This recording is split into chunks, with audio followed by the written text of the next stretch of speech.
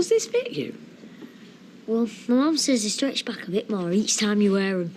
And does it? Dunno, can't get my head through it at all. Well, how about I nip into Manchester and get you a good jumper for Spain, eh? It can be our leaving present to you, can't it, Roy? Yes, although where we're going will be considerably warmer. Does no one any harm to have a decent woolly? Oh, you could give me the money for it. Money don't shrink, does it? Well, theoretically, the value of money constantly shrinks. You've no need of money, Chesney. Everything's been taken care of. But I want to take my mum a present. Yeah, well, Roy's taking your mum a present, isn't he? It's taking you. Can I say goodbye to Sophie? Yes. There's no desperate rush. Look, the 14:36 bus will get us to the airport in adequate time. So, Presents. The first thing she should get off him when he claps eyes on her is a good slap. Why does he let her neglect him? Well, he loves his mother. It's a bond that transcends common sense.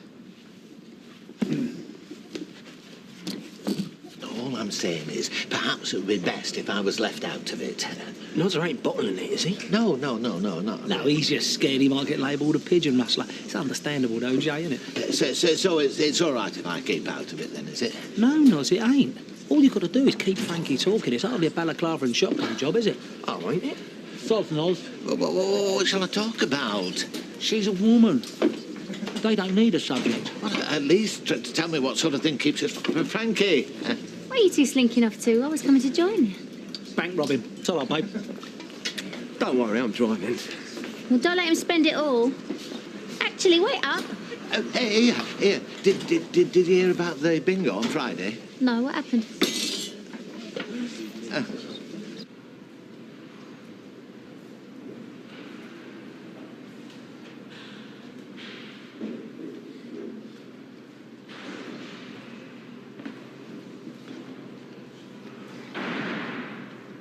Can't believe I'm still in here. When's your solicitor coming? This afternoon, says she's got some good news. Well then. Forgotten what good news is. I can't stay in here, Dad. I know. Other cells are designed so that your thoughts bounce off the walls. I couldn't sleep last night. Kept thinking about once when Katie and me got separated in that multi-storey in town. I could hear her crying, but she was on another floor. I could hear her crying. I shouted, I was okay, but she couldn't hear me for crying. She couldn't hear me.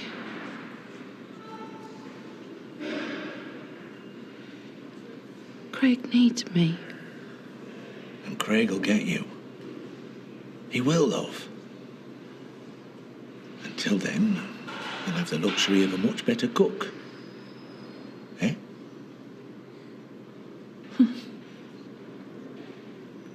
Stars out tonight, don't know it cloudy or bright, 'cause they only have eyes for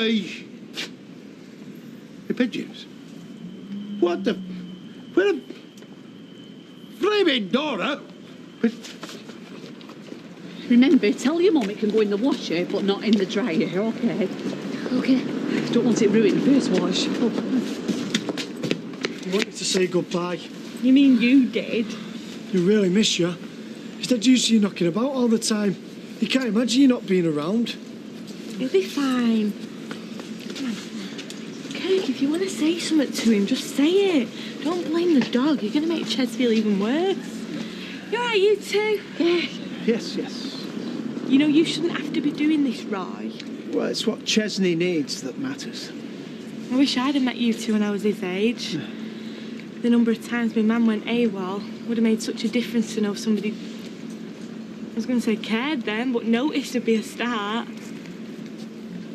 You do know you'll have made him see the world differently, like it's a much kinder place. Oh, this will keep coming undone. You mustn't ever think I'd abandon you. It's like my mum always tells me. find something you love, let it go. And if it's yours, you'll come back for it at some point. So it needn't fret. Come on, Ches! You'll be fine, won't you, Fizz? We'll look after him for you. Right, you might. Come here, Ches. Yeah. So you'll have to change that at the airport, alright? It's half us. Bye then. Bye, Kirk. Right, Ches, mate. I really miss you. You know. Be careful now. Right.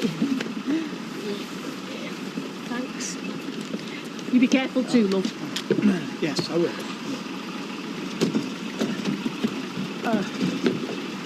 There'll be a delivery of cleaning products tomorrow. Count them.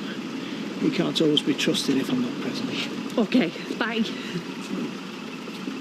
Well, I'd understood it to be a book group meeting. Why would I invite a community police officer to a book group meeting? Well, I was expecting Neighbourhood Watch, but then I had Norris going on about it all yesterday. Well, look, what time's he coming? Well, I'm off to the library then. Well, you may as well stay now you're here. Security is a concern for all of us. Yes. Yes, indeed. A great concern to all we upstanding citizens who choose to be on the right side of the law. Oh, save it for the visitor, Norris. Were it you, were it? Well, what, me? Somebody's nicked my pigeon coat. Were you behind it? Look, the only thing I've been behind is this counter, working, which is more than you ever do. Give us a cup of tea, then.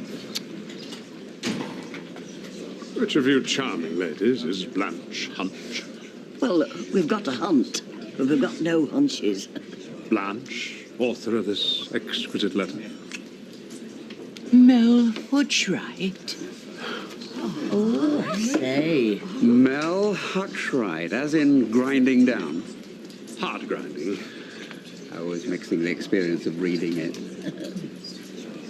I wrote to him after we had that Barney over whether he were a man or a woman. And I'm here to reassure you that I am most definitely all man. I didn't think you'd reply. Your agent said she'd cut all ties. Creative differences. So I tried your publisher, and they said they don't work with you anymore. Hapless suits, money, money, money. No souls. But capable of forwarding correspondence. Sir, it's an honour. Welcome to our humble little book group. Neighbourhood Watch. How are you with window locks? The only locks I'm any interested in are those which fall bounteously from many a fair maiden's head. Other locks restrict, restrain, bind. Our human duty is to be free.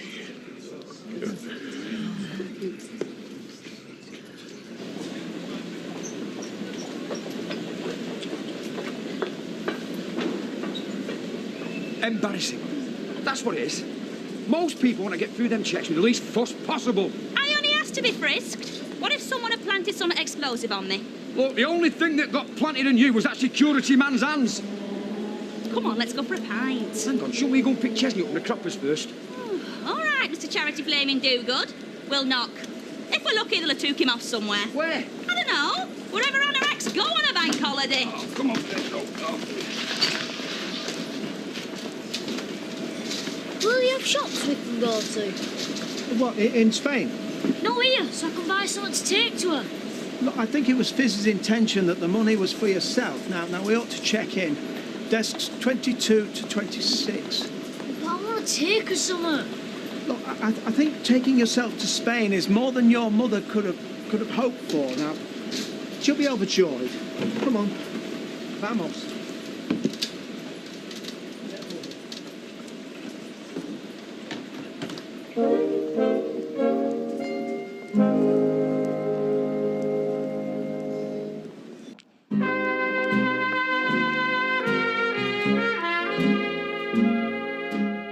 So I said to my agent, you can tell Mr. Spielberg the very foundation of the novel is its Lancashire identity, and setting it in Baltimore, it would suck and siphon the very lifeblood from it. It would be like E.T. being from Milton Keynes rather than outer space. You know, I don't care what he's offering, it's Lancashire or not. Oh, very good. Yes. Well, I take it he took the knout option then. Do you give me a glass of water? Oh, yes, of course. Unless you'd like something a little stronger. I mean, we could adjourn to our local hostelry, allow us to buy you a drink, perhaps. Oh, Norris, you are the alpha member of this group.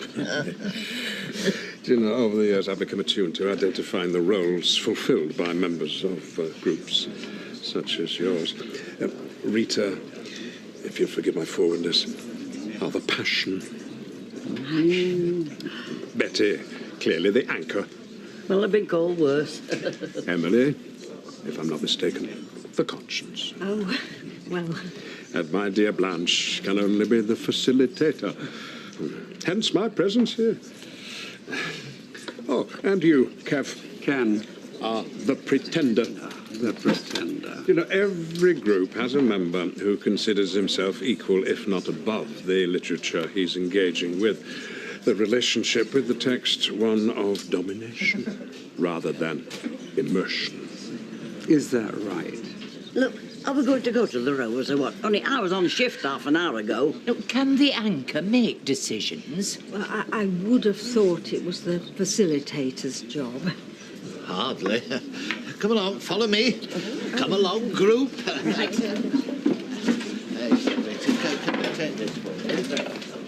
Buenos nachos. Though I bothered learning Spanish, I need to be dragged back to dreary here. Oh, will you stop going on? We're here now, and that's that. Are they in? Well, Ailey is, but in Ryan Chesney... Come on, Les. Shouldn't we have brought them summit?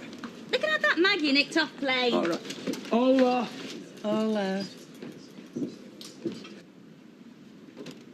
Buenos nachos. Stella, but you're in... What are you doing here? Come for me kiddie, what do you think? Me kiddie mind, not a lecture. Would have come earlier, but we got held up. For 7 weeks. Chesney? He's not here. What do you mean? He's not here. Never mind what she means, he's not here. Let's nip to Rovers. You should have told us you were coming. So you could pack his case and be on doorstep drumming your fingers? No. He packed his case this morning. Roy's taking him to Spain. Spain?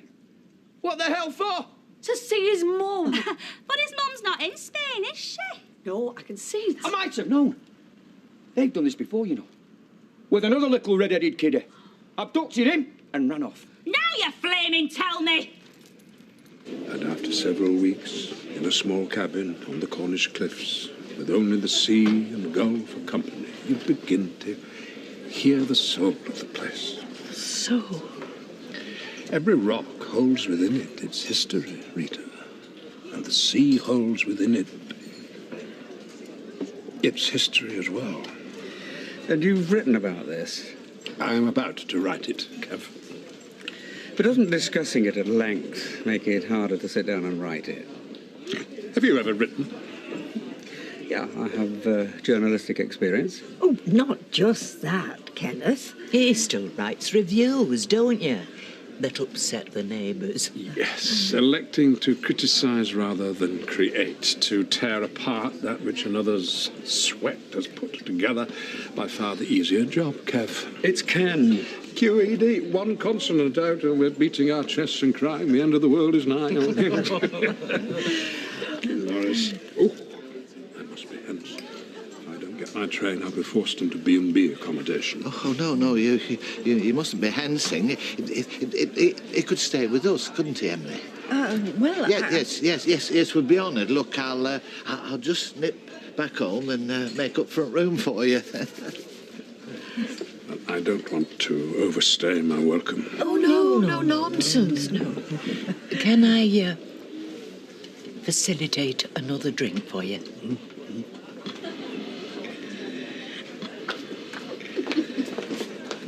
Hey, why don't we skip the drink, eh, babe? Go and sit in front of the box, watch your black and white. Oh, we're in, aren't we? Hey, yeah, his coop's been nicked from your yard. You're joking? Who's done that then? Someone with a van. Or car with a trailer. Even a wheelbarrow or something, you know. No, I reckon it'd be a van, yeah. No delays on any flights as things stand? Great.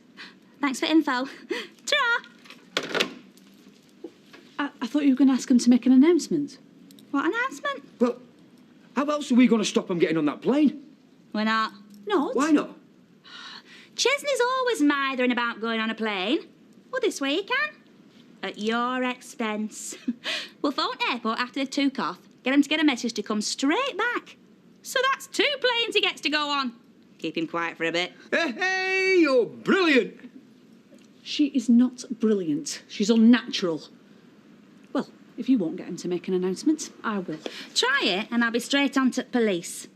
I reckon they'd be interested to hear about your husband's fetish for running off with red-headed lads.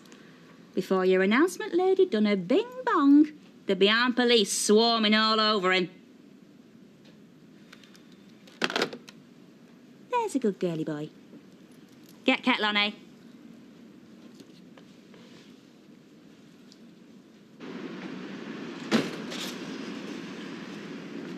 What's this, an alley party? We're looking for clues. Found any? Did you leave any? Oh, we're wasting this time. Let's go back to the Rovers. I'll have a word with Charlie. See how much he'll charge us for knocking someone up for the pigeons. Yeah, but them birds cost you an arm and a leg, Jackie boy, didn't it? I mean, Vera won't want you forking out again, will she? Well, the pigeons are not my worry. Are they? No, they're homing birds, aren't they? Yeah, well, surely if someone's robbed their own. Do, get up! Do, get away from me! Oh, yes, so much for taking care of them.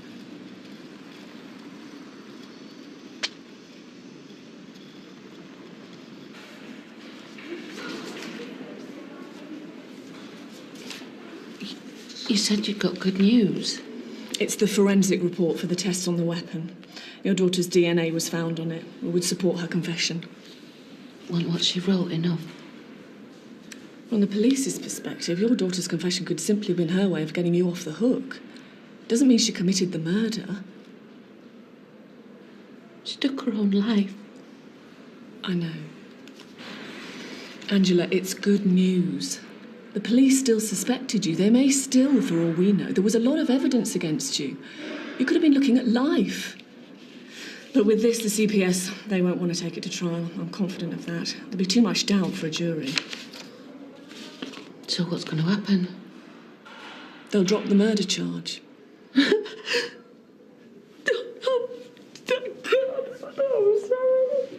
Right. By my calculations, they're airborne. Oh, I got a wave of jealousy then. Phone police, Les. Tell them you want to report an abduction. What? But you said... I lied. You and him want teaching a lesson, taking my lad abroad without my permission. Mum! Liz! Hey! Look, I brought you some... Chesney lad. Rose, is it? Well, it's just as well we didn't board that aircraft after all. What happened? Conscience get to you? Conscience? What do you know about conscience? We missed the plane, didn't we, Roy? Missed it? Matters beyond our control. He took me up to the viewing booth and he was telling me about all the different parts worked in every plane. Only one of them was ours. We watched it take off. Interesting tail fin structure. He shouldn't have had you there in first place. He knew we were coming back. He did not. I spoke to him myself. When? Is that true, Roy? No. Don't you lie, Roy Cropper. I rang and said I missed my little boy too badly. We both did, didn't we, Les? What? Oh, aye. I said I need to be with him, so I was coming back and nothing, not hell nor high water, had stopped me. How can you just stand there and lie like that? Lie? About loving my son? About phoning us? Yes, she's right. I'm sorry, Chesney. I apologise. It completely slipped my mind. I was so busy with the arrangements. Come on, Les, get the stuff. Right, yeah. I am sorry, Chesney. It's all right. Thanks for taking me to the airport, though, Uncle Roy. My mum's promised I'll go on a plane one day. And I am sure you will. Here, for having him. Brings me out in a rash. And before you say it, just consider what the next stage of that argument was going to be. Our word against Silla's. Yes, with our word being the truth. Well, and if we'd persuaded him of that? You saw the way he ran to her. Does he really need to know the depth to which she lets him down? Yes, because we care about him. She doesn't. We do care about him. That is fact. And I apologise for making a unilateral decision. But I believe that we care about him enough to cope with being misjudged by him for his greater good. Meaning? Well, this way, he feels fractionally let down by us as opposed to being totally abandoned by his mother. The former, I think, will be forgotten in time.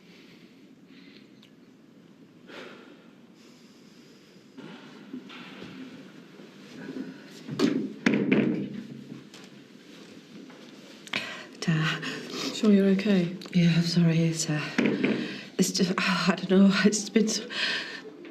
Look, I just need to be with Craig. He's the most important thing to me now. Of course, but you do really... Yeah, when you said that they dropped the charge... I said they dropped the murder charge. Angela, many of the things you did to protect your daughter, they were illegal. Yeah, but they'll understand why. And they see to it that Craig won't suffer any more than he has already. He's innocent. I know, but perverting the course of justice, assisting an offender, these things the police take very seriously. So what are you saying, that they're not going to let me out? If they do, they'll rearrest you immediately. I'm sorry, I'll do what I can, but you should prepare yourself. You could still be looking at 6, even 8 years.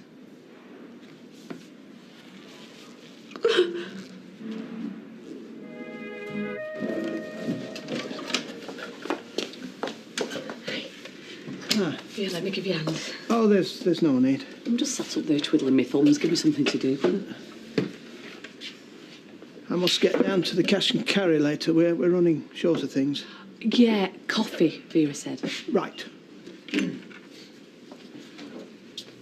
So, what do you fancy for your tea tonight? Oh, I don't really mind. At least we won't have to have chipmutties, eh? No.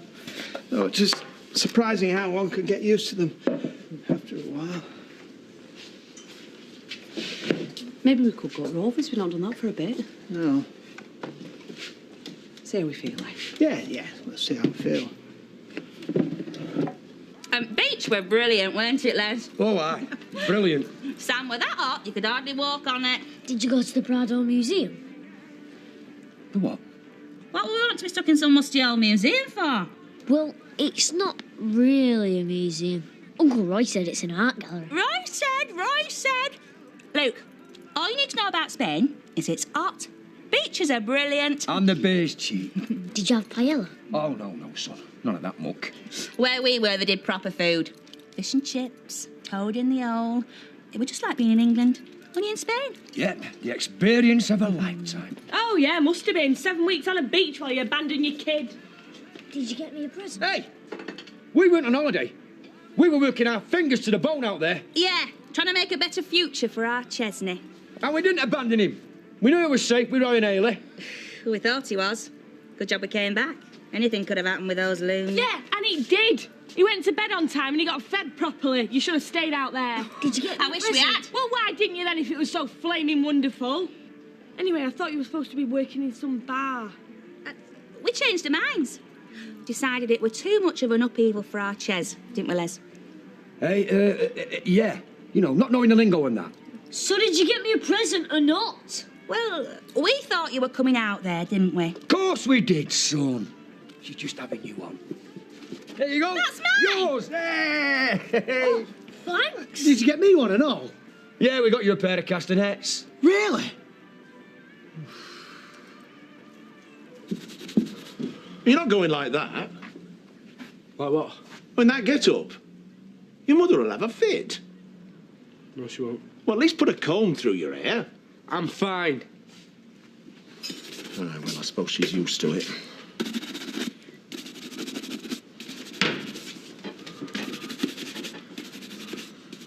If it's good news, then why hasn't she rung? Well, happen she wants to tell us to our face. Was it all right? There are not superlatives enough to do it justice. Almost ashamed to eat it. We really are honoured you've agreed to stay in our humble little abode. But it's hardly the Savoy, is it? And I'm sure Mr. Hatchwright is used to staying in more glamorous residences. It's the price one has to pay for being a member of the London Literati, I'm afraid. Must be wonderful. On the contrary, it's wearisome. No, far better to be here. Honest, decent folk in simple surroundings. Do you know, I was brought up in a house not dissimilar to this. Really? Yes, yes. Many's the time I've scrubbed the coal dust from my father's back as he squatted naked in the tin tub before the fire. Like in hard grinding. Always right about what one knows. Its truth and authenticity will shine out. I'm so glad you said that. You see, reading Hard Grinding's inspired me to have a go myself. Grinding? Writing. Well, I've always known there was a novel within me, you see, because I've led such an interesting and varied life. Well, I haven't actually written anything yet, but I've got one or two good ideas, and I was wondering Norris, if you... I'm sure that Mr. Hutchright has far more important things to do with his time. Oh, no, I'm always happy to encourage others' literary aspirations. I look forward to hearing about them. Oh, well, the first one is about this tramp. After my customary morning stroll, of course. I'm quite partial to perambulating myself. I'll join you, and then we can discuss them as we go along. Not forgot anything, have you? No. Binoculars, newspaper to hide behind while you're spying on Ian? Oh, ha. Very funny, Kevin. Justine has put me in a really awkward position. I mean, he's my boss. I know. You're probably best staying out of it, you know. I mean, what if you do catch him out? Well, I'm not saying you will. Oh, I don't know. From what Justine says, he makes a habit of it. You better watch it. What? Well, if he goes for the secretaries. Don't be daft. We're all mates. He wouldn't do that, would he? Yeah, I'm only joking anyway. By the sounds of this, Lisa, it's the young ones he goes for. Come on, girls, hurry up. I'll see you later.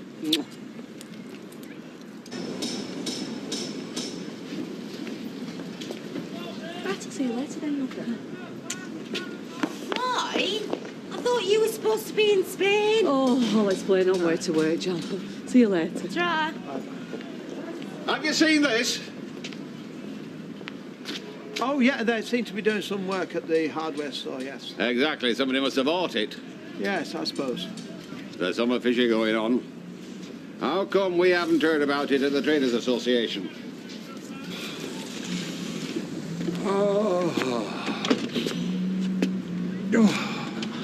Are you all right?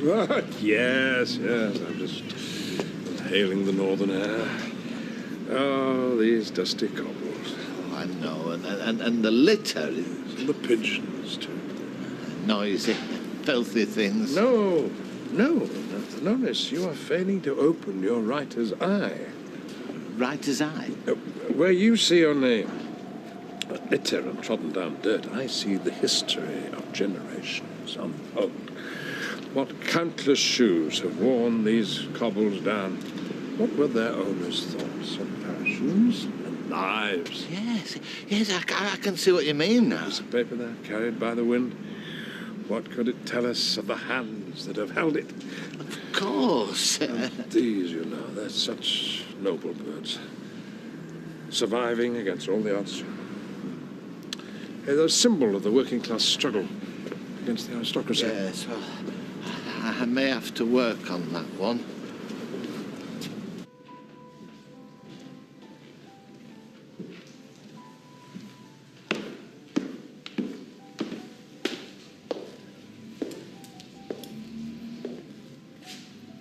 You've been avoiding me. No. Yes, you have.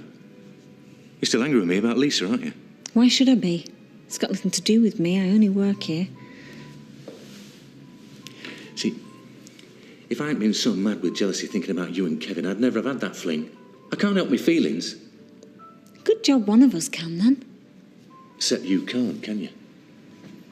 You're jealous. That's why you're punishing me like this. You think what you want to think.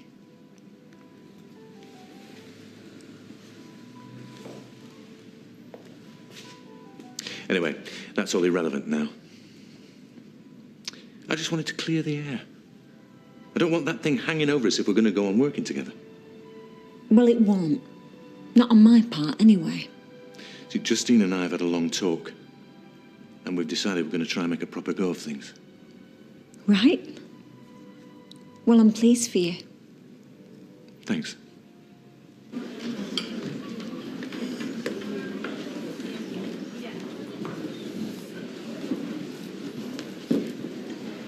Oh, Craig, love it. It's good to see you. Hey, Dad. I love. So, what's going on? Have you seen your solicitor? Yeah. And she said that they're dropping the murder charge. Oh, That's grand, love. yeah, that's brilliant.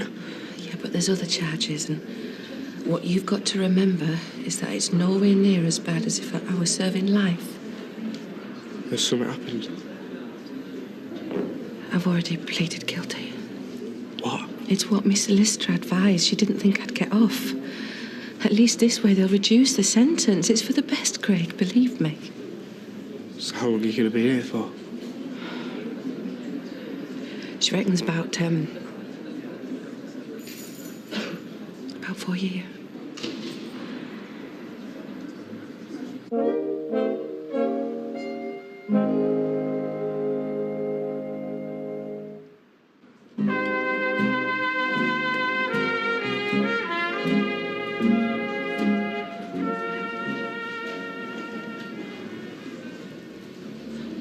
It'll go before you know it.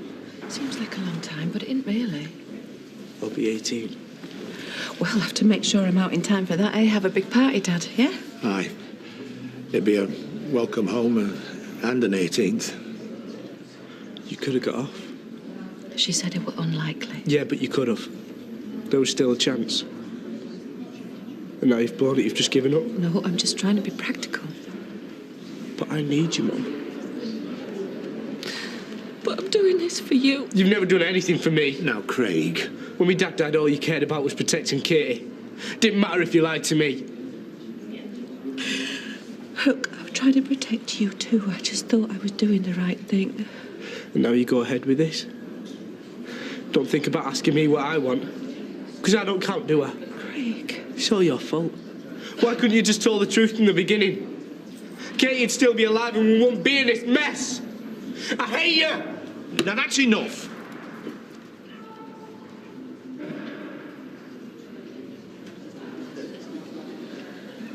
Look, he don't mean it, love. Yeah, he does. And I'll tell you something, Dad. Everything he said is true. He's right to hate me. Right. Lancashire hot pot. The simple things in life never cease to enthrall. It's Betty's hot pot, actually. And there's nothing simple about it. I'm sure I shall enjoy it all the more then. Right. So, Mel, what are you working on at the moment? The Canaries' last song. It's a saga of mining folk set in the north. How far are you on with it? There's the rub. Sorry? Well, the truth is, I find myself unable to put pen to paper. Oh, dear. Why?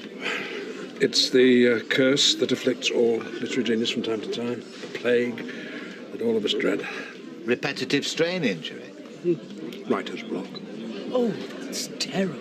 And one cannot just summon the muse. You just have to wait for her presence. Here we are again, then. It's not so bad. 2 pints, please, Betty, love.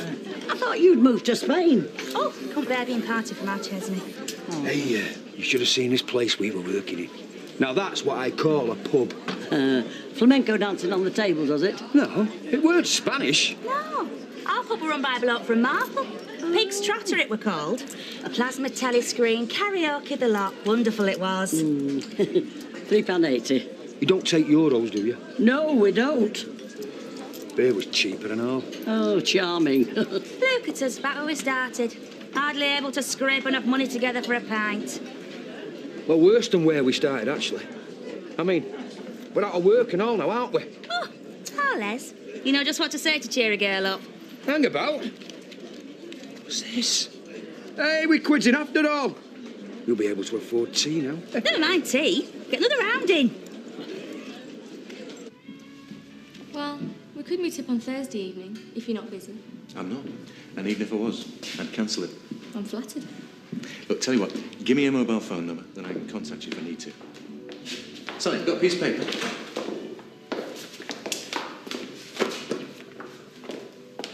So, there you go.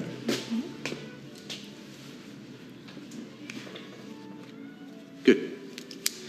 Look forward to seeing you then. Me too. Bye. Bye-bye.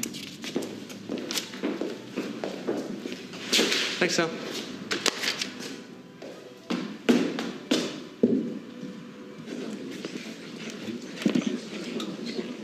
Oh, Chesney! Roy, it's Chesney! Ah, Omri.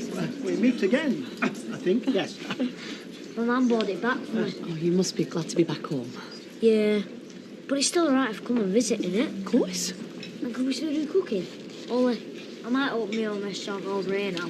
That'll be easier, really, won't it? Because then we can just do English stuff. Oh, absolutely. Have you eaten? Do you want me to hustle you something up? Can I have one of your chip butties, please? Cut into triangles with loads of red and brown sauce. Coming right up. Well, we may not be the fledgling's nest, Haley, but we can provide a sturdy branch from which they can learn to fly. I think I might write that down. No, Spain had it all, didn't it, Les? It were wonderful. Aye, it was. Apart from the Spanish pubs, they were more like Roy's Rolls than the Rolls. You know, you keep bringing you bits of food you haven't even asked for. Tapas. Rubbish, more like. Apart from Spanish pubs, it were fantastic.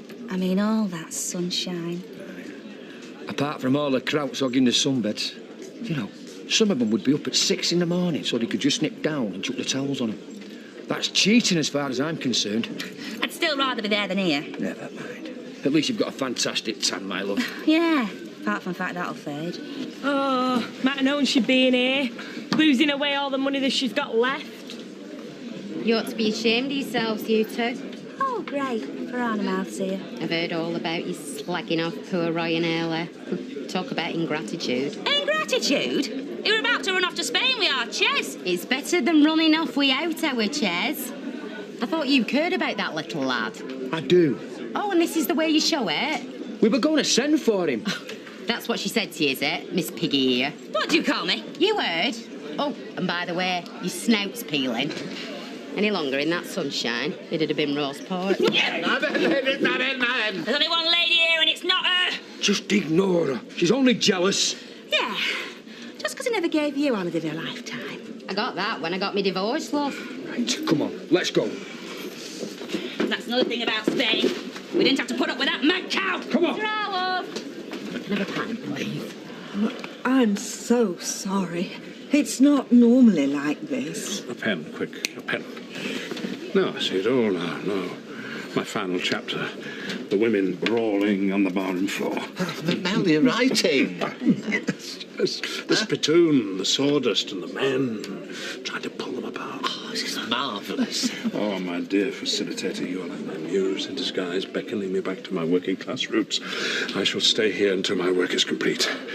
It is here that the canary shall sing his last song. In our parlour.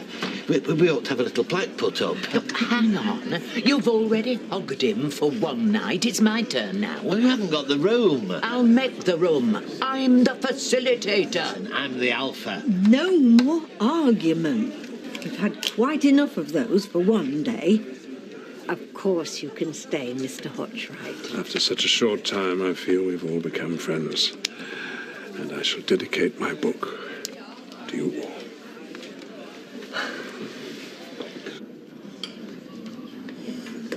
I'm worried about him, Dad. Scared he's going to go off the rails and I won't be there to stop it. He'll come through. I'll make sure of it. So don't fret yourself. Dad, I know we've not had a chance to discuss this, and I know it's a lot to ask at your age. You don't know me very well if you think you need to ask. Of course I'll look after him. It's just, I know he can rely on you, and that's what he needs. Someone who won't let him down. Hey, you've not let him down. I'm proud of you for what you're doing. I'll leave you two to have some time on your own.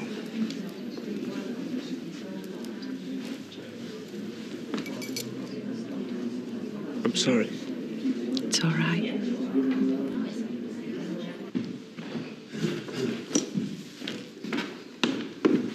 Right. I'm off to lunch. Right. You're annoyed with me again, aren't you? About that woman. What woman? I wasn't flirting with her, if that's what you think. I don't care what you were doing. Oh, so you do remember her. Actually, I'm lying. I was flirting. Well, wouldn't you flirt if you thought 100 grand was coming your way? I reckon she's going to buy that Ferrari. Oh, and that's why you're going out with her in the evening, is it? Oh, you do care. You must do if you were listening that closely. I overheard, that's all.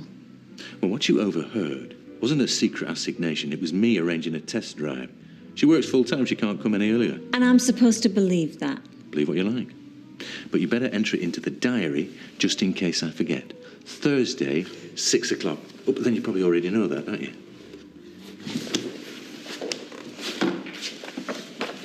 Anything I should rush back for? How do you mean? No appointments after lunch? No. Good. Because I prefer to take my time. As you know.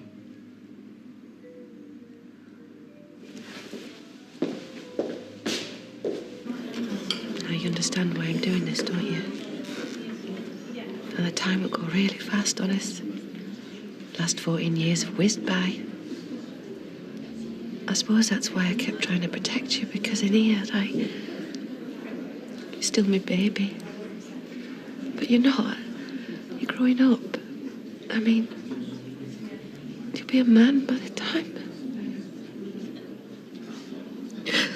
Oh, Craig, I feel like I'm abandoning you. And I'd do anything to be with you, you know that. But anyway, we can still see each other. You'll come and visit me, won't you? Every day. No, love, not every day. I'd end up sitting here without to talk about. And I don't want you dwelling on me being in here. Craig, I want you to promise me that you'll get on with your life. What would make me really happy is to know that you're out there with your mates, laughing and having a good time. And I know that you think it'll never happen, but it will. Come here, love. And when it does, you don't have to feel guilty. Because that's how it should be. And that's how I want it to be.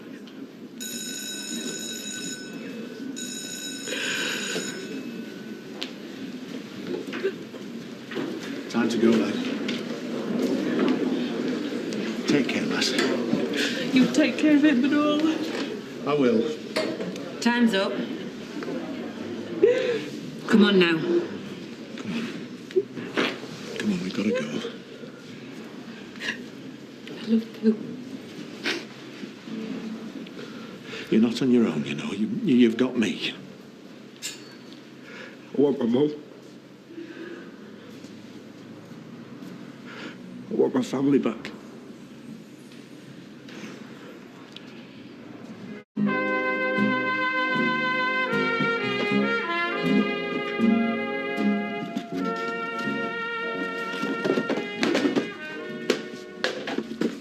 Hellfire, what is he doing in there? He's trying to impress someone. Well, I hope she's worth it. It's a he. He's a writer called Mel Hutchwright. Oh, never heard of him. Well, he wrote a book called Hard Grinding. Like the story of my life. Well, it's about the rigours and hardship of Lancashire life in the 19th century. Well, you tell this fellow if he wants to write about suffering, come round to our house for tea tonight. I'll see you, Jack. I love to see you. Norris, come out of there before you do yourself a mischief. If you haven't found it... 100 pages of top-grade cotton watermarked paper. The parchment of kings for a prince among writers. Well, I hope your prince doesn't turn out to be a pauper. That paper's expensive. Oh, no, it's a gift, Rita, from a fledgling writer to a master. They're coming out your wages, then. Oh, imagine the words, the intellectual soarings that are going to appear on these very pages, the majesty of the language. I mean, words torn from the very soul. Oh, I'm sorry. I'm sorry, Rita. I know what I sound like, but it's not every day you meet a kindred spirit.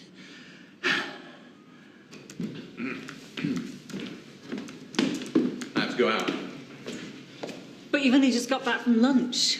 What time shall I say you'll be back? What time do you want me back? Well, it helps to know these things. Who? Well, I am your PA, in case you haven't noticed. Well, as long as that's the only reason. I'd hate to think that anyone came between us. There isn't any us. Now, where can I say you are? I have to see a man about a dog. Gemma's got it into her head she wants a pet. Justine's meeting me, in case you're interested.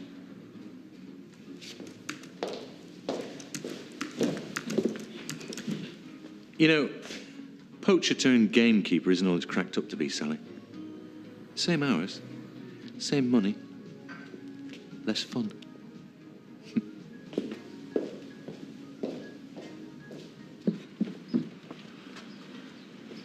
That garden could do with a bit of work.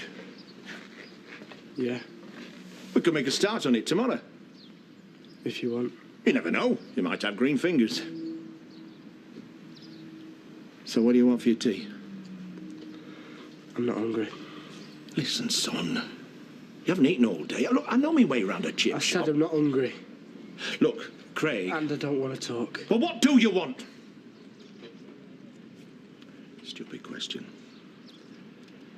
Look, I'm only trying to help. Well, you can't. No one can.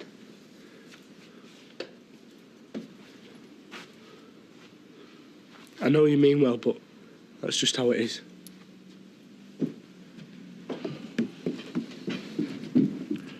What the hell are you doing here?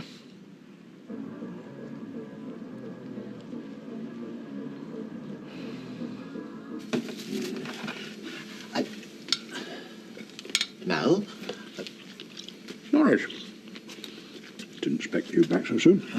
Skiving off work, are we? Dipping off early to a rendezvous with a bit of fluff you got tucked away. Surely I was doing no such thing. I wouldn't dream of such an impropriety. I'll keep your breeches on. I'm only joshing. Oh, yes, of course. Still, there's nothing wrong with the occasional romp. Keeps the old cogs greased, if you know what I mean. Remember, a woman is the chalice of a man's creativity. Speaking of which, I feel the clarion call of inspiration. Oh, you'll be needing this then. Look, it's the best we have. Here, open it, feel the quality. Oh, no, I'm sure it's just fine, only I'm a bit short of money. Oh, no, please. It's a gift. It's my meagre contribution to the Canaries' last song. Well, as a rule, I find such bourgeois extravagance an anathema, but since it's you, my friend, I accept. I'm a simple man. The first thing I ever wrote was on butcher's paper. I would scratch in the dirt with my fingers if needs be. My words would still find their voice. I was wondering if you had a moment, if you could help me find my voice. I mean, you did say you might be able to give me a tip or two, you know, a little nugget of wisdom, perhaps. The gold of knowledge, to comprehend its sublime lustre. A man cannot just be offered such a thing, Norris. You must search for it in the seam of your soul.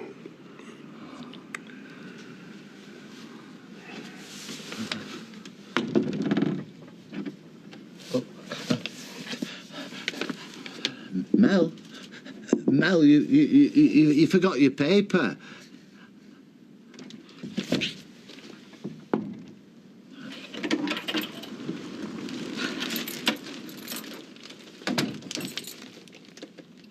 What on earth are you doing?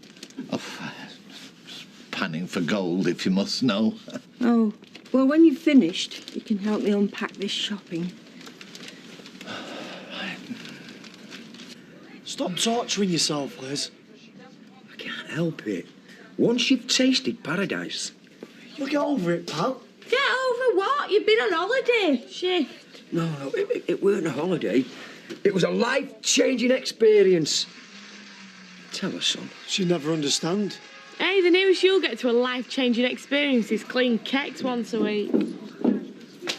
What's wrong with your face? What's right with it? It's tanning cream. I almost killed myself getting some colour. I'm not letting it go without a fight. Oh, yeah, I thought you said you were working all the time. Flipping heck, man. What happened to you? It's fake, Tam. Hey, during the war, women used gravy. I saw it on telly. What's for tea? Fizz and Kirk will have to sort you out. Me and Les need some quality time alone. Hey, you're not dumping him on us. Too right. We're still jet-lagged. You went to Spain? I wish I was still living with Uncle Roy and Auntie Ella. You don't mean that, love. They were never trying to get rid of me. And the food was tops. Ella makes the best chip butties in the whole world. She puts red and brown sauce in them and then cuts them into triangles. I really miss them. If those croppers think they can buy my son's affections with a butcher, they've got another thing coming. They didn't buy his affection, they just took care of him. Brainwashed him, more like. Where's that posh menu you filched from that restaurant? Well, what are you going to do? If we can't be in Spain, then Spain is coming here. I know cigar smoke when I smell it. Keep your voice down. He's working in there. He's smoking. He's not smoking. He's writing in character. I fail to see the difference. Well, with all due respect, Emily, that's because you're not of an artistic disposition. You've heard of method actors? I can't say I have. Well, no matter. See, Mel's a method writer. At this moment, is most likely in the power-crazed mind of the pit owner. I've never heard such nonsense. Jilly Cooper writes about horses. She doesn't do it whilst riding side saddle. You can't compare a hack like her to a literary genius like Mel Hutchwright. Genius or not, I have certain rules, and one of them is no smoking. Evening calls. Is there a problem? No, not at all. Mr. Hutchwright. Call me Mel. It's about your smoking. Won't you join me for a drink? Well, it's a bit early. Oh, nonsense. Ernest Hemingway once said to me, it's never too early or late to libate. You knew Mr. Hemingway? Ernie and me. Now, that drink. Oh, we'd love to. Oh, Norris, you can do me a favour and unlocate certain items. For creative purposes, you understand? Oh, yes, of course. Beautify yourself, Emily, and escort me to the pub. I require a muse.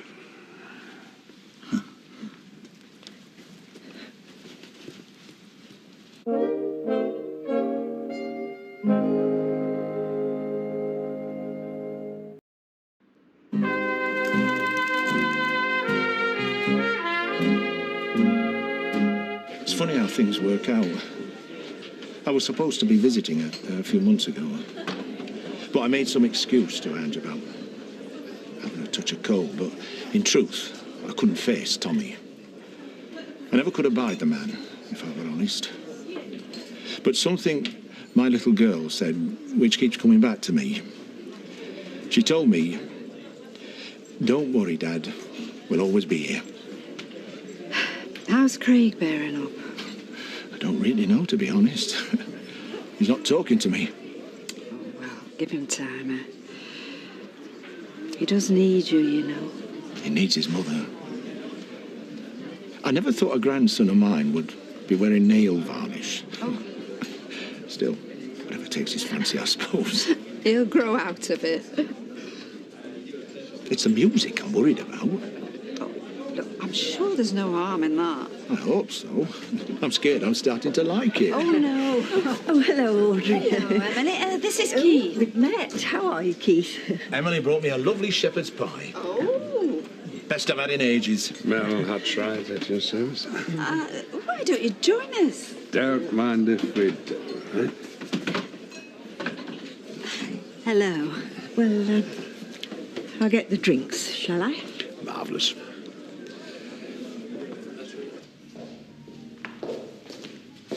You didn't have to wait for me. I wasn't waiting. I was working. This place doesn't run itself, you know. I'm still the boss, aren't I? It was a joke, Sal. Come on, give us a break. So did you find a dog you liked? Lots. Only trouble was, we couldn't find one that liked Justine. I think the dog's had an allergy to her or something. I could have hung a pork chop round her neck. It wouldn't have made any difference. That's not funny. Hey, I haven't seen one of those for a while. I've left some contracts for you to sign. Stay for a drink. I'm sorry, I can't. Yes, you can. Ian, please, don't do this. Look, I know things have changed between us, but we've still got to go on working together, haven't we? That's the only reason I'm here. I know. One drink. That's all. That's all I want.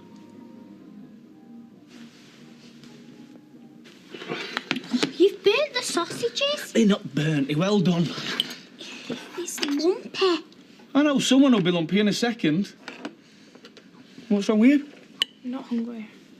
I don't know why I bother. Nobody made you cook for us. Oh, I didn't see you offer. Yeah, right. My mum should be here. Yeah, well, she's not. I'm here to get it at. Don't you think you should ring her? I'll do it then. Sit down. If your mum's at work, it's for a good reason. What reason? That's the reason. The food on your plate, the clothes on your back. Thanks, Dad. It's really nice. Glad someone appreciates us. How's the wine? Nice. Ought to be. £15 a bottle. So that's where all the profits are going. I like to think of it as profit sharing. What's wrong? Do I smell a dog? Well, You stink. that's what I like about you, Sally. Always honest. And sensible.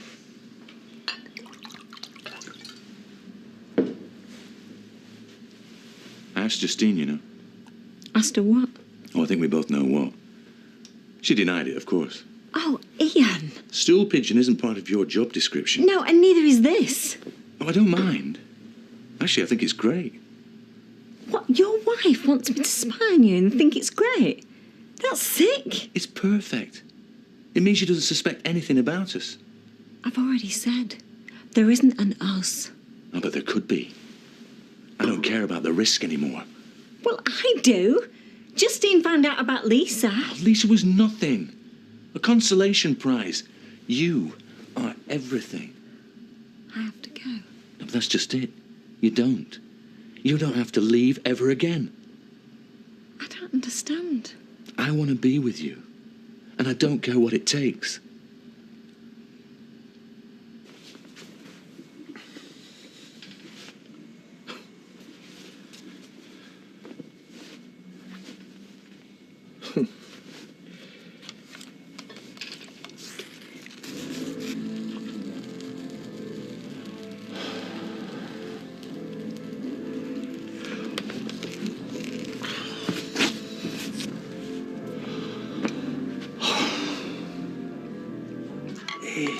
There's my son. You're an artist. Oh, hey, get that down your neck. What is it? Sangria. The national drink of Spain. Ole. Oh, it tastes like rubbish wine, that. $2.99 that cost.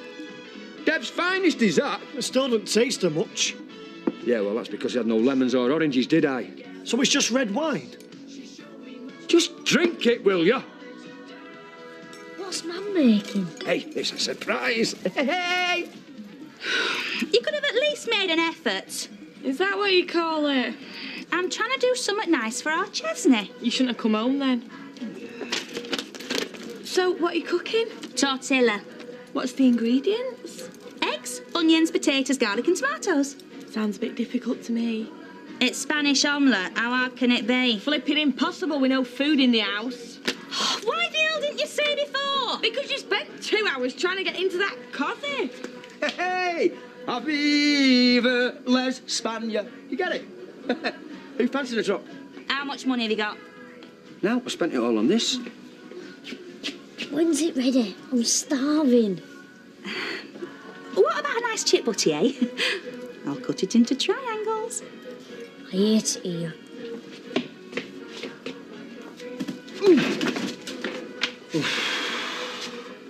Oh, you can feel it in your marrow.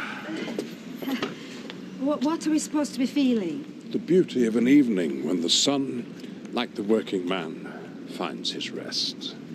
Oh, I'd never thought of it like that. Well, that surprises me, Audrey. I sense the poet in you. Ah, the critic returns after another day lambasting the poor and artistic. We're enjoying the evening. I do believe it's wasted on the likes of Ken. I prefer the morning myself. Personally, I can't see it compares. Now in the palace of the West, sinking to slumber the bright day, like a tired monarch fanned to rest. Oh, do you know, that's wonderful. Did you write that yourself, Mel? No, Thomas More did. It's from The Summer Fete. Spoken like an autodidact. Where did you plagiarize that? Did you know Ken had written a book? Really? And does this masterpiece have a title? Yes, it's called Weatherfield Yesterday. It's about the history of the area. Non-fiction isn't writing, it's regurgitation. And as for history, it's the mere distillation of rumour. I suppose you'll be able to tell me who said that as well. If you'll excuse me. Oh, Ken, I'd love to borrow your book. I've been suffering from a touch of insomnia of late. It sounds like just the tonic.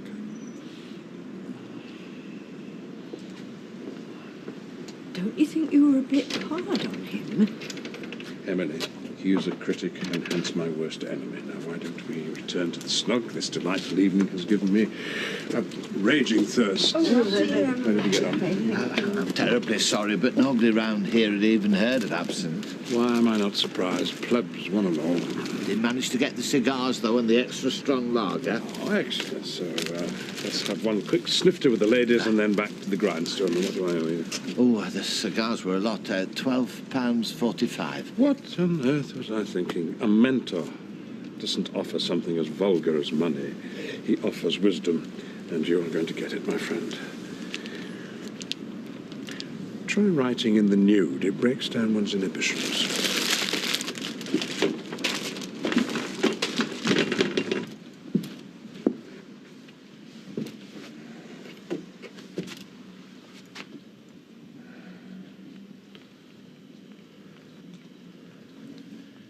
Greg, thanks for doing the ironing.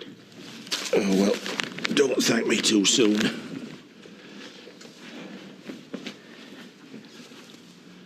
I'm sorry, son. I hadn't had much practice at this. It's all right. I didn't like it much anyway. I know I can't replace her. Do you want a cup of tea, Grandad? Aye. That will be grand.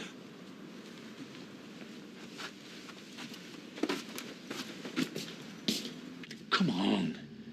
Deep down, you know it's what you want. It's what you've always wanted. We can be together. What about my family? What about your family? I know things will be messy at the beginning. Messy?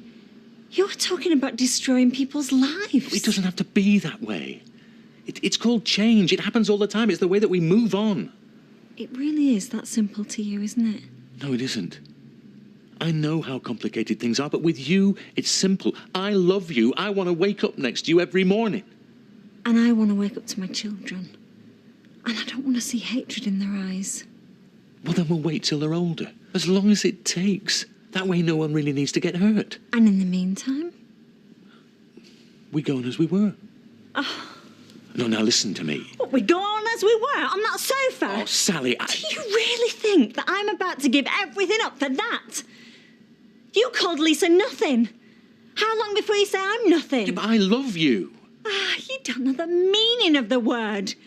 I'm just a bit of overtime for you. Well, spare us the righteous indignation, eh? I didn't hear you say no. Well, then listen very carefully. No. I'm going home. To what? What you call overtime is your life. You've got nothing without me, without us. I'll tell you about us, shall I? It was a business transaction, Ian. I used you, and you used me. So now you're just discarding me, is that it? There's nothing to discard. I know who you are. Yeah. I'm the man you had sex with on this sofa. Exactly. That's all you are. That's all you'll ever be. I've got a family at home that loves me. I can live with what I did. I have to. But for you, this is your life, Ian, this. At least I can walk away. You are trapped here and you can't even see it. A paper round. Me. Well, Naomi Watkins has moved on, so I just thought I'd give you first refusal. I don't want a paper round. No way. Who do you think I am? Excuse me? Don't they teach you any manners at that posh school of yours? Thanks, but I don't need the money. Lucky you. Our Chesney'll have it. Have what? Paper round. Sorry, you've got to be 13. Can't you make an exception? He's very keen, full of energy. It's against the law. Anyway, isn't he too busy climbing up chimneys? Very funny. Come on, you. It's me and you who need jobs, not Chesney. Worthy Arms will be desperate to have me back. I was the top barmaid. Yeah, and I was Steve's top driver. Well, we have been away for ages. Cabbies come and go as they please. Probably didn't even notice you were gone. Don't eat the crust. You must One eat here the for you, crust. Candy. You must eat the crust. Come on, I'll eat some more, sir. Thank you. Just a couple of bills, nothing to do with you. Put a couple of beds on for us, thanks. I'm in. I've got that TV presenting course. See? You can spell your own name. Just ignore him, babe. That's great news. Oh, fair play. It's nice to see someone round here with a bit of ambition. Thank you, Danny. You're welcome. And for your information, for every applicant on this course, there is 10 places. No. Fancy that. Well, I'm not joking. It's the most prestigious course for a would-be television presenter in the whole of North Manchester. And it's even got celebrity endorsements. Yeah? Look who. This course is very useful. Claire Smiley. Shouldn't that be Carol Smiley? No, Claire. I've never heard of her. Have you ever seen Stars in Their Bins on UK Entertainment? No, I must have missed that one. It's where they rummage through famous people's bins to find out who they are. That sounds unmissable. Well, it is. And Claire Smiley is going to be a really big star. Yeah, and you'll be an even bigger star, babe. Oh, we'll see. Oh, that's right. You keep your feet on the ground. Don't expect it all to happen overnight. No, I won't. And I know to get the most out of this course, I'll need talent, motivation, dedication. 300 quid. Oh, yeah, I kind of forgot about that. Look, would any of you be able to lend me Put their mates on 300 for us, quid? Frank Club. There's a good girl. Eat your crusts. I guess not. I may not be the most domesticated chap around, but I'm a dab hand at spit and polish. Comes from doing national service. Weren't you too busy charging at a bag of sand with a bayonet in your hand? You can mock, but I enjoyed my time in the RAF. You wouldn't know. Oh, learning how to take orders and not think for myself. Well, you'd soon think for yourself if you were capsized in a two-man boat off the coast of Cyprus. Well, if being scared stupid is what makes a man out of you, I reckon I'm well on my way, don't you? Yeah. Get your boots. I'll give them a polish if you like. No, I like them the way they are. Well, for school, don't teachers mind? Teachers wear trainers, they don't care. Oh. Are you sure you want to go back to school? You don't have to. Not yet. It was your idea. Anyway, I'm already behind as it is. I don't want to fail my exams on top of everything. Well, if it gets too much for you, you will come back, won't you? Yeah. I'll see you later. Ta-ra, son.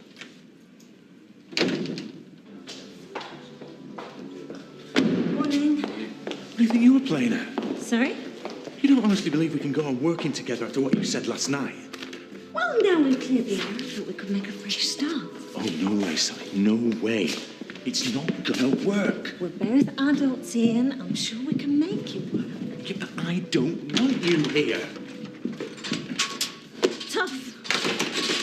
I can't believe you want to go on working here. You clearly find me repulsive, and I'm rapidly going off you. All the more reason to keep everything strictly professional from now on. The only reason I hired you in the first place is because I fancied you. The only reason I kept you on is because I fancied you. But you always said my work was of the highest standard. I lied. So you've been using me all along?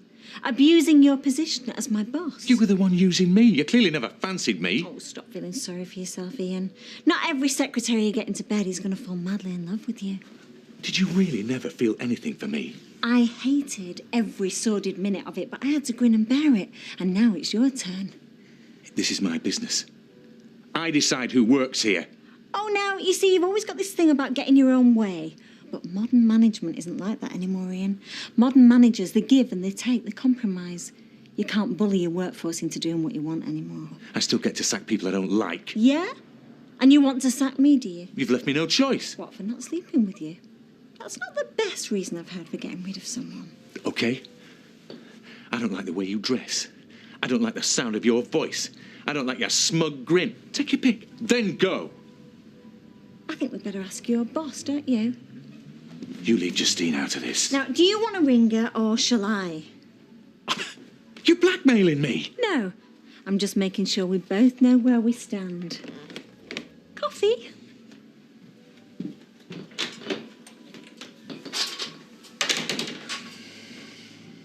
Anybody free Barnabas Avenue? Roger, Eileen. I'm on my way. Was that Les? Les, is that you?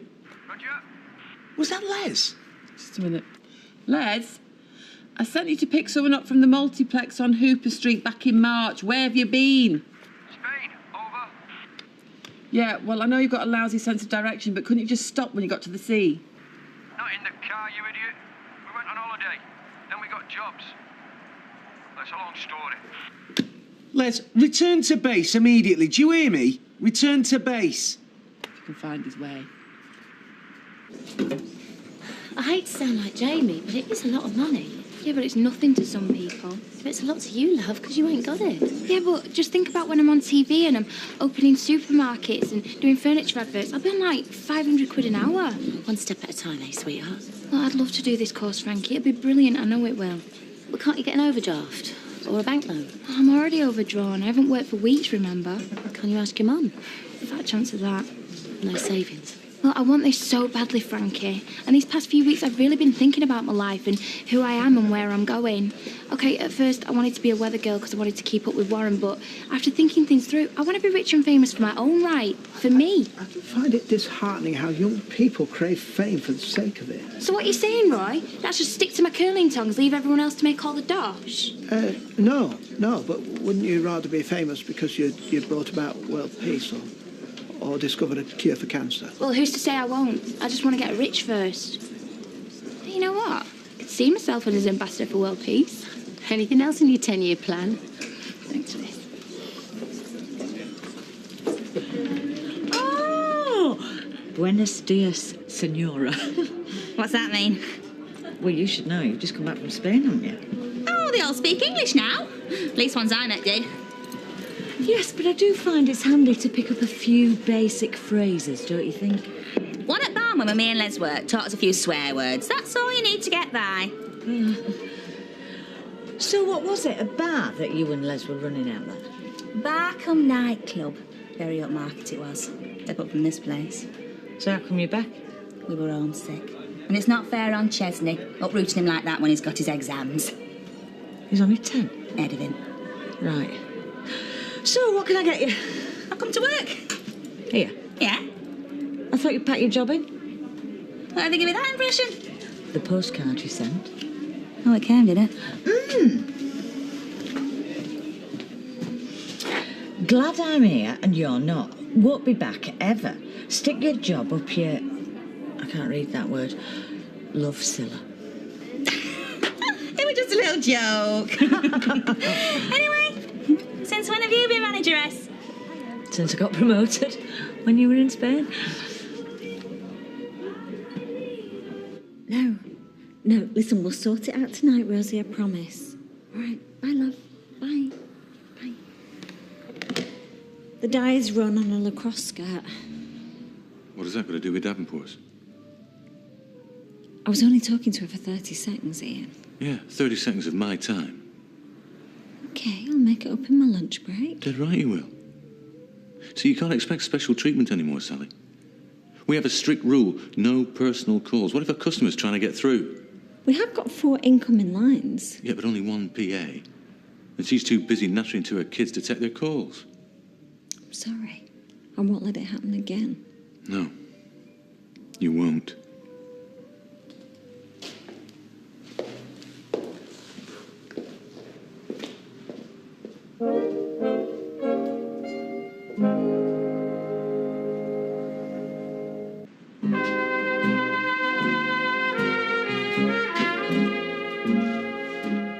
Before you say anything. Here. What's this? It's a present. Oh, and don't worry, I've got one for you as well, Eileen. There you go. Thanks. What am I supposed to do with this? It's a donkey, innit? Wait a minute. You go AWOL for weeks without a word of explanation and then just waltz in like nothing's happened and expect me not to do anything about it because you bought me a donkey?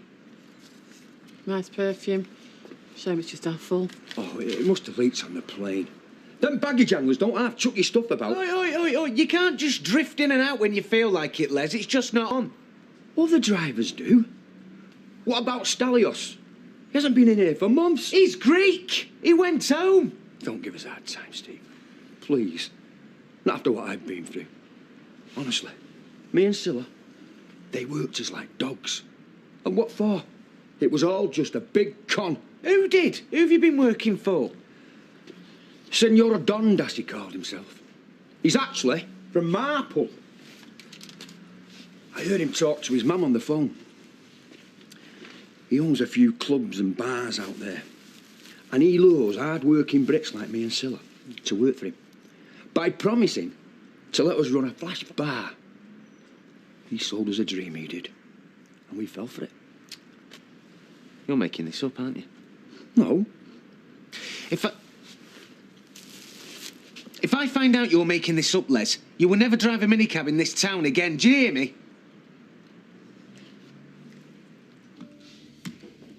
Come on, Si, I asked you for these figures half an hour ago. Yeah, I know you did, but I had customers to see to. Yeah, customers to chat to. I was being friendly, Ian. That's part of my job. Try being efficient for once. It's been absolutely mad in here this morning. I've been rushed off my feet. Yeah. I've lost my thread now. I'm going to have to start all over again. Look, give them to me, for crying out loud. Do I have to do everything myself around here? And look at this place, it's a tip. 2 paper cups. I was about to clear them up. But yeah, well, get on with it then.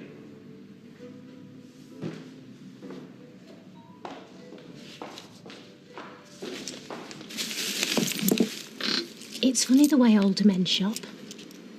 Specifically men? Look at Craig's granddad.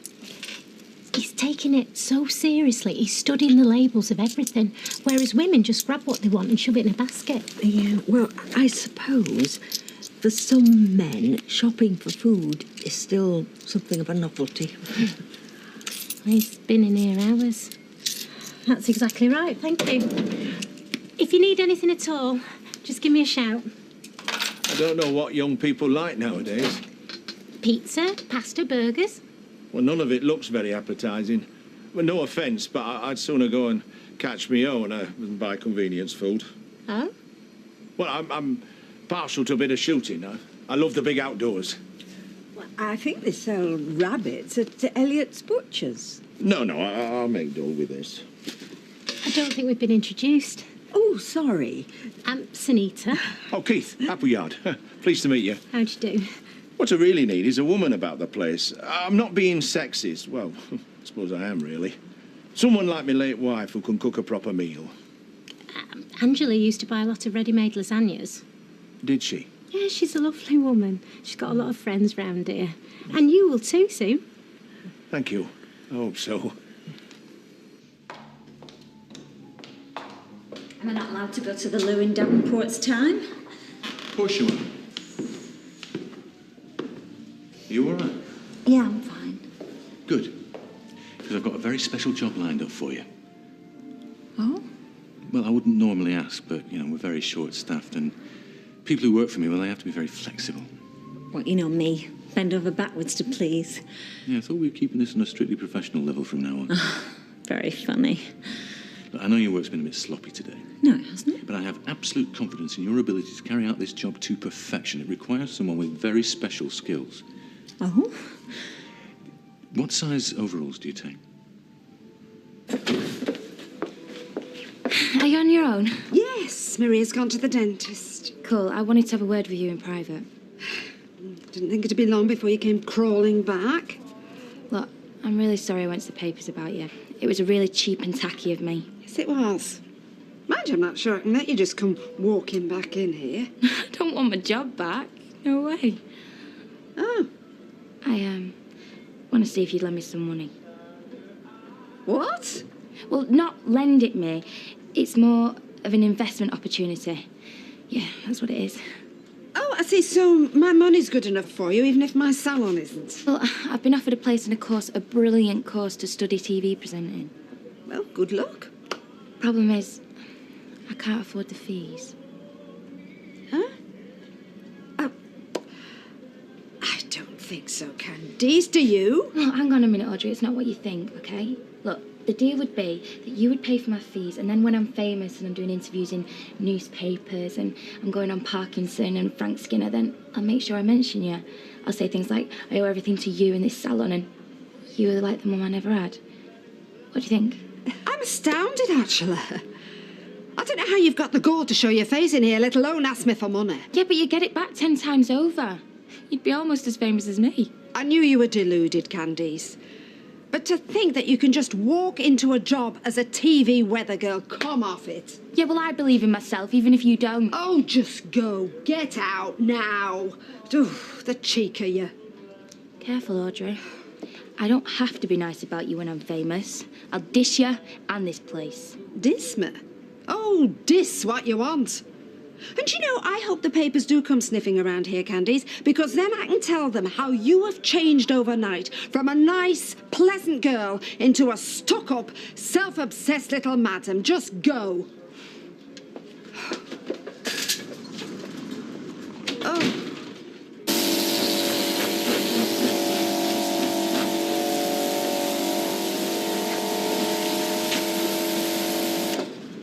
Keep it up. You're doing a grand job. Don't push it, Ian. I've got this in my hand. Go ahead, punk. Make my day.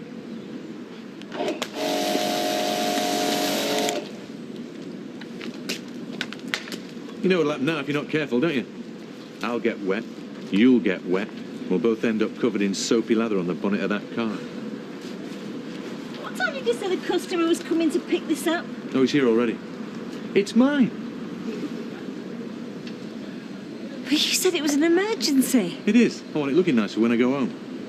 Oh, and when you finish doing that, do those over there.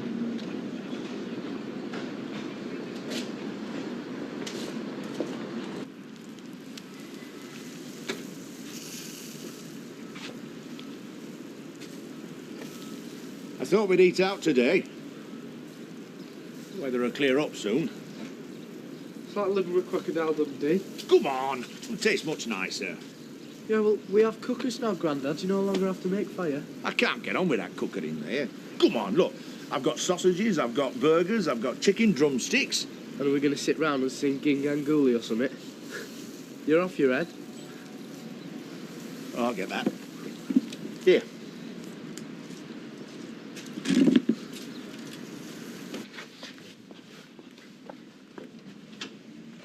Oh, hello. Come on in. Well, I can't stop, but I just thought that you might like this steak and kidney pie. I made one for Norris and me, and I had some ingredients left over. Well, thank you. I can't accept this. No, really, you must. I'd like you to have it. We're not charity cases. We can look after ourselves. Well, I wasn't hinting in the shop.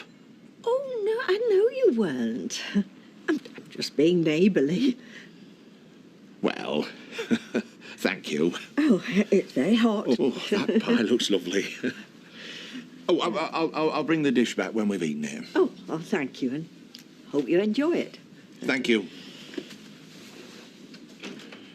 Hey, Craig, come and see what we got here. You gave Steve MacDonald my Spanish donkey. And a bottle of your perfume for Eileen. Oh, Les! Oh, I had to get round him somehow. I'd have never have got my job back. I love that donkey. What about you, anyway? Did you get your job back? Not exactly. I mean, they wanted me to work for them. They begged me. Oh, aye. So what went wrong? I feel I should be devoting myself to looking after you and Chesney, not going out to work. And how are we going to live with only one wage coming in? We'll manage. No, we flaming won't. We've got 2 months back rent to pay. We're skint. Kieran. You use young people's lingo, don't you? Should I be worried if Candice threatens to diss me? Well, diss me means disrespect me, put me down. Oh, well, she'd never give me any respect in the first place, so she can diss me all she likes. You won't be around with a begging bowl, have you? Look, I've got no other choice, Frankie. There's no way that I'll be able to afford that course. I'll give you the money. What? You heard, but don't tell a soul, would you hear? It's got to be our secret. Oh, you're brilliant to me, you are. I just want you to do well, that's all. But when I write my autobiography, which I'm calling Somewhere Over the Rainbow, you know, with me being a weather girl and that. I did get the connection. Yeah, well, I'm going to get them to write a full chapter on you and how you helped me and supported me when no one else would. I was hoping you could just give me the money back. £5 a week?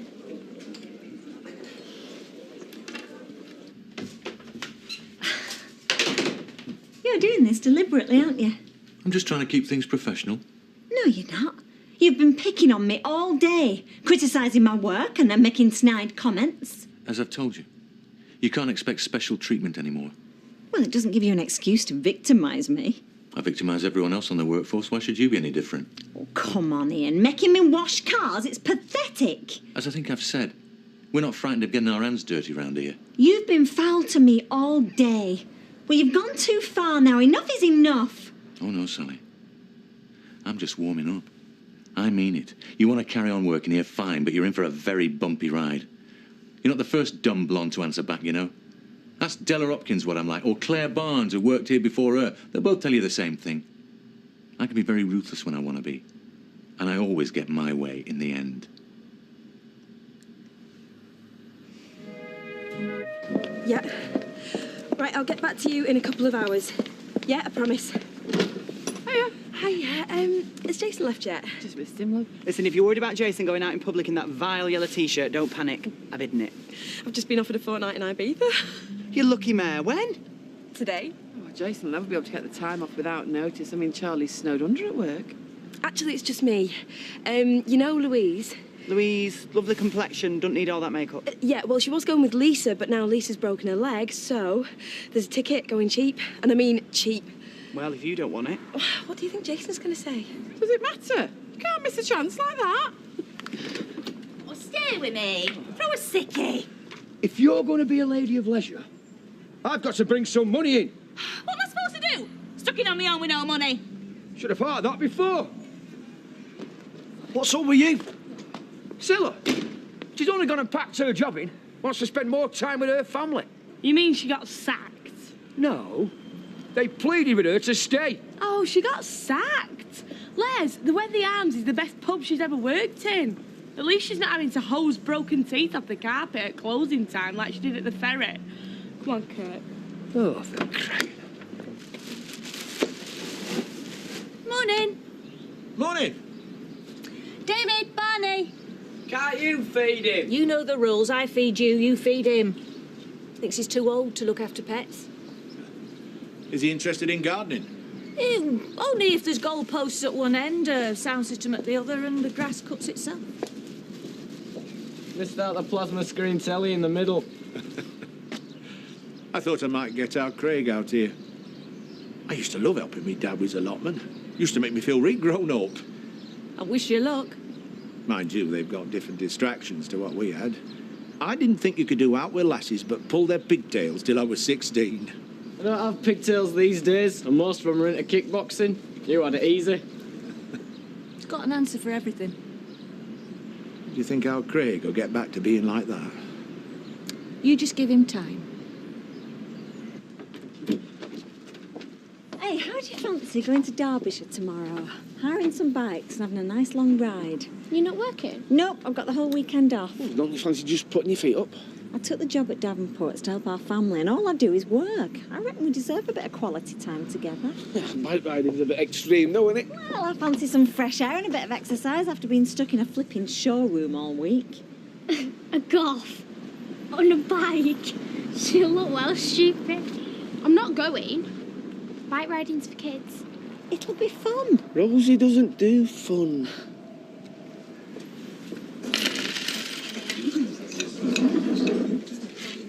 Got 15p? I only had enough of this. Sorry. Have it on tick. What do you think? We don't take euros. Hang on.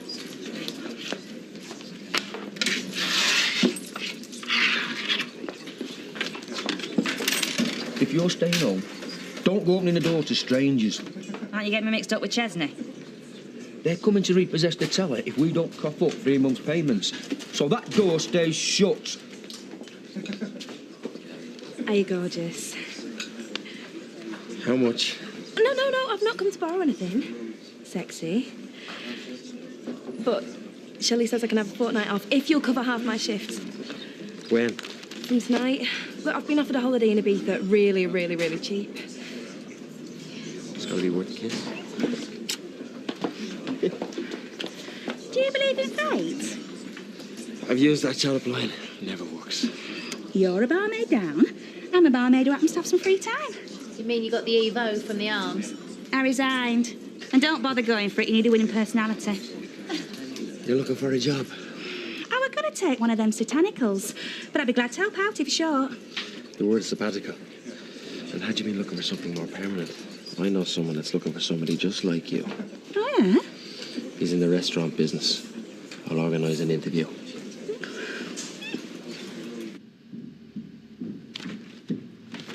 The projections that you asked for, details of the sales promotions, and the holiday request till the end of next month. I think you'll find everything's in order. Thank you. Yeah. You're good at names, lists, that sort of thing. Yeah, I try to be. Good. Because Dim Tim in the workshop has had to go to the doctor. So you can do the sandwich run. You are kidding. No, food's a very serious matter. Put me down for ham salad, no mayo. Hey. There you go. Get a move on. Don't forget the boys in the paint shop. The lads need their grub. I've always been able to get on with people. Women like to think they could be my best friend. A shoulder to cry on. And I'm sure I don't need to tell you that men, well, they see me as a sort of fantasy figure. Look, but don't touch. One chap told me I were Marilyn Monroe with a Lancashire accent. I can't see it myself, except in certain lights. And kids. Well, I've 3 myself, so I'm sensitive to the little ways. But then you'd expect nothing less when you've worked in the sort of high-class establishments I have. I'm in great demand. But I'd like to hear more about your restaurant. What is it exactly? Chip shop.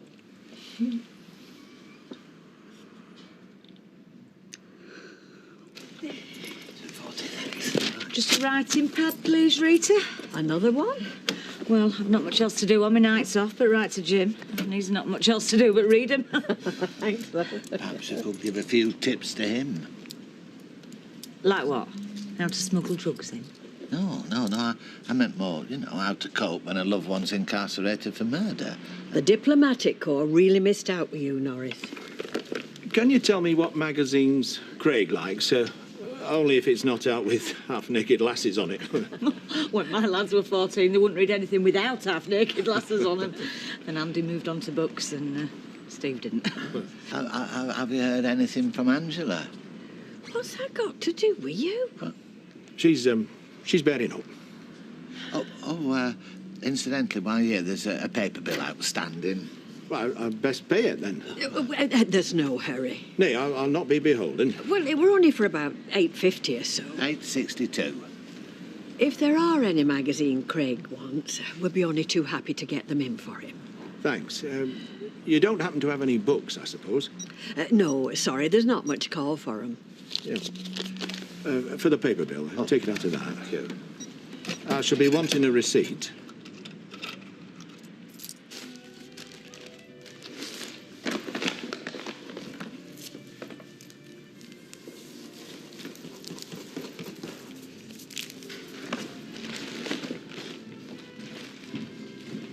You took your time. Yeah, well, I was as fast as I could. Ham salad, no mayo.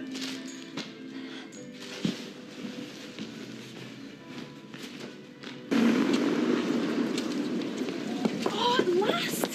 Why have you not been answering your mobile? I don't know, babes. I must have left it in the van. Listen, I've got a great idea for tonight. Me, you, Kirk and Fizz are going to go into Manchester. Jason.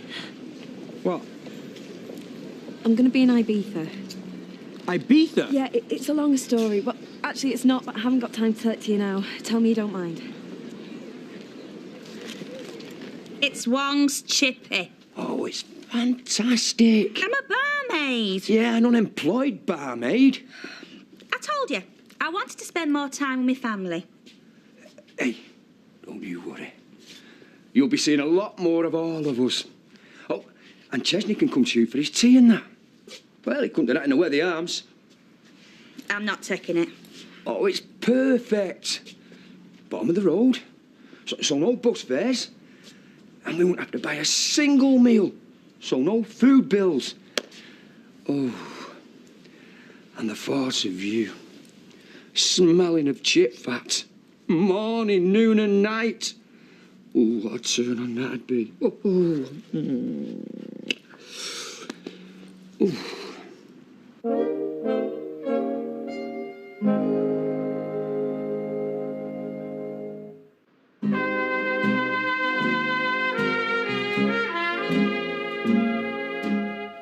Fortnight? You're not saying anything. What do you want me to say, pal? Jason, how can I put this? Every red-blooded male on the island will be after her. As in, not the likes of moi. Jason's not short of admirers himself, you know. Yeah, but this is not Ibiza, is it? What do a gang of lasses go on holiday for? A good time, it doesn't A mean... few drinks in cider, a mate cops off. He's got a mate of his own. I have never shopped so quickly in all my life. Why, what have you bought? I've bought 3 pairs of shorts and a couple of bikinis. Surprised you bought bikini tops. I don't bother them out there, do they? Yeah, like you can just buy the bottoms. I don't want you to go. Jason? You what? Well, I don't think you should go. It's not right. Jace, I'm just going for a bit of a laugh and some sun. Yeah, well, you should have asked me first, eh? I did try to ring you, but... Look, I hope you're not saying that I need to ask your permission. Yeah, actually, we're a couple. I don't just go off and do what I want, do I? Right, well, here's your chance. For the next 2 weeks, you can do exactly what you want, because I will be in Ibiza.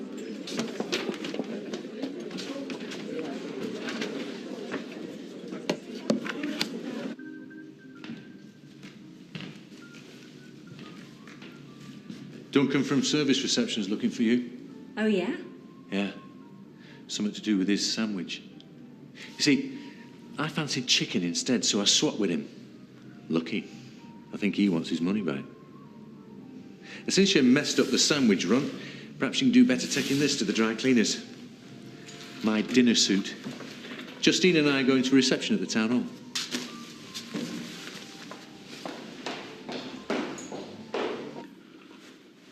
Making it homely, then? No, they're for Tommy. Me and Craig going to the cemetery later. Oh, sorry. There was some fresh on Katie's grave. That you? Yeah. Would you made a go of it? You and Katie? Well, I ask myself that a lot. Well, the baby. Wouldn't have made any difference. Well, it doesn't always. Especially not these days. Anyway, how are you coping? No choice. You cope. Especially with a lad to bring up. But you're on your own. Don't dwell too long on what's past, lad. It'll drive you bonkers. Well, I've got a family next door. Aye. That David's a nice lad. Yeah. Well, look, if you ever need a break at all, then me and David will be happy to spend a bit of time with Craig. Do you think Craig will want to spend time with you? Whether that's not a smart remark, it's a straight question. Oh, yeah. Yeah, I think he would. You a gardener? Gardener? No. Fishing's my game. Hey, look, I've got plenty of stuff if you and Craig fancy joining me anytime. Or just by yourself. I might take you up on that. Oh, you're welcome anytime. Look, I've got to go any road, so thanks for the brew.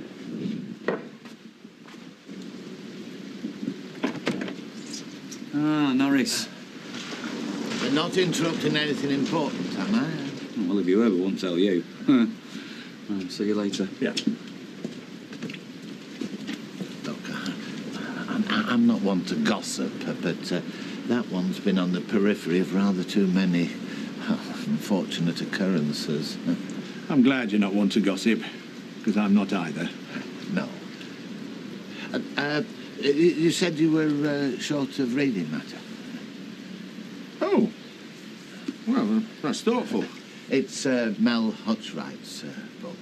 Oh, yeah. The Big Daisy. Actually, I'm a Barbara Cartland fan, Miss Sim. Oh, really? Don't be soft. The wife was. House were full of romances. Prefer books to the real thing. Anyway, I'll give it a try. Buy you a drink sometimes to say thank you. Oh, that's very kind. I am partial to a wine on a Friday evening. Now, why doesn't that surprise me? No better than fish and chips for a lining on your stomach when you're in for a Friday night session. Yeah, I'm starting a diet. I'll skip the peas.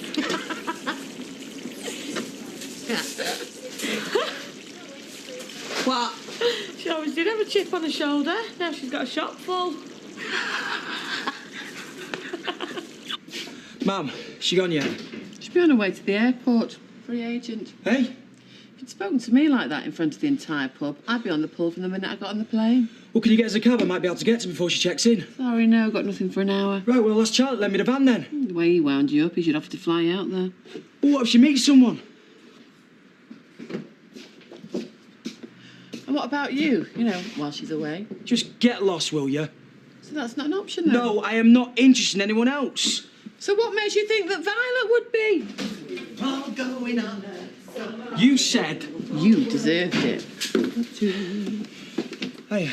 Jason, suitcase packed, music packed, sun lotion packed, boyfriend packed in. No, you can't. Come on, Violet. I'm going to Ibiza, and if you can't trust me, then tough. Listen, baby, I am really sorry. The stuff I said in the Rovers, it was just, well, stupid jealousy talk. Do you really think that I'm going to cop off with somebody? I just know how I feel about you. I know every other bloke will feel the same. Not in Ibiza. Trust me on that. Jace, I feel exactly the same about you. I'm just going to chill out, you know, have a laugh. And anyway, I've got these with me to pin above my bed, so I'm not exactly going to be bringing any blokes back, am I? Yeah, well, I thought I'd been packed in. Yeah, if you hadn't have come to see me off. Come here, you. I am going to miss you so much. Well, I'm taking my mobile with me, so expect no less than 10 texts a day, and I do want replies. That'll be less. Right, don't go running off with a bimbo, OK? Don't worry, I'll look after him. Oh, yeah, Right. You're the bimbo I was talking about. Thanks, Dace. Come on, you. Let's go. You'll be late. See ya. Well, it's not Yorkshire ale, but I suppose I get used to it. I'm not a beer drinker myself. No. I don't suppose you've been wed either. Oh, yeah. Twice, actually. Oh, going for the hat trick? No. No, I've got me room at Mrs. Bishop's and my job at the cabin. Not exactly a career, but it's satisfying. Oh, no, it'd take a very special person to get me to give all this up. It was a pint, kid. Hard day, Jack? Well, you know the kind when you manage to have Vera. If only the smell of ale worked on our Vera the way that Carly does on a vampire, I'd be a very happy lad. Well, that you be lost to Dora. I once read where hostages fall in love with their kidnappers. Oh, the Stockholm Syndrome, I think you're referring to. Well, whatever it is, I think it happened to me. It's like me and Shirley. We couldn't stand the sight of each other sometimes. But when she died, it was like I lost my right arm. No, I'm a great believer in the theory that a man marries his mother. Mind you, when I think about it, I'm not sure my mother was even the same sex as Myrtle or Angela. Well, my mother always reckoned that me and our Vera would never make it, you know. Of all the things to get wrong, why did it have to be that? Well, mine never took to Shirley. I got married when I was 24, but she always talked about it as the time I ran away from home. I take after my mother that I can be very meticulous about certain things. It drove my wife to distraction, you know, when I arranged the cans in the kitchen cupboard in alphabetical order. You know, she once actually mixed them all up, just to annoy me. Well, that would explain the divorce, then. Oh, no. No, that came after I chopped the pointy ends off a golf tees, you see. Revenge. Any danger? Get a move on, eh? This is dinner, not breakfast. Go on then. See if you get served any quicker on Tile Street. Right. 4 fish, 5 chips, 2 mushy peas. 5 fish, 4 chips. You said 4 fish. We'll stick another one in then, yeah? We're out of fish. Rocky, chop, eh? What are you doing here? Oh, I've just come in with Sean. Shouldn't be eating chips any road, not with that backside. Flaming cheek! Of all the things he had to inherit off her, ginger hair and a big backside. Could have been worse. Much worse. Am I getting another fish or what? I said fish, Rocky. Fish. Oh, could you stick me a battered sausage in? Can't wait to see how she minds that. Oh, that's all I need, atomic mutton. Oh, I hope you're not in a hurry. Didn't ask for salt and vinegar. Hey, stick us a special in, sweetheart. Hey, we were here first. Do you know what? Forget it. I'll order pizzas. You'll pay for these? Betcha. I'll have them if you want them. Oh! Hamburger, Leila! Hamburger! Burgers? Nobody ordered burgers. Probably those who walked out before. Are we gonna get served round here or what? Rocky, get on with them flaming fish. And we need more chips, what with big gob Janice around. 学弟汉语话，什么都不懂。打开。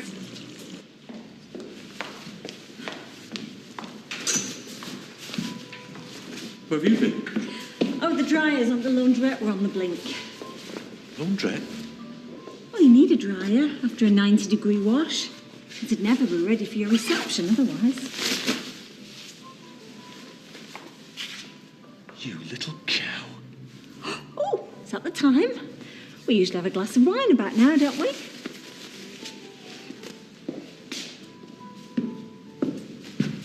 Mr. Baldwin, these properties in Spain you've got. You couldn't afford one, even if I gave you a discount, which I wouldn't.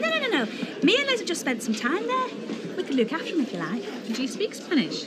I'll let you into a secret, sweetheart. All you have to do is speak up a bit. They can speak English perfectly.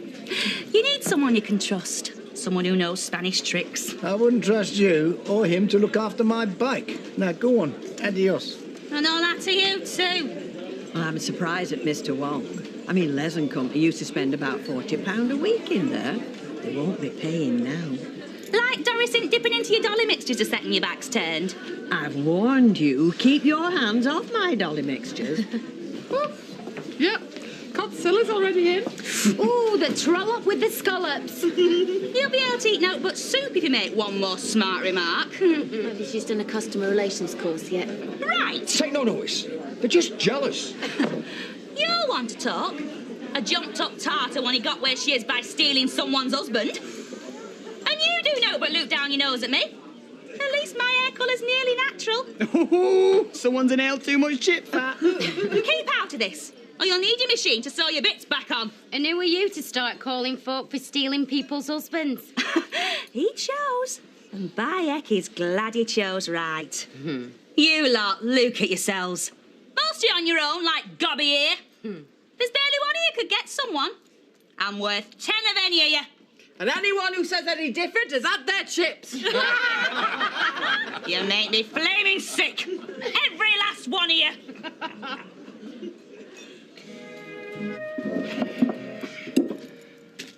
Well, come on then. Tuck in.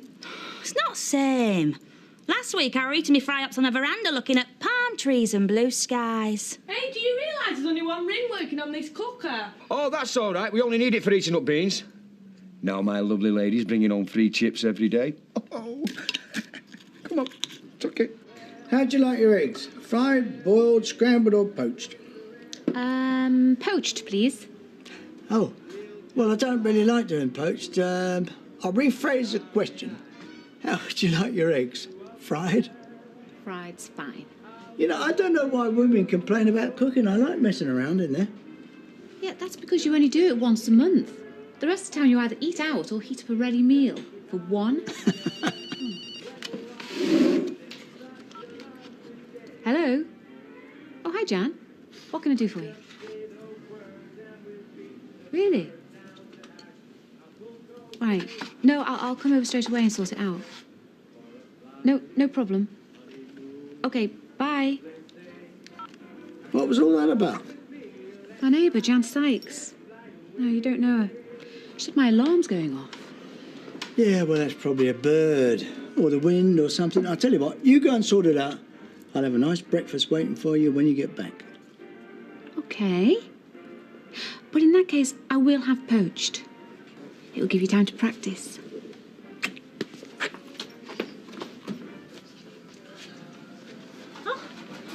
What are you doing? I'm making cold sausage sarnie, so you know what that means? Oh, we're going on a bike ride. Well, the girls want to go to Blackpool. So you've been planning all this without me? You're not the boss of us. What's brought all this on? Well, you the other day. And it's what families do at weekend. Is it? Well, they did in my old Janet and John book, you know, washed the car, dug the garden, went to the seaside for day trips.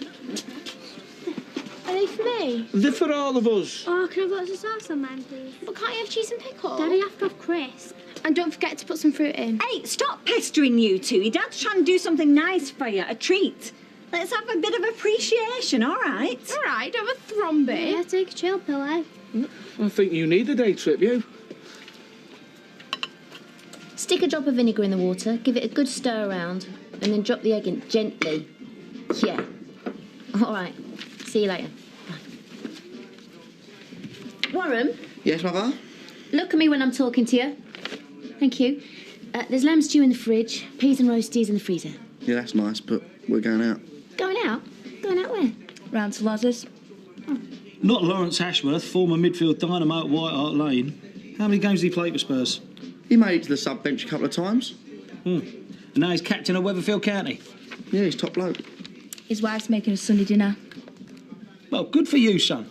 Bit of sucking up to the boss never hurt anyone. You want to try that sometime, firstborn? Yeah. We'll have the stew then, if that's all right. If you like. Oh, sorry, babe, I've got a job on. What job? Van job. Oh, so I'm on my own again. It's all right. I'll be as quick as I can. I don't want to go. Oh, you'll enjoy it when you get there. Everyone's laughing at me. No, they're not. They're just happy to see you. People are always happy when they go into a chip shop. They're thinking, oh, there's Scylla. If I give her a big smile, maybe she'll give me some extra scraps. I wish I'd never left Where the Arms now. Oh, we've all got to work. Is that supposed to make me feel better? Oh, it's a fact of life. Get used to it. I feel ill. Look, there's people out there depending on you for their Sunday lunch. You're like an emergency service. He's right. A chippet is a lifeline for lazy folk who can't cook. Don't make me go. Oh, you've got to go, my little deep fat fryer. We've nothing in the house. We need you to bring some chips home.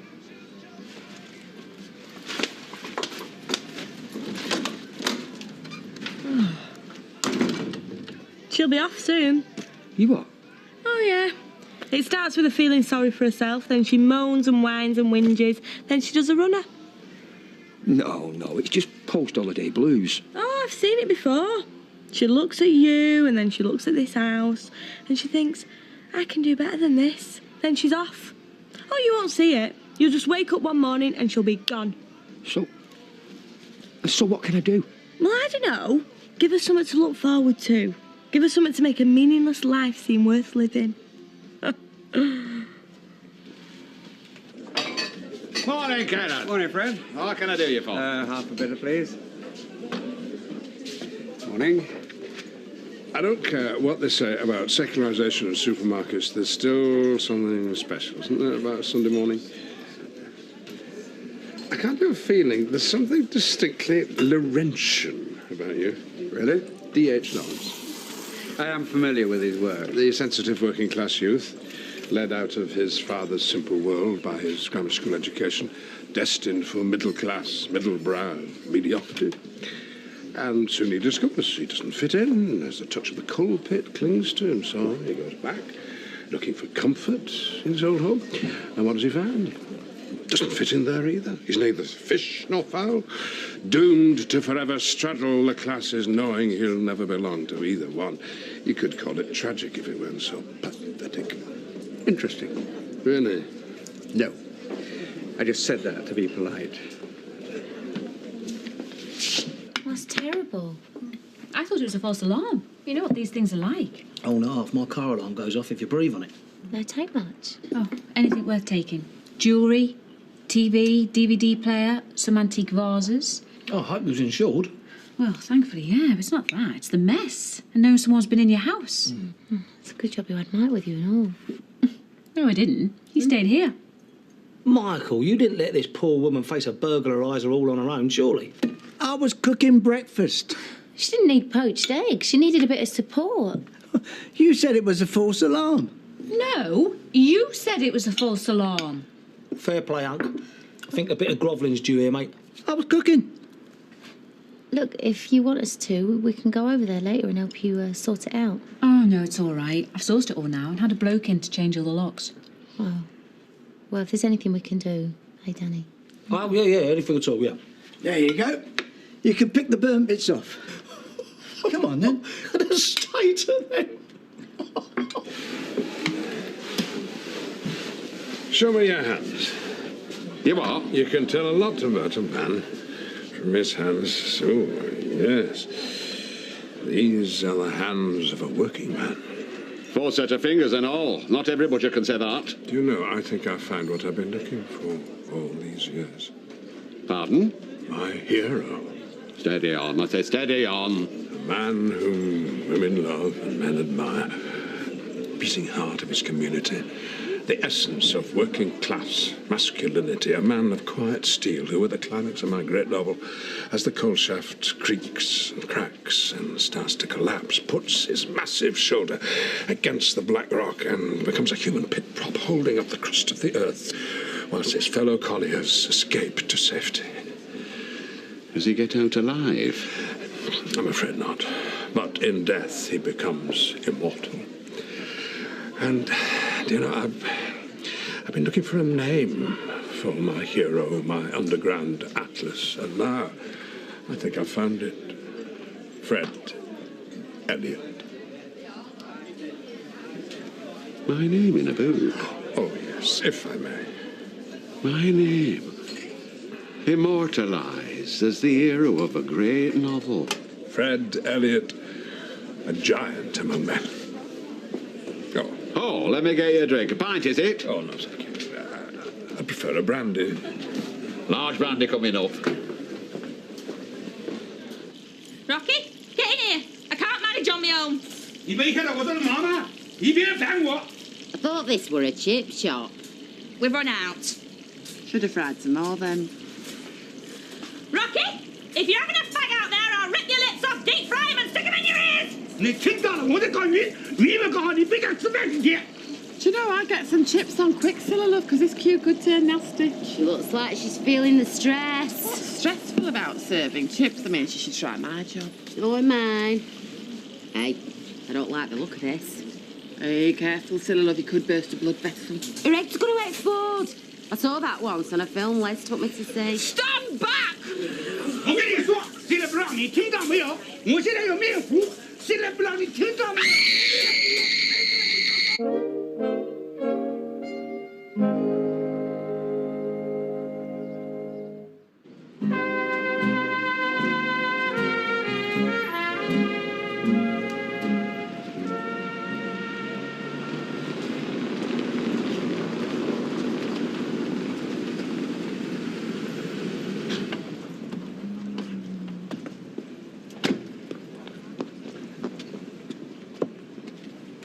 What have you got there, Les? What does it look like? Looks like a big pink coffin. It's a sunbed, you dozy mare. Ah, is it Priscilla? That's right. Good thinking. She could do with something to help her relax. Can I have a go on it? No, you can't. Looks like it's seen better days. Top of the range, this is. Charlie West was clearing out a tanning salon that went bust. Oh, does it work? Of course it works. 10 minutes under this. It's like a fortnight in the med. What have you got there, Les? It's a sunbed. What's more like a coffin? Ta-ra. Can I help you? I couldn't help noticing these impressive tributes to the golden age of rail travel. It's a fine collection. It's very kind. Most people mistake them for novelty decoration. Oh, no, I can see this has been assembled by a discerning eye and a sharp mind. Well, thank you. I admire that. I could never aspire to such rigorous intellectual discipline. I am a storyteller. See, I excite the reader with emotion. I've no time for research. No. Well, I'm not one to find fault, but I couldn't help but notice some glaring anachronisms in hard grinding. Yes, really. Well, there you see. For example, Anyone with even a routine knowledge of industrial history would find it quite laughable. The way you leap back and forth in time with your depictions of the manufacturing processes. Do you know something, Austin? I've been looking for someone like you. Really? Someone to hold my rampant imagination in check, to subject me to the rigours of scrupulous research, to bind my creativity to hard fact. When you accept the challenge, will you be my research assistant? Well, I thought your new novel was about mining. I know very little about mining. Oh, no, there are trains in it. Lots of trains, lots of journeys crisscrossing the country. And in fact, I see the train as a sort of recurring motif, a symbol of the new age. Yes. Interesting thought, yes. Perhaps we should discuss it further over lunch. Absolutely, yes. In that case, I'll have the full Sunday roast. Now, I seem to have forgotten to go to the cash point. I'm sorry, no, you better cancel that. It's all right, yeah. You have this one on the house. Oh, I said that is very kind of you. Yes. And extra gravy for me. I love gravy. Yeah, but why me? Because you was waving at I wasn't waving at it. I was waving at you on the Big Dipper, not the seagull. Hey, supposed to bring good luck anyway. What, having a seagull poo on you? It's not funny, Kevin. You wouldn't be laughing if it had pooed on you, would you? It cost me a lot, this top. Hey, no, it's not funny. Hey, I'd take you more seriously if you could do that with a straight face. Is that the funniest thing I've ever seen? And you're not meant to laugh, you're a goth. Yeah, well, we're allowed to laugh at others' misfortune. Well, I'm glad I'm keeping you amused. Hey, no, come on now, calm down. It's not fair to laugh at your mum, is it? Settle down, this is serious. Les, no move for mucking about. Patience, my little battered sausage, and all will be revealed. And don't call me sausage. I'm seriously worried this job's putting me off chips. I've even started fantasising about salad. Ah, well, maybe it's time one of your fantasies came true. Les, it's fantastic. You know what it is? Of course I do. Good, because every other idiot thought it was a coffin. It's not new like, but it's got brand new tubes. There's 1,000 watts of sunshine in that baby. Oh, and I've sent Chesney to the pictures with Fizz and Kirk. So, why don't you strip off and take her for a spin? Oh, I'd love to, but I'm covered in chip fat. If I got under there now, I'd shall her fry. I'll have a bath first. Is there any hot water? Oh, well, the immersion's on the blink again. But it's warming up slowly. There's nothing in this housework. Oh, well, the sunbed works. I've tested it. I've not been on it like, save first go for you. You know something? That is my only ray of sunshine in a cloudy world.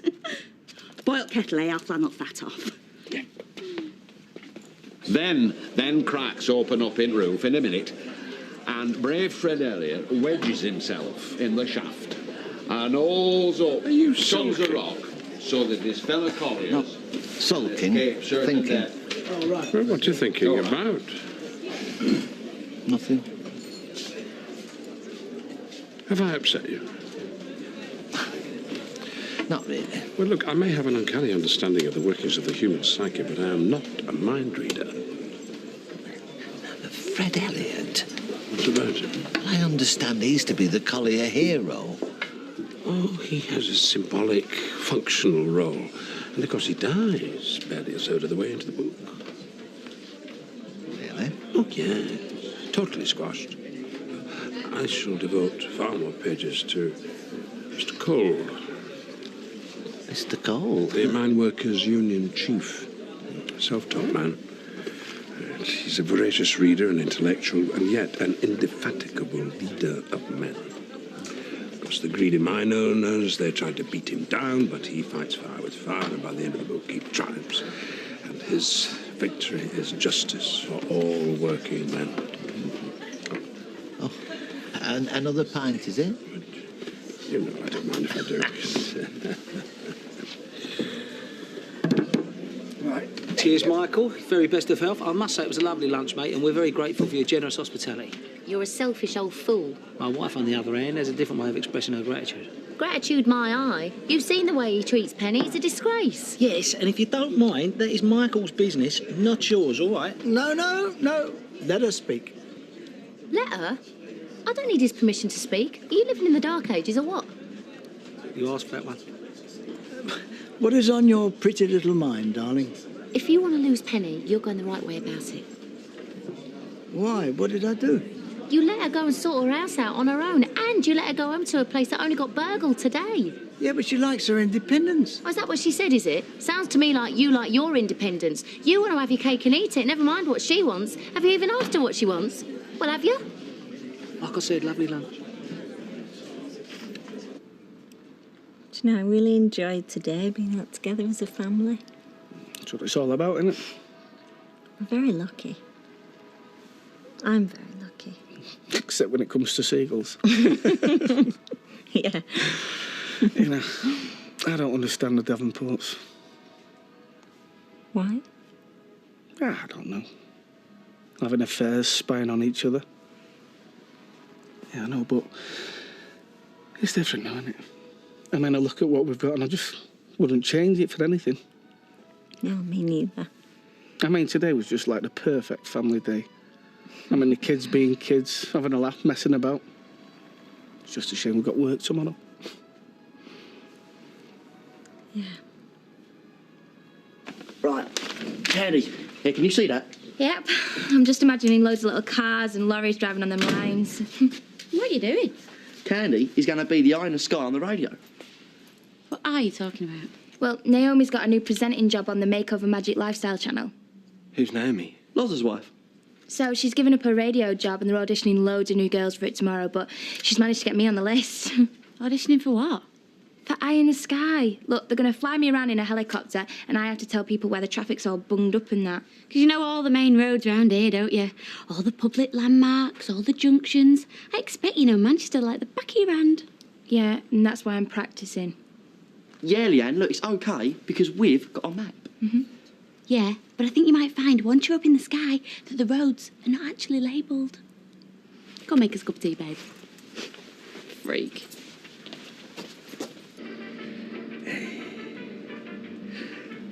Do you need another basting? Down, Tiger. Hey, with this baby, you'll have a better tan than that cheap as chips bloke. Don't talk about chips, love. You'll spoil the mood. Do you want another lager? Go on, then.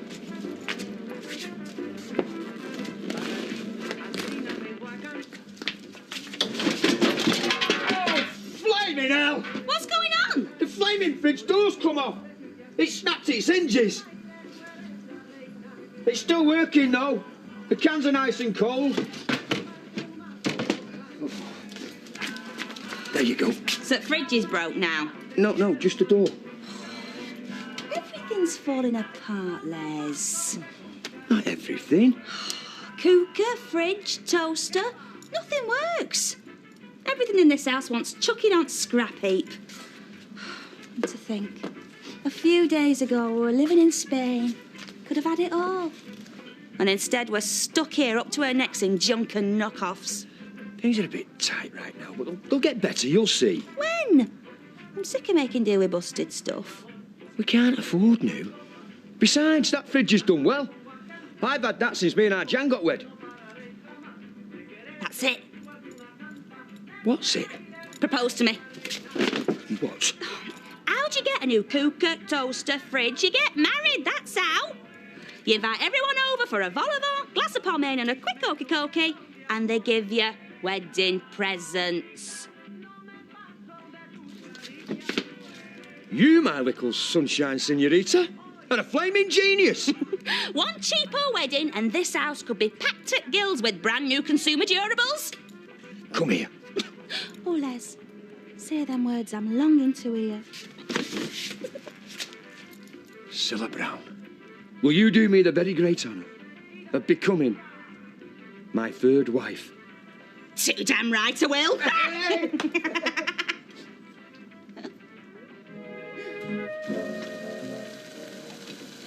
So,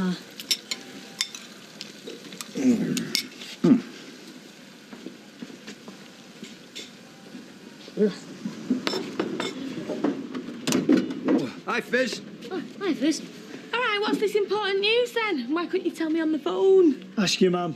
Will you tell her, Les, or shall I? Oh, don't faff about. I'm going to be late for work. They're getting married. Uncle Leslie's going to be my dad. It's true. I'm going to make an honest woman of your mother. Oh, that'd be a good trick. She's a sarky cow. I knew she'd be like this. She never could be happy for me. Never could. Suppose you'll come to the wedding, though, eh? See your mum become Mrs. Leslie Battersby. Oh, well, hang on. I've had an idea about that. Why don't we combine as names? That's what posh people do. We could be Mr. and Mrs. Battersby Brown. Blimey, that's a lot of writing when I got to sign my name. I like it. It's what they call double-barrelled. I thought that was shotguns. It's not a shotgun wedding, is it? No, it's not. That's Chesney's last mistake I'll ever make. So what's brought all this on? What do you want to go and get married for? It never bothered you before. And I know why. Somewhere, darling, in a little secret zip pocket of your heart, you're waiting for the right man. Me! Oh, that's beautiful, Les. Dead romantic, eh, so? Yeah. How are you getting on with that list, Les? Electric toaster, DVD player, mobile telephone, digital camcorder, fridge, washing machine. Hang on, what's all this? It's our wedding present list. We're sending it out with the invitations. I mean, let's face it, Fizz. These are all the things newlyweds need. Oh, I see it all now. Well, you know what my wedding present's going to be, don't you? A can of air freshener, because the old thing stinks. See you, Kirk. Ignore her. Carry on, Les. Have you got any appointments today? None that are any of your business. I was asking for any that involved your business. I'm trying to do my job. Well, we should do it somewhere else. Hello, Davenport Motors. Yes, he is. Can I ask who's calling? It's for you, somebody called Cheryl.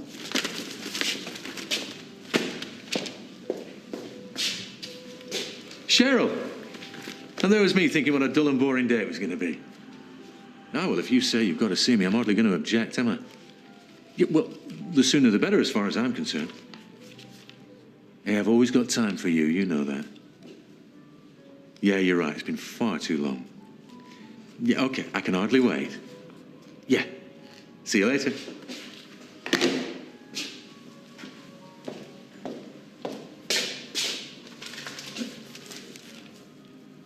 And that's none of your business either.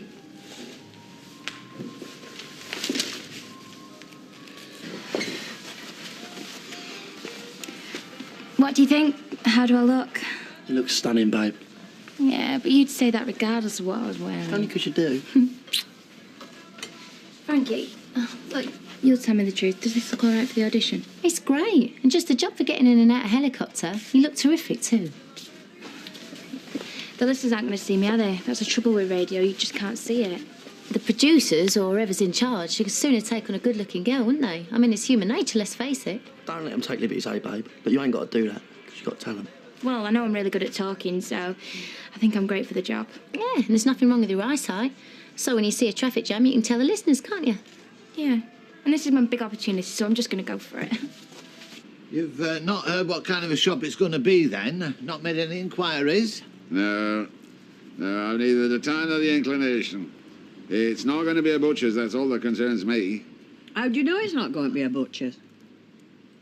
Well, we Elliot and Son, 2 door away. Oh, nobody's that daft to get into competition with me and our Ashley. A bit commercial suicide. I say commercial suicide. They'll be cutting their own throats. Morning! You do speciality cards, don't you? We do. What were you after? Wedding invitations. Oh, they're over there, middle shelf. Who's it for? Me and Les, of course. It's very persistent, you know, and I ain't the art to keep refusing him. You see, Fred, it could be another butcher's after all.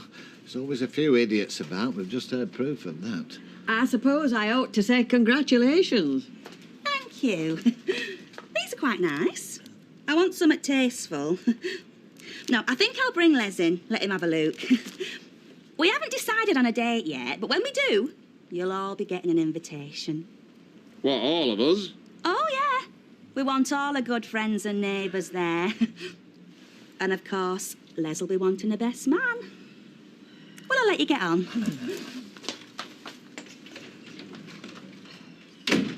Can you believe it?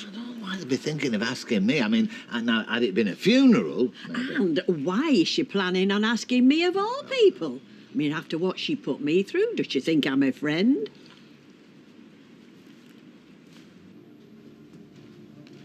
Right, thank you. Thanks, bye.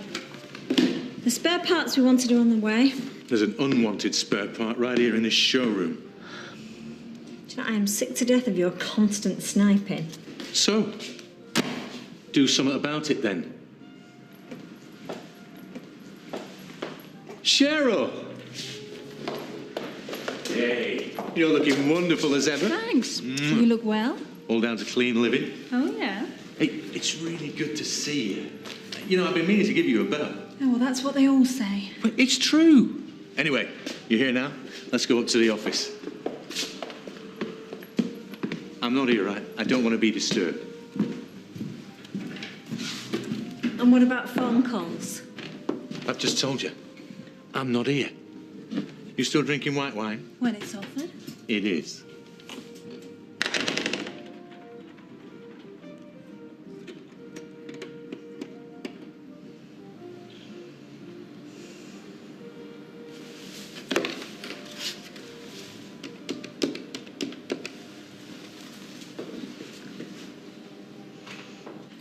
Norris, do you want to take first lunch break? Oh, I'm not bothered. I've never made a god of my stomach.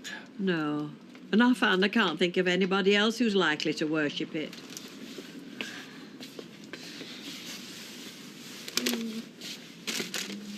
Hi, Chesney. Oh, hiya. What have you got for 11p? Oh, not much. And anyway, you shouldn't be eating sweets before your dinner. Go on. Can't. There's no one there. Here, Chesney. Have this on me. Oh, it's hard. Now, look, here's a couple of bob. Put that with your 11p and go and buy yourself an apple at the corner shop. All right. Then I'm going round to the chippy. My mum's working there now. Hey, I thought you said you wasn't having any dinner. You know, you're by rights. I could ask for my money back. Oh, restrain yourself, Norris. Now, listen, Chesney. Your mum was in earlier and she mentioned something about getting married. Is she having us on? Nah, it's true. They're going to have a wedding. That means Uncle Les is going to be my dad. How do you feel about that? I think it's great. Uncle Les is the best uncle I've ever had. Well, that's good. I'm very pleased for you. And will you be having a little brother, a little sister? I mean, is that what this wedding's about? Nah, Mum don't want any more babies. She says every time she looks at me, she knows she's got enough. What she wants is a lot of wedding presents. I see. Yeah, she says everything in the house is falling to bits. This way we can get some new stuff. Well, see ya. See ya. Stay tuned. In a moment, it's Robbie Williams. But right now, for the latest traffic update, we go to our Eye in the Sky with today's eagle-eyed lady, the lovely Cerise. Come in, Cerise. Cerise? Oh, what a plonker. It's Candice she's down on, not Cerise. It's Candice. Shut up, yeah. It's like being on the Big Dip up here. We keep going up and down and... Oh, that was a right bump then. Oh, just tell us what traffic's like. Well, Leanne, leave off. Look, she's doing all right. Guys, there's lots of cars on the motorway. I mean, like millions of them. Some are going one way and some are going the other way. The other way looks best to me, so if I was you, I'd probably go that way. Oh, one minute, I've just been handed a note to read. It said, no problems with public transport. Sorry guys, no, that's public transport. Oh, she's so rubbish, isn't she? What a woman. She's funny. To be truthful with you, there's not really a lot I can tell you about. Oh, wait, yeah, there is! Oh. Wow, I can't believe it! What is it? You can see the Trafford Centre. It's like right there. I was only there last Saturday trying to find a top that looked good on the ratio. She could end up marrying my son, huh? It's kind of getting pretty horrible in his helicopter. We keep doing a bump. Oh, okay. See, she's making a right big zero of this. So, how you can have bumps up here? I mean, it's all that air. I could understand if we're on bumpy ground or something, but... What's up with her? She sounds like she's going to be sick. Look, can someone open a window, or is there a toilet in this thing? Even a bucket we can...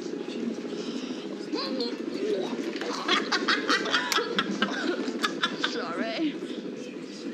What's going on, Sally? You said you wanted to know, so that's why I phoned you.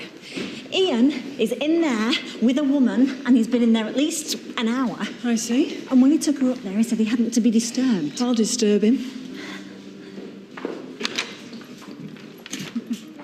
Hey, Justine! What a lovely surprise for me. You remember Cheryl, don't you? Yes, of course. Nice to see you. Nice. She always cost me a fortune. You keeping well, Justine? Fine, thanks. Anyway, Moustache, I have another client waiting. Okay, I'll see you out.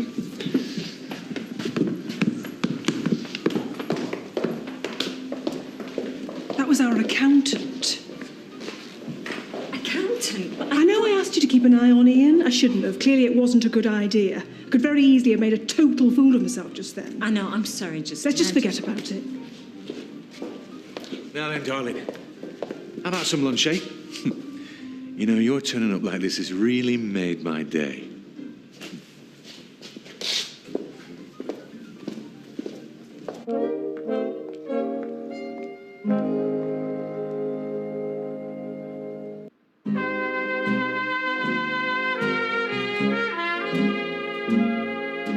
Thanks, Ben. Trouble with Mike is he's so insensitive. He had no idea how I felt about being burgled. I mean, knowing someone had broken into my house, I felt awful. Well, yeah, you would. It's only natural. Yeah, but Mike said I should be glad because obviously the neighbours had seen something, disturbed the burglar, so nothing much was taken. Look, I'm on your side. I know what it's like. He's a Baldwin, isn't he? Danny's just the same. Oh, I don't see it like that. I can tell Danny thinks the world of you. Whereas with Mike, it was a case of, oh, well, nothing much taken. Anyone fancy a game of golf? But Danny wouldn't be like that. Yes, he would. He'd be just like that. I'd have wondered what I was making a fuss about. Oi, oi. Look who's walked in. What do you want to drink? We've got drinks, thanks. Yeah, but I haven't, but it can wait. There's something I've got to tell you. I'll leave you two alone. No, hang on, I might need a witness. Look, I'm sorry I was hard on you yesterday. Yeah, well, it's easy to say. Easy? You've got to be joking. You know how I hate to apologise for anything. Yeah, well, that's true. Then you know it's right. So to make up for it, I got you this. That's nice. Yeah, well, not my keys, though, are they? No, darling, they're the keys to the flat, the garage, the burglar alarm. I just thought you might need them. What do you mean? Well, it's obvious, isn't it? I'm asking you to move in with me. For good. Bit of change. Oh, Warren, it was awful. I was terrible, wasn't I? No, you were great. Till you were sick. I'm not just saying that. No, honest. Hey, Candice, heard you on the radio. Supposed to be eye in the sky, yeah? More like pain in the bum. What do you want to ask Janice for?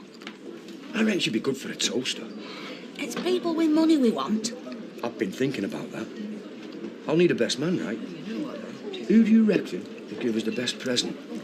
Mike Baldwin? Really nice present. A fat Fred there. Oh, we'll have to think about that one. Hey up.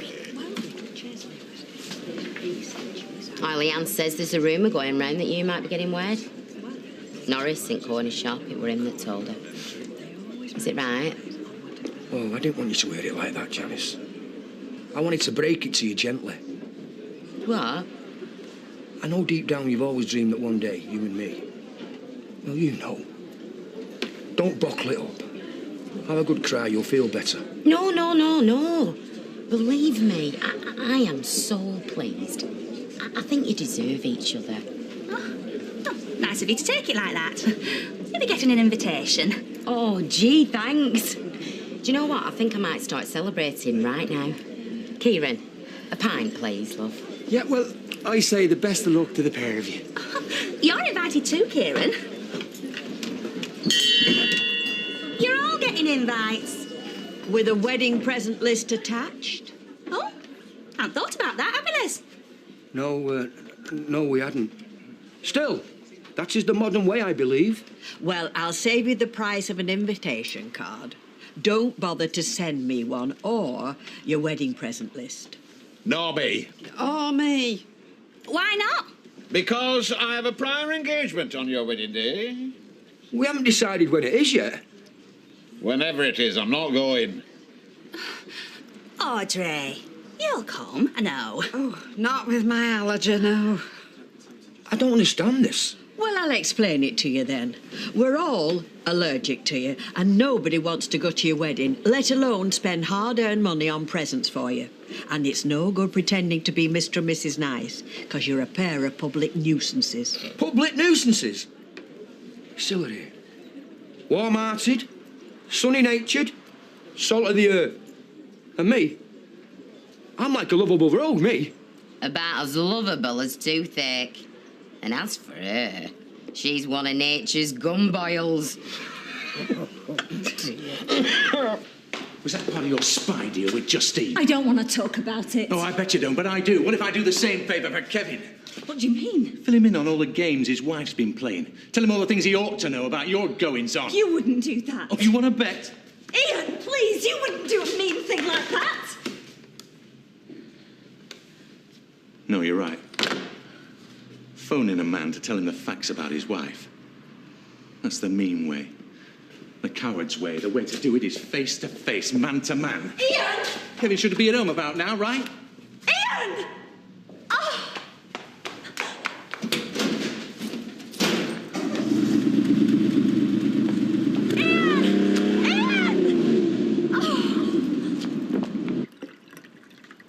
So you're going to move in here with me or not?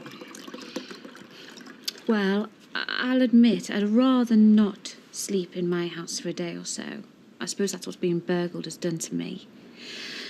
So, if you fancy a lodger for a few days... No, then... hang on a minute, no. I'm not offering you some temporary shakedown. I want it for keeps, you and me. Mike, Penny, us together. That's not like you, Mike. Well, I thought you'd be pleased. Well, I am. I think. But you've just taken me by surprise. I mean, what's all this about? What are you after? I'll tell you. When you left yesterday, I thought to myself, supposing you never see Penny again.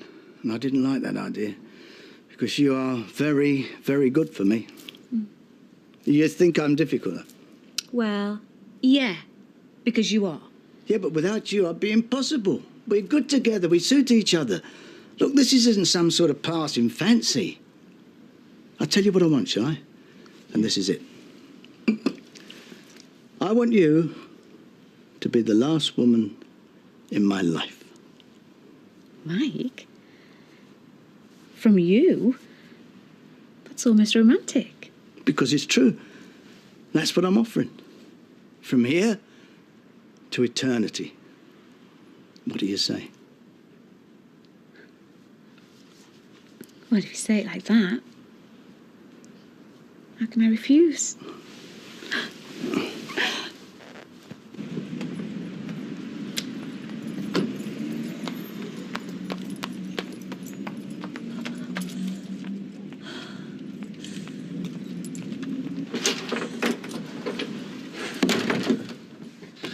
This is the finish, Sal. Look, I don't know what's been said, Kevin. Look, I'm taking no more of it. She's been told time and time again. What? I'm not with you. This is the phone bill we got this morning. Come and look at it. And that's just down to Rose, that, no one else. And that's on top of what we give her for the mobile. That is a lot, Kevin. Don't worry, I'm going to go and have a word with her. Rosie! Look, she's not here this year. I told her she was bang out of order. She's gone flouncing out. Well, I told her straight, no more. She's got to learn to behave herself. Kurt, lad, answer me this. When people keep cracking on they don't like me and Scylla, what is it they're really trying to say? Well, it's not good asking them up like Kirk. Thick as two sharp blanks in. You see, that's what people don't like. What? They're saying nasty things like that. Oh, don't be so soft. I told you, he knows nothing. Yes, I do. I work with dogs, right? Well, I'll tell you this. If you're nice to dogs, dogs are nice to you, and it's the same with people. It might be right, you know, Scylla. The thing is, people like you to be pleasant. Oh, well, I can be pleasant. It's not that difficult. I tell you. Don't butt in when I'm talking. Well, we'll give it a try. We'll have what they call a charm offensive, me and you. Soon have them snooty beggars eating out of our hands. If we have to be pleasant to get a present. And that's what we'll do. And stop picking your nose.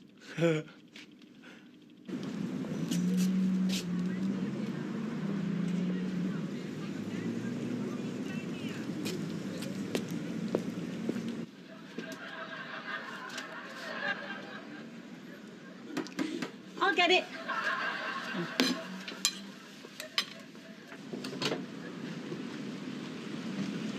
Ian, please don't do this.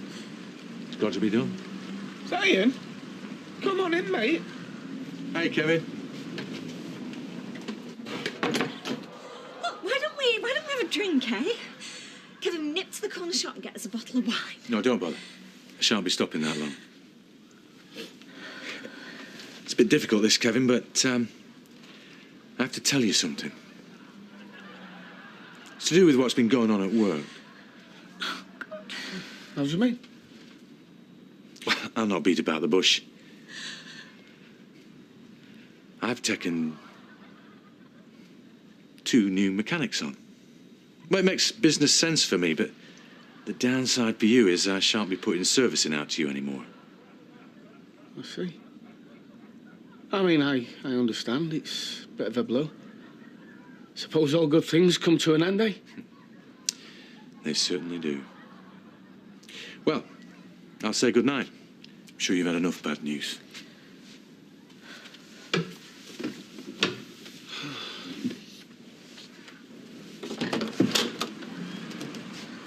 For one day, anyway.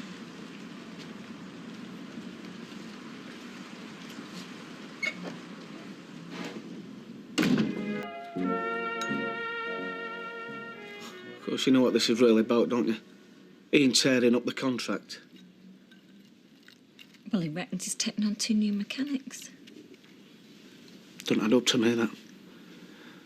There's something more going on with him. Something personal. What do you mean?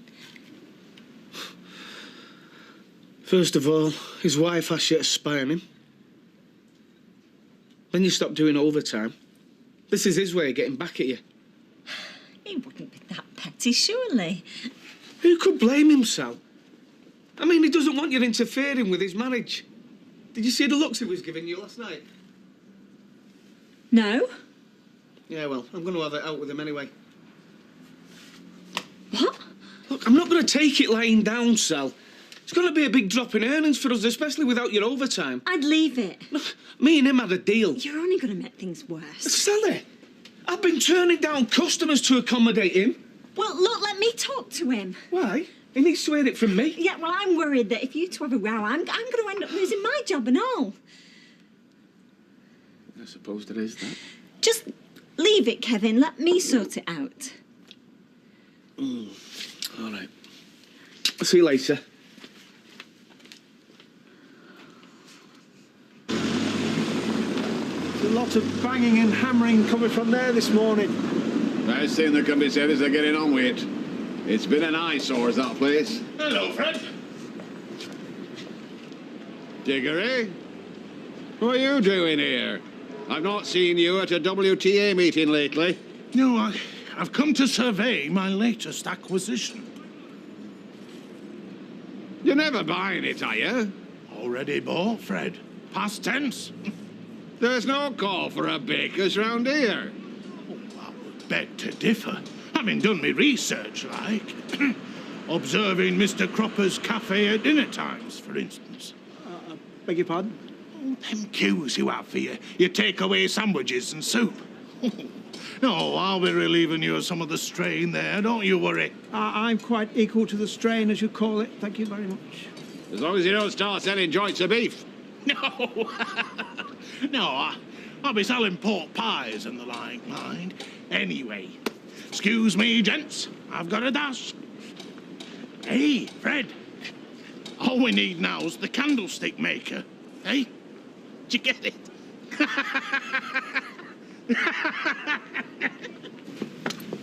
Now remember, we're turning over a new leaf today. I know.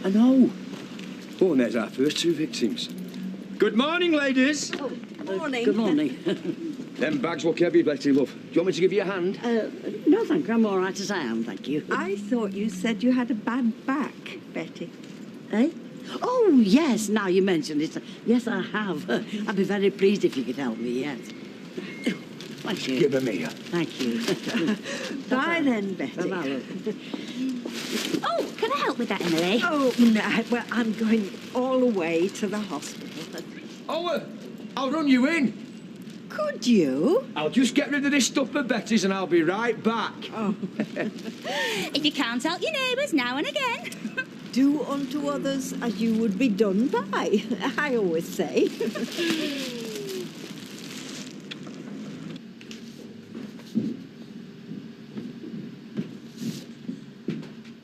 I hope you were happy with that smart little stunt you played last night. I have to be smart with a bloodhound like you watching me every move. I apologised for what I did yesterday, even though you did set me up. Oh, stop imagining things, Sally. You know it always gets you into trouble. You can insult me all you want, but leave Kevin out of this. I'm having no further dealings with Kevin. No, because you're punishing him for what I've done. I'm just doing some business rationalisation. You're taking his money away through spite, and you're making him suspicious all in one go. You know, this is unbelievable after all I've done for you. Ian, please. I'm begging you. I'm sorry if I've upset you in any way. And I'm going to stay out of your affairs in future. Just please keep Kevin out of this. That is all I ask.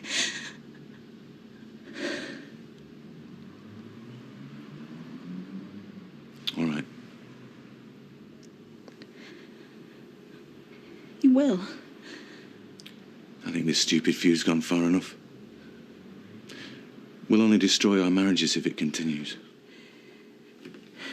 Exactly. How about we call a truce? Well, I will. If you will. Let's do it then.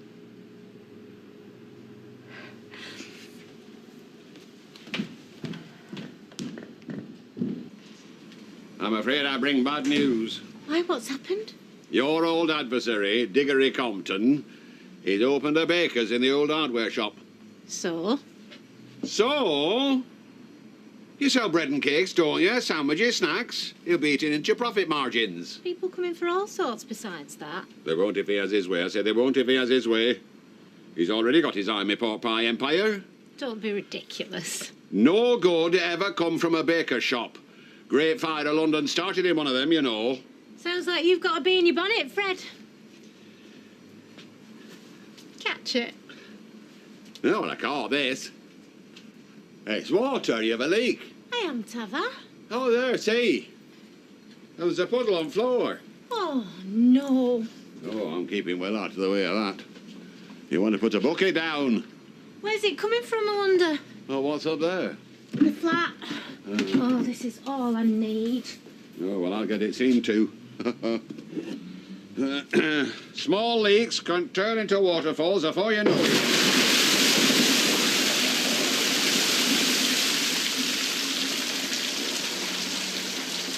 Sorry, Fred. You've been out for finding water, haven't you? Oh, thank you. I was just passing, actually.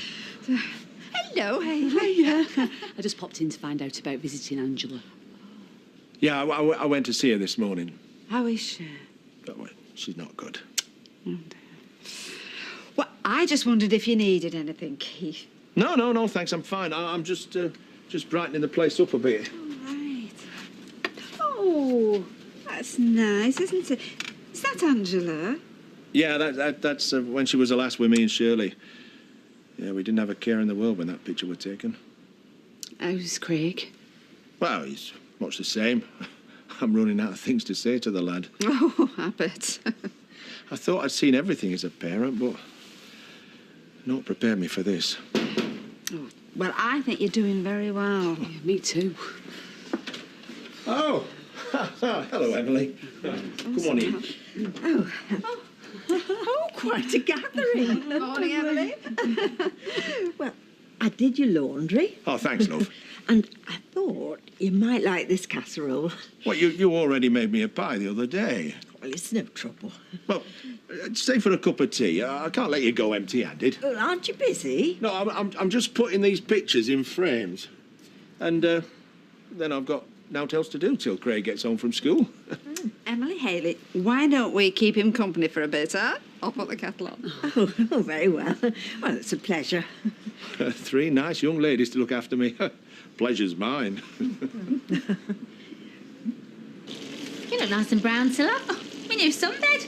Come round and try it if you like. Yeah, I might just take you up on that. Chips look good too. Danny likes them nice and crispy. I'd better put a few extra in then, hadn't I? Won't he say anything? Not in English, you won't. Don't speak a word. Do you, Rocky? We're really low on cod. Cod! What's point to working in a fish shop if you don't know names of flaming fish? 你别这样拿着好不好？你是什么玩意儿？ Don't shout at me! 你再这样子，我就告老毛去。 I said, don't shout at me! Now look what you made me do! Flaming Nora! 你想干什么？你就把我杀了！ You weren't putting in your place! Beats watching telly in here, doesn't it? Well, that's what you do, Charmer. Get more chips. Well, she thinks we're all going to a wedding. They've only invited people so they'll get presents. Oh, that's why I got one. You don't really think I want to sit under a sunbed and turn into a Satsuma, do you? Sorry about that, Frankie. No problem. That's $5.20, please. There you go. See ya. Cod and chips, please, Stella. You know, I can't decide whether to have a pickled onion or not. Have a couple on me. Davenport's. What name is it? Oh, is that Mr. Austin of Oak Hill School? Yeah, oh, it's Sally Webster here, Rosie's mum. Oh, I'm fine, thanks. And you? Oh, let me just check. Volvo Estate? MOT in service? Yeah, it'll be ready for you this afternoon. What time did you want to come and collect it? Right, I'll make certain it's ready. You can haul me over the coals personally if it's not. All right, we'll see you later, Mr. Austin. Bye. Mustn't upset the headmaster, must we? Well, that would never do.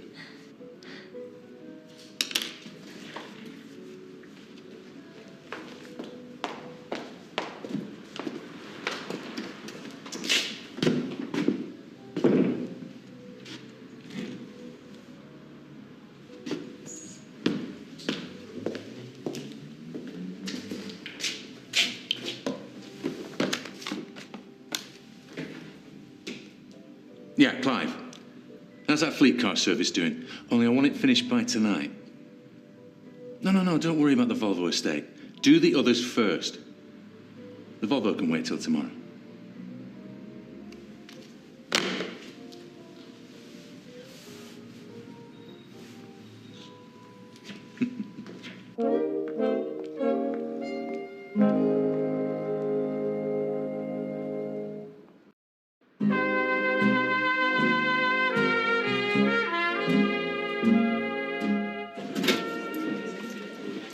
Thanks, love.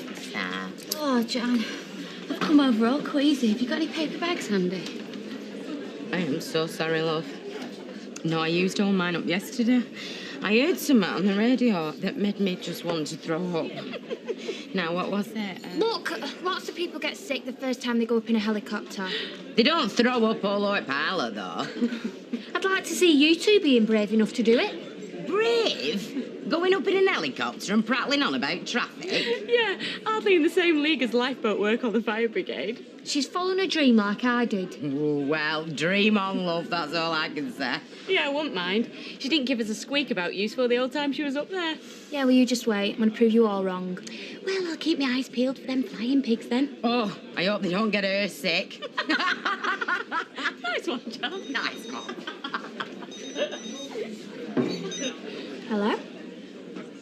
Yeah, that's me. No, it's all right, thank you. Thank you for letting me know. Bye. Bad news. Didn't get that job, surprise. Hey, at least you tried. Oh, don't worry, darling. Something to crop up. Well, I'll see you later, Claire. See ya. What do you want? I hear it's free chips all round today. You best wash your ears out. It's no to sort. Oh. Bug off.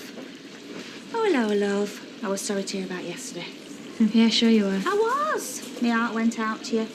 Have some chips on the house. Oh, thank you. Did you get our invitation? Yeah. You both come. We're going to have to check our diaries first. There you go. Get them down, yeah. Make you feel better. How come I have to pay? Your family. I can't show favouritism. I might get sacked. Oh. What date is this Gazette? Yesterday, why?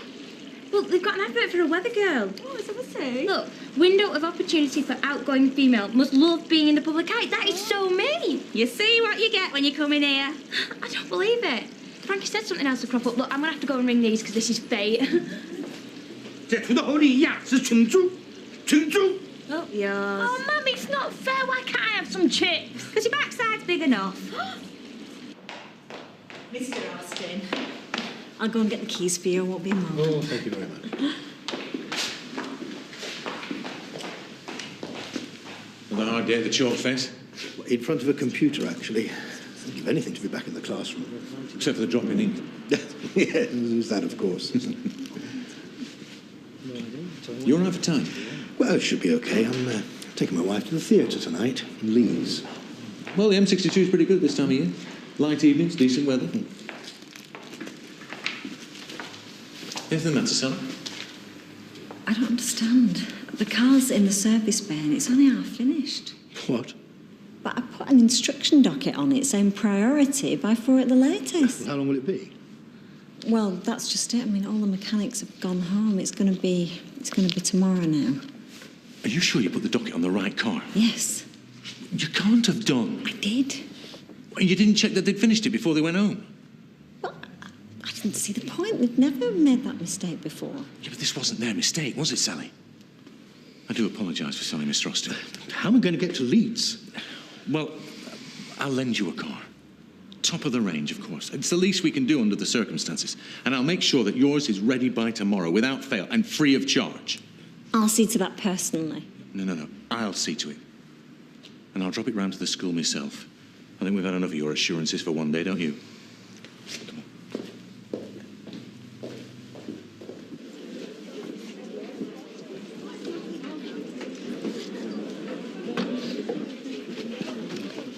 I'm sorry to bother you, Charlie, but we've got a very bad leak in the shop.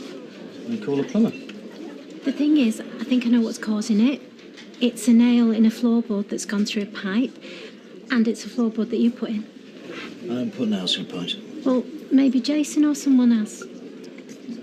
Must be an old nail that's come loose, it hasn't. You can see it's a new nail. Yeah. Been raising floorboards, have we? You can see it through the gap. Sounds to me like you've ripped up an old floorboard and an old nail's come out of a pipe.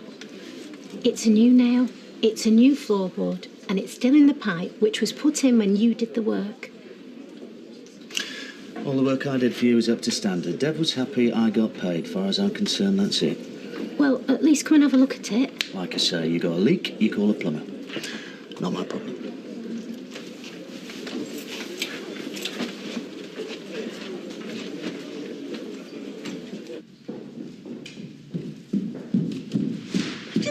In Mr. Austin's car. It's the docket I wrote out with a priority instruction on, so they did get it. Well, there's a surprise. You didn't tell them to ignore it to make me look stupid, did you? You nasty little... You walked right into that one. But we agreed a truce this morning. If you think I'm going to let a glorified typist call the shots... You didn't do things like that when you were getting what you wanted from me. We were both getting what we wanted then. Oh, in your dreams, if you think I was enjoying it. You put on a pretty good act, but then people who do it for money learn that kind of thing, don't they?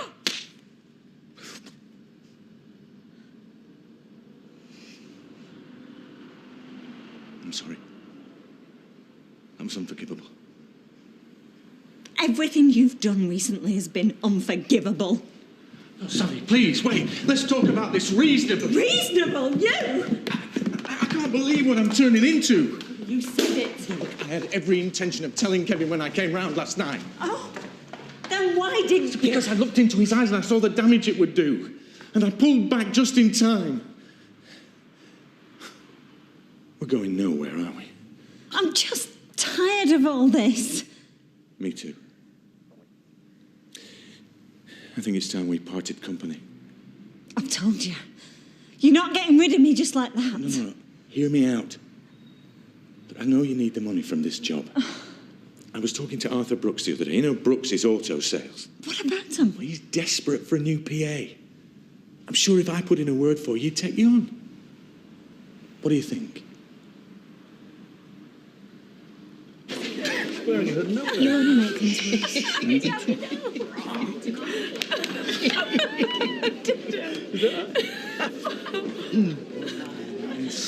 Stitches, are we, Shelley? No wonder you got a real comedian here. If this is about that leak... Too damn right it is. So why don't you go and fix it? Now. The work's still under guarantee. Tell you what, you've been a good customer. I'll do it for half my normal rate. Can't say fairer than that. Come on, Charlie, don't make me take this to the Federation of Master Cowboys. What? Well, that's who regulates clowns like you, isn't it? That's a good one. Leave it, Dev. Your wife's right. Yeah, well, my wife was right this afternoon. All you gave her was a mouthful. So that's what this is all about. It didn't help. Shouldn't believe everything your wife says. My wife? My wife, Charlie, is free to do and say exactly as she likes. What do you mean by that? Oh, well, it's speaking today. What, did you take a ball and chain off, did you, Charlie? Did you let her out the cell for a few hours? Hey, Shelley, what time's the gag go back on, Shell? No more, Dev, please. You're going to regret this.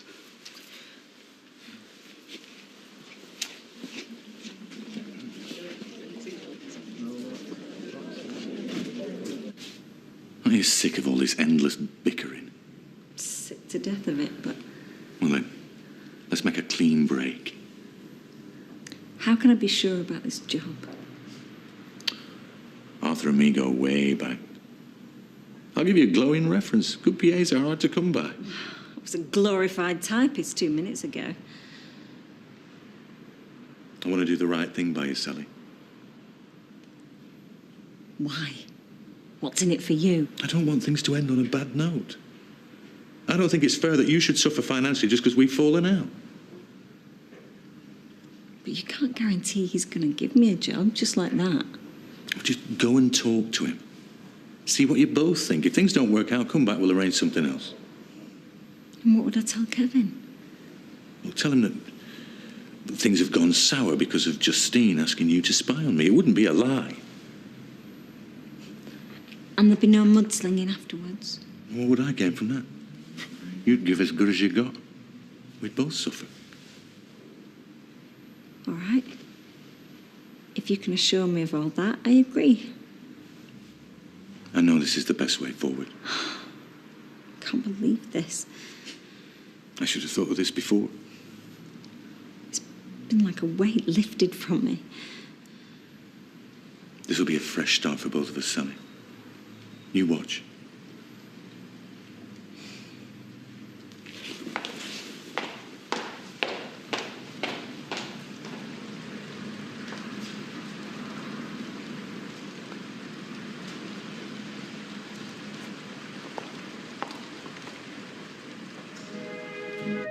Look, you sure this is all right? Of course it is. All I've got to do is make him like me. Well, that's the easy bit. He's giving you good references, isn't he? Well, that's what he said. Yeah. Sorry to see you go, I bet. I've gone as far as I can with him. I've better go. Oh, good luck, Gay. Not that you'll need it. He'll be mad to turn you down. See you. Yeah, see you. Yes, I know. But Kirk's coming. Great. He's not going to get us a decent wedding present. If he's ever got two pennies to rub together, you can bet your life one of them's chocolate. We need guests with cash. Look, we can't force them to come. That's your problem, isn't it? You don't know how to be pushy. We can force them, so get on with it and get them to change their minds. Or what? Or it's chips and scraps for every meal. What kind of a phrase, that? I didn't say what scraps were. Oh, I getting sympathy more than you'd get from me. I'd have you out on your ear, brawling in the bar. You're supposed to be setting an example. You are the landlady's fella. I know what I am. You got to let her speak to me like that. No, I'm not. Betty, you don't know anything about it. Keep out. Look, it's no way to settle a dispute. Well, normally I'd agree with you. Look, I don't know what you're sticking up for him for. I mean, if he can belt Dev, he can belt anybody. Hey! Right, that's it. I've had enough. Charlie would never lay a finger on me. I have never raised my hands against a woman in my life. I never said you had. Now let me deal with this. Charlie was looking out for me. Dev was being very aggressive and very rude. And asking for it. Yeah, and I'm glad my man was willing to stand up for me, and so would you be in the same situation. So keep your opinions to yourself and do what you're paid for. Oh, I say. Well, that's it. Can't think of anything else. What do you want to know? Well, all I want to know is when you're going to decide. Well, I've decided. It's yours if you want it. Thanks, I do. I really do. Good. When can you start? Well, the sooner the better. Tomorrow? Excellent. Right, well, I'll nip back to Davenport's and finish up. I'll come back later and you can fill me in on all the details. Perfect. Right, well, I'll see you later. Really pleased to have you on board. Thanks. Bye.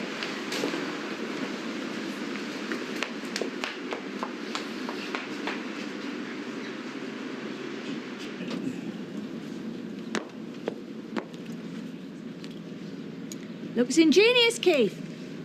Oh, it's an old trick for runner beans. Oh, I'll put some by your door when they harvest. Oh, thanks. We have to come round for your dinner sometime. Oh, thank you, Gil. That'd be very kind of you. Don't do the wash, Mum. We're going to play footy. We'll play in the street. It's a grudge match between me and Barney. I've got to beat him in replay. OK, but you hang it up afterwards, all right? All right, deal. Who's this Barney that he can't kick around in street? Rabbit. Oh, don't hold with the lettuce chomping vermin myself unless you're eating them. It's a much underrated foodstuff. Well, don't let David hear you say that. He thinks he's too old, but he dotes on his bunny, really. Sorry, Keith. Was that you or the rabbit? Me. I take it you're on the fringes of the school team rather than its backbone. Won't be long. Take a seat. Come on, you useless lazy beggar. She's starving out here. 放你的狗屁！你找一瓶魔鬼！ Less your lip, shit boy. A bit less babble and a bit more graft, and she won't be kicking her shoes waiting. 你把我当狗！我学的功力比较多了，我有学位。你懂个屁！你这个懒婆娘！你这豆腐脑袋懂个屁！懂个屁 Right!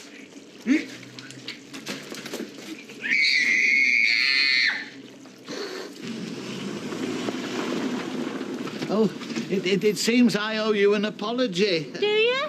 What for? Well, I've just heard from the Apostrophe Protection Society. What? The Apostrophe Protection Society, that they're very, very important. They're attempting to preserve the correct usage of a much misused punctuation mark. What are you on about?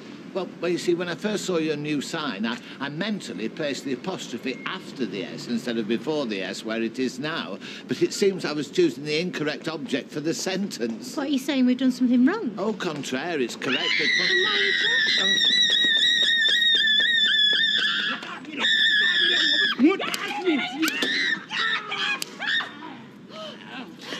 There, there. You see this? Chip-chop property. You were trying to nick it. You're fired! Pop your eyes back, show's over.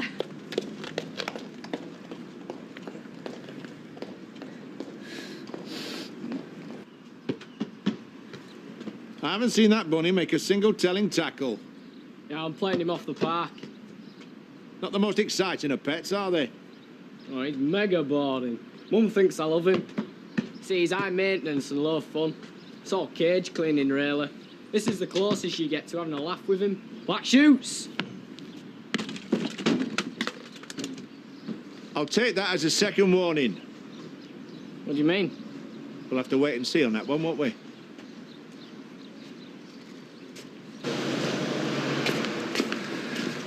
You worked out the phone system? Yeah. Ah, you know everything then. There's nothing more I can teach you. But I hope there's a few things you can teach me. Get off. What are you doing? I'm sorry, but that's not appropriate. What? You can't just touch me like that. That's not what I've been told. You what? Oh, come on, don't act coy. Ian's passed you on to us. You what? I thought you knew what this job entailed. I'm a PA. Nominally. You can forget that. I'm not a whore. Oh, I'm sorry, love, but if you're not willing to put out, I've got no use for you.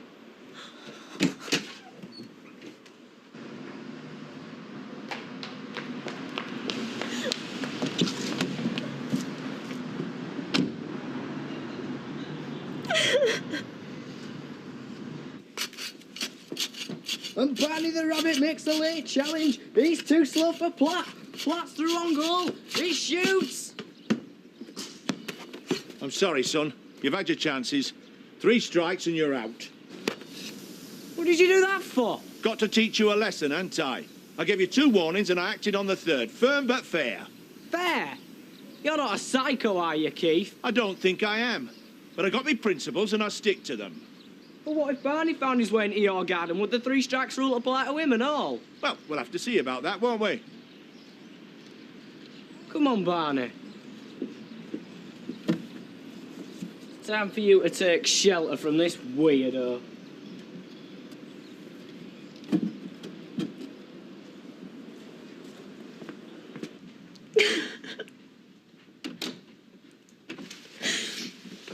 So you come home. Hey, what's up? Kevin. Hey, what's happened? It's no job. How come? Ian tricked me. He's trying to get rid of me. It's a mate. Why would he do a thing like that? Ian's not your friend. Why not?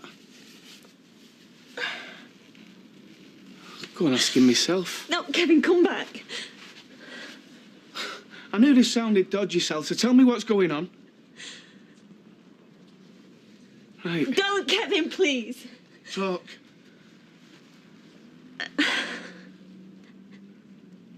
You've got to promise me that you won't do anything. You won't go and see him. You're just going to leave well alone. Promise? Tell me.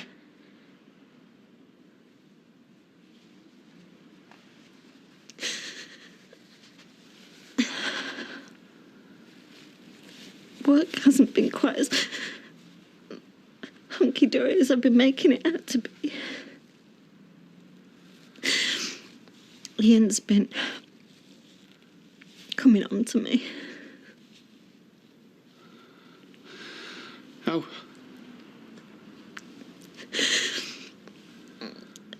He keeps asking me to go to bed with him.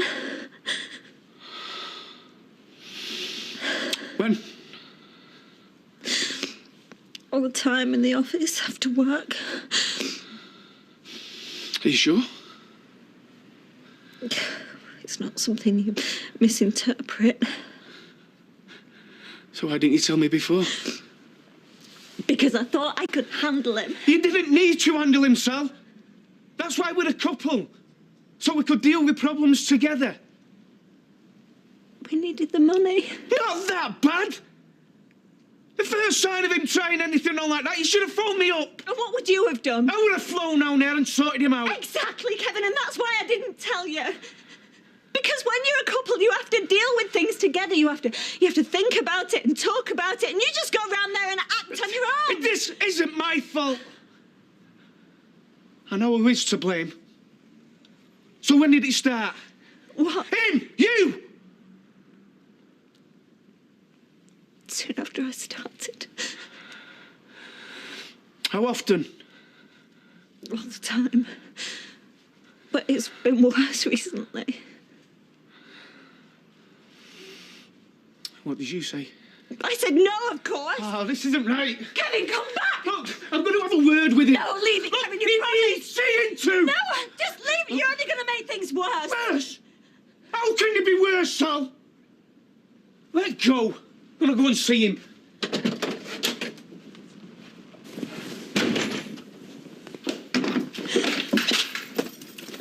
I said no, of course. Yeah, sure you did. Looks like Dad's going to find out your dirty little secret too.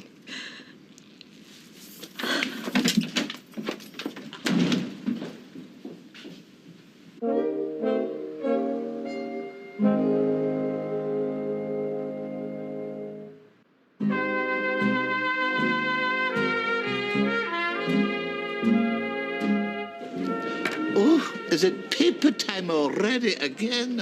I don't think I broke my purse. I might have some loose change in the bottom of my bag. I'm with you, Rita. I don't know Mrs. Turnbull, but that's a very poor impression. Well, he fancies himself as a right Mark Yarwood on the quiet, you know. And I can't tell any of his impressions. I'm not having that. Some of them are quite wonderful. All right, then, go on, show 'em us. And I bet Emily won't be able to tell who any of them are. No, let it. I don't know. Is it Neville Chamberlain? Strange name, though, isn't it, Diggorer? It's a very annoying name for a very annoying man. Well, he's always been very charming to me. He won't be affecting your business. It might not affect ours. How'd you work that out? Well, there is a theory that increased competition leads not to decreased profits, but rather greater efficiency and therefore increased profits. If you believe that, you're dafter than you look, and I wouldn't have thought that were possible. My feet are double normal size. We're not going to sit down for hours. I'm not supposed to make me want to work here, is it? You're doing out else. I'm doing you fairly, giving you first dibs. You can get a scam going. Little gold mine, this place. No, you see, I'm proud of my skin. You look like you're in batter these days. That's Sunday. All the same, I think I'll pass. Good day to you. Are you the proprietor? He's out. I'd like to discuss balms. Or, to be more precise, the finest balm cakes known to man. Perfect for the chip butty. Like I say, he's out. See, I'm opening the bakery on Victoria Street. It's part of a small chain I own. Oh, a chain, is it? Oh, it most certainly is. See, I have to check. Are you real, or are you a vision from the very heavens? I'll get you a clue. I can see her too. Yana. A beautiful name for a very beautiful woman. Diggory Compton. Oh, that's the name too. And what brings you to such a place? Now, you can't be a customer, not with your alabaster skin. I'm starting work here. I'm the new friar. Deputy friar. Then we'll be seeing each other again, Yana. From this day hence, I am your most loyal customer. Well, I see work calls, and I must bid you adieu, oh fair princess, until we meet again. Yeah, see ya. Come on, fair princess. There's a drain back there, like we're dripping. Hey, Kevin. Hey, what's the problem? Problem solved. You can try it on with other blokes' wives, but stay away from mine, do you hear me? Stay away from Sally. Tried it on. Is that what she told you? Don't you dare deny it. Oh, I wouldn't, mate. I wouldn't. Good. It's only half the story. Oh, I tried it on. But then I tried it out. You what? We had an affair. Well, she was more than willing. Thanks for the loan, Kevin. You can take her back now. I filled my boots. Get off! Get off there! Leave me alone, you! Get off! Hey, it's up to you what you believe. But you've got to ask yourself, why would I lie?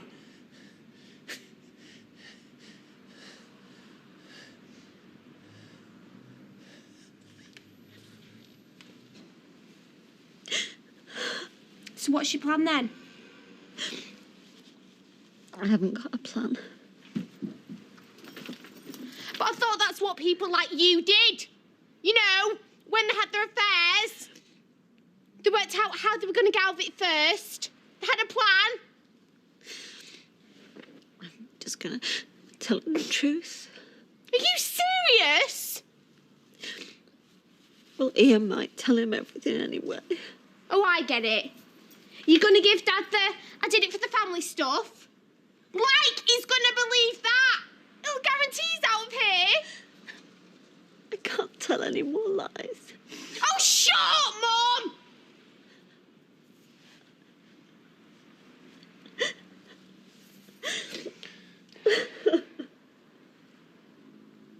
course you can. You'll just have to deny everything.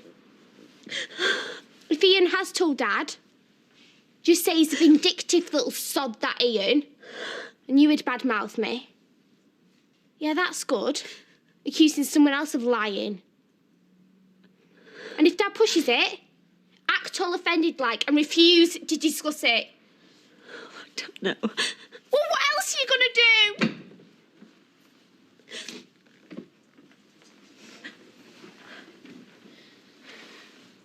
What's going on? Nothing. Something's up. You've been crying. What is it? Mum and Dad fighting again. What about? It's got nothing to do with you. He never has, according to you. Tell me, Rosie, please. I can't be bothered telling you. Just work on that. Boring adult rubbish. You dirty rat. Oh, everybody knows who that is. I've honestly no idea. Is it Vera Lynn? Vera Lynn, you dirty rat. Jimmy Cagney. It never was. Oh, no, he was much fiercer than that. Pearls before swine with you two. They've been giving me jip all day. It's a good job I got Jason there to deal with the heavy stuff. Ooh, my hero. They'll be better by tomorrow. If you're lucky, they'll have healed by the time the police want to come and see him. Why would they want to see him? Well, I heard Devon Sanita talking earlier on. He's calling them in. He wouldn't, would he? Of course he wouldn't. And what if he did? Oh, I don't want you to get into trouble. Hey, look at me. Look at this baby face. It's not going to get into any trouble, all right?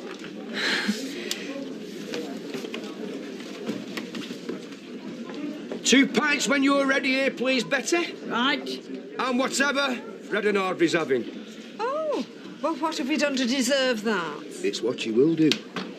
I know you two will change your mind and come to our wedding. Boy, you know, could be written on the back of a fag packet. I've given you a second chance. There's no point, Les. You wanted official replies? You've got them. It's completely obvious what you're doing and totally pathetic. You're out for wedding presents. Yes, well, we're not as stupid as we look. Go and scrounge off somebody else. Nobody's going to this sham wedding of yours. Well done. You rotten beggars. Oi, Doris, don't you go speaking to my Scylla like that. I don't care what you lot think. I love this woman. And we're getting married because we love each other. Right? Good. Hey, who's this? Ooh, you rotten beggars. All right, that's a good one.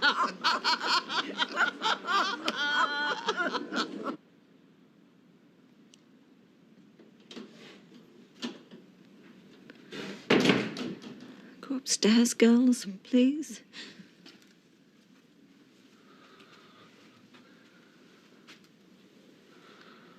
Upstairs. What's going on? Upstairs!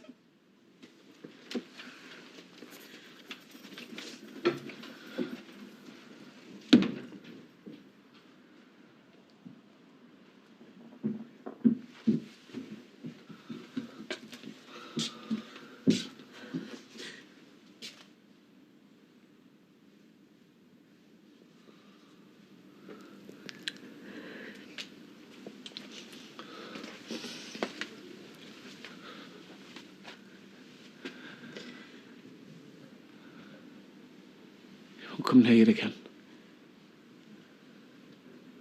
What did he say? What do you think he said? I don't know. What? He didn't say anything.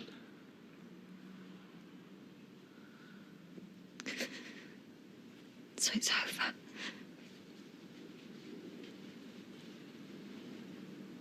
Yeah. It's over.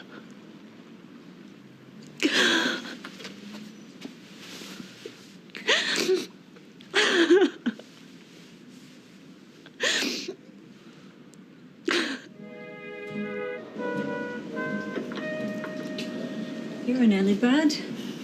One wade's coming in. Gotta get grafting, haven't I won't be out of work for long. There's loads of jobs around at the moment. I? Yeah, well, I wouldn't know. Not been looking, have I? I'm going to get onto it today. Looking forward to it. It'll be good to put Devonport's behind me. Yeah? Feels like a real weight off my mind now I've told you what it was like. Yeah, well, gotta get on. Yeah, okay.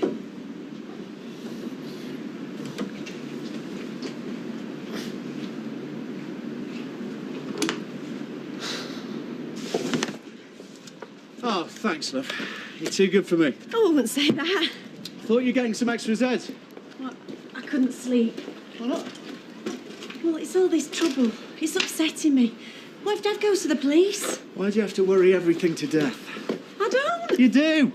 Every little problem gets blown wildly out of proportion. You drive me totally mad. I don't mean to. It was a minor punch-up. There was loads of provocation. No one got badly hurt. Cops would laugh him out of the station. You think? Go and report it yourself if you don't believe me. Now, you going to let me get some work done? Come on. Get out of it. Out! I'll see you later, yeah? Yeah. He still cuts a dash, doesn't he? You think so? Yes, for an old boy. Ever so distinguished. It's a disgrace, you know. The London literary scene wouldn't recognise the power of the imagination if it smacked them in the cerebral cortex. It's a conspiracy. I blame Melvyn Bragg. The only critic I've any time for is German Greer, and she's a party crasher. Has Melvyn started writing a column in Woman's Own then? Oh, my apologies. I will pay for the magazine. No, I wouldn't dream of it. I'll see to it. What was in it to upset you? These people, they fail to realise that every book published by another is a knife in the very soul of someone like me, even though it's a penny dreadful whose concepts stretch no further than consumerism and coitus. There's no need to take it so personally, Mel. My dear, sweet Emily, it's the only way I can take it. Life is visceral, you know, it's immediate. You've got to feel it here. Or you might as well turn up your toes this instant. He does get himself worked up, doesn't he? You should have seen me when I was young. I was a firebrand, mellowed with the years. This is mellowed. I'm a veritable pussycat these days, meow meow. Still got a set of claws, though. Audrey, you are the very woman I wish to see. Oh. I'm looking for advice on local hair trousers. Attention must be paid to the Hutchright locks. Well, look, I can give you a trim, lovey. You're a ladies' salon, surely. No, unisex. We're very modern. I go to Audrey's. Just give me half an hour and I can fit you in today. Oh, thank you. Bless you. Perfection. I've been dying to get my hands on your crowning glory. Looks like a real challenge. Not for someone as skilled as you, I'm sure. Wake up, Barney. Bethany wants to play with you. Barney. Mum! Mum! Is everything all right? What's the matter? Something up with Barney, he's not moving.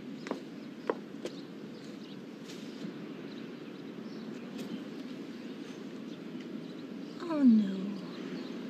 Oh, I'm sorry. What? He's dead. Can't I give him a kiss of life and revive him or something? He's cold, love. He must have been dead hours. I'm really sorry. Chin up, lad. You wouldn't have anything to do with this, would you, Keith? David? He didn't mean that. I know he didn't. Come on. Come on in. All right, well, I best find something to bury him in. Better make it fox-proof. Fox-proof? Aye, they're beggars. They'll dig him up and spread him all over the ground if you don't put him in somewhere secure. Oh, I've not got time for this. I'm going to be late. I'll have to do it when I get back.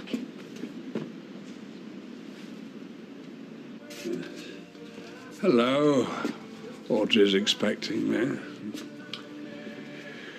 Hutchright, author. Oh, right on time, Mel.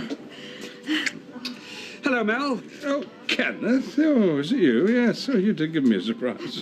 Good to know I can still surprise people. Oh, well, I told you it were unisex. Now take a seat. Maria will settle you in. I'll be back in a mo.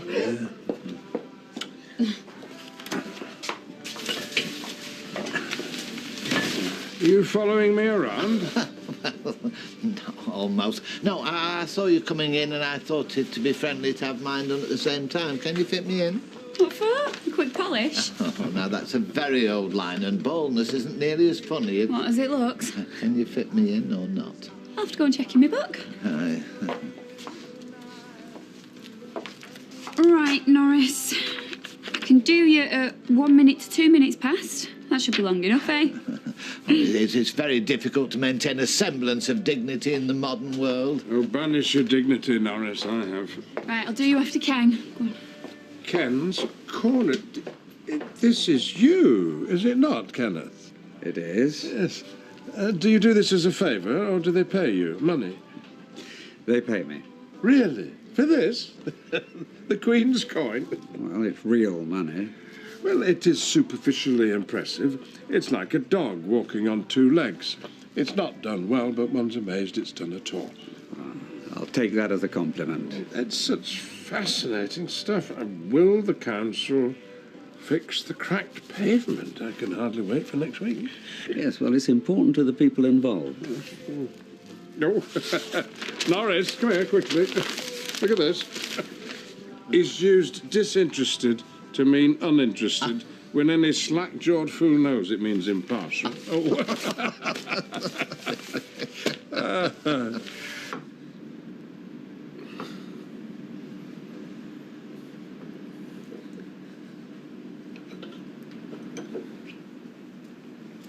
thought you were coming back for your dinner.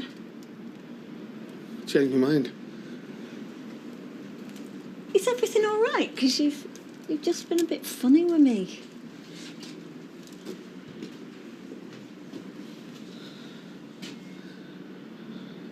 Been putting something off. What? Something I want to ask you. What happened when Ian come on to you at the garage?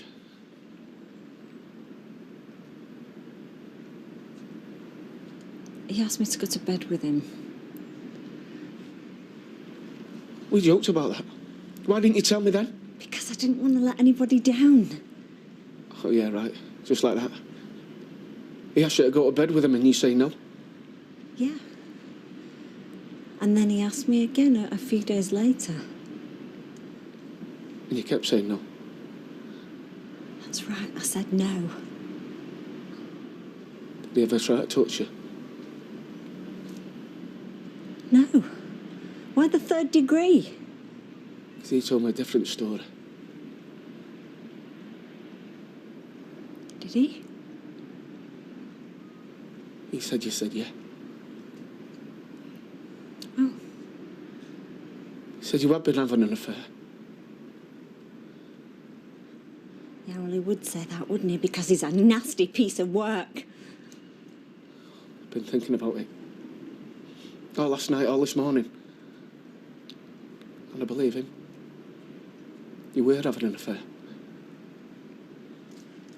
If that's what you think, I've got nothing more to say to you.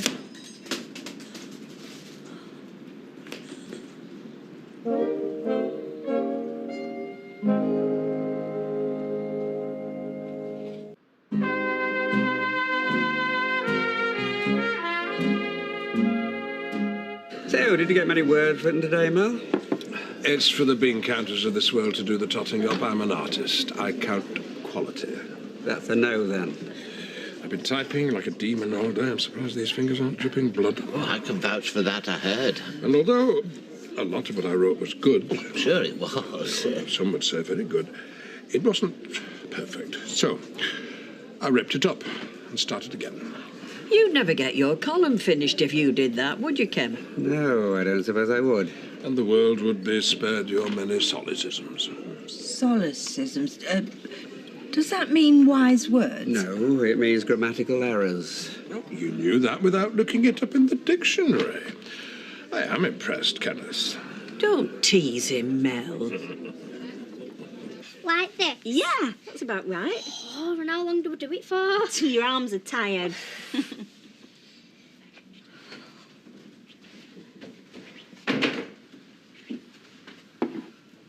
Look, Dad. Making bread. Can you go upstairs a minute, please, Sophie? Again? But my hands are covered in dough. Just do as you're told, eh? Another argument. Go on, love, it's all right.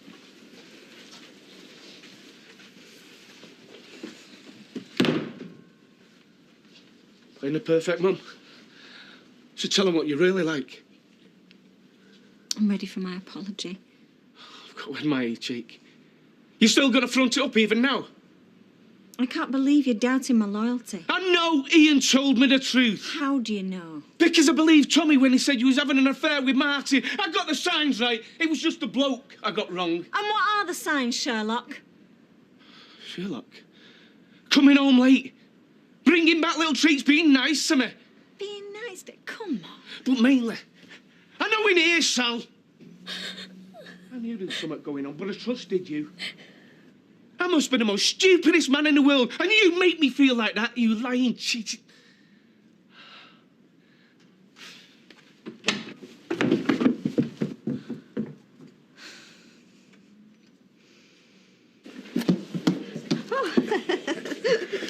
I just wanted to thank you so very much for my haircut. Oh, Mel, think nothing of it, thank you, Bertha. Oh, but I do. I've got a great admiration for other craftsmen and craftswomen. No, I mean, it's so well cut, you'd hardly know it had it done. I'm glad you're pleased. And I hope you might allow me to repay you with dinner. Really? No? Well, why not? Oh, Mel, I'm sorry, no, I can't. I'm due at a week. Oh, how inconvenient. I mean, who has had the bad manners to die at such an inappropriate time? No, it's my grandson's rabbit. Oh. I know it doesn't sound much, but he was very fond of it. Well, perhaps we'll have luncheon some other time. Oh, thank you. Well, I'd love that. Do you know anywhere that serves jugged hare? See you. See you, Lord. Bye, babe. Oh, did you get it? Of course you did. Well done. Yeah, congratulations. I really didn't think you had it in you. Oh, you're looking at the future of meteorology. Really? So, what channel are you going to be on then? Well, yeah. Even I heard of it. Well, it's kind of like subscribers only or something. Do you wear clothes? Of course I do. Well, do you? Yes. Ah, what kind of job gets your wet hair then? You didn't get anything else wet, did you? I'll get the drinks in. Good man. Like what? Well, like your T-shirt? Look, it's not pervy, you know. It's not. Let's sit down. Dad. Bucket of water for me, please, Dev. There's a good lad. I'll serve, Dev. Oh, please yourself. Shelley? No, surely I don't deserve any special treatment after insulting you so disgracefully. I'm sorry things got out of hand. Can we just forget about it? Is everything all right? Yeah, it's fine. I want to get served. Shelley wants to talk. Look, there's no need to call the police, is there? We don't need to take this any further, do we? There's no need. What's going on? Just in time to pour petrol on the fire. Come on. I want to know why Shelley's calling to you. What have you been saying to her? No, Charlie, please! No more! What are you doing? I was looking out for you! By calling to him, I stick up for you, and that's how you repay me? You never do anything right. But I think he may ask me again. Wonderful. Oh, hello. What have you done with him? With what? Is it you? Is what, me? It is, isn't it? What have you done with Barney? Ow! Calm down, mate. Tell us she's hidden him. What? I can't find Barney anywhere. I left him outside. I haven't touched you, stupid dead rabbit. Oh, Lovey, come on. We all know how much you love Barney.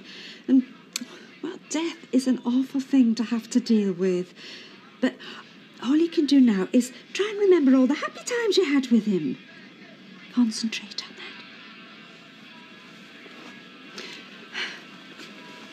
Steady on, man. It's only a rabbit.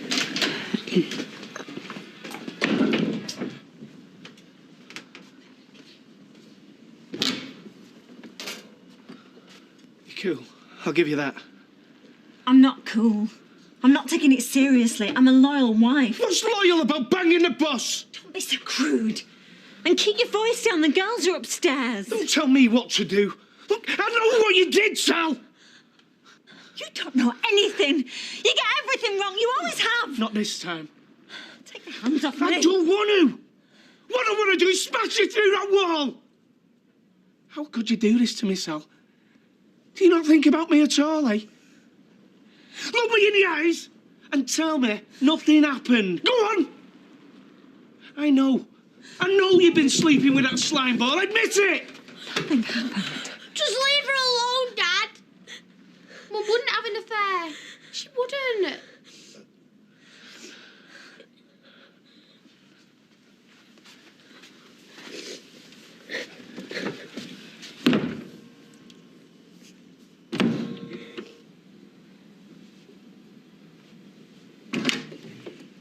What on earth are you doing, Emily? Oh, I'm just looking for something. Oh, what? Well, it's that little porcelain figurine I always keep on the mantelpiece. I'm afraid I have a confession to make. What? Having destroyed my day's work, I came in here earlier in somewhat of a temper. And I'm afraid I rather carelessly smashed the figurine, waving my arms about. Oh. Did you keep the bits? No, they were sharp. No, I was worried someone might cut themselves. That's a shame. I hope it was of no great sentimental value. No, although it was of considerable value in monetary terms. Was it? Oh, yes. It was worth at least £200. It was not. Was it? How much? It was very collectible, is that? Oh, well, I can only say how deeply sorry I am and to give you my word of honour that I will replace or refund you before my departure. And I say to you again, Emily, I am deeply, deeply sorry. He's very volatile, isn't he? Oh, it's the artistic temperament, Emily. There's nothing we can do about that.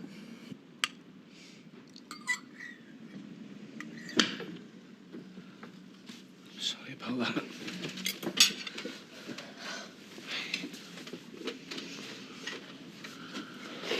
I like us all living here together. You're not going, are you? You haven't done anything. No, neither have I. I know you haven't.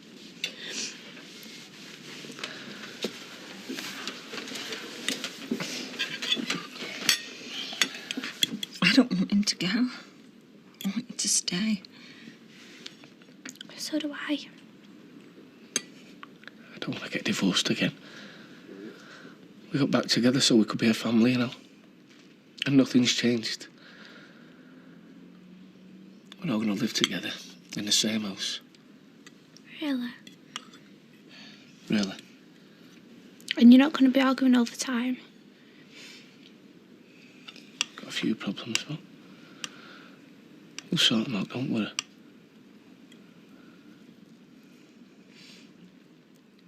Well, there must be an explanation. Do you think it might not be dead? David, he was stiff. Oh. Might have been birds. Birds, what are they going to do?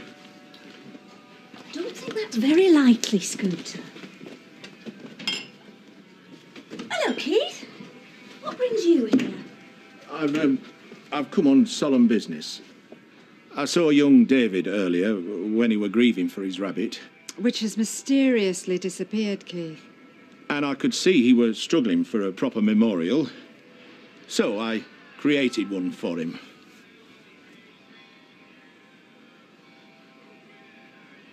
Well, I did consider putting him in more of an action pose. And I knew you liked playing football with him, but I couldn't find a suitably sized ball. And this has a certain quiet dignity about it. Also, it's much faster to mount him in the traditional pose. And I knew you'd be looking for him to be returned quite quickly. Well, I honestly don't know what to say, Keith.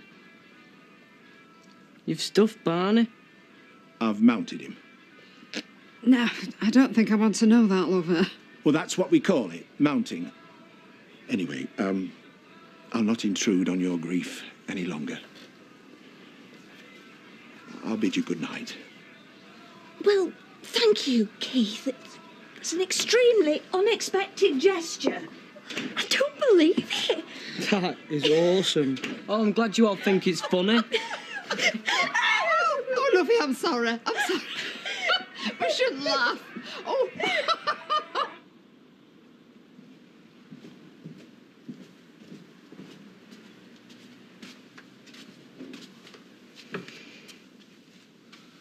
Are you all right? Bit calmer. What about you? Are you calmer? Don't try and joke, Sal. This isn't over. It's not fixed. I heard what you said to the kids about you not willing to split up over this. Neither am I. Yeah, well, I told them that because I didn't want to see them upset. How can we work through this, Sal, if you won't tell me the truth? I have. There you go again. I know what's happened. And you lying about it is more than I can take, Sal. We might end up splitting up over this because I can't believe a word what comes out your mouth.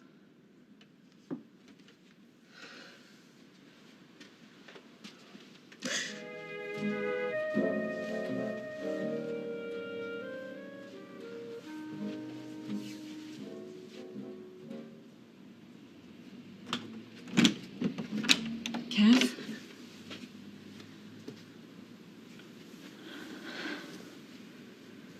Well, I'm not exactly sure what I'll be doing yet. So. Oh, probably something wonderful. Yeah, it will be. I was thinking about coming in and letting you do my hair. Oh, was you? That'd be nice of you. Yeah, but there's professionals there to do it for me, so... I am a professional. No, you're not. Well, not like the stylists you've got on TV studios. They're proper professionals who do makeup as well. I mean, you're one of my best mates, Maria, and you always will be, regardless of how famous I get. But when it comes to makeup and, well, hair, you've kind of got your limitations. You ain't on time and a half, you know. I know. Well, then where did all this eagerness come from? Because there was a time you'd never get out of bed on a Sunday before the Antiques Roadshow. I'm on a delivery. Which could wait until tomorrow, which means you're up to something. I'm not. Yes, you are. Come on, what are you doing? Smuggling brummies across the toll road? Look, I'm going on a delivery. I'm coming straight back. It's Sunday, so there'll be less traffic. Well, I'll tell you something. You better not be doing anything dodgy in this van. I'll tell you for why. Listen to me, listen. Because this van is registered to this place. Dad, where's the trust, eh? You got yourself a bird, didn't you? Ah, gotcha. That's it. That's all these trips to and from Birmingham, innit? You got yourself a brummy piece. I'm leaving now. Yeah.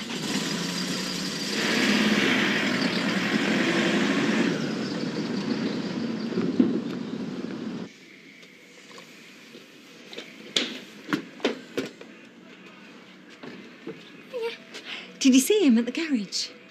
Who? Your dad. No, but it's closed. I saw Chesney, though. Oh, he's probably gone on a breakdown. You know that corset I got at Affleck's? Yep. I don't think I can wear it. I mean, I tried to put it on this morning, but it was so tight, I couldn't bend down to put my boots on. You're going to put your boots on first. Oh, right. What's a corset? Bog off. Mum, she's doing it again. Listening to us. I can listen to whatever I want to listen to, but it's a free country.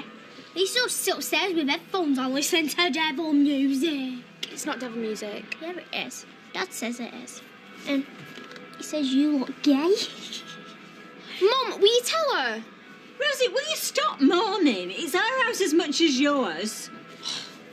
I hate it here. Let's go to your house. At least you haven't got parents getting at you all the time. You're an annoying sister. What? Do you ever think before you open your mouth? I'd love to have parents getting at me. I'd love to have an annoying sister back. Craig, I'm really sorry.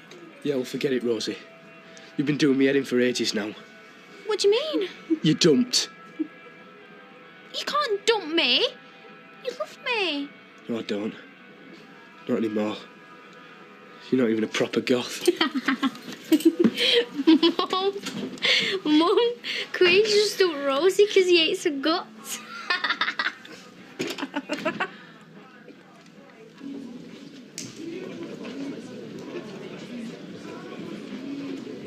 Yes, mate. Pint of lager, please. I'm looking for someone. Oh, yeah? Yeah, I was told she works here. Carol? Carol? Yeah. She don't work here, mate. I ain't done for a couple of weeks. Would you know where she's working now, where I can find her? Yeah, I know where you can find her. Really, where? It's over there by the dartboard. Here, Malk. 3 horseshoes, that's a tenner. Look, told you I felt lucky. Well, come on, get the old till open. You're quick enough when you're taking the money off me. Carol, That's right, love. I've been looking for you. What for? Don't you recognise me?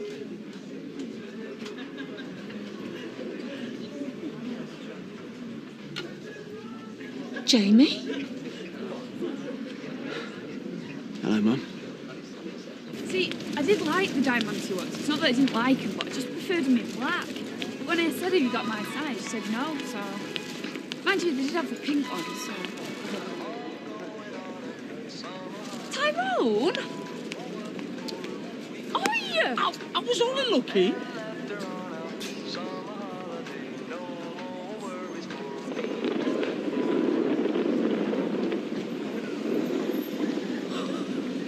Alice?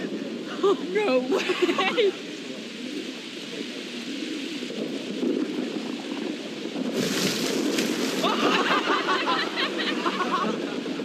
I wasn't ready, the trolley was stopped.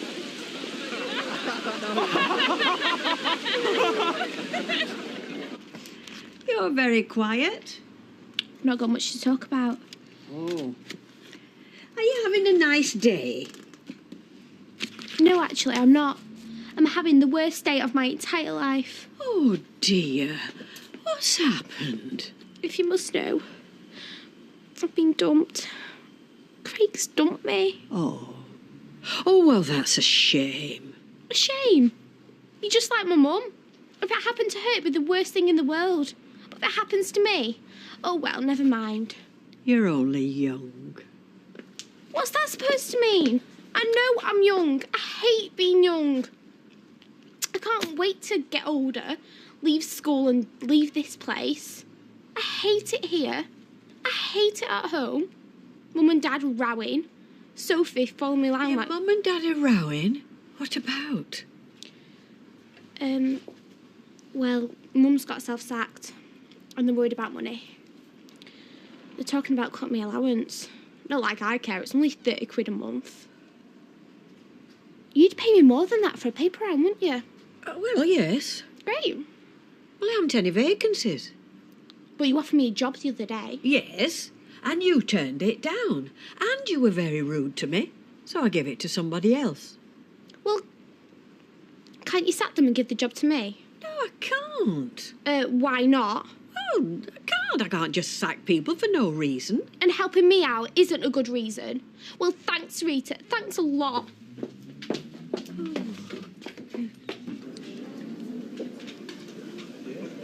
I needed that. Well, I'll get you another one. No, wait a minute. Let me look at you. I can't believe you're here. I didn't recognise you. Well, it's been a long time. 14 years. Oh, I'm sorry, Jamie. To Christ. God, look at you. You're gorgeous. Mum. Oh, you are. You're only 10. A baby.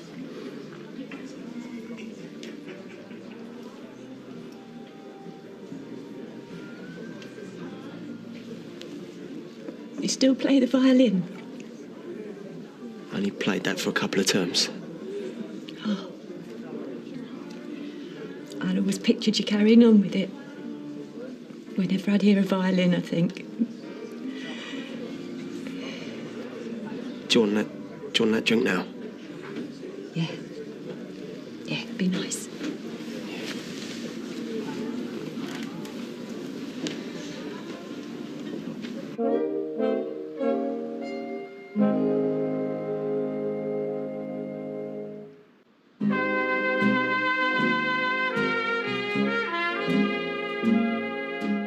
I worked in a few bars, some clubs. I was a bouncer, even tried DJing once. Yeah? I was useless at it. I don't believe that.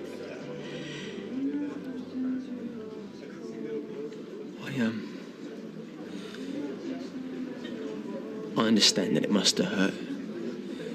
Me going to go and live with my dad. But I always thought that you would come and see me. But you just disappeared. I knew your dad too well. It was pointless. He got what he wanted. You. Her. I had to protect myself, Jamie. I couldn't go on seeing you. Snatched hours. It was eating me up. I can't expect you to understand. I remember enough.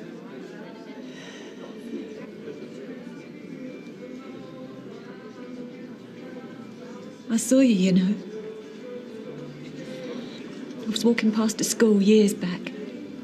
It was sports day. I had all these kids shouting, Jamie! I recognised you. You were running. You'd have been about 13. You won. I only did the javelin at sports day. I don't know you. You can get to know me.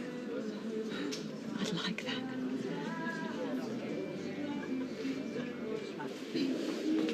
You all right, Candy? Yeah. You want a drink, babe? I thought we could just go back to yours if that's all right. Tyrone, look, it's the weather girl. Oh, but she's not got a brolly, so it can't be raining. Oh no, but don't forget, it rains on Candice even when she has got a brolly. Candy, what are you talking about? Let's just go, come on. What's she not told you? Have you not told anyone? Maria, don't. Don't what? Don't talk about your marvellous new job. But it's all you've been going on about for weeks, your fantastic new career. Looking down your nose at us, running off to the papers. Actually, I'm surprised it didn't get any coverage today. Tyrone, get on the phone to the Gazette. Get them to get a photographer down tomorrow, then everyone can see. Maria, please don't do this. What's going on here? It's no wonder she left the salon. Not only is she a weather girl, she's a model as well. She'd be eating maggots in a jungle next. All right, Maria, that's enough. You're upsetting her. Stop. Well, she deserves it. She stands in a shop window modelling wellies and having water chucked all over her. Are you satisfied? Huh? It was funny, though, I swear to you. Candy. No, just leave me alone, Audrey.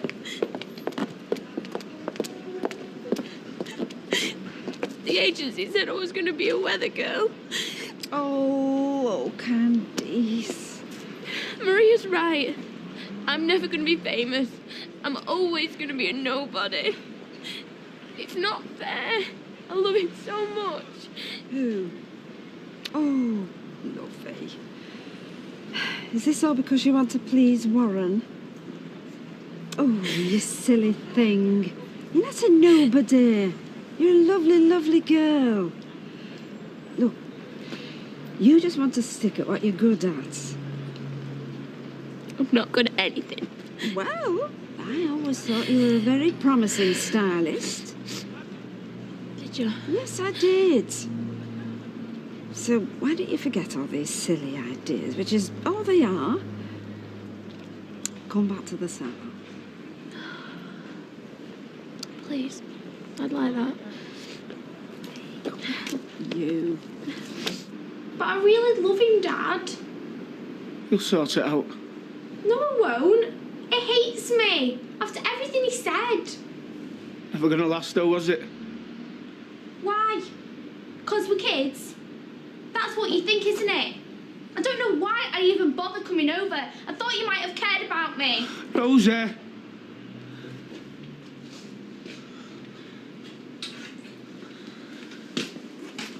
I'm sorry. You're avoiding my mum, aren't you? And she's been pretending you've been out on a breakdown all day. You haven't, have you? And you call me a kid. It's nothing. Yeah, nothing. Nothing to do with me, is it? Because I wouldn't understand, would I?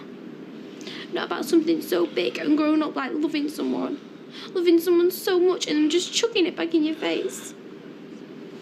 Hey.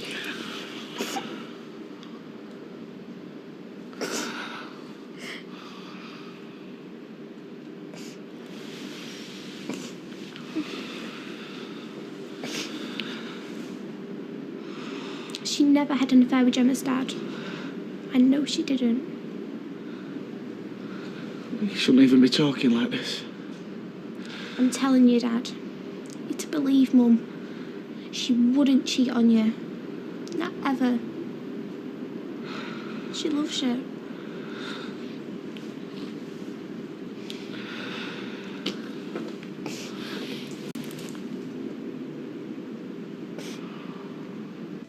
There's my address. Why don't you just let me give you a lift home? No. I've got things to do. You let me know when you're coming, I'll make sure I'm in. Is it all right if I bring someone? My girlfriend, Leanne. Of course it is. Don't trust your father, Jamie. Sorry. I can't tell you how it's been seeing you. It was the 800 metres. Jonathan Goodman hurt his ankle and I had to step in at the last minute. I did win. Your girlfriend's a lucky girl. I'll be in touch.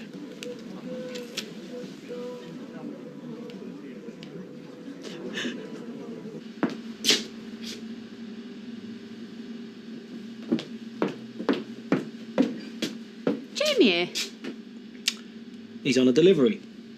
how come he's doing a delivery on a Sunday? That's interesting. What? The way your voice rose when you asked that question.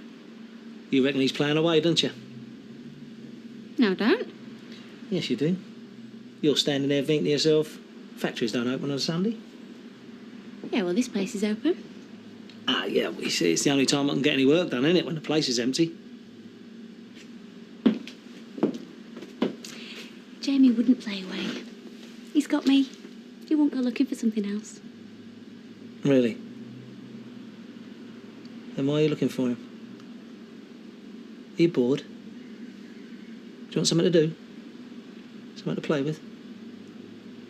You could hang around here for a while, couldn't you? Play with me. Oh, yeah? Got any cards?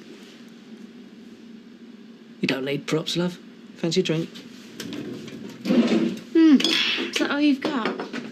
Well, it's Mike's drinks cabinet, isn't it? I mean, it's unfortunate. Doesn't run to cocktails, I'm afraid. Go on, then. You can entertain me till my boyfriend gets back.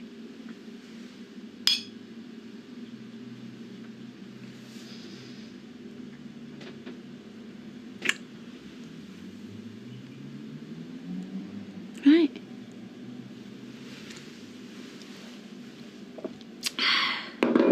Thanks for the drink. Where you going? Home? Are you mad? We've got the place to ourselves. What? And disturb your work? Oh, I couldn't possibly do that. Like you said, you'll never get any work done when this place is empty. Try.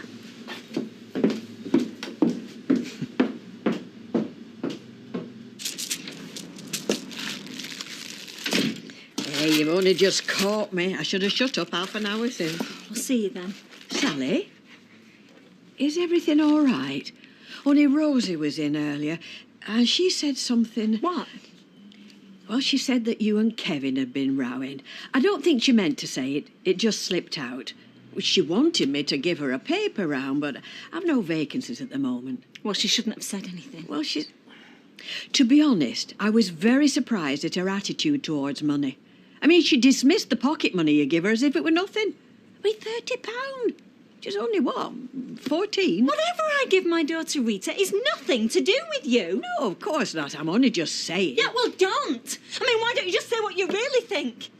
That sending Rosie to a private school is giving her ideas above a station. That she's going to turn into a right little madam, just like me. I never said that. No, but that's what you think. Hey, Sally, you've changed. You used to be such a lovely young girl. Don't you dare tell me what I used to be, because you know nothing about my life. Well, I'm only saying... Yeah, well, don't. You've got no right. Hey, we're friends, aren't we? I know you've exploited that friendship over the years, but... Exploited? Oh, you're right. Of course you're right. We're only friends when I want something. Never when you're lonely or ill or you need Kevin to do a little job round your flat. No, I'm never your friend then, am I? I'm just selfish, hard-faced Sally with the selfish, hard-faced daughters. Well, thank you, Rita. Thank you so much for pointing that out to me. And yes, I've changed. I've had to change. I've got a husband and daughters. And I'm sorry if everybody round here thinks I'm stuck up for wanting the best for them, for doing things to improve their lives. And I'm sorry if Rosie asked you for a job. I'm sorry she felt she had to because I've lost my job. Should I have come round? Should I have crawled across the cobbles and begged you for a handout? Then you could have got your checkbook out and weighed up our so-called friendship like you always do. That's not fair. Sally, if you need money... Well, all I've got to do is ask. You've made it perfectly clear what you think of me, Rita, and I will never be asking you for money ever again. Sally... Oh, why is this happening to me? All I wanted was the best for my family, for all of us. Sally, what's happened? You can't help me, Rita. You see, there are some things that money just can't buy, not even your money. Things like a family. You've never had a family, Rita. And I'm terrified I'm going to lose mine.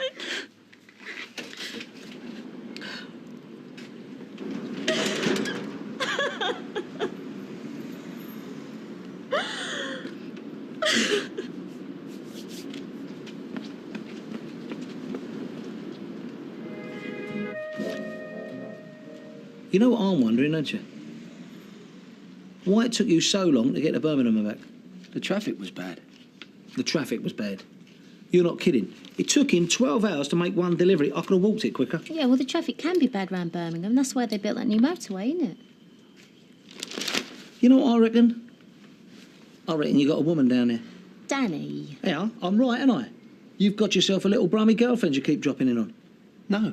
Why would he do a thing like that when he's going out with Leanne? Are you serious? Same reason as any other bloke, because he thinks he can get away with it. Is your dad right? Is it some woman you're seeing? Because Leanne will kill you if she finds out. Yeah, but don't worry. Because we won't tell her, will we? Well, no. No, so good. So your secret's safe with us. Go on, what's her name? There isn't anybody. The traffic was bad, I told you. And that is my story, Your Honour, and I am sticking to it. Right. Chop, chop, son. Let's get across that street before they start breaking the doors down. Come on, liven up. All right. We'll be saying too much traffic. Don't worry, I'll back you up. Morning, darling. Morning. So was your trip to Birmingham? It's all right, yeah. Except the traffic was bad, wasn't it? Hey, I mean, you wouldn't believe how long it took him to get there and back. Oh, yeah, I would, because he was supposed to be meeting me. Well, it's a good job you didn't come. You'd have been bored out of your mind. I just sat there for ages. Yeah, well, I didn't have much choice, did I? Why, wouldn't he take you? No, he wouldn't. Look, I'll pop by the cafe later, all right? Yeah, all right, why not? Oh, perhaps I should mention that I'm not actually working today. Will you pop yourself over there and Vera will sort you out? See ya. Shut up. No, Leanne, I meant I'm going to come and see you. You might have spent yesterday running around after women, but I need some work out of you today. So come on. Come on, liven up. You wouldn't think a writer would have such a good appetite, would you? I mean, it's hardly an active life, is it, sitting at a desk all day? What writer's this? Oh, Mel Hutchwright. He's staying with myself and Mrs. Bishop whilst he completes his latest opus. I think he finds the atmosphere conducive. He seems to find biscuits conducive. I think he does. Da-da-da-da-da-da. Hey, today's the day all you fresh bread lovers been waiting for. Here, have a rock cake. Oh, Dad. Are you open then? You not see the fireworks? Oh, no, you wouldn't, would you? Because there weren't any. Diggory. And so what do we owe the pleasure? Oh, just come in, tell you I've opened. Oh, here, have an almond slice. Congratulations. It would have been nice if you could have opened just a little bit further away, you know what I mean? It's a great sense of humour, your husband. I don't think he's joking. I'm not. I mean, I sell bread. You know, I sell a lot of bread. I like to keep it that way. Do you do biscuits? Just like Grandma used to bake them. Mind, you wouldn't know me, Grandma, would you? So I don't know why I'm saying that. No, but I'm a great supporter of new ventures. Look, I won't bother with that lot. I'll just take the coffee and sugar, please. No, Diggory, this is not on. You can't come around here soliciting my customers. Fine, right. I'm just going. Round the corner, 50 yards down on your left. Toodaloo. Bye. Delicious. Lovely. So we're going to have this all day again, are we? I'm just asking why you looked so miserable when you came back from seeing Rita. Because I just am miserable. Is it any surprise? What, you mean 'cause you're not seeing Ian anymore? I'm sorry to interrupt you arguing. We're not arguing. Good. So can we have a lift to school then, please? Yeah, since she's got nothing else to do all day. Hey. Well, she's not. All right, go and wait by the car. Thanks, Mum. It's not because I'm not seeing Ian anymore. So what is it then? Well, for one thing, because you don't believe me when I say that, do you? I'm going to take him to school. I'll see you later. Yeah, I'm just going back to Penny's place to pick some more stuff up. And check the house hasn't burnt down. And check the house hasn't burnt down. So I won't be until later. Yeah, sure. Well, why not take the full day? We're fine here. Yeah, I might do that. I'll think about it. I love the penny, yeah? Tell her, mate. Bye-bye. What are you playing at? Nothing. What do you mean, nothing? You trying to ring Leanne and she ain't answering, right? No. No. You're as bad a liar as you are a driver. Switch your phone off, Jamie. Come on, because I want your mind on the job. I'm not on your girlfriend's, all right? Then get yourself in there, see what's ready, get it boxed up and loaded. And look lively. Come on.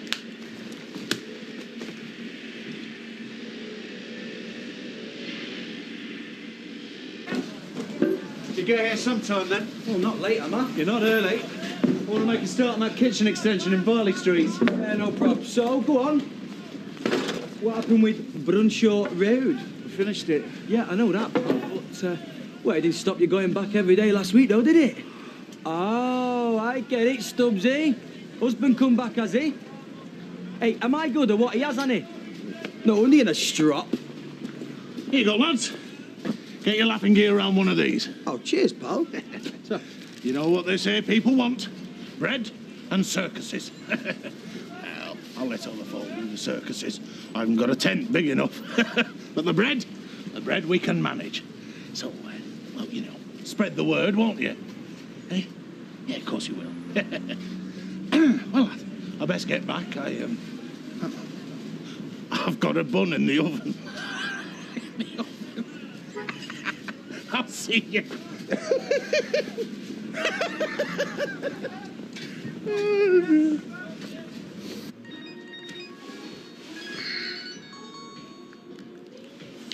Hello? It's me.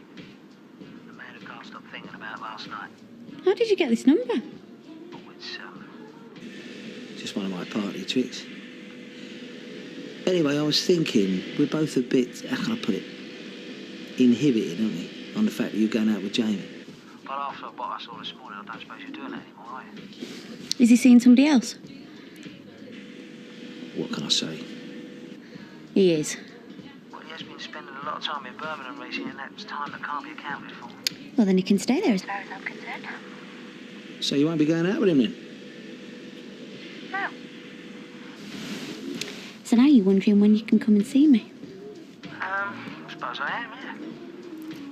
What time? Well, we don't want to be interrupted by Janice, do we? So why don't we wait until she comes back from her din-dins? What about 2 o'clock? Right. See you then. Oh, you can count on it. Don't worry about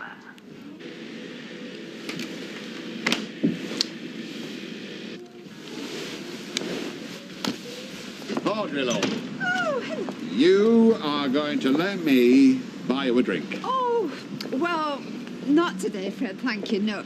The thing is, I've been taken out to lunch, as a matter of fact. Who have I? I shouldn't ask. No, I don't mind you asking. Mel Huttwright, you know, the author that's stopping at Emily's. Oh, aye? Well, you know what they say about writers. Now be careful. Why? I'd be on my guard if it were me. Because what he'll do, I say what he'll do, he'll remember every word you said, put it in a book and make you look daft. Oh.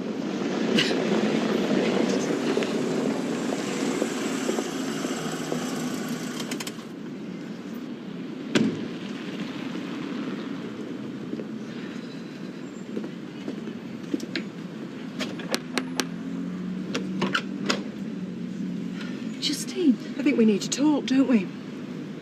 Well, if you think so. Yes, I do. Do you think I could come in? Yes.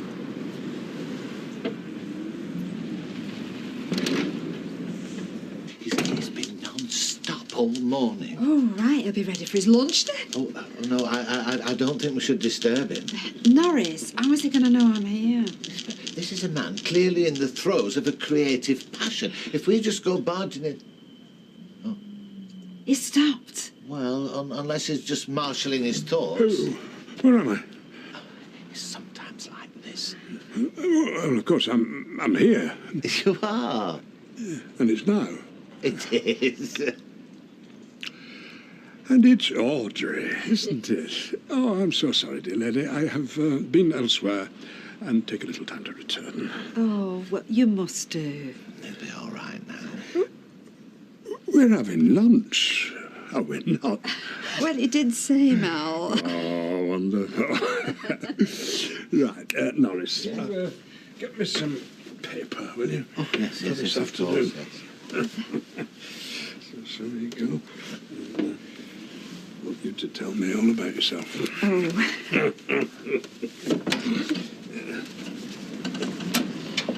There I was, thinking I could rely on you, trust you.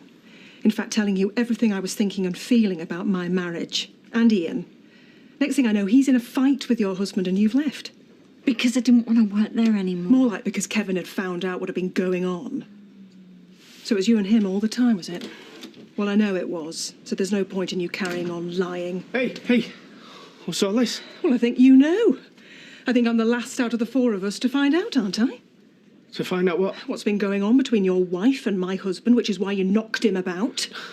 That wasn't why. Oh, come on. It wasn't. Look, do you think I'd still be stood here if what you was thinking's true? I fell out with Ian because of the way he sacked Sally. Well, she said she left. Yeah, that's because he made it so she had to. I'm telling you. Nothing was going on between him and Sally. And I thank you never again to come round here, my home, making accusations like that, all right? Well, I suppose if that's what you're saying, then I have to accept it. Yeah, you do.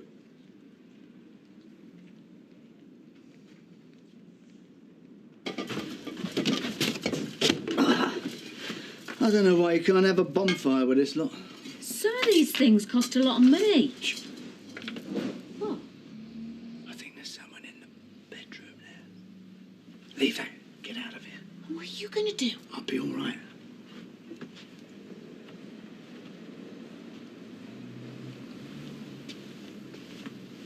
Oh, you scared the living daylights out of us. We thought you were a burglar. I thought you went out the door. I'm sorry. What are you doing here, anyway? I've left school, Dad. I've told them I'm not going back. Is it okay if I live here with you?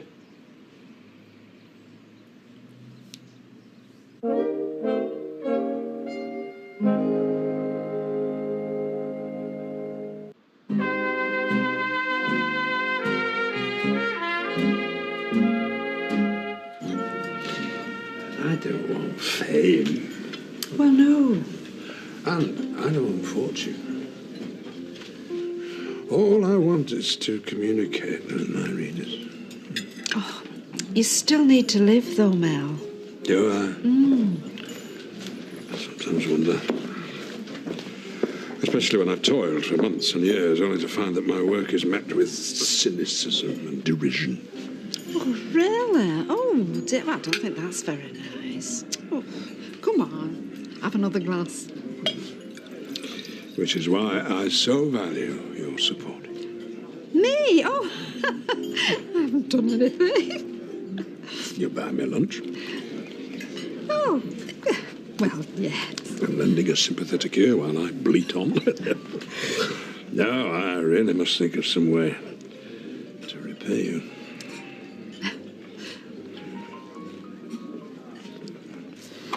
You do realise I didn't expect this to happen, don't you? Well, I could tell from your face, yeah.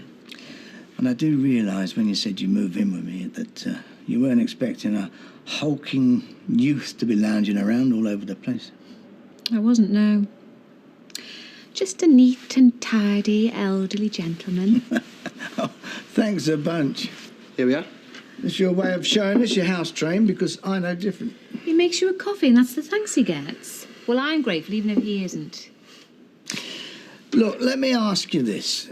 Now, assuming that you left school. I have. Yeah, but what's your plans? I mean, what do you want to do with your life? I thought I might work for you at the factory. You know, learn the business. Oh, yeah? And live where? Well, here. Is that a problem?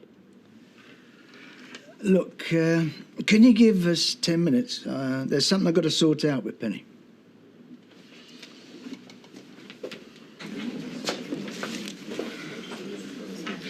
Hey, what's happening?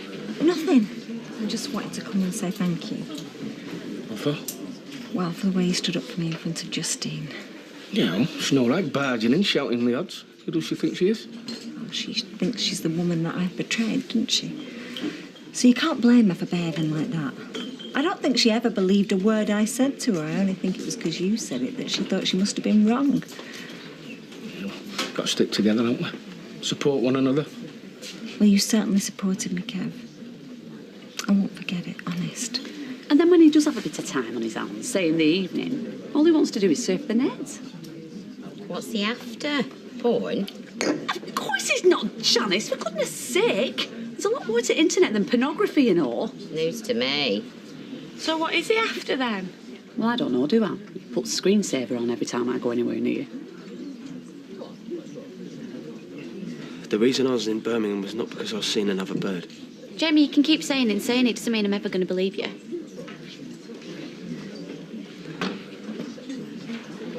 I was seeing my mum. And not Frankie, because you know she's only my stepmum. Yeah. But my real mum. And if you don't believe me, you can come back with me next week and see for yourself. Why don't we have another brandy? Oh, Mel, oh, come on, I've got work to do. No, you can have one, though. One large brandy. Oh, and then could I have the bill, please? Oh, I know. Oh, yes, come to me now. What has? How I can repay your kindness. Oh. What was the name of your late husband? Alf. Alf. Well, I'm going to put him in the book. Oh, He should be my hero. oh, well, he used to be mine. Well, anyway, if not the hero, he'll be a supporting character who displays courage and fortitude. Now, what manner of man was he? What was his profession? He was a grocer. Grocer. Well, a poetic license may be called for, but he will be in there. You have my word. Oh. Have you ever been married, Mel? To my muse. Oh. And to one or two ladies as well. But the creative urge finds that the bonds of marriage constrain, and sooner or later, something's got to give. tell you, Audrey, the life of a writer is one of solitude and self-denial. Are you? And, do you have such a thing as a cigar?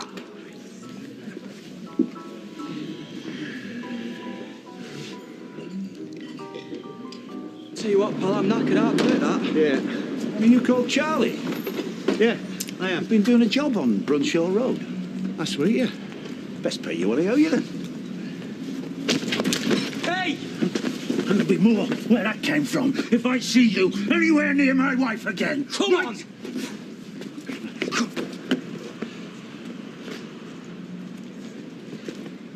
You all right, pal? Hey?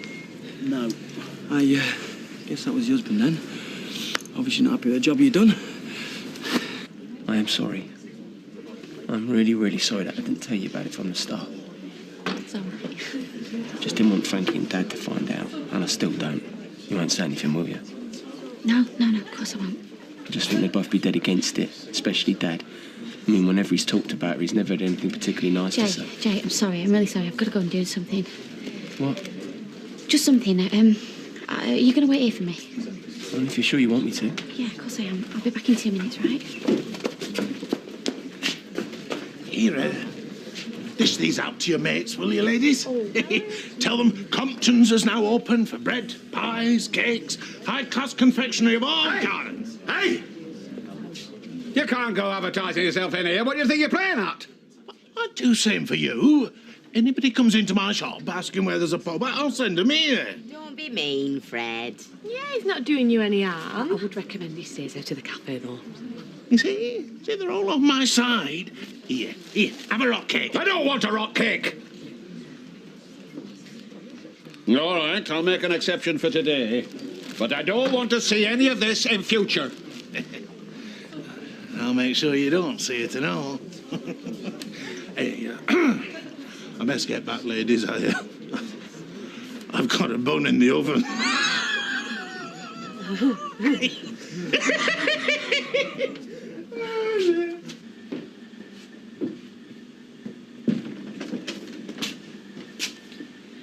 What we said about you coming round at 2 o'clock. Yeah? Yeah, well, don't bother because I've changed my mind. What you done that for? I just have, so just forget it. Okay, bye.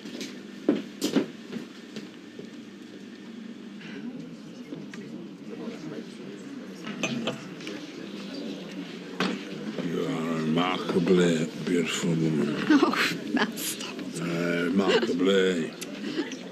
So, what I suggest is we go back to this place where I'm staying and have a bath. Oh, no.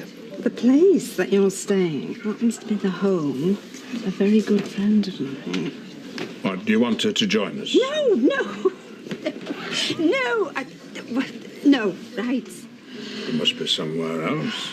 What about, this salon of yours? What, does that not have any facilities? Well, it does if you want a perm or your nails painting. It must be somewhere. Well, here.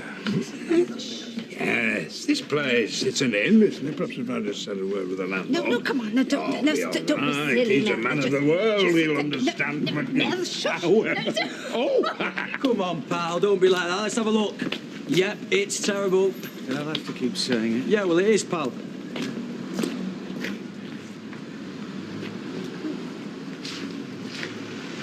What's amusing, man? Well, probably the same thing that's going to be amusing a lot of people. You all right, Fred? Don't be... 30 million? Down. Why shouldn't I be? Charlie! What's happened? Oh, hey. Who's done that? Who? Well, who'd you think? Who said he'd get his own back and has already tried it on once in here? Bev? Well, got it in one. Our friendly local shopkeeper, he's the one that did this to me. At least got somebody else to do it for him. So what do you think about him now, eh? I can't believe it. I mean, how could it? It's unbelievable. Here's your evidence. Thanks, Betty.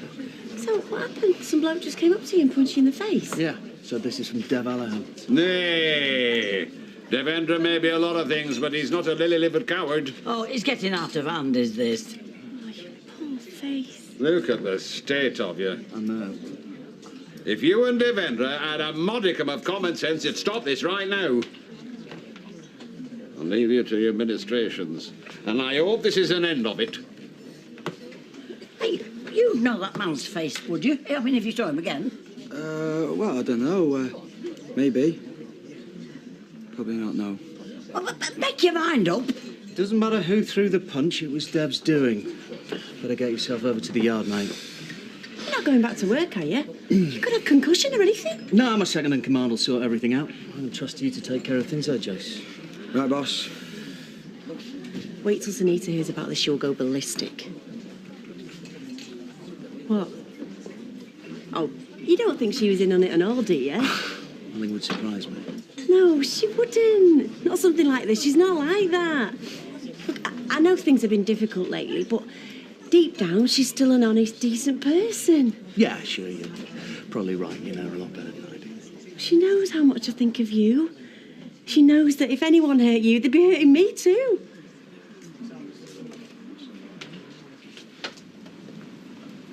Diggory! To what do we have the pleasure? Again?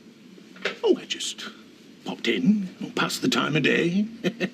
Oh, and to admire the view. It's nice and quiet in here. Nothing but a slight respite in an otherwise hectic day. Are you in from across the road? Diggity Compton, Master Baker at your disposal. I bet you can't do me a loaf this size at 57 pence. You're not wrong. I couldn't. Well, they do say size isn't everything. Eh? Leaving your body to medical science. Hey? Well, it's very commendable, I must say. I'm doing no such thing. I don't want a load of doctors ogling me whatnots when I've passed over. What made you say that? You carry on eating the likes of that, your insides will be pickled to perfection. There's enough chemicals in there, preserve Moby Dick. Oh, I don't like the sound of that. But plus the man's talking through his... See, now he would say that, wouldn't he? Do you want that, love? Did I happen to mention I have a number of very special opening offers? Beautiful home-baked bread at bargain prices. It's unbelievable. He's doing it again. Oi, Compton, you're barred! Barred? Oh, you crease me up, Dev. You really do. This is a surprise. You coming back for your dinner? I'll have to get back soon. Yeah. But it's nice to spend some time together, just you and me. I wanted to ask you something. Go on. You promised to tell the truth. It's about you and my dad. You're not going to divorce again, are you? No, Rosie, we're not. That's the last thing on my mind. Are you sure? Because I don't think I could. I promise you. We're not going to get divorced, all right? You have to put that right out your head. And you must have lied to my dad. Because I'd have gone by now. If you'd have told him the truth. Yeah, I know. And I'd have gone with him.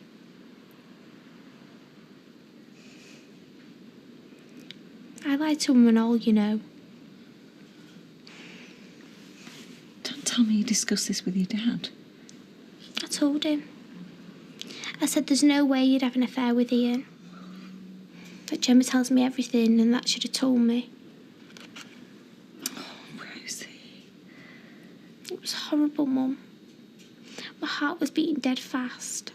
And I felt hot and sick. And I thought he'd see right through me. But he didn't. He believed every word. You shouldn't have had to lie for me. I'm so sorry. I didn't do it for you. I did it for my dad. And I did it for Sophie. So she wouldn't have to find out about what you did.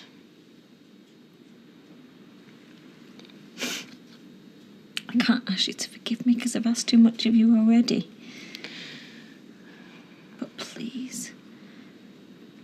just believe me when I tell you I will never do anything to put this family at risk ever again. Your love and the love we have for each other means the whole world to me. Come here.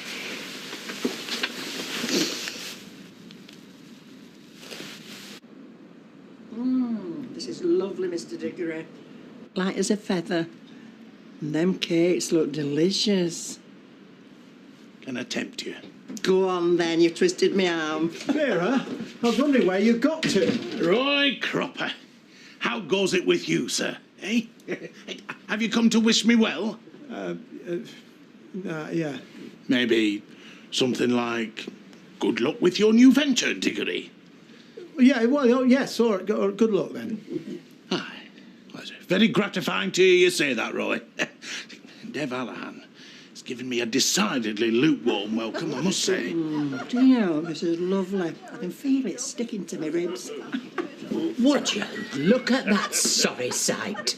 The flighty ones always get the man. She ain't got an ounce of shame. If he's got the time to consort with the merry widow, then surely he's got time to squeeze in a meeting of the book club. Oh, if I don't get out there quick, they're going to be at it within the hour.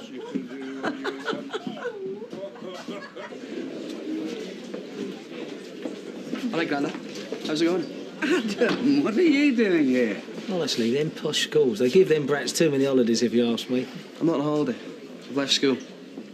Moved in with Dad and Penny. Oh, bet that came as a bit of a shock. Hold on a minute, you've left school just like that? Yeah, more or less. Oh, go on. I was thinking of leaving anyway, but they made up my mind for me. Put it that way. You mean they kicked you out? You've been expelled? Adam, what on earth did you do? Nothing, it wasn't my fault. Well, what was it then? Sex, drugs, rock and roll, which one?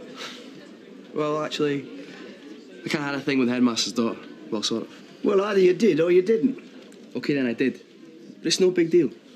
I dumped her, so then she dropped me in it with her dad. Well, in that case, to be treated unfairly, we ought to take this out with your headmaster. Well, there's no point, is there? You heard what he said. He was thinking of leaving anyway. I suppose there's absolutely no point in me trying to persuade you otherwise. Look, he knows his own mind. When I was his age, I'd already been working for 4 years, flat out. And it didn't do me any harm, yeah. Used to crawl up chimneys for a farthing a time, didn't you, Mike? So, have you thought about what you're going to do with the rest of your 70 years and 10? Yeah, all that education, you must be running off to run the United Nations at least. Better than that, he'll be working in Underworld. A new Danny boy can train him up. To do what exactly? We'll teach him everything you know. Well, that should take all of 5 minutes. Then when I retire, I can hand over my half of the business to him, safe in the knowledge he won't make a complete pig's ear of it, eh? Sally, I haven't stopped thinking about what happened yesterday. I'm sorry I upset you. Oh, it wasn't you, it was me. What we like, eh? We'll put it down to 6 of one and half a dozen of the other, eh? Oh, don't say I've set you off again. Take notice of me. I'm sorry I doubted our friendship, Sally. But it's like you say, I don't have a family of my No, own. that was a cruel thing to say, Wheaton. I'm so sorry. No, it's true, though. I don't have a family round me. And that's why I value my friends. And I really value our friendship, Sally. Truly, I do. Don't be nice to me, Rita. I don't deserve it. I just don't deserve anything. Don't talk like that. This isn't just about falling out, is it? Oh, you're worrying me now, Sally. You really are. I just shouldn't have done it. Done what? What on earth's gone on, Sally? I'm such a selfish person. Oh, don't talk daft. You're the last person I'd accuse of being selfish. You always put your family first. That's when I told myself that I was just doing it for them. But I wasn't. It was for me. I just wanted something for myself. Well, what was it you wanted for yourself? Nothing. It's just work and that, you know. Is that all? Well, there's nothing wrong in that. Them women libbers didn't burn their bra for nothing, you know. Now then, You've got a husband who worships the ground you walk on, nice home, lots of friends, 2 lovely daughters who are a credit to you. Well, most of the time they are. And from where I'm sitting, that looks pretty good to me.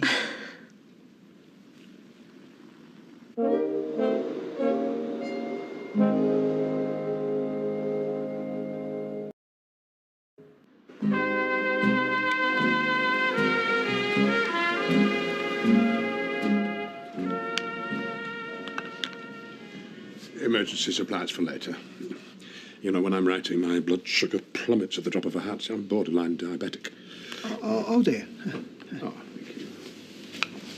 do you mind? Hey, there's other folk here, you know. Oh, now, boys, come on. We don't want any fighting.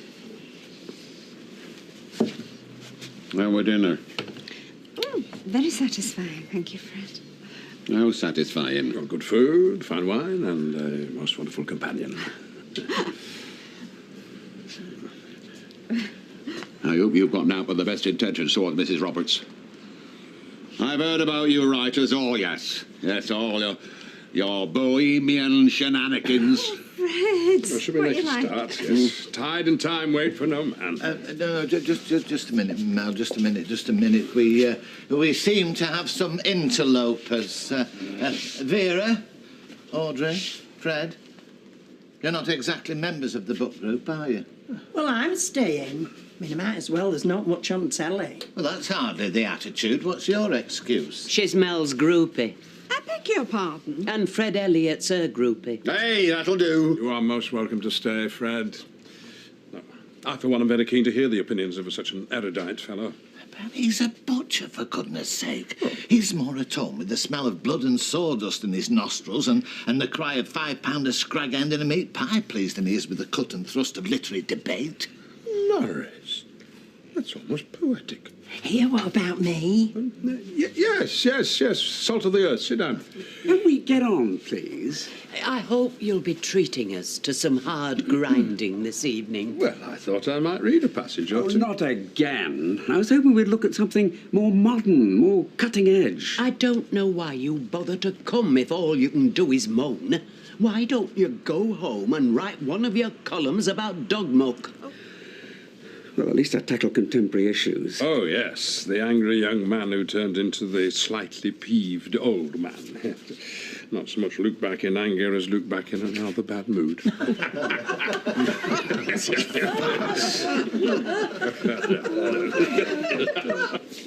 what can I get you? 2 bottles of vodka, please. Should we just sit on our own, yeah? Yeah, if you want, sure. I did not buy into that business to play nursemaid to a spoilt little brat. It's not that bad. But listen, what gets me, right, Mike never mentioned a dicky bird about it, not one word. If you ask me, I think he's... He probably wasn't planning it. You know, Adam just turned up out of the blue. So? So what? When Mike goes swanning off into the sunset with his golf clubs over his shoulder, what am I left with, Frank? I'll tell you what I'm left with, love. Some half-baked kid who's never done a hard day's graft in his life. He seems like a bright enough lad. He'll learn. Do me a favour, baby. He ain't got a clue. He might know how to swear in Latin or the date of the Battle of Hastings. Even I know that. He ain't got no common sense. Well, he went to one of the top schools in Scotland. He can't be completely thick. What are you talking about, you loony? It's private, innit? Anyone can go to one of them schools if they cough up 10 grand a year. They take an orangutan if it's stumped up the dosh. And as long as it wore the uniform. Am I ranting on a bit? Just a bit. Right. I'll say one thing more on the subject, and then I will shut it. That lad ain't going to last 5 minutes, and I'll tell you for why. Day one, I'll have him running about, to-ing and fro-ing. I'll do him fetching and carrying. He'll even do the butty run. I'll make him clean the cars. And trust me, listen, if that don't scare him off, Janice Battersby will.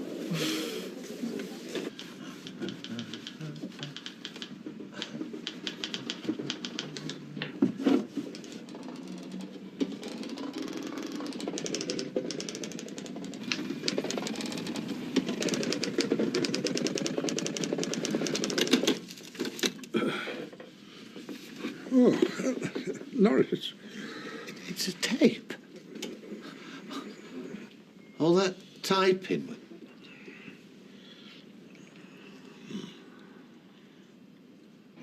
that what they call music these days? Actually, I quite like it. I'm a very lucky man. Why? Because you've got a serving wench waiting on you now. You're not such a bad old bird, are you, eh? Is that your idea of a compliment? Yep. Well, you're going to have to do better than that, Mr. Baldwin. Oh, come on. You know how I feel about you. Yeah, but it wouldn't do any harm to hear it, though.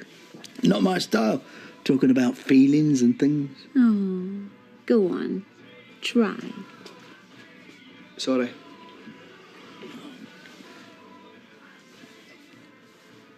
You lied to me. No, never. Creative license, that's all I'm guilty of. You believed in me and I didn't want to let you down. So you've not written a single word of Canary? I have put my heart and soul into writing Canary. It looks like it. I know the book I want to write. I've carried it in my head and in my heart for years. But sadly, the publishers, well, they think it's doomed to failure. Not commercial enough. Not everyone's as discerning as you, Norris. Pap. That's what they want me to write. Pure pap. Well, I still don't understand why you had to lie to me. You're a sensitive soul, Norris. I didn't want to burden you with the ugly truth. I'm extremely sensitive, I know, but you and I are friends. Well, at least I thought we were. Oh, we are? No, Norris. Brothers in arms. Well, then, you could have unburdened yourself to me. Oh, I see that now. Oh, I am truly sorry that I underestimated you. It is a shame a writer of your calibre should have to prostitute his art like this. I mean, it must be very distressing for you. Well, I have tried to make Canary more commercial, Norris. I truly have. And it's rendered me barren. I have nothing left to give. It must be very difficult. I lead a simple, frugal life, and that's allowed me to put aside a modest amount so that I can publish myself, unmolested by the faceless money men who put finance above art. But sadly, there is still a significant shortfall. Oh, dear. So what should I do? Norris, what can I do? You must write your vision, Mel. I mean, you must. The world is waiting. I think someone's waiting. Are you going to get that, or shall I do it?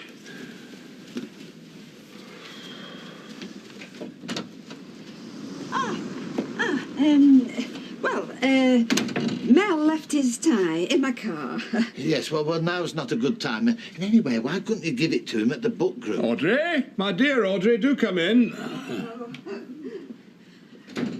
Hi, Mel. Oh, are you all right? Oh, you're looking a little flushed. Yes. The life of a writer is not a happy one. What's the matter? He's got a creative dichotomy. Oh, right. When I sit down to write, I ask myself one simple question. Will the world be a better place for having this piece of literature in it? And as for Canary, the answers are resounding yes, but the publishers think otherwise. It must be true to your artistic vision. I'm sure you're on the right track, and your loyal readers will vindicate you. Norris, there won't be any readers unless somebody will publish his book. Well, that's why he wants to publish himself. Oh, well, doesn't that cost a lot of money? Sadly, yes. I have sold everything that I own to raise funds. Everything. But I will not sell my soul. So I'm afraid I still find myself somewhat short. So when are you going to see her again? I don't know. It's tricky. I just don't like keeping it a secret from Dad and Frankie. Well, then why don't you just tell them? Believe me, it's easy if they just don't know. All right, gorgeous. You're going to get on for easy night. I'll ask Fred. Now then, Charlie, I don't want any bother. You won't get any trouble from me, Fred. I don't believe this. What's wrong, Shell? Him. That's what's wrong. Him. Swanning in here, acting like nothing's happened. What am I supposed to have done now? Like you don't know? Shell, forget it. Let's just go somewhere else, yeah? Yeah, that's right. Run away like cowards always do. And you must be the biggest coward around here. Shelley, please. Look at Charlie's face. Did you get your money's worth? What the hell are you talking about? Your big man here paid some fella to punch Charlie. But you two are thick as thieves nowadays, aren't you? So you know that already. This is mad, this is. I can't believe that you think that we could ever do anything like that. Shelley, this is Sunita you're talking to. Your best friend, remember? Yeah, we were. Until you got under his thumb. Well, that's rich coming from you. Hold your water, the pair of you. Now simmer down, please. What's happened to that strong, funny woman I used to know? I hardly recognise you these days. You're the one who's changed, not me. Under the beck and call of that smarmy git. And what's your life all about now, eh? You're not even allowed to see your own mother, for God's sake. And you've no friends left because he's seen them all off. Get out! Why can't you see it? Everyone else can, Shell, and they pity you. People always said you were thick, and I defended you. But you must be thick to put up with him. Shelley! Get over! Stop that! Come here! Leave! All right! Right, all right.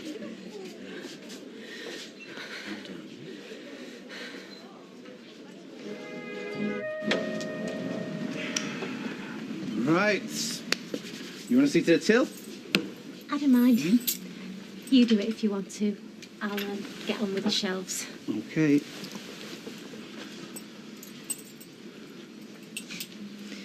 Do you know, it's how she talked to me about you. That's what shocked me the most. Well, you know, it must have come from Charlie, babe. Like, I knew you were planning to attack him and I couldn't stop you because I was so weak and scared. Doesn't she realise she's talking about herself? You tried to open her eyes, and what did she do? She tried to scratch yours out. I know. Are these the usual price? I've done a copy of the new list. All my time growing up and I just wanted a friend like her. Darling, you can't beat yourself. I always thought that it would blow over and we'd be friends again, no matter what came between us. Now, you listen. You're my best friend, and you can always, always rely on me, yeah? Yeah? And where's that list?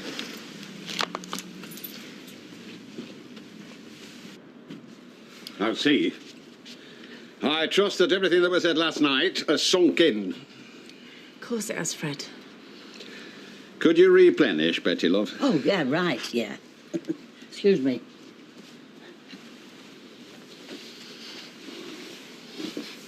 I'll hear no recriminations, no vindictive whispers, and not a word more about this unsavoury fratching. You said your piece last night, Fred. It's heat of the moment stuff for all of us, fair dues. But now it's time Shelley had a fair hearing. Charles does. Getting to be an habit, is this? There's two sides to this, don't forget. The only side that concerns me is my bar manager behaving like a washhouse trollop, and this on top of all the squabbles and the after-hours carryings on and that business with Beverly. Yeah, let's leave out the sins of the mother, shall we? I'm really, really sorry, Fred. It's just a row that got out of hand, that's all. Was it else? Anita went off on one. She was provoked. She's a barmaid. She's above being provoked. You know what Dev had done to me? Why, no is, whatever went on should never have been brought on these premises. No, especially when he's your old mate. Certainly. He's a trusted friend and a respected member of this community. Yeah, he's been using your public bar to slander my good name. The only good name that concerns me is the one that my customers walk beneath when they come through my doors. And if you can't protect that from slander and ridicule, then what the heck am I paying you for? It won't happen again, Fred. So never mind that I'm Mr. Fix-It on the cheap up and down your flaming cellar every 5 minutes. You're not I can't replace. And that goes for a pair of you. You live here at my discretion, and if that discretion says to me that I'm best off rid, then you'll both end up on street. Shave yourselves up and look sharp about it. Do I make myself perfectly clear? Yes, Fred.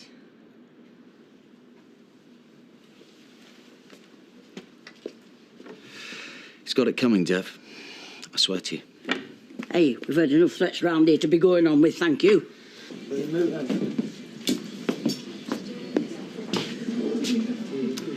You're bright and early. Here's the man we have to thank for all this. King of the spreadsheets. Yeah, I hope it's making sense to you. Oh, it will. I want you to take note of everything that happens in here. In other words, I'm king of the kettle. One sugar. Oh, you're right. I just had a cup, thanks. Give us a shout when you want one. Okay. Fancy coming out for a spot of food tonight? You know, a family thing. It's okay with Penny. I'll have to run it by Frank. Oh, there's no need. I'll give her a buzz this morning. Ayla, have you noticed how different we are, right? How do you mean? Well, between cheats, like. I mean, you know, folk that start looking on that internet with all them steamy pictures, they get ideas, love. It's like you're watching Carol Smiley. Next news, you're bobbing up a dado rail. Boy's been doing some research on the computer, actually, Janice. Yeah, that's what I'm saying. I bet he's got a dirty camera. What do they call them then? A webcam. Yeah. There's nothing dirty about a webcam. Shows what you know. Yes, well, I know my husband, and I know that Roy wouldn't do anything so degrading or revolting. No, he just reached for top shelf in newsagents like everyone else. Yeah. Whereas I've got to resort to using my imagination. Just explain to me how a looker like that could come from the loins of Baldwin. Oh, do you mind? Make no mistake, that lad has got cheekbones. Well, don't expect her to agree with you. Danny's more her type. Why is it we're spoilt for choice, eh, now with all them years with Uncle Fester? What's all the rabbiting about? Mr. Baldwin, was it great-grandpa Baldwin or great-granny Baldwin who had the, cheekbones? I'm not interested, son. Oh, Mr. Baldwin, I've got a doctor's appointment this afternoon. How come I didn't know about this before? Well, he only got it this morning. Well, you ain't got it no more, have you? You don't go anywhere without giving me a day's notice, understand? You can't stop me from going doctors. Try me, Lippy. Now, the rest of you, get down to it, all right? Can't see myself doing that. Do what I do. Get yourself a good Rottweiler.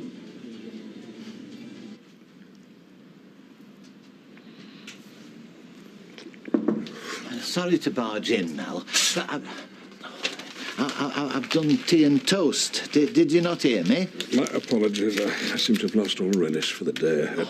Now look, if this is about that tape, then... No, it's the black dog descending. And you wouldn't happen to have a very small nip of malt whiskey to hand? Oh, no. Emily might have some tonic wine. No matter. The gloom that afflicts me will yield to neither grape nor grain. Look, this'll cheer you up. Emily's gone hospital visiting.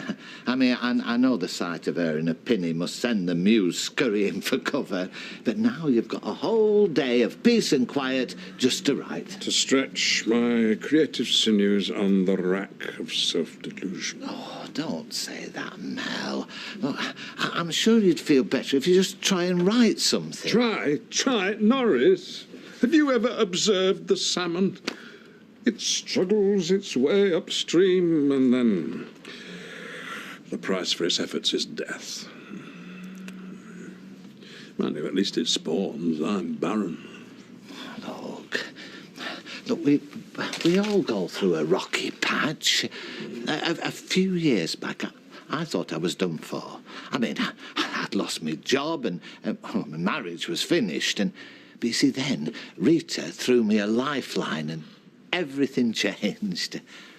Oh, if I could do that for someone as talented as yourself, well, I'd really feel I'd achieved something.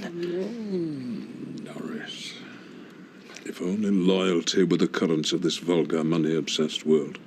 But as it is, my one last hope lies with the generosity of others who may perhaps offer assistance to contribute to the costs of publishing my book. That's the spirit. You see, you will finish this book. Now, are you coming for your breakfast? May I have it on a tray? Of course. And perhaps a scrape of the widow's damson preserve. Right.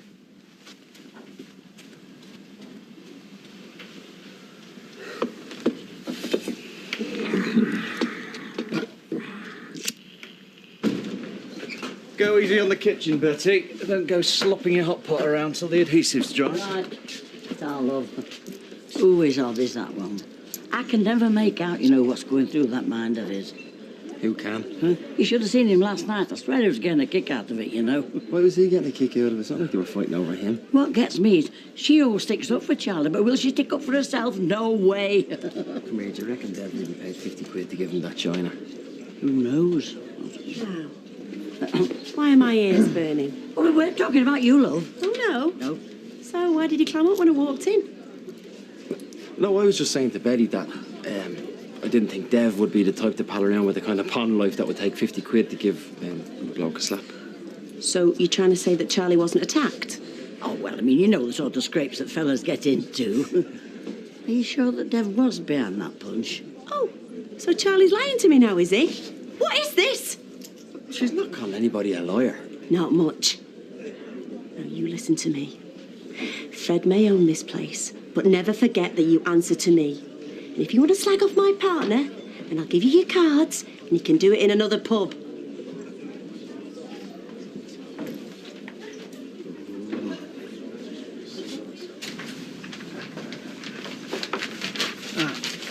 Hiya, good morning, love. Any mail for me, boy?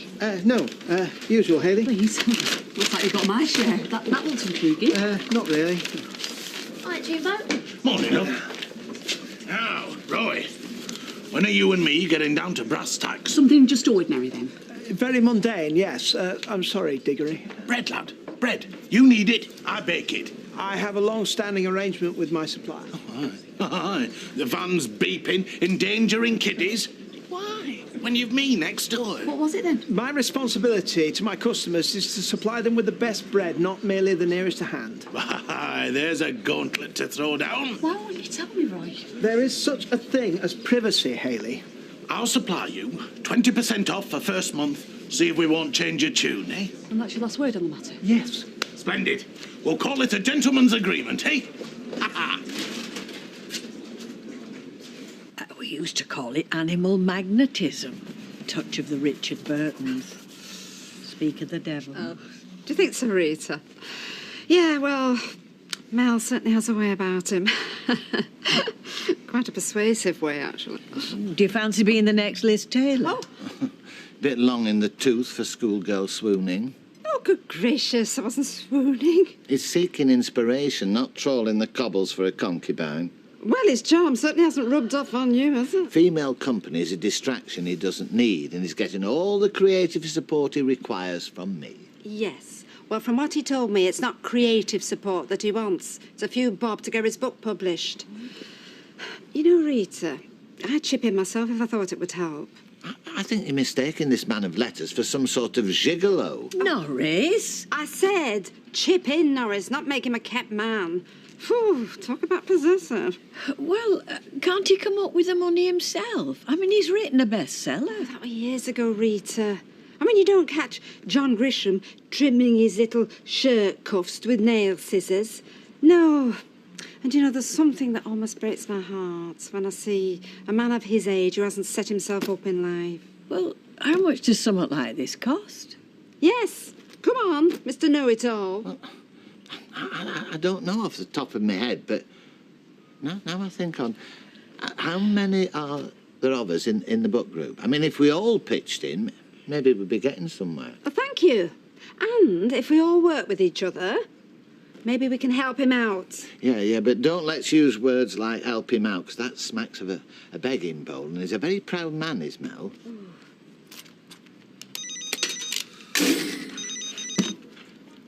What? You know what they're all saying about last night, pal? Not in the mood, mate. Oh, flaming hell. Bring us around the ceiling gun, will it? Hey, check this. Tyrone reckons if everyone's wearing bikinis with a bit of mud, Rover's going to charge admission. Yeah, well, if Dev comes near me today, he'll see what he gets. What are you going to do, big man, eh? Set the shell Now I'll kill him. Just bring me the flaming gun, all right?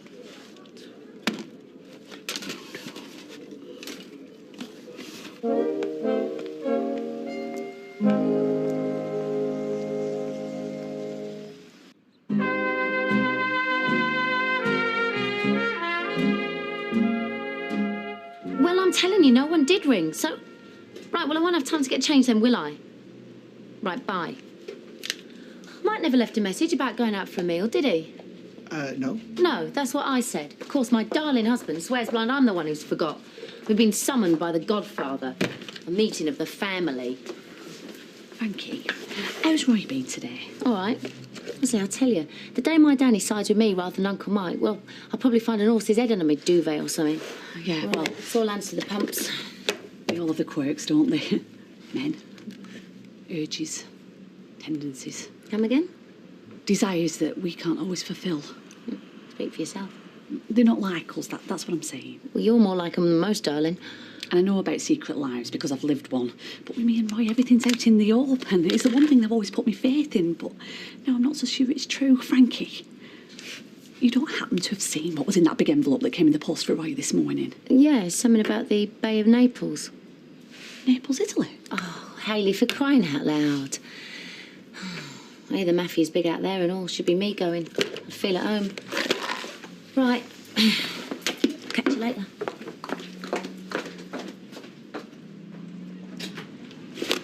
Who hasn't dreamt of leaving a legacy behind? Something lasting for when we're long gone. Hello, Betty, love. Oh, hey, how are we with fisticuffs? Are we on for the second round? Is everything all right? Well, I don't really know, love. What's the matter, Betty? I feel, very shaky. Now, tell me what's happened. Well, I just heard that Charlie Stubbs on the phone, and I think he's trying to get a gun. You what? Oh, are you sure? Yeah, you know what he wants it for, don't you? To use on Dev. Well, he did mention that, yeah. No, you've done the right thing coming to me, Betty. Have I? Well, gosh, I'm your neighbourhood watch coordinator. Oh. I've got the ear of the local constabulary. Right. Yeah, but first things first, we need to warn Dev. Hey, you can't go off scaring folk without knowing what you're talking about. Betty knows what she's heard. What if I'm wrong? And what if you're right and you do nothing, eh? Excuse me. Good take on it. Excuse the clothes. I think we've got crossed wires somewhere. Frankie, love, I never noticed. You look fantastic, sweetheart. Oh, Jamie? We couldn't compete with Leanne. G&T, please, darling. So, what's the big occasion, Mike? There isn't one. I just thought we should do something to welcome Adam into the fold. Here, here. Cheers. Just want to say, Dad, whatever happens, there'll always be a job for you around the world. Well, if the day ever comes, shoot me. So what they've been teaching you? That this is the man to watch, apparently. Totally fearless, even with Janice Battersby. Go on, Dan. Tell us your secret. All right, well, I was thrown into a factory full of women when I was 15. By mid-morning on the first day, I was completely without my strides and I probably had about a dozen signatures on me Harris in lipstick.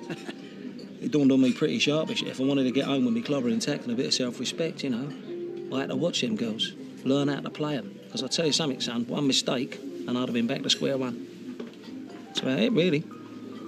Obviously, I wouldn't want to wish any of that on a lad, but you've asked me how I learned to manage, and that's it. Straight in, deep end, amongst the muck and bullets. Well, Adam's a bright young chap. I'm sure he'll pick things up in his own way. Oh, of course, Pen, but what I'm saying is, there's only so much you can learn by watching, innit? You know what I mean?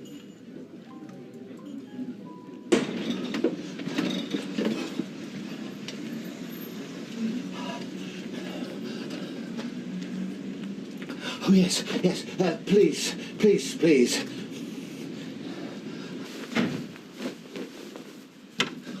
Oh, you mustn't go out there, Mel. Norris. There's a gunman at large. I've informed my police contacts. Just give it 5 minutes for the coast to clear and you... What have we got all your bags together for? Now, please don't make this any more difficult for me than it is. You're not leaving. You and Mrs. Bishop have been extremely kind. But you don't need to go. I've spoken to Audrey. But it is for her that I do this, as much as for myself. I cannot allow her to be drawn moth-like to the flame of ruined promise. But you don't understand. I'm bringing you fresh hope. Please, would you just let me drift away?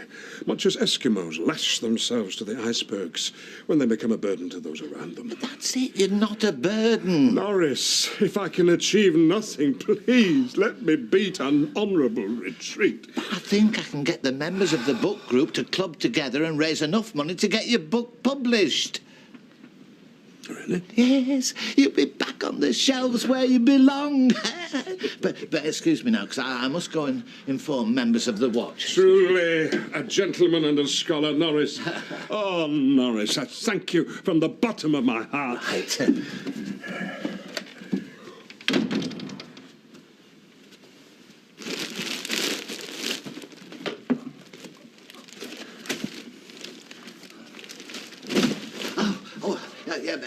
Blanche, it's me, Norris. I've got the neighbourhood watch hat on. No, not really. That's just a turn of phrase. Now, I don't want you to be alarmed, but I've just managed to avert a very serious crime that was about to take place right next door to you. Yeah? You learn by doing, not by looking on from the sidelines. But how can you do that with our place? I mean, we're just a small operation, aren't we? Can we talk about something else? Frankie, love, do us a favour. This is about the lad's future. I'm a dad. This is something close to me heart. Yeah, well, I'm his dad, and I'm saying don't worry. He'll shape up all right. So he's the ex-head boy from the School of Hard Knocks. Precisely. He ain't like me and you, Unc. I mean, he deserves the best start he can get. What would you do, Pen? Start him off on the smaller jobs and build from there. See, now that is spot on. But the jobs at our place are so small, it'll take him half a lifetime to pick up anything worth knowing. Well, doesn't have to do all his training in Underworld. Oh, yes, he does. Do you think I want a rival snapping him up? Well, I could do with someone. Say, 3 times a week, training manager. What do you think? Yeah, I'm up for it. Cheers. Great. Mike? Well, I don't see why not. There'll be plenty of muck and a fair few bullets. Nice one. Well, it's a great opportunity, son. Always ready to help, Danny.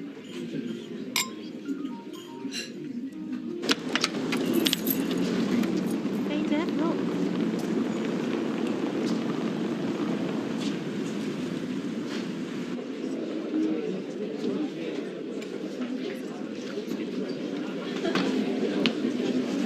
Charlie Stubbs? No. Yeah, it's me. How can I help? We've reason to believe you have a firearm on the premises. You what? Do you have a firearm, Mr. Stubbs? Where'd you get that from? A report from a member of the public.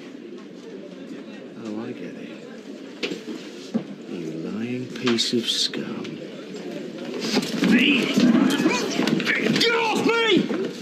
Get off! Charlie Stubbs, I'm arresting you on suspicion of holding an illegal firearm. You don't have to say anything, but it may harm your defence if you do not mention when questioned something which you later rely on in court. Anything you do say may be taken in evidence. Yeah? Charlie! Charlie! What's going on? You've got it all wrong. You made a mistake. He's done nothing wrong. Clear the bar, get a place. He's not done anything wrong. He's...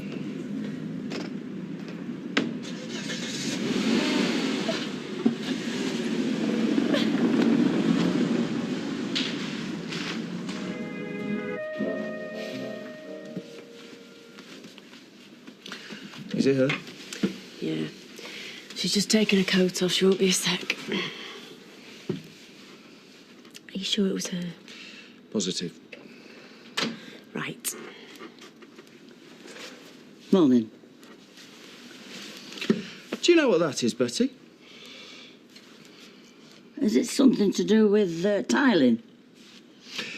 A tiler might use one, yeah. Oh, yeah. Any labourer will have one. In fact, anyone who dabbles in DIY. Oh. You use it for applying sealant or filler. Do you know what it's called? Well, no. A gun. A cartridge gun. It's got a trigger you can pull, but you couldn't shoot anybody with it. Best you could do is seal up someone's mouth. I'm sorry, love. I'm really sorry. So it was you? I had 4 hours in a police cell yesterday, Betty. 4 hours to work it all out. Yes, but if you hear the word gun, you think, oh, gun? I mean, it's on the news every day, isn't it? And you did have that bit of a run-in with Dev. Where do you think we are, Betty? The Wild West? The East End? No. And do you really think Charlie's the type of bloke to settle his arguments with a gun? Well, no. Sorry, love. I was wrong. Why didn't you just ask? I thought we were friends. Look, we are, love. You don't grass your friends up to the police, Betty. Not before you got your facts straight, anyway. Well, actually, It wasn't me that called them. Who was it? Well, I told Rita and Norris. Norris. That's nice. It's not just some batty old barmaid with a big mouth. It's half the flaming street. Not that I know much about property. What, you moving out? You've only just moved in. It's my house. I'm just showing it to him. How have you sold it? Oh, give us a chance. It's only been on the market a couple of days.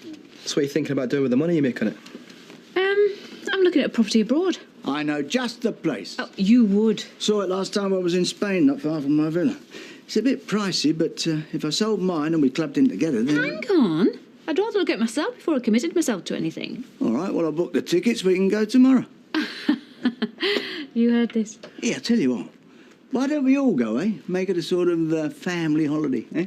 Well, I can't go. Why not? I've only just started at Underworld, Dad. I've not even been to Penny's factory yet. Oh, don't worry about that. I've got no money. It's all right, I'll pay. Dad, when I say I want to get involved in the business and make my own way in the world, I mean it. I can't go swanning off on free holidays when I don't even know what I'm doing. I like your style, son.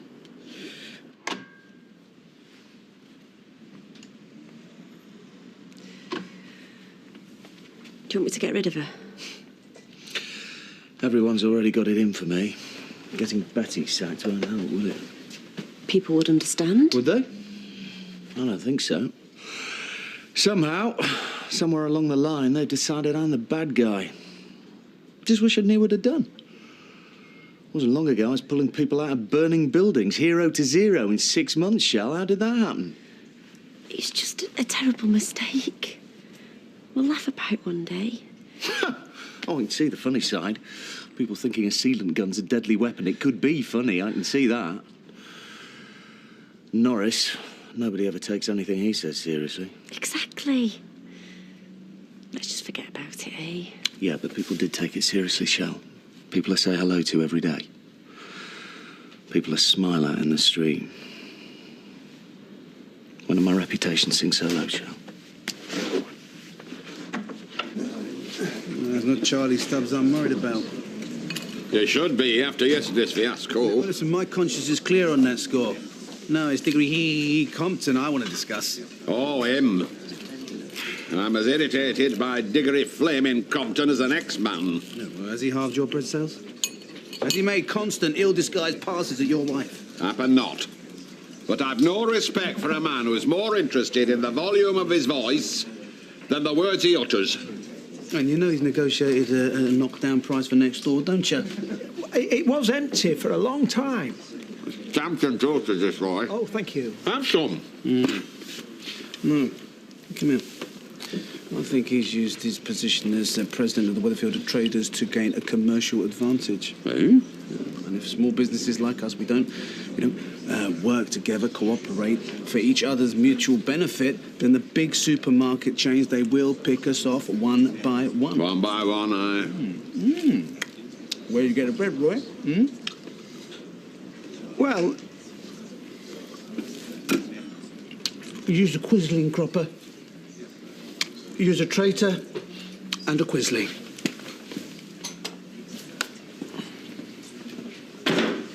It's a small business too. Shut up and listen. I needed to get something engraved. No, don't tell me. A headstone. Jason, you're not funny. Getting arrested is not funny. Yeah, well, if you hadn't blamed Dev... I don't want to hear any more about it, all right? Yeah, OK, I'm sorry. Charlie! What do you want? Right, I'm only going to say this to you once, because I've got more important things to worry about than you. I wasn't responsible for you getting beaten up, and I'm not responsible for Norris's overactive imagination. You got it? You stay out of my way. I'll stay out of yours. It suits me just fine. Then everyone will be happy. It's fine by me. Hey, nice one, boss. You made him an offer he couldn't refuse. You know, living day to day in a creative hothouse and being able to share ideas with a man like Mel, it stimulates the imagination, Rita. Charlie Stubbs found out yesterday. Yes, well, that was an honest mistake. Now, Norris has nothing to feel ashamed about, finding the extraordinary, unearthing the dangerous and unusual beneath the quotidian and mundane. That is the blessing and the curse of every professional writer. He's a shop assistant. Not for much longer. Oh, I've returned to my novel. I've started again from scratch. Not already? We only spoke of it yesterday. I couldn't help myself, Mel. Throw a thesaurus into the air at random, Rita.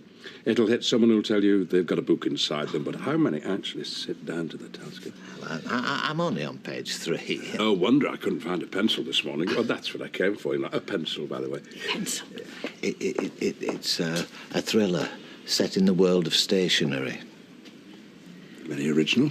I like it. 20 pence, please, Mel. Yes, I shall use this very pencil to scribble notes, suggestions and words of encouragement in your first draft. How much did you say it was again? Oh, that's all right. I'll see to that. Oh, and a packet of cigars. Well, thank you, Norris. Oh, you're welcome.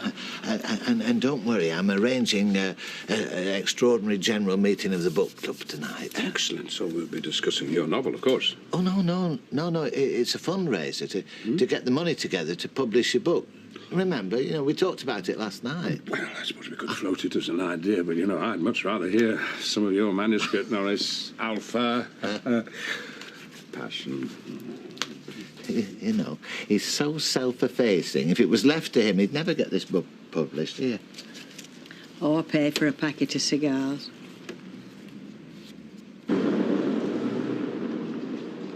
Hey, Norris! Doc! Oh, I'm sorry, Wade. It was an honest mistake. I've got you in my sights now, Norris. I'd watch my step if I was you.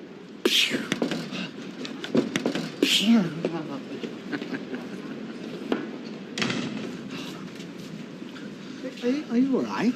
Yes, I had to negotiate an intimidatory sniper, but look, my mission's an important one. I need to book this place for tonight, an extraordinary meeting of the book group. Well, it's a little short notice, right? Yes, well, time and tide, Roy, time and tide. Mel and I have a business proposition to make, and we need to strike while the iron's hot.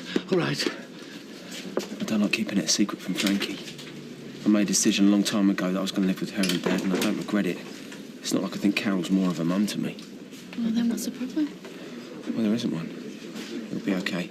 Just need to take things slowly, one day at a time. Right then, I've finished my shift. About time someone else took over, innit? Yeah, right. What'll be a minute? That's what you two been whispering about. None of your business. All right, only taking an interest. See you later. See you.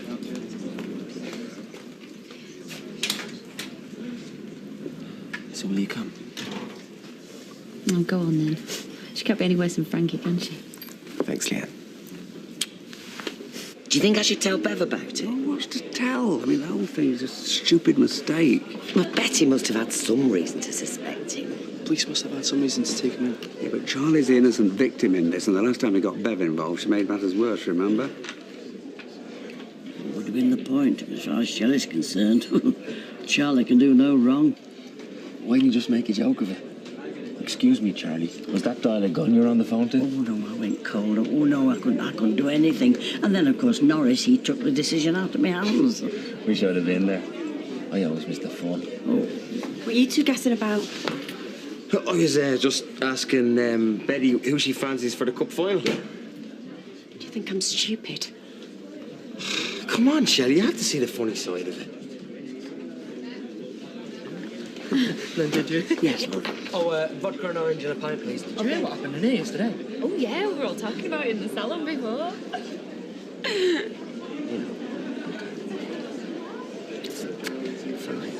She'd be sorted within the range. She can see no wrong. No. So she feels just one of those things. See that top that Charles got back? Charlie's the innocent victim. Shell! Hi, Charlie. I've made you something. I thought you could put it over the bar. Oh, what is it?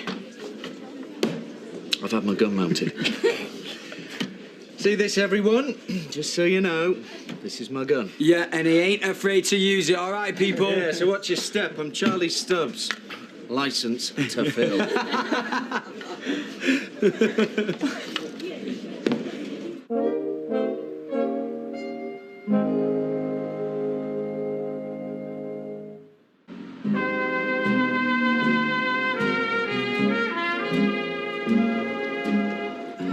And then He ran his elegant fingers across his slightly balding pate in a manner which many women found almost irresistible.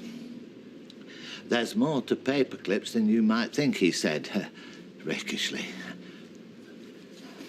And that's as far as I've got.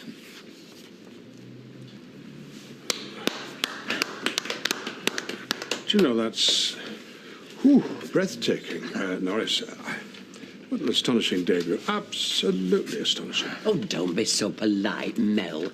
We're not here to listen to that claptrap. Exactly. We're here to talk about getting your book published, Mel. Excuse me, I only took the floor at Mel's insistence. Don't let me dictate the agenda any longer. I won't say another word. And now that I've heard your magnum opus, Mr. Chairman, Alpha, I'm content. No, please continue. Right. Well, as you know, due to the short-sightedness of the publishing industry, Mel's wonderful new novel, The Canary's Last Song, is yet to see the light of day. And we thought... Norris. I can't take any credit for this. Right. Well, I thought... I mean, what's to stop us, as a book group, publishing it ourselves? I mean, for a small initial outlay, we could stake our place in literary history and make a profit at the same time. How small an initial outlay? How big a profit? You do? You don't mind if I join you, do you? No, we are. Help yourself. What do you think of that behind the bar? Wait, it's unspoken for now. I was talking about Charlie's handiwork. Imagine. No, she wouldn't. She's spoken for. She was only joking. I want you know. And you are a married woman. I know. I'm visiting Jim tomorrow. When's he due out? 2006. But if I think of it as next year, it doesn't seem quite as bad. Oh. Do you miss him then? Well, I miss something, but I'm not sure whether it's Jim or not. Of course it is. I'll tell you something. I've done without it for that long. Before I go in to see him, I pray for a body search. But none of us knows anything about publishing. Well, but according to Mel, for £2,000 we can do a first print run of 300 hardback books. Yes, I've done some research, but I couldn't ask you to take that kind of risk. Well, where's the risk? If we sell each book for £10, we make a profit of 1,000. And Mel's an established author. Yeah, we could stock it in the cabin. We're news agents, not booksellers. Hang on before you all get carried away. Vanity publishing schemes like this are notoriously bad for making any money at all. It's not vanity publishing. It's self-publishing, although Ken is right to be concerned. Sounds like vanity publishing to me. Vanity, Ken? Vanity? A private firm charges an eager author a large sum to print a handful of books that the company have no incentive to market or sell. Well, I respect a man who has no truck with vanity, and you've only got to take one look at Ken to realise that he's a stranger to his bathroom mirror. But, no, Ken is absolutely right. Are any of you familiar with Shots Miscellany? Oh, I own a copy, actually. I thought you might. Now, Roy can probably tell you that Ben Shott printed the first 60 copies of his book, Shots Miscellany, with his own money. Correct? I believe so, yes. And how many copies have been sold now, Roy? Millions. It was top of the bestsellers list for months. But that's not the point. No, the point is that Ben Shott was probably motivated by nothing more than pure, unadulterated vanity. And I simply cannot allow you, good and kind and supportive people, to risk your hard-earned money. But it's only £200 each. No, I won't allow you to risk a single penny to satisfy my foolish, vainglorious dream. But it would be an investment, really. No, Emily, Conscience. You know, as I look at you all, I don't see Shott. I see O'Toole. I see a collection of dunces. A confederacy. You what? A confederacy of dunces. John Kennedy O'Toole, I think that's the book you're referring to. Oh, you finished a sentence with a preposition there, Ken, but never mind. No, Ken is right. Again. And the point of O'Toole's wonderful comic masterpiece is that it exists. It is on the shelf, but it was not published during his lifetime, and the constant rejection led to deep depression, and inevitably and tragically, he took his own life. But finally, his book was published after his death. And I may not be here to see it, but I know my canary will sing. And that's my consolation. That's all I need. Hard grinding must give you some satisfaction, Mel. That'll always be on the shelves. Well, I'm putting 200 in. Me too. And me. Oh, that's more like it. And I'll buy Kenneth's share and all. Hey, you're not getting 2 shares. We'll split his share up equally if we have to. Let's have a show of hands. All those in favour of publishing Mel's book.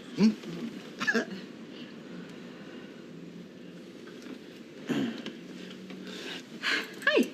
What are you doing home? Well, you're not the only one who can take Friday afternoons off, you know. I thought you could take me for lunch. Well, as a matter of fact, I was just going out. Yeah, I can see. Very important business meeting. But what's the good of employing people like Danny and Adam if I don't get a little leisure time in my twilight years? Oh.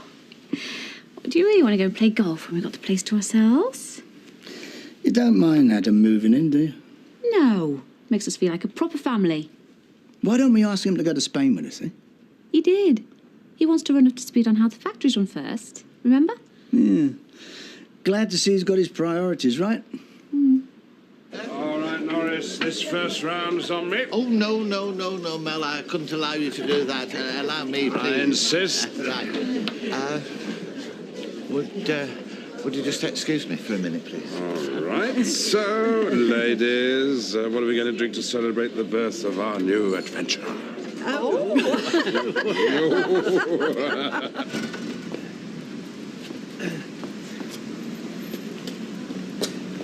See, I'm not sure that we can afford such an investment at the moment. Why not? Well, I've budgeted for another significant item, which I haven't actually told you about as yet. I was wanting it to be a surprise. Really? I've taken the liberty of booking us a trip away. I hope you don't mind. Mind? No, I can't wait. When are we going? October. It's the 200th anniversary of the Battle of Trafalgar. Well, it'll give me an excuse to use my new passport finally. Oh, you won't need a passport, Hayley. Aren't we going to Naples? No, Burnham Thorpe. Where's that? Norfolk. Not Italy. I was considering Naples. Yeah, I know, because Frankie saw a brochure. Oh, right. No, I thought Norfolk would be better. Really? Lord Nelson met Lady Hamilton in Naples, but he was born in Burnham Thorpe. There are more Nelson-based sites of historical interest in Norfolk. Would you have preferred Naples? No, me, you in Norfolk sounds just perfect. After you.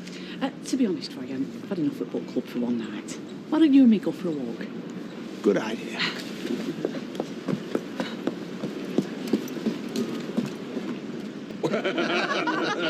Well, we were at Rum Do yesterday. Forget it, Fred. We have.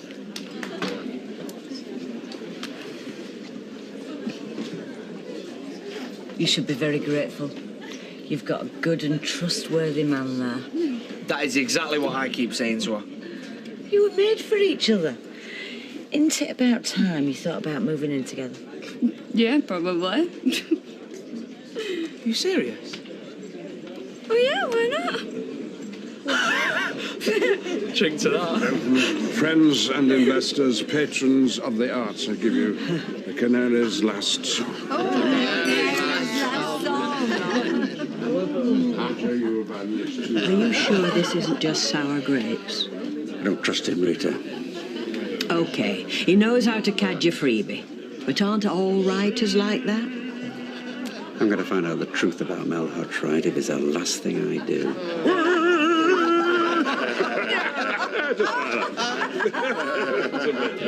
Like you said, it was your dad's fault they divorced. It was? Well, he must have had one hell of a lawyer, else she'd have cut for half of everything. How did she end up here? Well, that's a long story. Anyway, it's not so bad. It just needs a bit of TLC. JCB, more like. Flipping heck, when I think of Frankie in a designer gear. Leanne, don't mention Frankie or the divorce or anything. It'll only upset her.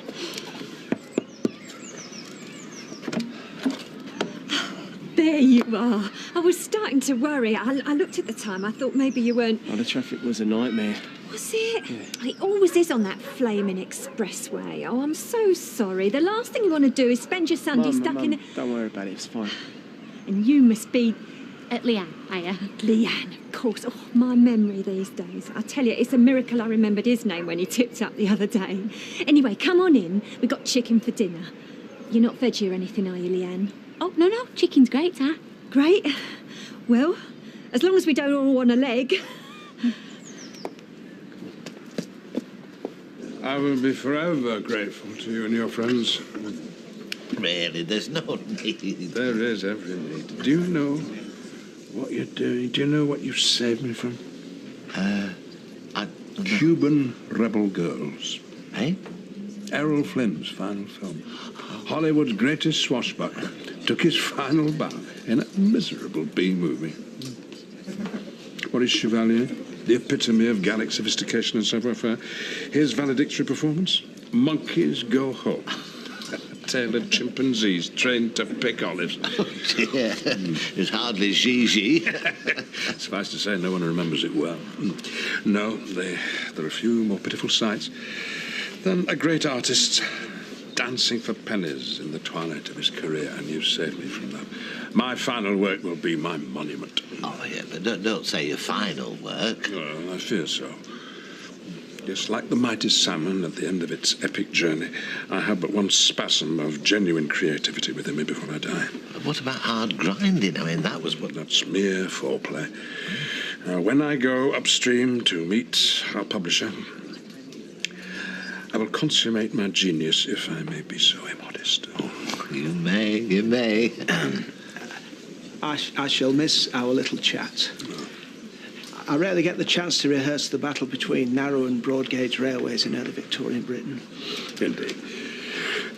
And on those occasional evenings when sleep proves elusive, I'll recall our tete-a-tetes with unalloyed gratitude. Is breakfast on its way? Oh, what? Yes, coming up, yes. Oh, what a fitting feast for my final repast here, Roy. I thank you. I hope you will come back sometime. Your part of me will never leave. Your generosity is burnt on my heart. Yes, a lot of punters leave here with heartburn.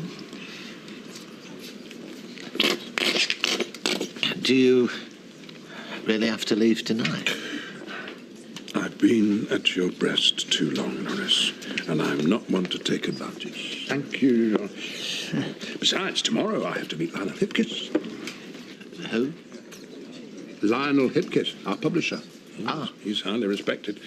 Oh, by the way, it's important that everyone makes out their cheques to him. That's Hipkiss with just one S. Will you spread the word before tomorrow? That's a good chap.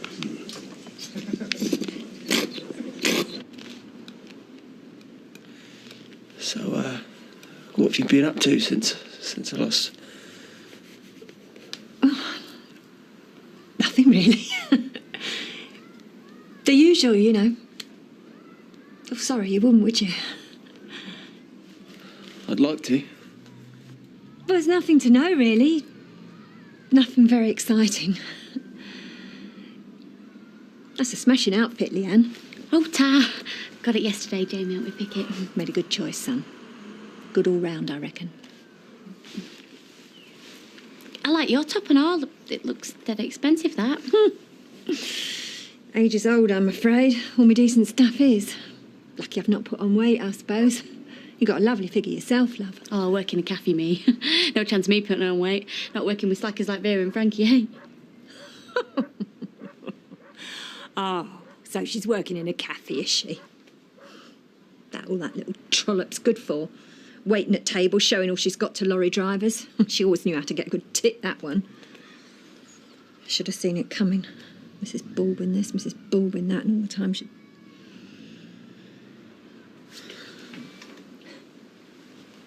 Anyway, You didn't come to hear about ancient history. I've got a bottle of wine on the side. What do you say we all have a glass? Talk about happier things, eh? It's all right, don't open it on my account. Oh, don't be silly, it's already open. I put it out to breathe. Won't be a tick.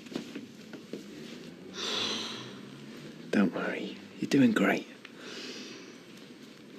Do you know, if there were just one time when I could come away from that prison feeling hopeful. Every visit it gets worse. And now today... What's happened? Oh, Jim's really excelled himself. Do you know, when I think about the hours I've listened to him talking about us, the future, Deirdre, it were all lies just to keep me hanging on.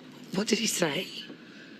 Oh, he sat there, cool as you like, and told me he attacked his cellmate, put him in the infirmary, therefore putting our marriage in cold storage for another 2 years. They've revoked his parole licence.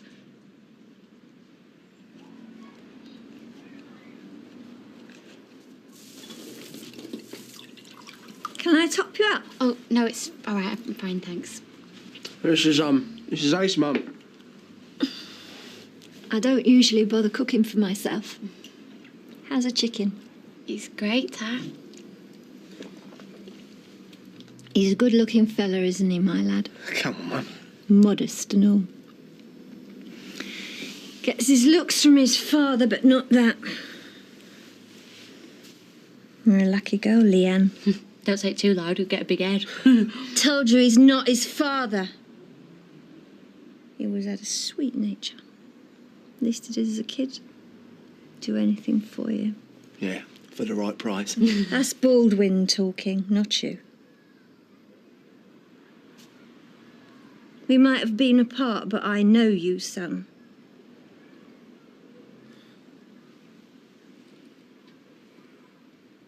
I'll be crying some nights after. Well, you come into my room in your jammies. Ninja Turtle. Remember? You ask what was wrong. Stroke my hair. Cuddle up.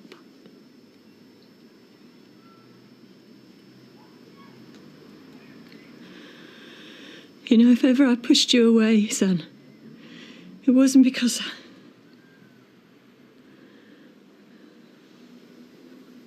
I've lost count of the nights I'd have given anything to see that door creep open.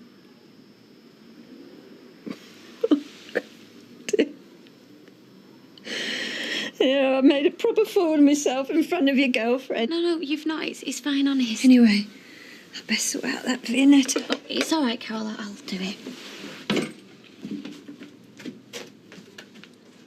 These last few years I've been like a statue, Deirdre. Everybody else rushing round me, getting on with their lives while mine was on hold. And yeah, OK, that were fine. So long as he kept to his side of the bargain. And now? Well, now all deals are off. I've done my time. I kept my nose clean. I deserve to live again. Look, love, you've just had a big shock. Don't rush into anything. Oh, I'm not rushing into anything. This has been a long time coming. Jim is stubborn, is pig-headed, and you know, he don't give a stuff for my happiness. I'm finished with him, Deirdre. You're coming back soon, aren't you? You promise. You try and keep me away. Thanks for dinner and that. It was terrific. It's great to meet you. Yeah, you too. See you later. See ya. Well, I don't think that could have gone any better, do you?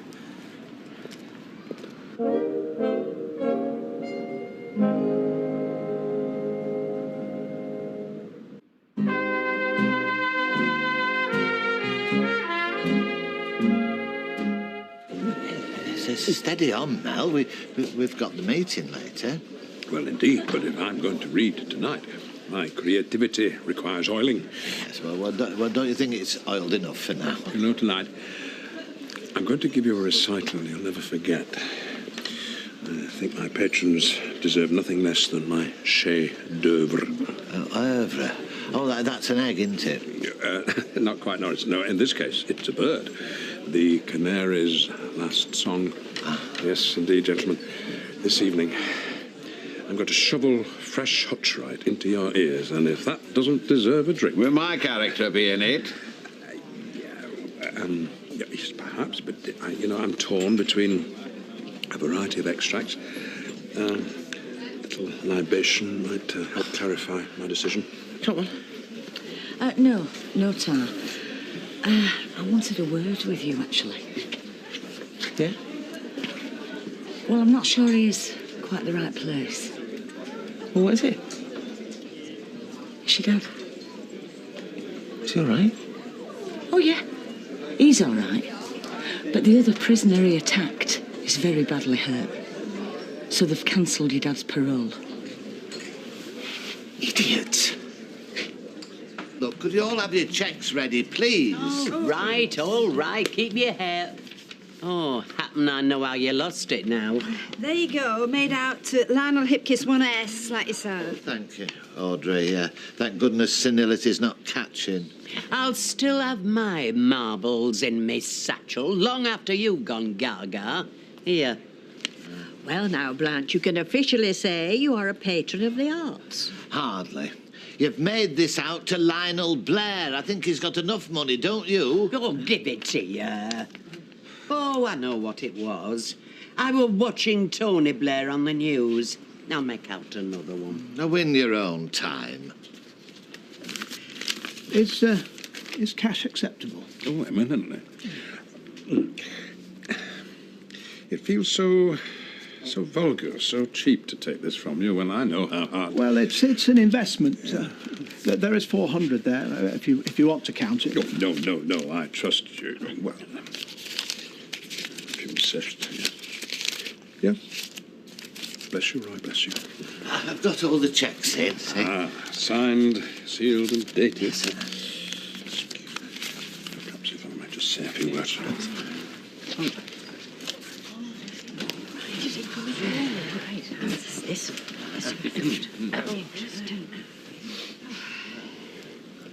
I came to this street a poor stranger. But I leave tonight richer than I could ever have imagined. In 3 short weeks, you've clasped me to your bosom, taken me in. And truth to tell, I've taken you in too. Right here. I can't think how to thank you enough. And all I can do is offer you the gift of my gift. So, ladies and gentlemen, the Canary's last song. She was chuffed to see us, wasn't she? Oh, I doubt she gets many visitors. No, I mean, pleased to see us. You and me. She obviously wants us in her life. I've got a lot of time to make up for. It's going to be great. Jay, weren't you concerned? What about? Your mum. How she's living, how she is. Well, the house was a bit of a tip, but... Oh, come on, Jay. It wasn't the house, it was her. She's fine. She was not fine. Could you not smell the booze in her house? Come on, look, I know you love her and all that, but be honest with yourself. The dinner, the plonk she was knocking back. Did you not put 2 and 2 together? I'm sorry, Jay, really sorry, but Carol's got a drink problem. No. No, Shane. You're the one with the problem, Leanne. I've had a really good day today. I was happy. And you've just gone and ruined it. Fred Elliot left the tiny pit community a mere boy, his father's anger ringing in his ears, his mother's tears staining his shoulder, his own ambition burning in his belly. But he'd returned a man, his broad chest straining the buttons of his calico shirt, the manly bulge of his toned thighs tugging at his tweed breeches. He'd been called home by a siren schoolboy song. Do you hear the canary singing his final song? Do you hear the canary? He's been down yon pit too long. Do you hear the canary above the widow's cry? Do you hear the canary He knows it's time to die. Oh, I'm filling up. Oh, shush. The rhyme always filled Fred with foreboding as a lad, but now this fear was lent a terrible weight by the crisp mining engineer's diploma sheathed in the pigskin document wallet lodged under his ample arm. Oh. Excuse me, I thought Fred were a miner. Well, minor, mining engineer, minor discrepancy. No, think of it as a promotion. Any more questions? I have one or two. Well, if it isn't the nitwit in knitwear, I'm afraid I started without you. I've heard more than enough. Yes, sir. Well, I apologise if I overtaxed you. Understanding is so important for literary appreciation. I understand you better than you think. And I haven't come here to praise you. I'm on neighbourhood watch business. Oh, he shouldn't be let out on his own these days. This is a book group meeting. Neighbourhood watch next week, OK? On this occasion, the two overlap. I'm so sorry, everybody. I always feel so drained after reading, so I need a little line down. Now stay where you are, Lionel. Lionel, you're right. He has got to do Lionel Lally. Hipkiss, to give him his full name. That's right, isn't it?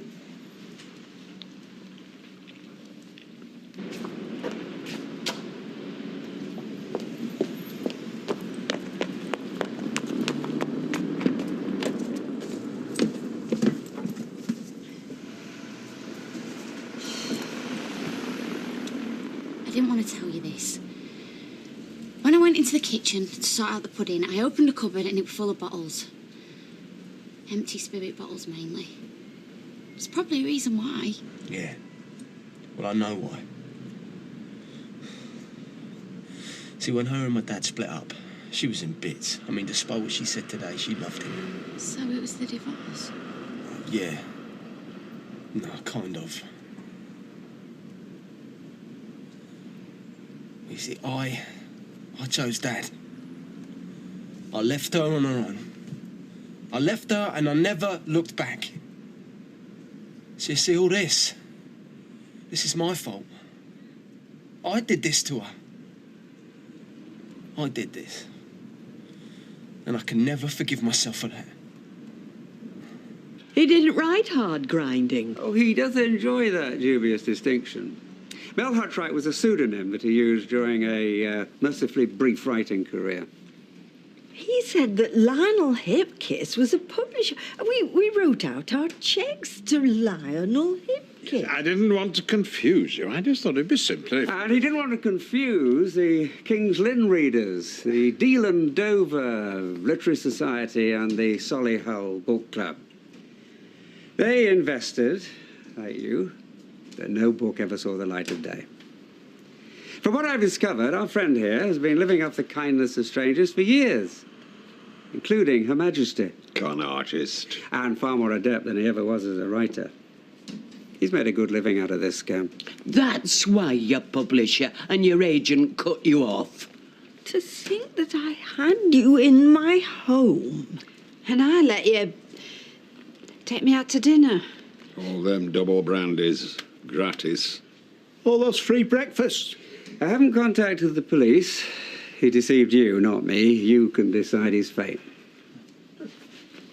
Look, wait before you condemn me. Would you just ask yourselves what harm I've really done? Didn't you enjoy our outings, Audrey? Didn't that make you feel special, Fred? When you thought you were going to be immortalised? And Roy, you said yourself, you loved the opportunity to share your railway stories. But I spent the whole afternoon listening to you go on about the dullard. It's Mallard, actually, but yeah, point taken. Well, whatever. Norris, I know I've let you down. But if I inspired you to let loose your creativity... And that's the biggest crime of all. Fact is, you were going to waltz out of that door with our money. Talking of which... Well, we can't let you do this again. Go on, Roy. Well, all right. But you know, a case like this will attract some local publicity, and I could paint some pretty unpleasant caricatures. The vain pub landlord, the anorak cafe owner, the lonely crimper, so easily flattered, and not forgetting the chattering crone and the improbably coiffured newsagent and her Walter Mitty assistant, scurrying back to the burnt offerings from Eleanor Rigby's kitchen.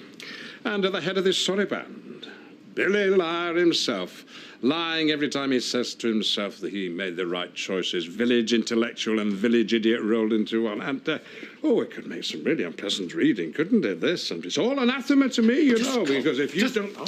Get out! Oh, yes. Oh. Sling your hope. Thank you. Thank you. Oh! Here's the pawn ticket for Ellen's Boston figure. I'm sorry, but once a storyteller, always a storyteller.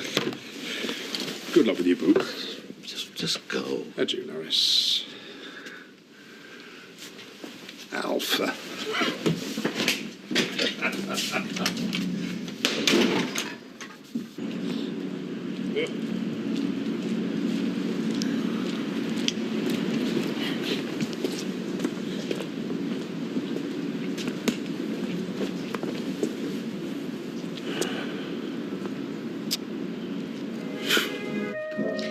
How many products have you got in the bathroom, Adam?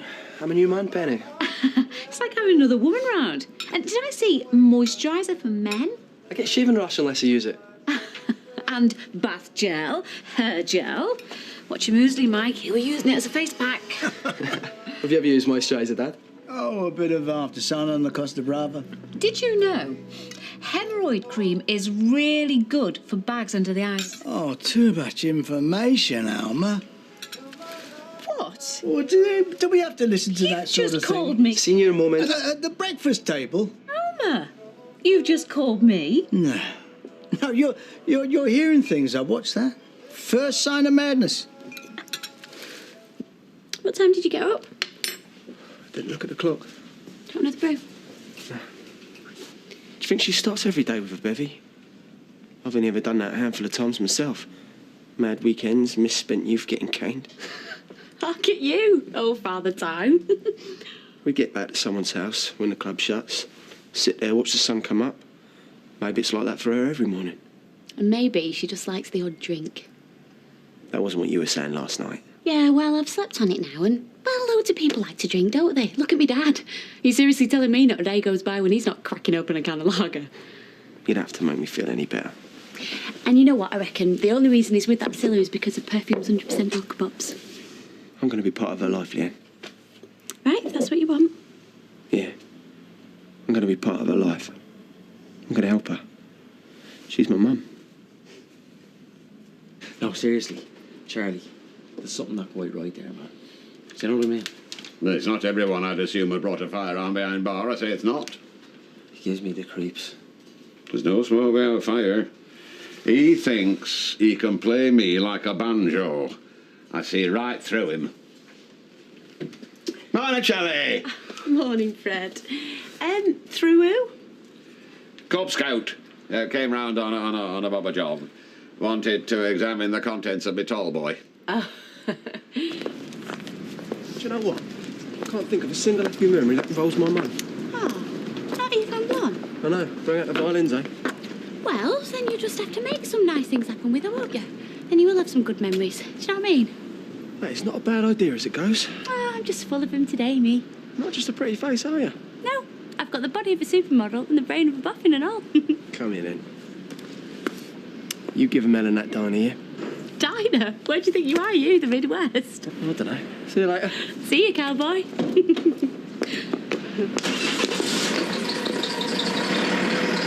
Jamie! What's he saying?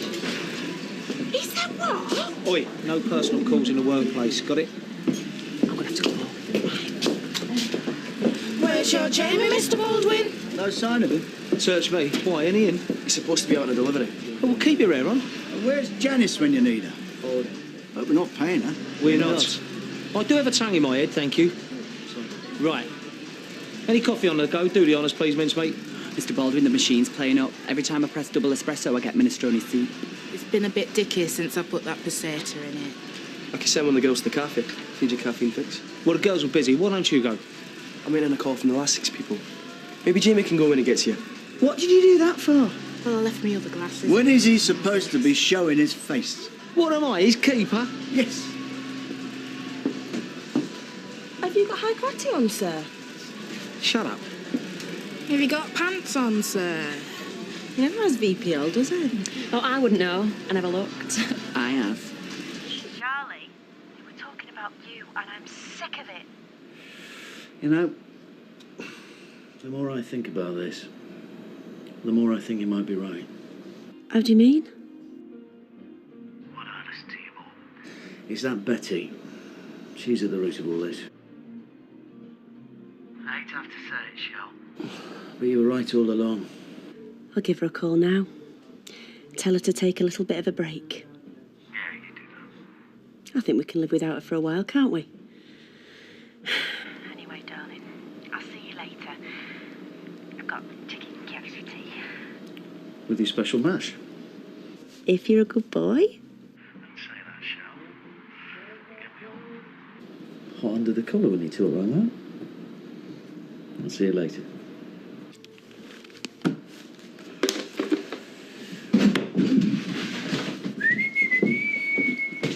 Hey! What you got to be so chipper about? Violet, she's back home today. Can't wait, pal. Oh yeah? Big night of passion, is it? Making up for lost time? Well, here's hoping, mate. Unless, of course, she's met a fella on holiday and he's put her back out. Happens. Hope for the best, expect the worst. Never any disappointments then.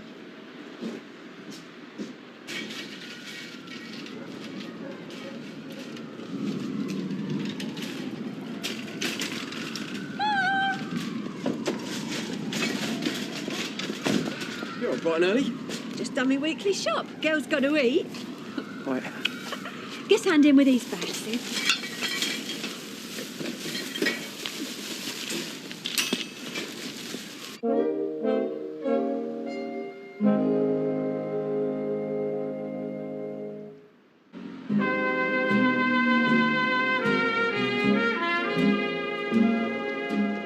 So what you thought of then? Our day trip to London last month. We looked dead miserable.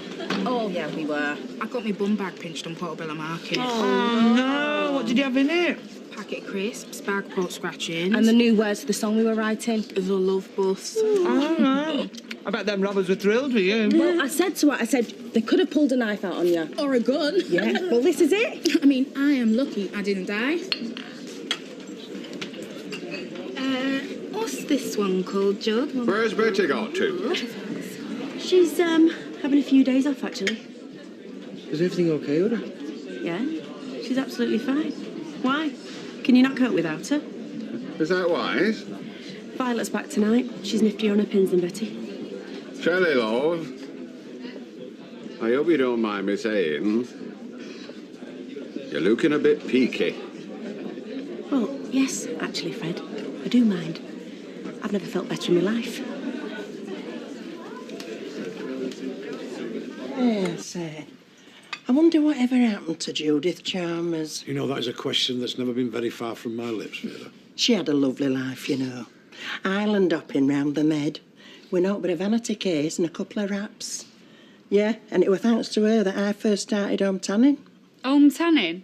Yeah, you get a tea bag and some lukewarm water and you just pour. Hey, you'll have to offer that one in the salon. Yeah. I think we already do.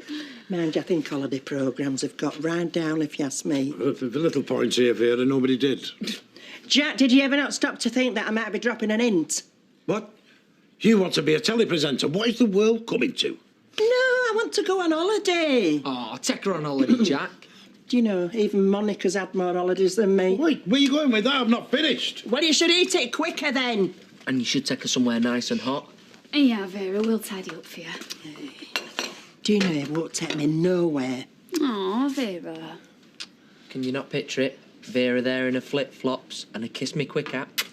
What, with her gone, she'd clear the beach. That's it. I'm going next door to help Frankie. She's making focaccia. She's making what? It's a kind of bread. Didn't you even know that, Jack? Do you know, you've no class.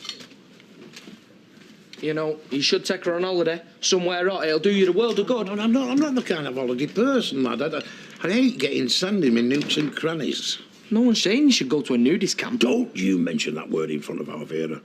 The last thing I want to see is her frying egg and chips in out but a smile.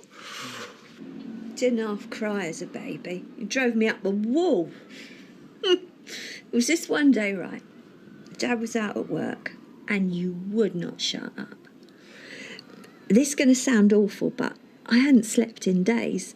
So I put you in your carry cot and I locked you in the garage. Well, with that, there's this ring at the doorbell. It's Gwen from over the road, sticky beaking. She says, I just seen you put little Jamie in the garage. I said, Gwen, I haven't slept in 3 days. All he does is cry. I'm at the end of me tether. She says, oh, give him to me. I'll take him for a walk. You get your head down. Well, I was so relieved. I cried. So, go upstairs, put my head on the pillow. Doorbell rings. Gwen again. She's, oh, Carol, you'll have to take him back. He's doing my head in. She's only made it to the end of the road. And that's supposed to be a happy memory, is it? Do you ever cry now, darling? No. I start every day with a good cry.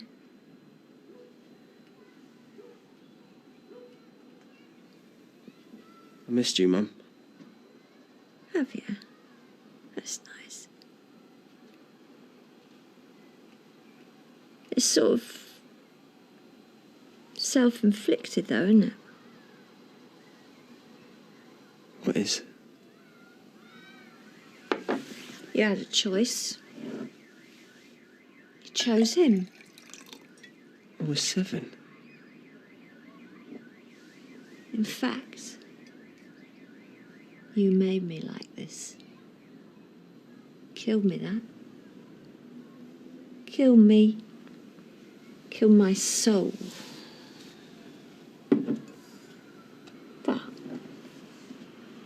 you came back. You came back. Drink to that. Do you want another beer? No, I'm all right. I can't believe you're so quiet. What happened to you? Look, I'm just a bit concerned about how he's going to cope, that's all. Steve, your dad has spent half his life in the army. I'm sure he can stick a pie in the oven when he gets out. He might even be able to open a can of beans. People have hidden depths. Look, I know no kid wants their parents to split up, but you know. Look, you've got to look at this from your mum's point of view. It's no life hanging around waiting for Al Capone to get out. Women have needs. Whoa. Too much information. Your mother has needs. Drop it, Eileen. You know, she's been so loyal to your dad, and then he goes and messes up his parole. I mean, I'd be livid if I was her. I'd go out and snare the first bloke I met. Well, first fella who'd have me. Of course, they'd all want me because, well, I'm marvellous. Well, here. Hiya. The wheel on this pram is wonky. I keep driving her into a wall. You're going to have a look at it. Amy, show Daddy a picture. Oh, let's see. Oh, it's very good. Well, it's a load of old shapes, really, but I've been making out it's brilliant. I think you'll find that's abstract, Tracy. Well, it's going on the wall. Have you heard from your mum today? Not yet, why? Well, I keep trying her phone, but she's not picking up. I've left about 7 messages for her. God, you know something's wrong if she's not picking up the phone. Maybe I should pop round later, see how she's coping. Well, I am practically her daughter-in-law, and it's always better to keep these things in the family. Oh, she'd like that. You know, what with you being related. I think you'll find you can't get hold of her because she's doing a first aid course at work. Yeah, well, first aid's all right if you cut your finger, but how do you mend a broken heart? Oh, Tracy, you should get on that thought for the day. I mean, you're full of them. Full of something. There's no need to be flippant, Eileen. I just care what happens to Steve's family. Like you would if you had a fella. Except you don't, do you? Possibly because you're a very flippant person. Right, I'll stick the kettle on, seeing as I'm stopping.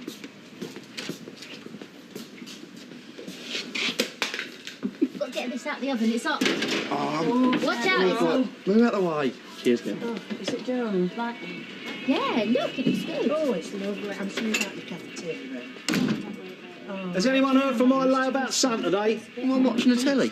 Are you blind? No, the other one with the bigger hair, not the divvy one with the little brain. What's going on? I'm cooking. Taste that.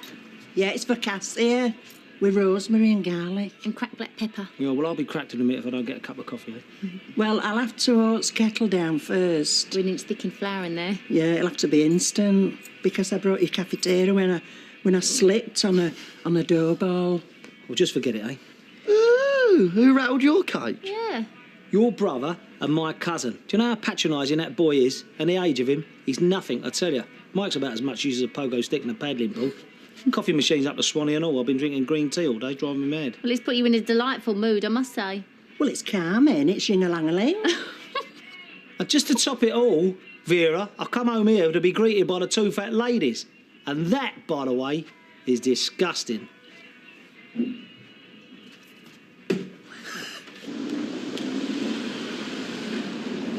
Don't tell me your coffee machine's on the blink. No, but I am locking up. Do you know what time it is? I know, but Lee, look at this face. I'm desperate, babe. I'm going cold turkey. I'm begging you, give us caffeine. Go on, then.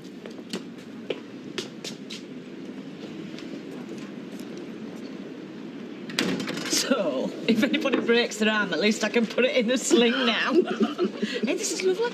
Not enough pepper. Oh, there's not had enough cooking. Oh, it's all Vera's fault. She didn't half interfere. Anyone would think she'd never baked a rustic Italian loaf before.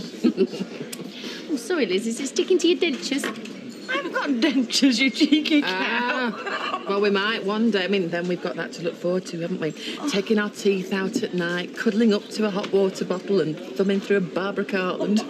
No change there, then. You've got someone to snuggle up to. And someone to hold you. Eh? How often do you and...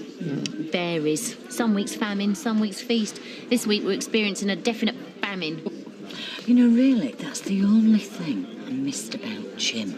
The physical side of things. I mean, I hated the rows, but I loved the making up. I like a man to be a man, you know, really take control. There's no two ways about it. Jim was a man of great passion. Is he really good looking? Rugged rather than good looking. But a beast in the bedroom. There was this one time, this B&B in Burnage, and he asked me to go meet him in his dinner out. To where? Mind if I join you? No. What are we talking about? Oh, weather. Well, it sounds like a very hot incident anyway. So, you spoke to Tracy then, have you? Well, no, I haven't spoken to her. But every time I got the dummy in the recovery position, my phone starts beeping and it's Tracy texting me, Liz, are you okay? Liz, I am going out of my mind. Oh, I'm sorry about that. I wouldn't mind being stalked as long as it was by David Beckham. I mean, what's Victoria got that I ain't? Visible ribs. Hey, do you know, we should have a girls' night out. Yeah. Danny's doing my head in at the moment. And I'm about to be young, free and single again. Hey, they've got that speed dating night at the Weather Arms on Friday. Should we come down? Excuse me, she's only... Sorry, Liz, is that out of order? No, it's fine. Actually, I'd love to go speed dating. Maybe David will be there. Oh, knowing your luck, it'll be Wayne Rooney. As long as he brings his wallet. Same again. Go on, then. How was your Jay today? I don't want to talk about him. Did he show? No, he didn't. But I still don't want to talk about him. Maybe he's poorly. Maybe I better go home and check. Slip into your nurse's uniform. I've got a great bedside manner, me. Oh, I can imagine. And I do. It's the effect you have on me, Lee. Don't call me that. I end up doing things I ain't supposed to. Jay calls me that. Stop it. Got any more sugar? Why? Is that not sweet enough for you? No. I just like stirring it up. I read palms, me. Oh, yeah. Oh, yeah. And this one is a beauty. Belongs to a very sensuous person. Passionate. Intelligent. See that love line? It's very strong. especially here. And what's there? There is your finger. It's part of your destiny, Leanne. You see? It's written in the stars. Pointless fighting it, girl. What do you think? I think that you should have your coffee, and then I think you should go. What's the matter? Don't you like the excitement? What have I said? I've got to cash up now. Do you think I'm a sad old man? Is that it? All wrinkles and bags and ideas above me station? I thought you just wanted a cup of coffee. Yeah, well, I've had my caffeine fix now, haven't I? And now I feel fantastic. Do you think I'm an old man? Oh, don't be stupid. Let me give you a hand with that, eh? And where does Jamie fit into all this, eh? Oh, you don't half know how to dampen someone's ardor. Yeah, well, he's going through a really weird time at the minute. Does he really deserve this? So you agree something's happening then? And what about Frankie? What does she deserve for that matter? Smack in the face most of the time, yeah, but you're supposed to love her. You're supposed to be making a go of it with her, not hopping into bed with the first woman who gets you a cappuccino. Leanne Battersby, who said anything about hopping into bed? You have got a filthy mind, and I like it.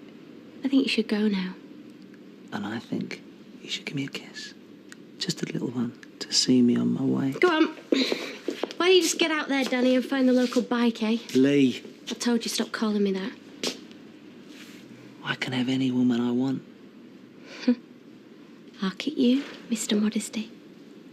Yeah, but I don't just want any woman. Why? Turn you on, does it?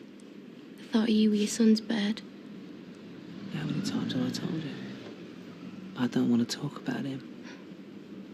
But he's always going to be there, isn't he, Dan? And there. And here. And in the street. And in some seedy motel room somewhere. And I don't know about you. But I could do without an audience, thanks. He's so special, is he? Oh, that's nice, isn't it? Use your loaf, Leanne. Where is he now? Phone off. Acting weird. Not at work. Oh, just grow up, will you? Just because you do it doesn't mean that he does. I get the message, Leanne. Sorry I misread the signs, darling. You know, for 5 minutes there, you made me a very happy man. Guy, my age, pulling a bird your age. What must I have been thinking? All right, then. If you must know, he's seen another woman. Don't spoil it, babe. And don't tell me you didn't feel anything. In fact, she's one of your exes, Dan. Oh, yeah? He's gone to see Carol in Birmingham. He's gone to see his mother.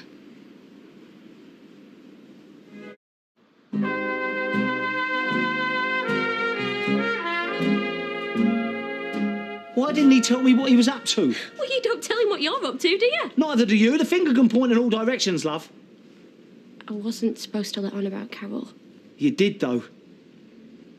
Danny, please don't tell him. Leanne, no good telling me to keep secrets, love. When you can't keep them yourself, eh?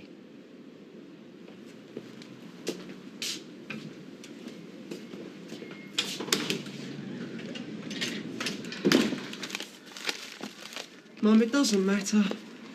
I've got hundreds of them, Jamie. I've kept them all. You're a lovely baby.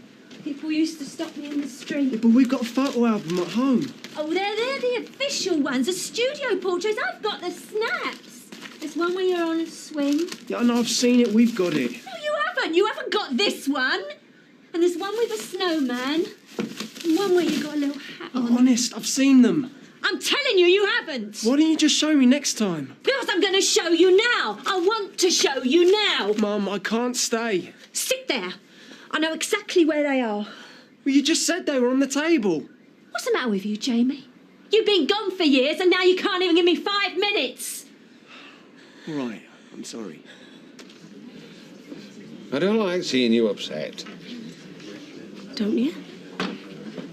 You and Kieran get your kick slagging Charlie off, and you expect me to stand there and take it? If we've said out of place, I'm sorry. No, you're not.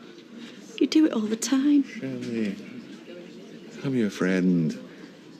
You don't know the meaning of the word. Loyalty and commitment, they don't register as far as you're concerned. Oh, yeah. You're pleasant enough to me face. But then you turn on me. We're a misunderstanding. I worry about you. Why? Do you not think I'm capable? Do you not think I can look after myself? He thinks I'm going to pull a gun out and shoot you. No, I don't. What am I up to, then? Saving the ammo for Dev? She's more than an employee. I'm very fond of her. You're fond of a mad old lady, too. Want to let her imagination run riot. Betty's not mad. Was anything she said right? No, not exactly. She acted in what she thought were Shelley's best interests. Did I have a gun? No. I've made the point. I won't labour it. And I won't apologise for being worried about a friend. But I take back the inference it was based on a misunderstanding. Because of that, I apologise without reserve. Same here. Have you any idea how hurt I felt? I thought we were mates. We are. Doesn't look like it from here. Oh, hi, guys. It's great to see you all. Look, I'm really sorry. I know I'm late, but my plane was delayed, so I'll just dump these and then I will get straight to work. It's great to be back. Hi. I said hi. Hey? Hello. Hello. You all right? You going like that? Where? The Rovers. Didn't Mike tell you? Have you seen Jamie? Well, not since this morning. Look, I know you got the hump with him, but there'll be an explanation. Ah, yeah, he took the van, been gone all day. Great explanation. Well, you jump ship now and then. Like a father, like a son. Yeah, we trust you to stick up for him, eh? Look, go and get ready. No, I'm going to stay here, love. You're not. We're both going to the Rovers. Mike wants... Stuff, Mike. Mike wants a family night out. What? You, me, in Penny, one big happy family, all down the boozer together. No, I'm going to stay here, love. I'll wait for Jamie. Well, I'll see you soon. Don't go, Jamie. You can't go now. Tell you what. Dance with me. Do you remember? We used to dance around the kitchen. You loved it. You were light on your feet. I had the radio on, you were my partner. I've got to go. You got time for a dance? I haven't. You're leaving me. No, I'm going to be back soon. When? I don't know for sure, but I'm going to give you a call. You won't. You said that before. You're running away from me again. No, I'm not. I just need to get the van back. I'm important, not the van. Yeah, I know, but I've got to get it back. Go on then. Back to your father. Mum. I've had enough of you. Get out. Mum. Out of my sight! Well, I don't see the point in speed dating, I don't. I mean, what can you find out about someone in 3 minutes? Name, age, job, marital status, bank balance. No, you can't. Well, you can get a good idea. What, and everyone tells the truth, do they? Yeah. Oh. Right, so after you've just said, hi, Liz, 47, barmaid, you'll fess up to your husband being in prison for manslaughter. Well, I might leave that bit out. Yeah. You going to tell me, Dad? No. Well, you know what he's going to say, don't you? He's got no right to say anything. He's behind bars, which he seems to prefer. You know, I wouldn't chase after other blokes if Steve were in jail. Oh, thank you very much. Actually, you don't know what you'd do if you're sitting in every night, cheesed off. You serve drinks every night, what's the matter with you? I mean, when I'm not working. It's a very lonely life, Steve. And now he expects me to endure another 2 years. All right, look, I know you stuck with him through thick and thin when anyone else would have dumped him, but, you know, do you not think he's living a lonely life and all? At least he can beat people up. Yeah. I mean, Lizzie's right. Oh, you soon changed your mind, didn't you? Hey, it's not all been plain sailing for Tracy, you know. Oh, yeah, that's right. You girls stick together, eh? Look, just talk to him. What's the point? I've made my mind up, we're finished. She knows what she's doing, Steve. You're throwing away a lot of years here. I've had it with being let down. Life's passing me by. Hey, I've started talking to myself. What, at least hear what he's got to say? He might have been pushed into this fight, you just don't know. Yeah, love. Look, everybody goes abroad these days. Yeah, I'm staying here. Well, what about Spain? Too what? Portugal? Too far. America? We've been there. It's a big place, Jack. I like Weatherfield. Yeah, but blue skies and palm trees and golden stands. The Rovers. Paris. Garlic. Florida. Mickey Flaming Mouse. Well, what about Amsterdam? Amsterdam got canals. We've got canals round here. You're right, misery guts, you. Tell him, Tyrone. Come on, Jack, you'd like Amsterdam.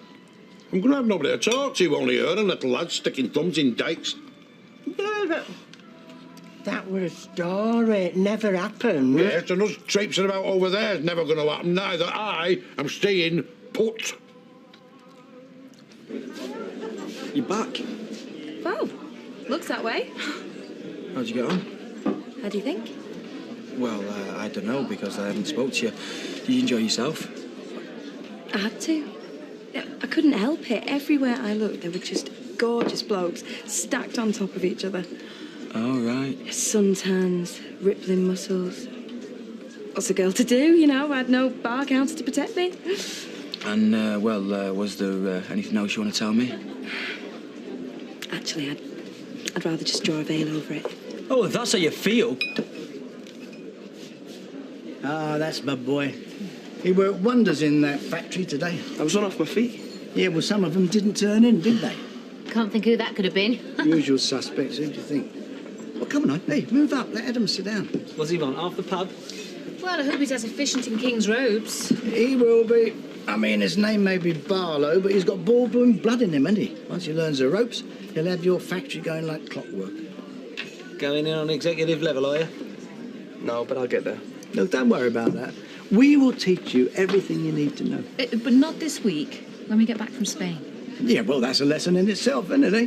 The higher up the corporate ladder you get, the less you have to work and the more holidays you can have. Provided you got the managers in place who can take the strain. Yeah, well, that goes without saying, doesn't it? I mean, for the next few weeks, she was going to be sunning herself on the beach, and I will be showing off on the golf course. Not a bad life, eh? It's a 5-star life. All we've got to do before we go is to find ourselves a dog's body. What, is that what I am? No, you are an apprentice dog's body. See that fella there? That's the real thing.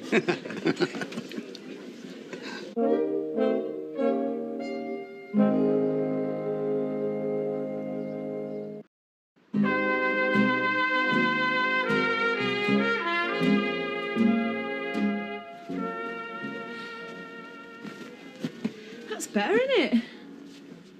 You've put stuff in the bathroom. Yeah, just smellies.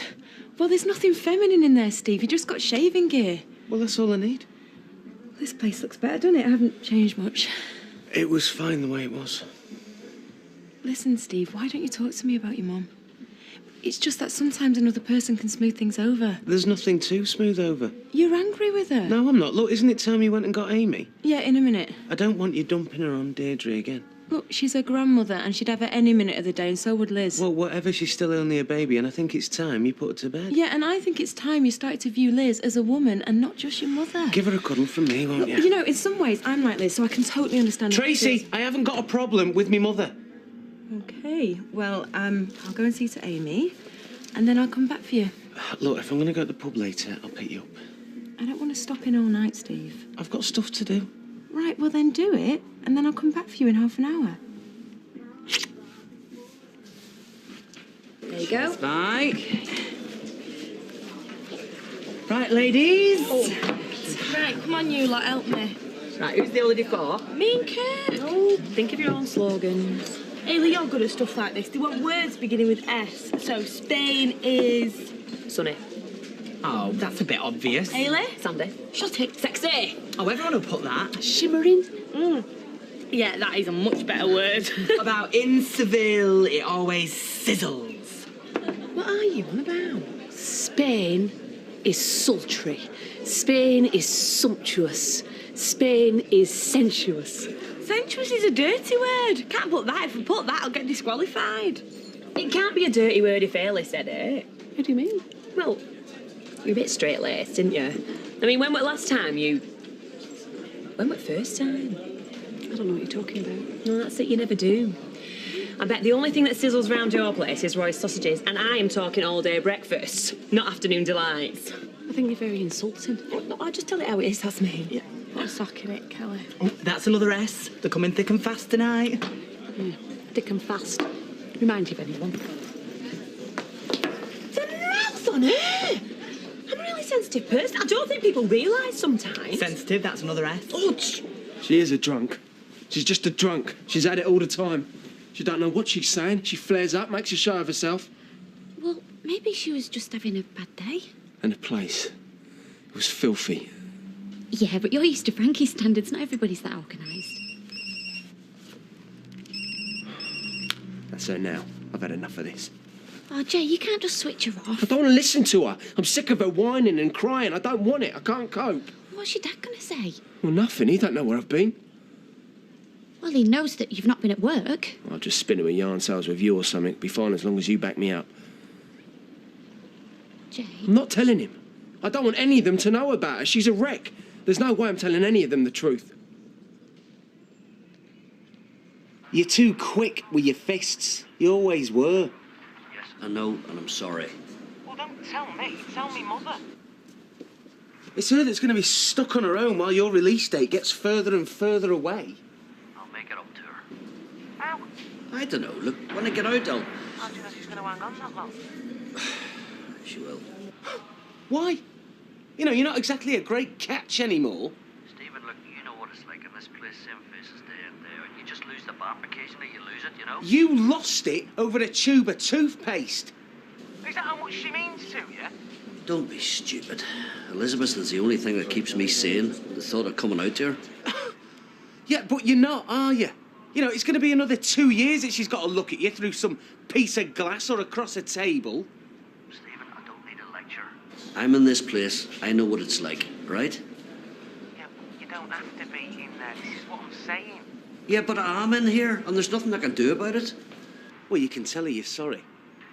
Don't be stupid. Of course I'll tell her I'm sorry. And a proper apology. I know what that is. Think about it before you say it and mean it. Will you catch yourself on? Look. I'll write it down. 2 paragraphs. How's that? See, there you go again, shooting your mouth off. Look, I'll apologise to the woman, okay? Have me word on it. Well,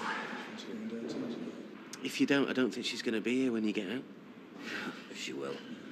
She understands me better than you do. Not anymore, she doesn't. What do you mean by that? Look, Dad, I think there's somebody here. I've got to go.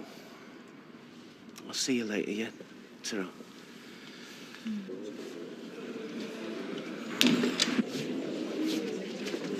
Maybe it's my fault that he has no sense of humour, so just be straightforward with him. Look, I'm only here because my mum asked me to come. Yeah, it was too miserable to be alone within the house, so I just had to share him. Can we go home, please? No, Jason, don't.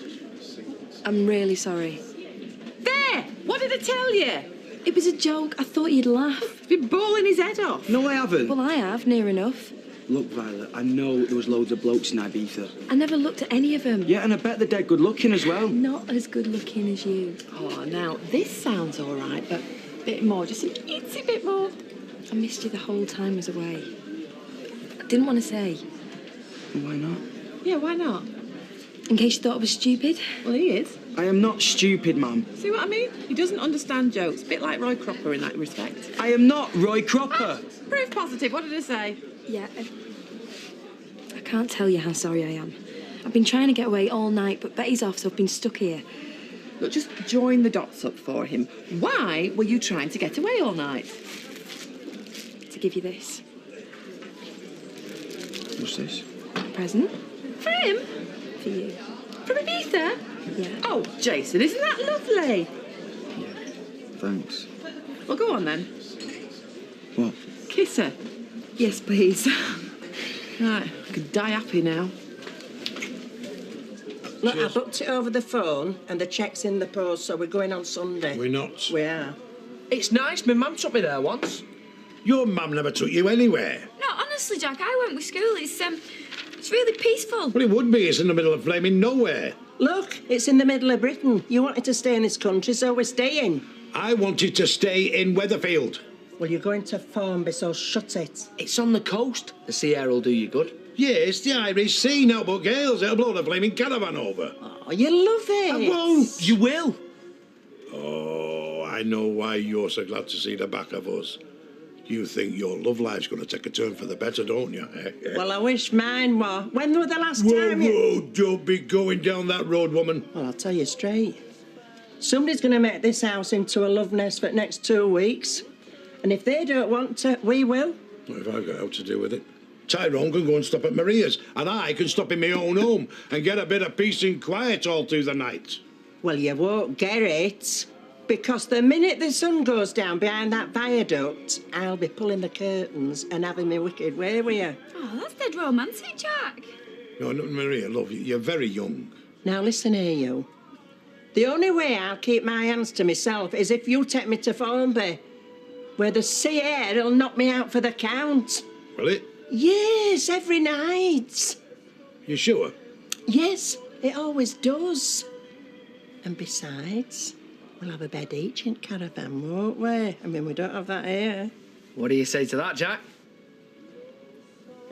Formby it is. I'll be glad to get there.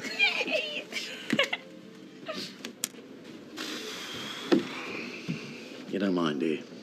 Oh, no. I've had enough for one night. Kieran can lock up and send the punters home. I'm sick of all the talk. Well, no one said any more to me. You were too busy to listen. I never let up. What were they saying? Oh, the same old thing. They don't like me. They don't trust me. I'll bar anyone who causes trouble. Don't bother. It'll only give them satisfaction. Who cares about them anyway? I only care about you.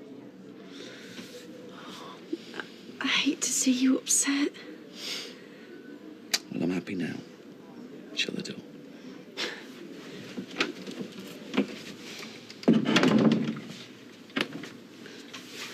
I love this room.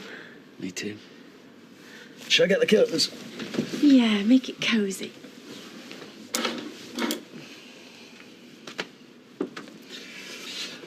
Our own little world. Yeah. All that lot down there, Me and you up here. untouchable. This is our universe, Charlie. A place where we're in control.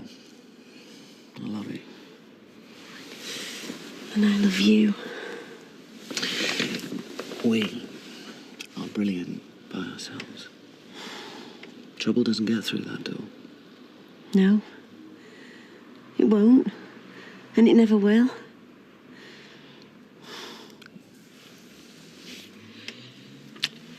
The level of service would be wasted on a kid. It's not a kid now. Yeah, you don't have to ask for anything. They sort of, well, they read your thoughts. You've had to make yours. He's driving me mad. I've got to get out of here. Before you can look up, the waiter's coming towards you with a... Bottle of lager. You're a bit late, aren't you? Are you still open, aren't you? Still serving? Absolutely. Order what you like. Yeah, I just did. I'll tell you what, I might take you there when you're 21. You can't wait that long. Take him when he's 18. Yeah, go on. If you get it. Well, I'll tell you what, I'll think about that, see how you get on in the business first, all right? All right. All right. Where's Jamie?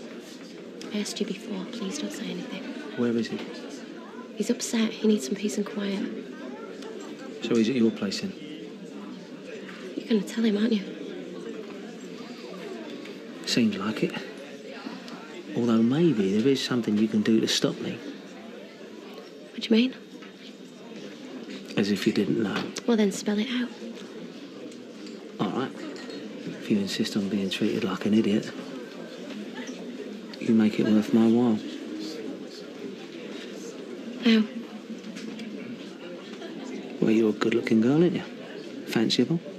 Yeah, well, your Jamie thinks so. And so do I. You want to sleep with me?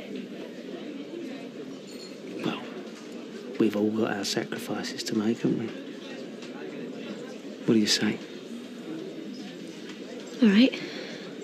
But you don't say anything, right? Not a word. Not a word.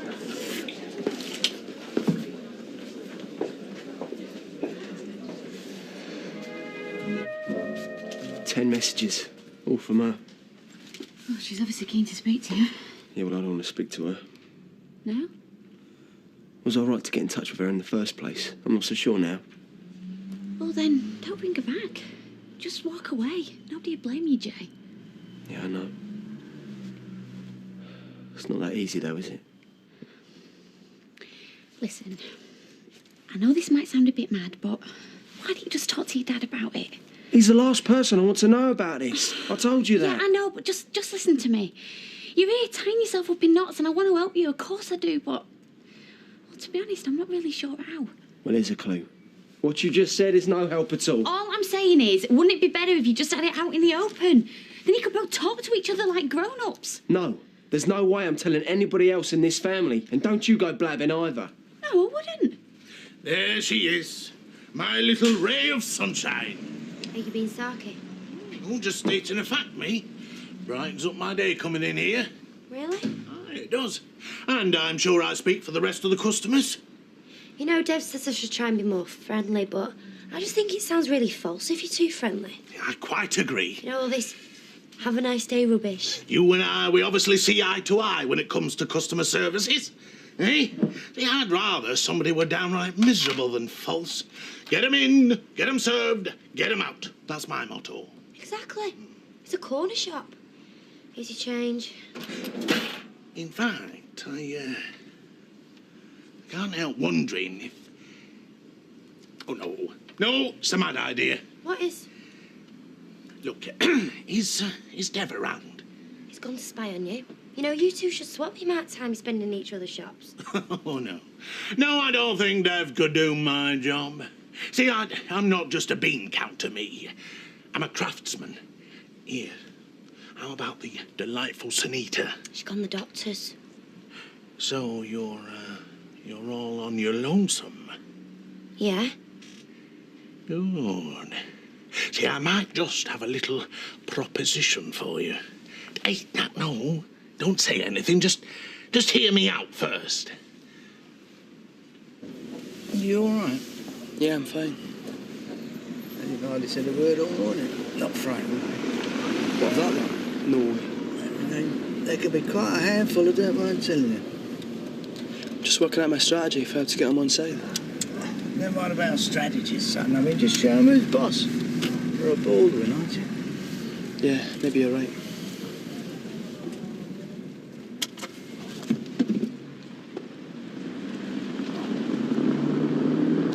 It's like the school run. Nice handbag.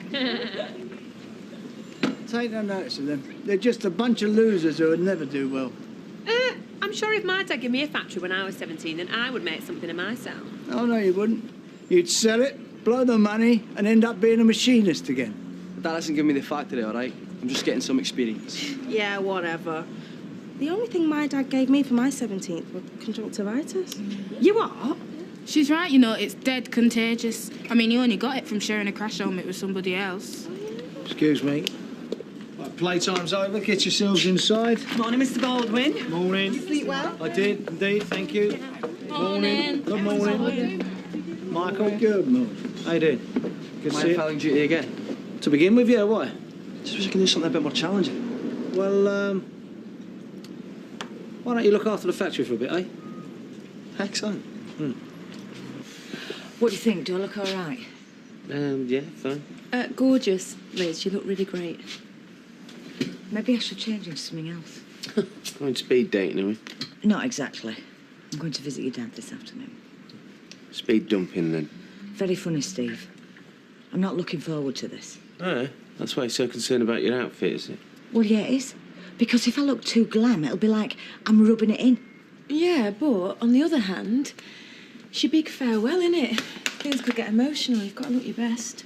Excuse me, can't someone please spare a thought for my dad in all of this? I mean, he's just about to get the elbow from the only woman he's ever loved.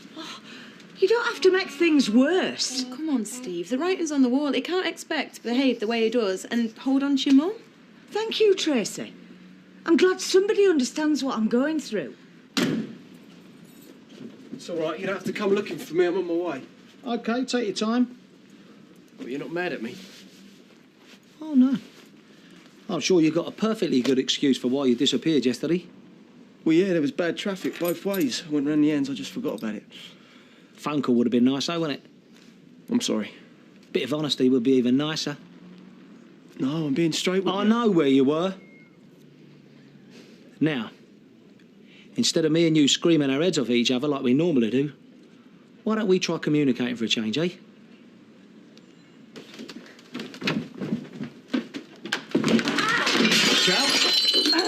Hey, oh, love. Oh, God, I'm so sorry. No, it's all right, I'm okay, I'm okay. God, I'm so stupid. Let me see. No, it's an accident, it's okay. Yeah, no, but it's my fault for charging around the place. Does it hurt? A bit. Come on, let's get you to casualty. No. I walked into a door, that's all.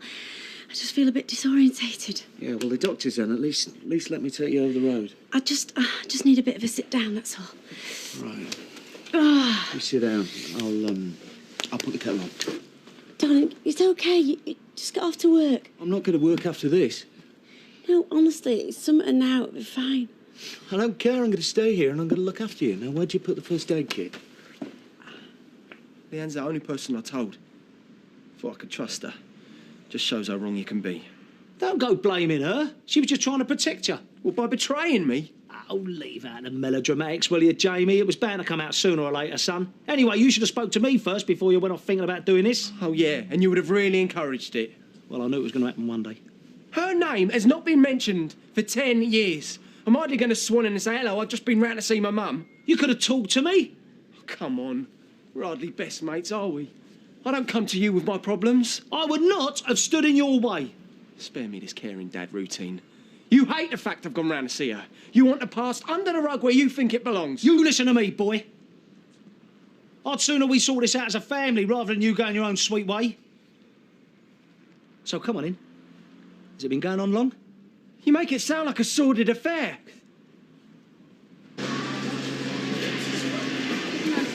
Where have you been? You don't smoke. Still entitled to a break, though. Not fair otherwise. What? Excuse me, can I have everyone's attention, please? Hello, can you all stop what you're doing for a second? You shut it, listen! Danny's not here, I'm in charge. Yes, Kelly, that means I'm the boss. He's like a 3-year-old with a pine pot. I might be young, I might not have much experience, but I'm not stupid. Any more sarcasm or slacking, and you'll be out that door. I mean it, Sean. From now on, sneering or giggling are sackable offences. Do you understand? Yeah. Good. Now get on with your work. Hi, give us an orange juice, love. Coming straight up. Thank you. You two can manage on your own for the day, can't you? Why? Where's Shelley? Not feeling too clever. I've put her to bed. Oh, nothing serious, I hope. A splitting headache. She wants to work through it. But, No. We can cope on our own, can't we? that's exactly what I said. So, if you're short of change or you run out of pork scratchings, you'll use your initiative rather than go waking her up, yeah? Is Shelley going to be all right on her own? She's not going to be on her own. I'm here. I've taken the day off. Well, in that case, if we do run short of change or pork scratchings, we can come to you. No. No, look, sorry, I don't want to throw my weight about. I just think it's better she's not disturbed. She'll be right as rain by the morning. Yeah, don't worry, we'll be fine. Good lad. And if it gets busy later, I'll lend a hand. Yeah?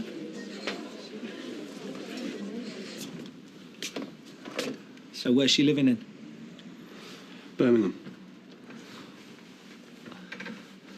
What made you decide to get in touch? Why now? Dunno. Just did it one day. Curiosity, I suppose. Well, now that you have, why not leave it at that? Why not let it just be the three of us that know about it? Pretend she don't exist, you mean? No, you know I don't mean that. You know, for Frankie's sake. No sense in opening up old wounds, is there? I didn't want to tell you, Dad. I'm already going to go blabbing to Frankie.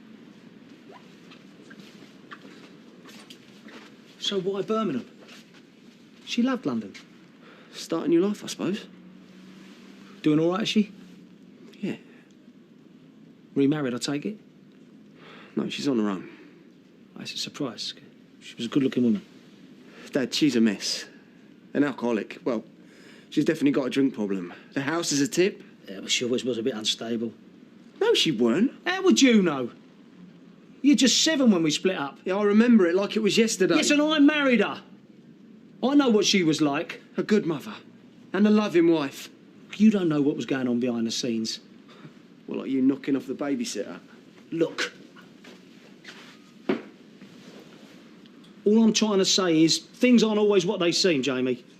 And all I'm trying to say is that maybe, just maybe, she hit the bottle when her life went to pieces when her marriage fell apart. What, you think that's my fault, do you? I just think she deserves our sympathy. Oh, do me a favour with sympathy. What am I meant to do? I didn't just sling her out on the street, did I? She was properly provided for. Yeah, but she lost us. The 2 people that she loved. Did she say that? Well, it's true, isn't it? Jamie, son, listen. If you want to go and see your mum, that is fine by me, right? But if you just want to drag up the past and make me responsible for everything that's gone wrong in the world, forget it. 17 years. And you still won't admit that you did anything wrong. I did wrong! I did wrong, I know that. But she is responsible for how her life turned out, not me. So that's it. We just forget about her. She don't exist. That's what you're saying. I forgot about her years ago. Yeah, well, do you know what? I wish I'd gone to live with her instead of you. Because then maybe I could have done something to help.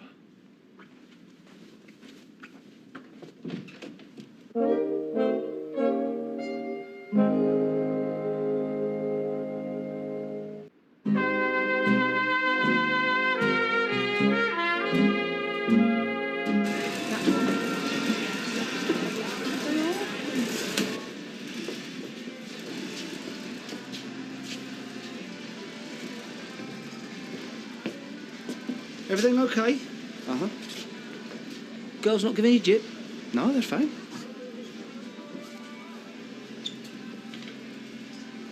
Good.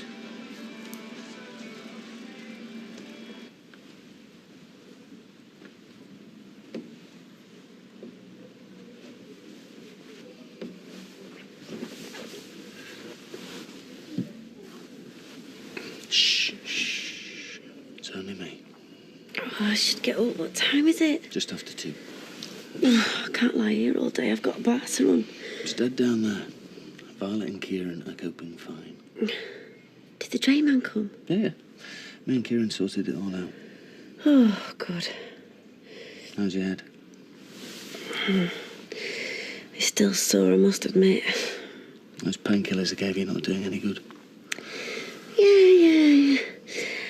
I feel embarrassed lying here when everybody's downstairs working. Well, you shouldn't. If Violet had hit her head, you'd soon send her home. Yeah, no, but I'm the one in charge. Just let it go, sweetheart. It'll all still be there in the morning.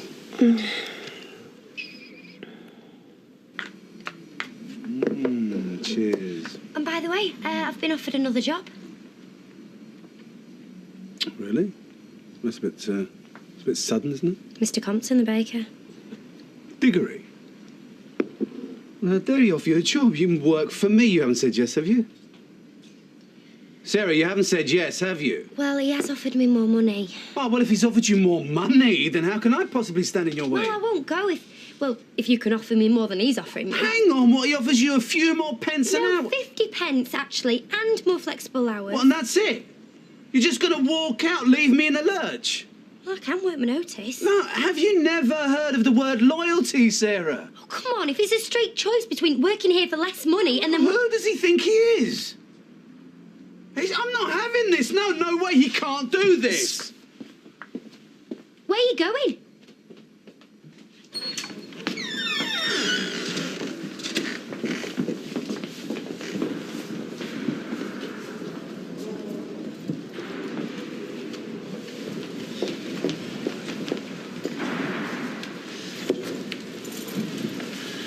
Thought you weren't coming.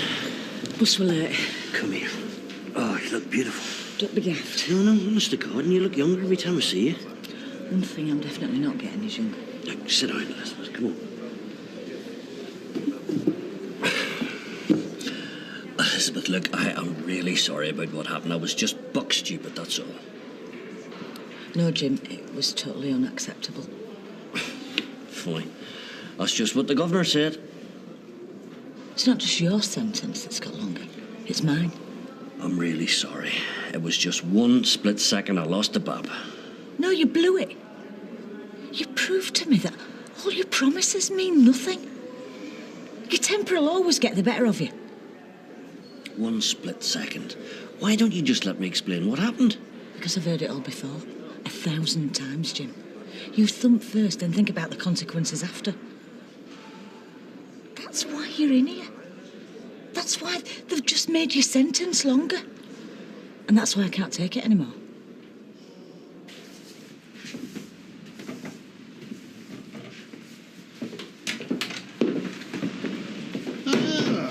Is this a spying mission, or can I sell you something? Me? No, me. I'm here to buy. Can I have a Battenberg, small harvest cob, and him? Austin? Austin, yeah, I'll have an Austin. Hey, don't you worry, son. I'm going to pay you 50p more than you're earning here. But as from tomorrow, you work for me, all right? That's fine with me. Yeah, I'm me. You see, not very nice, is it, when someone just comes walking into your shop and takes a member of your team like an item off the shelf? What did you just say? You're welcome to him. He's only here on a week's trial and he's rubbish. No offence, Austin, lad. Hey, you take him now if you want. No, I don't want him. I want you to keep your hands off of my stuff. What were you, a gangmaster in the previous life? No, a horse. At least that's what this Buddhist priest in Bali told me. Yeah, so you just ride roughshod over everybody. Well, you copy everyone's lines, you undercut us on prices, and now you're starting to steal people's stuff. It stops, Diggory! It stops now. I haven't nicked anybody. That lass, she's miserable as sin working for you. And if she wants to come and work for me, there is nothing you can do about it. It is called free movement of labour. Hey, what were you in a previous life? Lord and master? You're not going to get away with this, Diggory, because I'm not going to let you. I pay a decent wage. Hey! I pay decent wages, me. That's why I'm a magnet for all the talent. And don't forget your Battenberg. I need the keys for the van. I've confiscated them. What? Well, I'm not having you shoot off to Birmingham in that van whenever you like. Well, there's a problem, see? I'm the van driver. Really? Well, I think I preferred it, but I didn't know where you were. You can't stop me seeing her. No, you're right, I can't. But I don't see why I should provide the transport. And I hope you're not giving her money. Why would I be giving her money? Because she obviously gave you a sob story from the way you was talking this morning. Well, that is fine. But I draw the line at you funding her addiction, especially if it's coming out of my pocket. Pathetic. You told him then? Can't trust anyone these days. Thanks. I can't believe you've told him. I had no choice. He was accusing you of all sorts. I was defending you because I love you. You stupid interfering cow. He knows that Frankie's going to know. You any idea what you started? Jay, I'm sorry, really sorry. I just did what I thought was best. He was the last person I wanted to tell. I hate him. No, you don't. And since when were you and him on such good terms you could start trading secrets? I just thought it would help. I still think it could in the long run. No. It's made everything worse. Worse for me, worse for him. And I don't know where you think this leaves me and you. No, Jay, wait. We can go back to the flat. We can talk. Leanne, I'll never believe another word you say. How can I go out with someone I don't trust? Jamie! Look, you're angry. I understand that. Actually, you're wrong there. Oh, I was angry. I was furious. But not now. Now I just feel let down. Okay. Just stick with me in this, right? And I promise I'll never let you down again. I can't take that chance. 30 years? You can't just turn your back on 30 years of marriage. I'm sorry. No! Look, the only thing that keeps me going is knowing that you are going to be waiting for me when I get out of this place. No, I won't be waiting. I've waited long enough. I won't put my life on hold anymore. Can't be that bad. You've got Stephen, you've got Deirdre, you've got a job to keep you occupied. I've got a husband. Oh, I see. 1 hour a month. Well, at least you're not banged up in here. I might as well be the life I lead. I'm just as much a prisoner as you are. Well, I know whose life I'd rather have. They never got Elizabeth. I've just lost all my parole, and then my wife comes in and tells me my marriage is over. I mean, I've been lying awake at night praying this would not happen. Please, Elizabeth, don't do this. I can't carry on. I'm sorry, Jim, I just can't.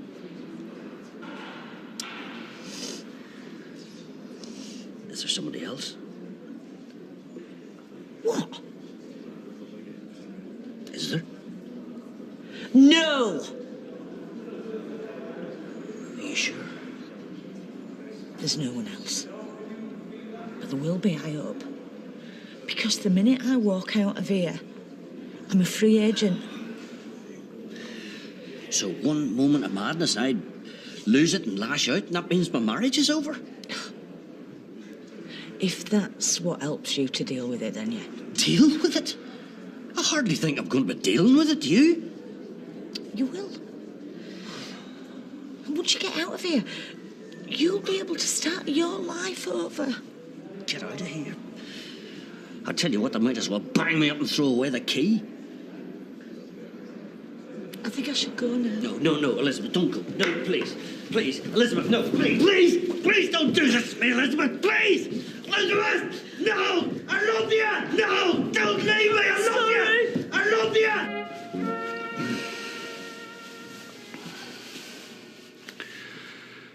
There's a woman boxer. Drinks in the weather arms. I'm so stupid.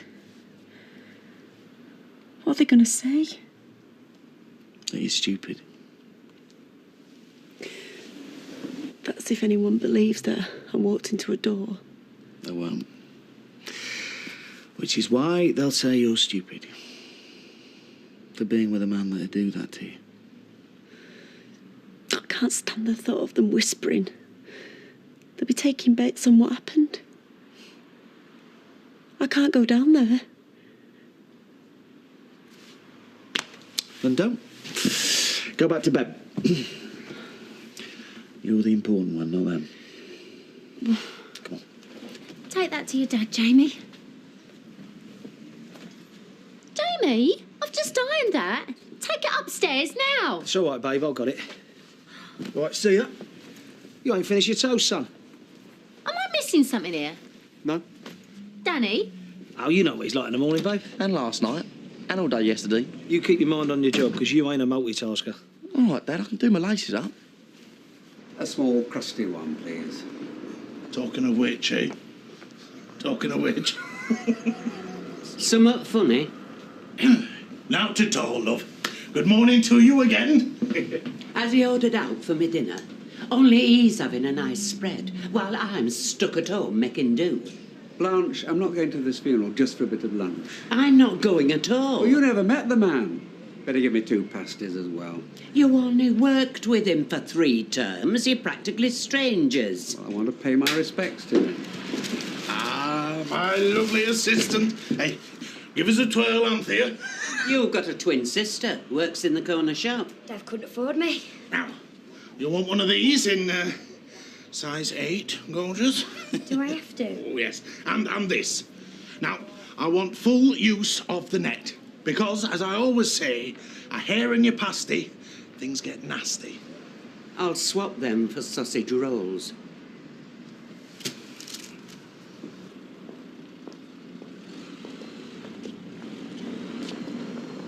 Well, that looks nice. Kiss a bite. Oh, what's the matter? You're not still in a mood with me, are you? Jamie's chucked me. Oh. Oh, don't worry, I'll talk him round, but I shouldn't have to. You should have kept your gob shut about his mum. And so should you. But once you had, what was I to do? His mum comes crawling out the woodwork. It's going to mean trouble, isn't it? Flaming is now. You put me in a difficult position. I mean the difficult position of knowing about Carol.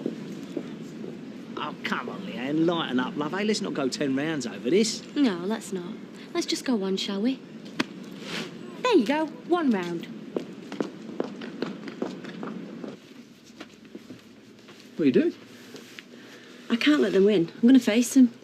No, you don't. I've told Kieran to open up. What did you say? I said you're opening up, Kieran. His stuff, I don't have to explain. No, I'm going to go down there. I'm going to tell him that I did this on that beam in the cellar. Everyone's hit their head on that at some point. Yeah, when was the last time you did that? Lying's not your best skill, is it? And just make people suspicious. Well, I can't tell the truth, can I? I can just imagine Liz McDonald's face or Sunita's. Both of them, and now you're lying. So I can't lie. I can't tell the truth. What's left?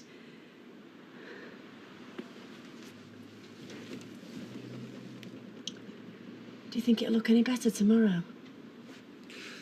Brilliant. Maybe I should stay up here then. Just for another day. Not for my sake. I can match that view. I don't care what they think of me. Yeah, I do. Just another day, eh? Just till it settles.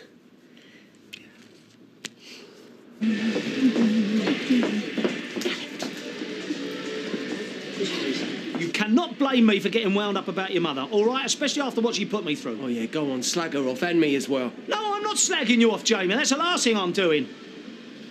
I'm apologising, ain't I? I'm sorry that she's caused a row between us, OK? Now go and make it up with your bird. Oh, Frankie, I was just saying to Kelly, you know, you're Jamie and Danny, they both got the same muscle thing, haven't they, on the jaw? You know, when they get up... You tell Frankie about this, I will kill you. Keys. I wish mine did that. But all that happens is my eyes bulge. Watch. And that's so not attractive at all. Jamie? I'm late, Frankie. You like ravioli?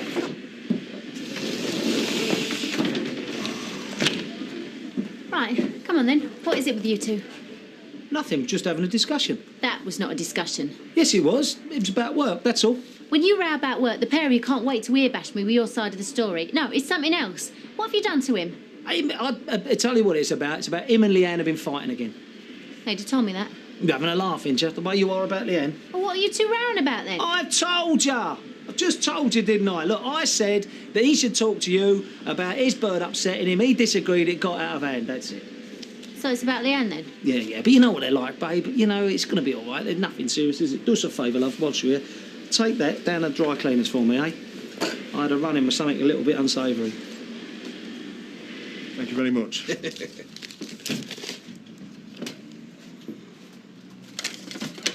Right. Turn out your pockets. What? Come on, turn them out. There were £20 notes in this till. 2 at least. I know, I put one in. Oh, hi, and took both of them out. I've not. There are 2 people with access to this till, and this one is innocent. And so is this one. Pockets. Hey, and your purse. Well, and I recognise a mind. See? You've left a little bit trapped under the spring. I am not a thief. Well, you won't mind being searched then, will you? I flaming will. You know you can't accuse me like that. Oh, I can. I can. Hey, and I can fire you just like this. You're fired. Why haven't? No, get out. Out, out, out, out, out, out. Well, you know what? You can stick, you stupid job. Come on, girl. The way to take the party mood, ladies. Oh, yes. I'll get these. You don't want alcohol beforehand, do you? Oh, only large ones. I'll get a table. 2 very large vodka and orange, and whatever yours having. Look, just promise me one thing. Take it slowly, eh? Take speed dating slowly. Stop dismissing everything I say. Thank you for worrying about me. But you needn't, honestly. It's a laugh, nothing more. Cross me out. I'm not stupid. We're meeting blokes for 3 minutes. Even I know you can't learn anything in 3 minutes. Hey, takes at least an hour to pull me. If I could undo it. Well, you can't. No, exactly, I can. And I'm as angry with me as you are. Oh, no, I'm past being angry. Oh. I'm just glad I found out what a stupid cow you've been before I got in too deep. Oh, we are in deep. Well, I am. I'm really deep. You knew Carol was doing my head in, and you knew Dad and Frankie were the last people I wanted to know about it. I know, but I was... You knew.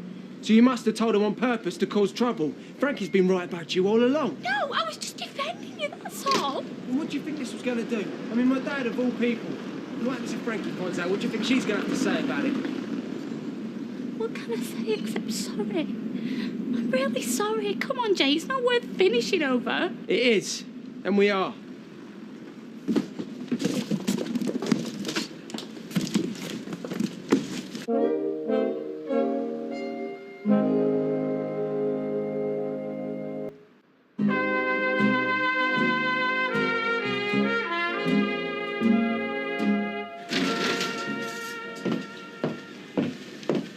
Jamie,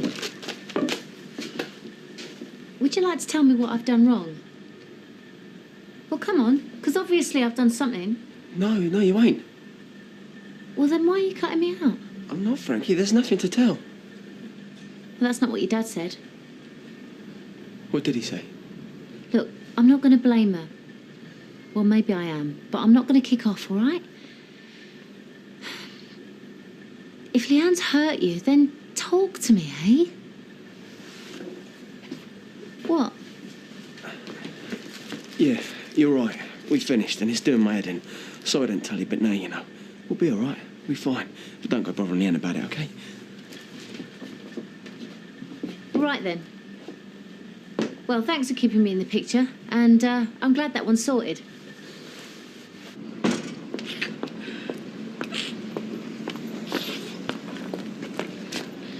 All right? Yeah, fine. Well, you don't look it. I've just been chopping onions inside. Oh, onions, yeah, they're murder, aren't they, onions? They get right inside you. Make your eyes sting, your heart aches, feel angry. Disappointed that people keep letting you down all the time. Although, Leanne, you know, they do say when you're chopping onions, if you put a spoon in your mouth... This is all your fault. Yeah, well, I wish it was as simple as that, love, but it ain't, is it? It's very, very complicated. And you and me, we got to stop fighting. We've got to work together to try and sort it out, even for Jamie's sake. Yeah, well, Jamie doesn't want to know me. Jamie needs you, don't worry about that. Because he's chopping onions somewhere and all. Hey? Come on. You don't want to be going back in there, do you? Hey? Come here. Let's go and talk about it somewhere, see if we can sort it out. Yeah? Come on. It's ridiculous. I don't have rats. Hey, why? Why would they chew on banknotes when the shop's full of food? You don't make nests from donuts. And these are definitely rodents' teeth. Fetch me the till drawer. I will not. Evening, Diggory. How's our ex-shop girl doing? Hey, now, I never actually accused her. She just misunderstood me. If she turned out her pockets like I asked her to... Diggory, what are you talking about? He's not sacked her, surely, on a first date. Well, you know, he showed us how ruthless he was by the way he employed her. Right? What did she expect? Well, I think we should ring her tonight. And you and I should take the day off tomorrow. Do something nice. You're too soft, babe. Sarah betrayed us, and this is her comeuppance. At least try not to enjoy it. It's not attractive.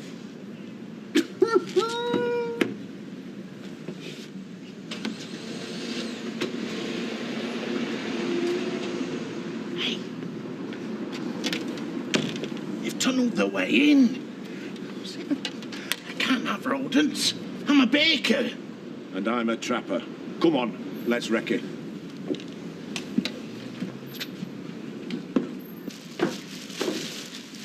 I've let you down, haven't I? No. Yeah, I have. You're hurting. I'm all right. You're not. Look, don't do this, please, Frankie. Don't do what? Care about you. Look, I took against Leanne, yeah. But I'd never have gloated because it's gone wrong. And if you think I would, then I'm failing you as a mother. Don't say that. You know plenty about being a mother. It's me who don't know how to be a son. Hey, come on. I don't. That's just daft. Then how come everything I do just causes more trouble or more hurt? And what sort of a son makes his mother's life a misery? My life ain't a misery. Me. That's who. And now it's all started, it can't be stopped. Look, you've made my life better. That is all you have ever done. I didn't mean to hurt you. I never did. I'm so sorry, Frankie. What are you on about, eh? Look, come here. No. You haven't hurt me. And I can't think of a way that you haven't been a good son. Well, nothing a bit of familiarity with the washing machine wouldn't Stop fix. it. You want how useless I am? I've let everyone down. Make one call, and I tell you who won't give me the reference. Carol. Carol? Carol, your mum? I'm so sorry. I didn't go looking for her because I wasn't happy with things. I'm happy with everything. I don't know why I went. Is that what you were arguing with your dad about? Danny knows. It's such a mess. I'm so sorry, Frankie. Look, Leanne. Believe me, no one can feel guiltier than me, and I have done most of his life. No, honestly.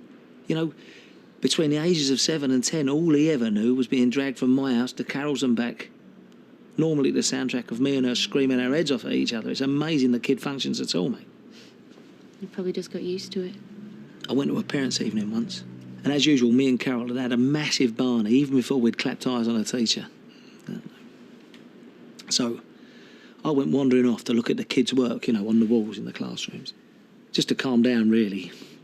And they'd done a project called My Family, and I found Jamie's one, and it said, if I was twins, like Richard and Paul, Mum and Dad could have one each, and then they'd smile.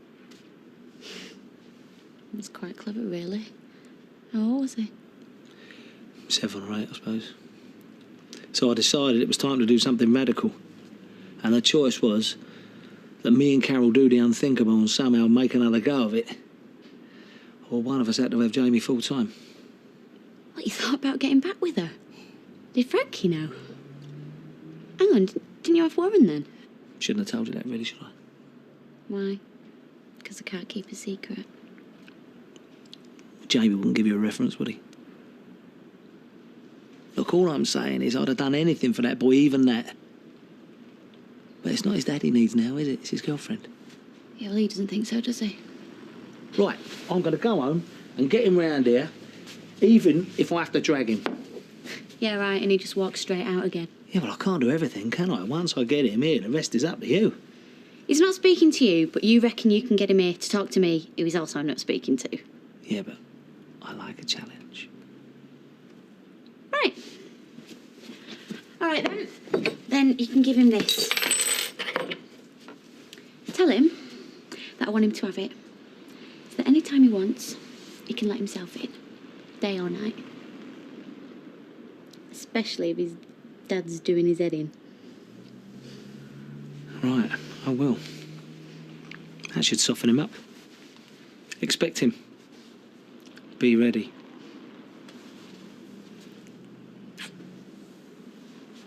Good luck. So is Shelley any better? Haven't laid eyes on her. Oh, I was just going to nip these up to Shelley. She's asleep. Is she? I thought you were in the back room. I swear he was in the back room. Because she's asleep. Which is why these are going in the back room now too. As long as that's all right with you. Yeah. But didn't mean... Well, just give her my love when she wakes up, yeah? See you later. She was hysterical. The one fella, he wouldn't look at your face. It was like that all the time. Can't you believe it? Oh, I hate that, me. Is that common? Constant. So what does Eileen do? But she stands up, grabs hold of her boobs, shoves them towards him, says, "Look at me now. Have you had a good look? Now talk to me face." You did not. I meant did. The whole room was silent. You only get 3 minutes. She didn't speak for 2. Oh, come here, let me buy you a drink. Speed dating. Oh, right. Deirdre, Bob, an old colleague of mine, he was at the funeral. Can I get anybody a drink? Oh, count me out. I'm tired. I've been running around making my own entertainment instead of being sung to and fed like some people. Excuse me. You can have a double, please. One for each magnificent boob. What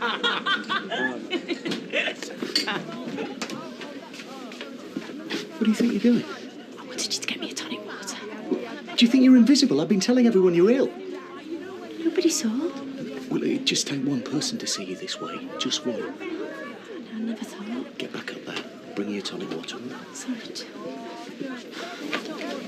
Serve Sean next, yeah? Yeah, no problem. 360, please. Keep the change. Thank you. So, I mean, what are you supposed to learn about a person in 3 minutes? Whatever they want to tell you. Do people have to tell the truth? Give over, can you imagine that?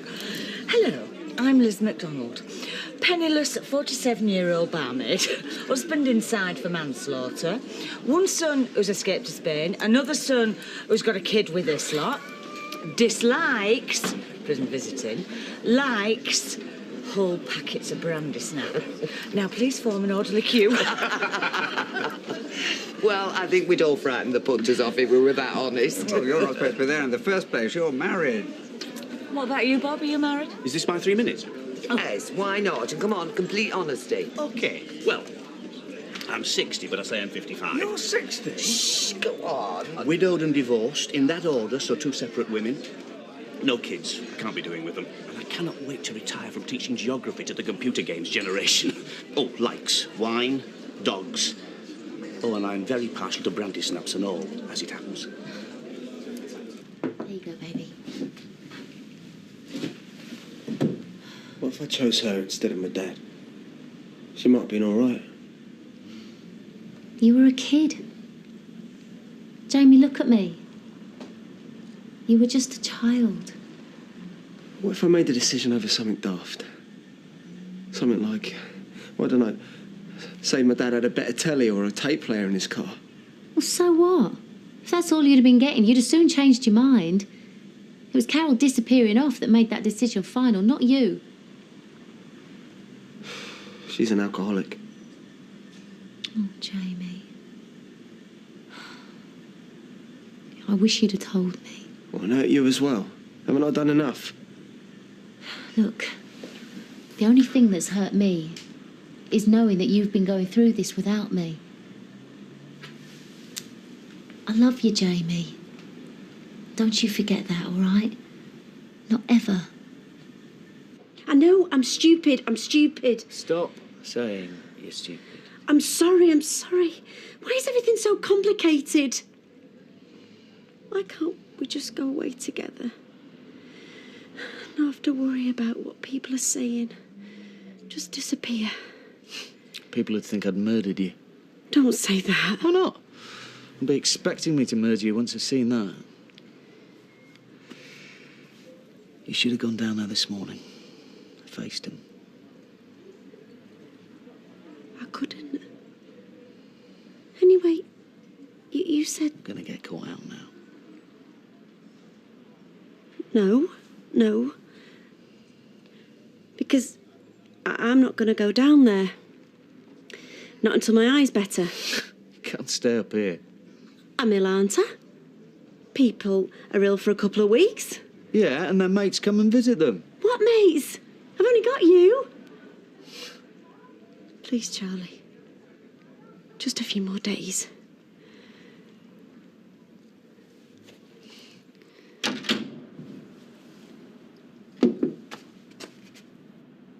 Stone me. I've only been gone 10 minutes. What do you do if you've got half an hour? I do me dress up. Yeah, but I can't. Oh, Danny boy. No. Do you know what? I don't like it when people talk behind my back. Right. Well, I better go and get Jamie then. Right. All right. Go on then. All right, I'm going. You're still here. This ain't gonna happen, you know. No? No.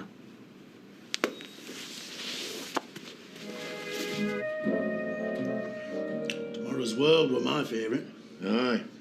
That would classic tell you that. Year 2000, we're all going to be space age, weren't it? We're all going about in them Baker foil suits. And there'd be no need for food, they said. Take a couple of pills like an astronaut and that'd be that. Right. Brown one for your main course, pink one for your pudding. Or cake. No, I couldn't. Jetpacks. That were another thing. Strap them on your back and off you go. Whoosh. Whoosh. Hey, now that's something I'd like to see before I pop me clogs. You know, the sky is full of folk darting hither and thither. Never. You never dare step outside your house without fear of falling person. It'd be carnage.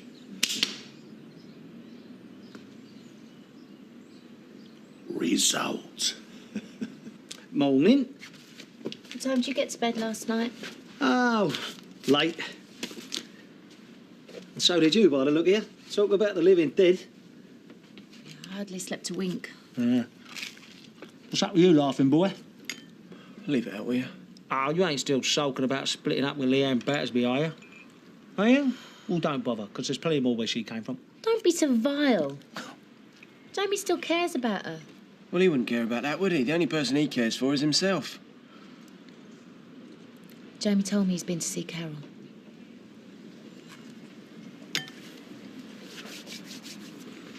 I knew this would happen. Thank you very much for that. See, now that should have been dead and buried by now, and that's all going to be dredged up again, because you'll be picking the bones out of it. You should have left well alone, son. She's my mother. Not anymore. Not in my eyes, she ain't. We can't just ignore her. Apparently she's in a right state. She's a waste of skin. Always was. The only worthwhile thing she ever did was produce him, and I sometimes wonder about that. Danny? Never mind Danny. Listen to me. Guilt ain't any good to anyone, Frank. Your guilt won't make you feel any better, will it? Will it? No, it won't. I'm off to work. Well done. Thank you. Oh, that man. So did Leanne meet Carol? Yeah. They get on well? Oh, you know Leanne, she gets on with almost anyone. Except me. Yeah, and me, apparently. Go and talk to her, Jay. I thought you'd be glad to see the back of her. Just talk to her, eh? No. If you ask me, I'm well out of it. Yeah, 5:45 p.m. Make it 5:30 just to be on the safe side. Did you hear that? 5:30 to Manchester Airport. Thank you. Bye. You know, your wardrobe must be like the TARDIS. I haven't seen half these things before. Got to look the part. And not many people would get away with this colour. I take it this one's for the charity shop? Do you know how much that cost me? Adam, I've left some money in the top drawer and the freezer is full to bursting. I bet you've marked all the bottles in the drinks cabinet as well. No need to, son. It's all up here. You drink so much as a centimetre of that scotch, and you will be in trouble. Spoil sport. Still, if I have a party, people just bring their own. Your face is classic. Hope we're doing the right thing going away just now. Only Danny seems to have his eyes off the ball at the moment. You can't change your mind now. You cancel now and you can say goodbye to your golf clubs. Hey? I'll throw them all in the canal and you after them. That's you told. Well, he's definitely distracted. And he's ratty. He treats you like a glorified skivvy. Yeah, water off a duck's back to me. Oh, well, good lad. I'm just biding my time, Dad. I know I'm the boss's son right now, but one day I'll be the boss and all. Just like him. Ooh, listen to you. I'll keep an eye on everything. That's a good thing about him thinking I'm thick. He doesn't. Oh, yes, he does.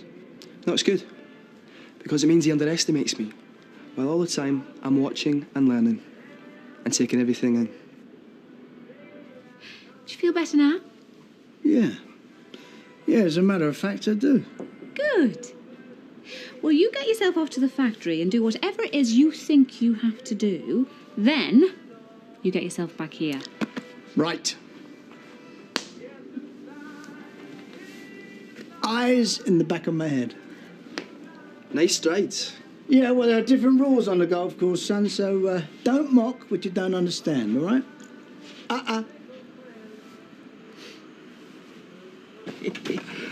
No, you're all right. We're only gassing. All right. That's £10.40, love, please. Hey, someone's in for a treat. Poor old Shelley, she's under the weather. Just doing my bit to cheer her up. Nothing serious, I hope. Chicken pox, would you believe? Oh, dear. I've heard that can be really serious in adults. Yeah, she is quite poorly as it goes. Oh, I'll pop round later, see if she needs anything. She's not really up to having visitors. It's all right. I can't catch it. I had it when I was a kid. Hey, so did I. I drove my mother mad scratching. I'll come with you. I mean, it's nice to see a friendly face when you're not so well. Actually, she doesn't really like to make a lot of fuss. It's okay. We won't stop long. She gets really quite irritable. She definitely prefers her own company when she's ill. Oh, well, not like me. I like to hold court. Graciously receiving my visitors, accepting gifts, flowers, grapes, the odd tasty morsel. Give her our love anyway. Yeah, tell her to get well soon. I will do. Thank you. Bye, love. I think you owe that Sarah Platt an apology. Really? Well, we'll see about that. Oh, look, haven't you done yet? Yeah, one of the mucky beggars is still at large. Shh. Can't you hear?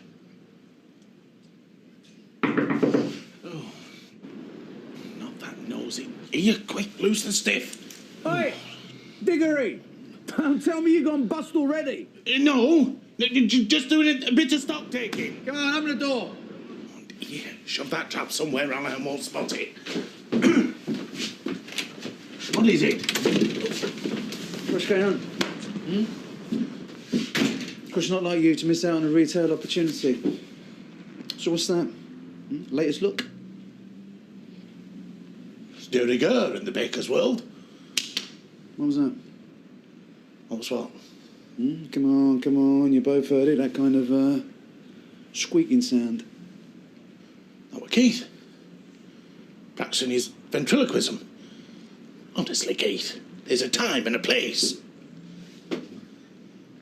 Are you a ventriloquist, Keith? Oh, he practices every day, him. Man's a master at it, aren't you? I am.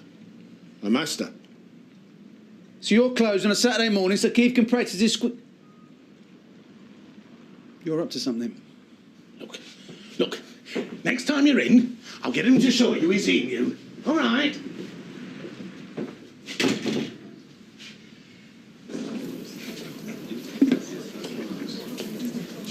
Yes? I'm here to see the sexiest bird in Weatherfield. What are you after? You, of course. Cappuccino. Hello there. I must confess, I was a little bit naughty yesterday.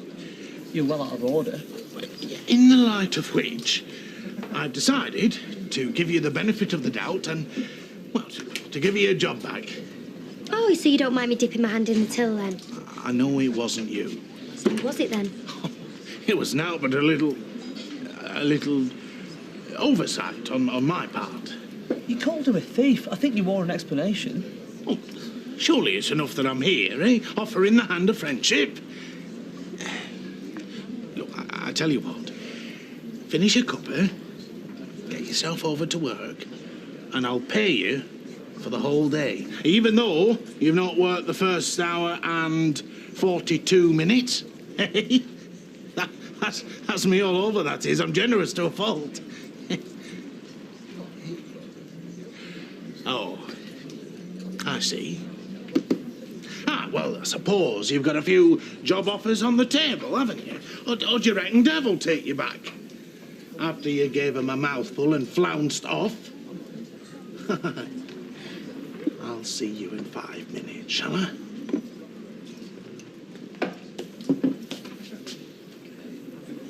You're doing that thing with your face again. What? That little frown. No wonder living with you. Oh, come on, babe. Frankie, we did the right thing about Carol. We're okay. Love you.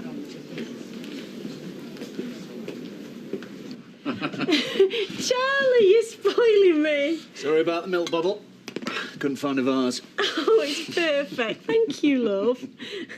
Look, the swelling's gone down a bit, so maybe if I covered it with a bit of foundation, no one would be any the wiser. What do you think? I think it would look exactly like what it is. A bruise with a bit of slap on it. Sometimes I think you want to draw attention to yourself. That's the last thing I want. I just feel really terrible lounging around here when there's nothing wrong with me. Why is everything always about you? You said you were doing this for me. It's your decision. I know. You said to tell everyone you're contagious, so that's exactly what I've gone and done. Don't tell me you changed your mind. Of course not. Who have you told? Deirdre and Rita, to name two. Do you know how hard this is for me? Having to lie for you. Can't be easy. Exactly. I'm so sorry. You always are. You've told people now, so it's official, and that's fine. It's just me and you now, Charlie. And you know that's how I like it. Well,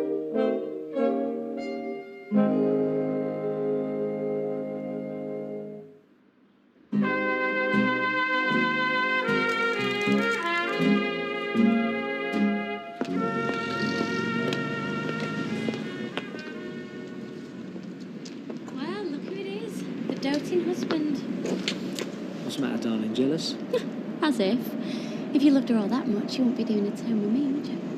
Yeah, but Frankie's the wife and always will be, whereas you, darling, you're nothing but the first reserve. So charmingly put. It's like having a hobby. You know what I mean? Having a bit on the side, it makes life so much more interesting. Are you mental someone to see us? Yeah, and don't you just love it? Well, if you want to play, why don't we go somewhere private? Oh, yeah? Yeah, nothing will please me more. What about your place after work? Perfect. About 5:30. Give me a chance to have a shower and make myself look gorgeous for you. Okay. Shall I let myself in with the key? I'll be waiting.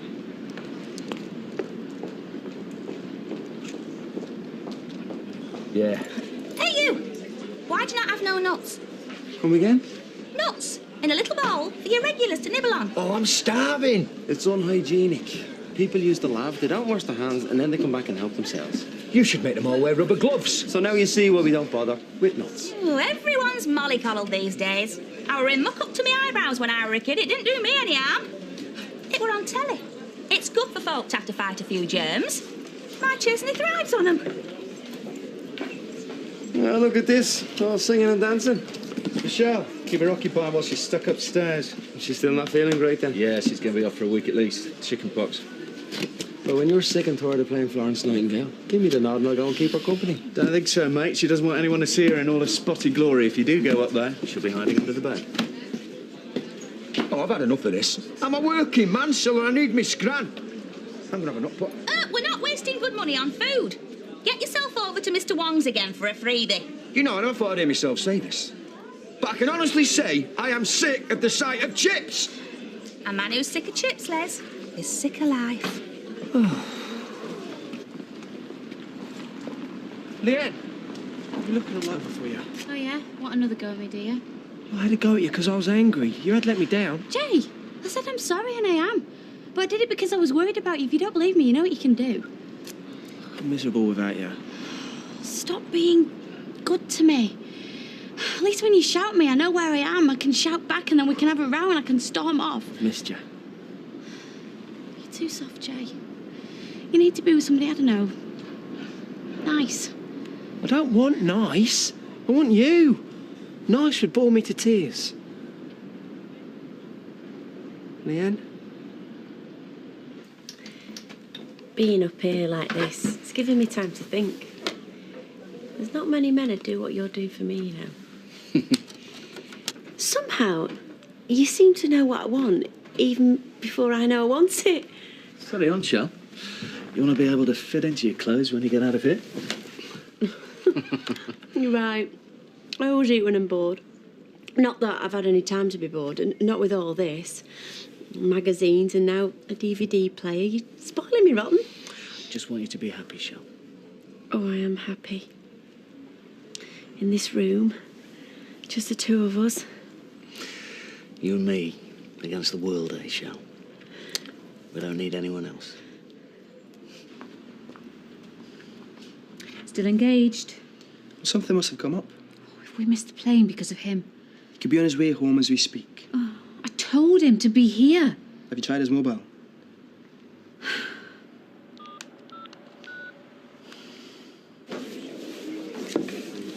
What are you doing? Trying it out again. What have you come as? A bus driver. I start my new job tomorrow. Oh, couldn't be a bus driver, me, no. Too much of a free spirit. You'll have to stick to the same old, boring old routes. Whereas your cab driver, hey, we have the knowledge. It's actually quite a skilled profession. I hope you got power steering. Little thing like you couldn't steer a scooter in a straight line. Power crazy, that's my experience of bus drivers. Just because they're sitting in 2 tons of metal, they think they own the roads. It's our company policy to be kind and helpful to all of our passengers. And I'll tell you something else. You'll not win any beauty contests in that monstrosity. Well, you're not exactly Kate Moss in your chippy get-up, neither. She's no but skin and bone. Well, you look like Mrs. Overall. Yeah, cheat. Say that again and I'll knock you over and sit on you. Any road. I've had no complaints. Oh, you look good in a bin bag, my love. Only 'cause no one would dare complain. You saying I'm rough? You're a bully. That's what you are. You give him a dog's life, and that's for poor little Chesney while my heart goes out to him. You cheeky mare. That lad wants for nout. I've seen you. Giving him chips for lunch, chips for tea. It won't surprise me if you gave him chips for breakfast. He wouldn't know what a vegetable was if it came up and bit him on the backside. That shows how much you know. For your information, potatoes are a vegetable. That's enough, Scylla. You might go through life picking on people, but don't start on me, because I'm a lot tougher than I look. What I like best about this place is a sense of community. All for one, one for all. Evening. Do you mind? We're having a conversation. What about our bit of business? Not now, Keith. Not now. All right, then. Just give me 20 quid and I'll be on my way. Sorry, but I'm temporarily financially embarrassed. Bye. I grafted all night for you. Doing what? Never you mind. If you don't give me what you owe me by tomorrow, I'll be putting them mice back where I found them. In your bakery. Mice? It's brilliant. Hey, better still, I'll nail them to your front door. You really give her one for? Think I was too hard on her? Do I, heck? I was dead impressed. I think it's all the training. They teach you assertiveness skills, you know, how to deal with tricky customers and that. Oh, so it's down to training then, not the uniform, like you said. Only it's very earnest. Mind you, it don't look that comfortable. Would you not like to take it off? No. Only if you undo the zips to it. Now, you sure they're only currants, or could they be something else, Diggory? Something small, round, brown. Come on, Dad, joke's over. Now, this man, this interloper, he comes here and he sets up his business without a modicum of respect for those traders who try to earn an honest crust here for years. No pun intended. He steals our customers. You steal our staff.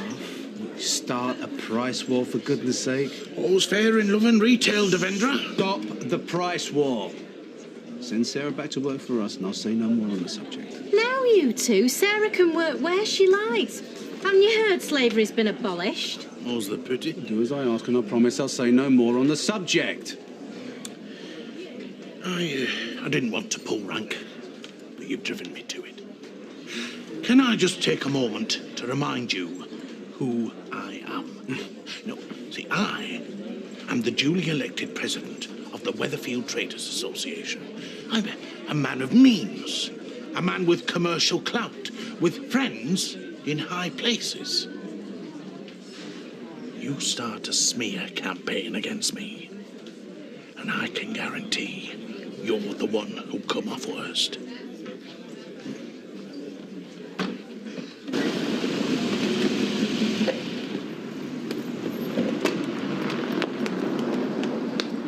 Well, that's what I told him, Morris.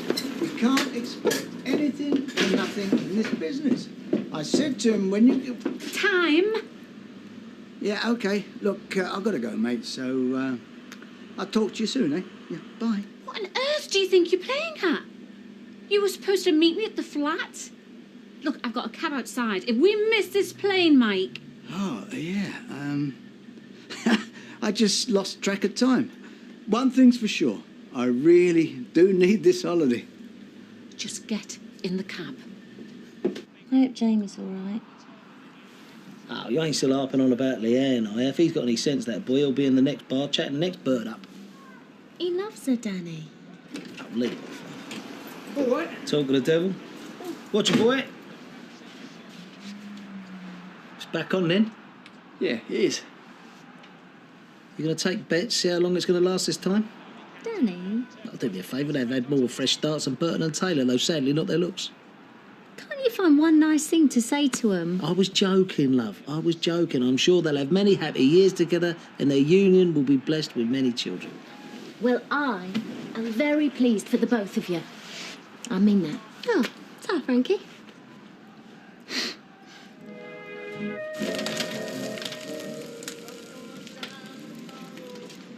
Is this the best you can swipe from that chipper? Mushy peas and onion rings? There's some bangers to go with you. Yeah! Look at him! Clozzled to death! Well, I like my bangers a bit burnt. Oh, well, you're going to love these. More use as firelighters than food. We'll have the caviar and champagne you bought instead then, shall we? Have we got some? I don't see you bringing any free grubbing. If you want to spend all this money on food instead of saving up to get married... All I'm saying is, can't you nick us some fish for a change? Oh, stop your moaning and get it on table. I'm starving. It's better for us than fish and chips, anyway. How do you make that out?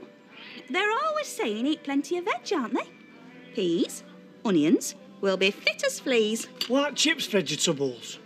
They're potatoes, you plank. Oi! What have I told you? Stop feeding that dog. He's got to eat summer. And so have you. We'll have social onto us if they see you losing weight at school. Hang on a minute, Les. For once in his life, lad could have a point. You can tell you've got a big day on. That's your 4 visits at Bog since breakfast. I didn't know you were counting. Well, you'll be fine. Me and him were there cheering on, won't we, eh, Josh? What do you mean? Well, you said you was coming down Rosamond Street at 2 o'clock. So? So over there, give you a wave. I don't really want any fuss. Claire, we're not going to be hanging banners and setting off fireworks. I should hope not. So what do you want us to do? Lock ourselves in all afternoon? Oh, don't be daft. So what are you saying? Sorry, I'm just so nervous. Yeah, well, there's no need. Because you will be brilliant. I'm glad somebody believes in me. Oh. And what now? One last time, I promise.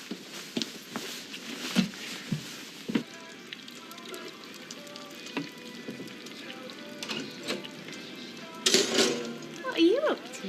I was going to surprise you in bed. The breakfast looks nice now. All right. How do you want your eggs? Split up for 2 days and he's forgotten already. This is you change your mind half the time. Yeah, well, that's because I like to keep the men guessing. Oh, men, is it? Well, how many you got on the go? Well, I'd be telling. You want this breakfast to spoil? What? Well, that's what's going to happen. You keep looking at me like that. What? Like this, you mean? Right, that's it. Come here. I've got to be at work in 10 minutes. It's a bank holiday. Yeah, and it's double time, and I can't say no to that. You're the biggest tease I've ever met. Yeah, well, you want me to earn money, don't you? So that we can do nice things together? You are going nowhere. Yes, I am! Come here. Hey, you look done in. Yeah, I've been sorting out the cellar. Right, well, you sit down, I'll make us a pot of tea. I won't say no to that. And you can make a start on these? Where's the sofa? Oh, well, it was there last night. It's not there now. What are they going to say? They can say what they like. Your needs greater than theirs. Hey, it's getting like a cosy den in here, isn't it? Do you remember when you were a kid? Yeah. Where do you want it? Over there'd be nice.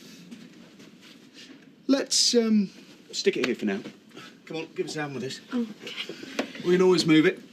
How's the chicken pox story going down? Most people seem to have swallowed it. Do you mean they all haven't? I haven't spoken to everyone. So people are gossiping? Will you stop worrying? I can handle it. And I'll handle Fred as well when he asks where his furniture's gone. We should start bringing the crockery up as well. So, Imagine Betty's face when she can't find a teapot. tell you what, I stick myself here, like this. I keep an eye on you. How does that feel? What more could a girl ask, eh? Now, you'll lock out windows and doors, won't you, before you go out? Yes. Right, and don't forget to turn the immersion off when you get out the bath. I won't. And the washing machine, it don't always rinse proper. Vera, I'll be fine. Hey, flaming heck, I hope you don't think you're taking them to father with us. You don't think I brought them out here to leave them in the street, do you? Over my dead body. Don't tempt me, Vera. Look, take them in this minute. Vera, they don't go, I don't go. Look, I'm going away to get away from things. Listen to me, Vera. When we get there, I'm going to release them and they'll come back. But how do you know they will? Because that's what they do, Vera. They're homing pigeons. They come home. Oh, well, put them in front then. I don't want them in back spreading bird flu all over me. Oi, careful.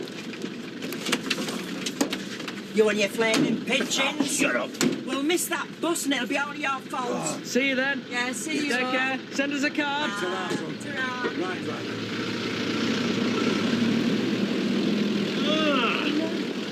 You all set for another hard day's grind then, Sarah? Hello, Mr. Compton. Yes. I look forward to it. Hey, you lost a little belter there, Dev. So you don't have to work with him all day. Well, neither do you. Back to smarm features then. Yeah. He can eat to his heart's content in here and it won't cost us a penny. Don't even think about it. One's coming to check up on us. You are? Isn't back? Blast him. So what now? Tie him up outside. And when people come out and see him looking hungry, they'll fling him a chip or a bit of fish. Right. Is it cruel tying him up? He's got to look miserable and nobody'll feel sorry for him. And I can chuck in the odd scrap when Wong's not looking. Do dogs eat chips? Have you any better ideas? So what are we going to tell Chesney? Tell him to come at dinner time and take him for a walk. We don't want any trophies on pavement or his lordship will do his nut. Sit. You know where Shelley's got chicken pox? Chicken pox. According to Charlie, she's in bed with it. Shall I pass on your regards? That's $2.50 change, Deirdre. I'll say no more. Bye, love. Bye. Hi. Hi. Morning. Morning. Morning. Well.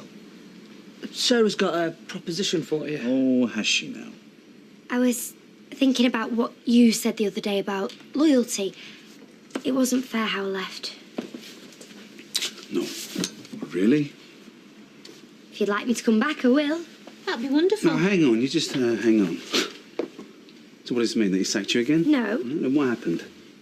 Nothing. It's like what I said about loyalty. So what happened to market forces, seizing opportunities? There's more to life than being selfish. So why'd you leave in the first place? Because I had to make more money for Beth. Now you don't. Yes, but I've realised that loyalty is more important. More important than your own daughter. Well, they're both important, obviously. Look, I am really sorry Now, I'll tell you what you are really sorry about, Miss Sarah Lou. You found out that things aren't so rosy in Diggory Compton's garden, and now you want out. That's not true. And who asked you, my two-wheeled friend? But it's not. Yeah, so why'd she come back? And don't you give me that loyalty rubbish. Right, if you want to know the truth. Sarah. I'm really not happy there. Dev, that money's really creepy. Well, that's why you get paid extra. It's called danger money. Dev, please. I am really, really sorry. I promise you I'll never let you down again. I think we ought to give her another chance. She can come back. Month's trial, see if she means what she says. Trial? Take your leave, babe. take it. Yeah. All right, oldies. Oh, well, look at it, ain't you? Managed to get out of bed then, eventually. Thanks for standing in, Frankie. Pleasure. You know, we should split up more often if it means having a day off work every time you get back together again. Don't push your luck. Suppose you want a drink now? Yeah. Point of lager, please, Dad. And I'll have a white wine if it's going. Oh, and I need a top-up. You must be doing something wrong then. What is it? Yes, boss. Is he okay? He's joking. Yeah? Got medium. He's happy for you. We both are. Medium white, sweet white, dry white? Medium. No, hang on, dry. No. Do us a favour, Leanne. You tell Kieran, and it goes wrong, I don't get the blame. You know what I mean? No rest for the wicked. Yeah. Listen, I ain't never going to be on your case about Leanne again. I promise. Medium wine is for the person that can never quite make up their mind what they want. Well, in that case, I'll have dry, please. So you do know what you want then? I'm going out with your son, Danny. Let's just leave it, shall we?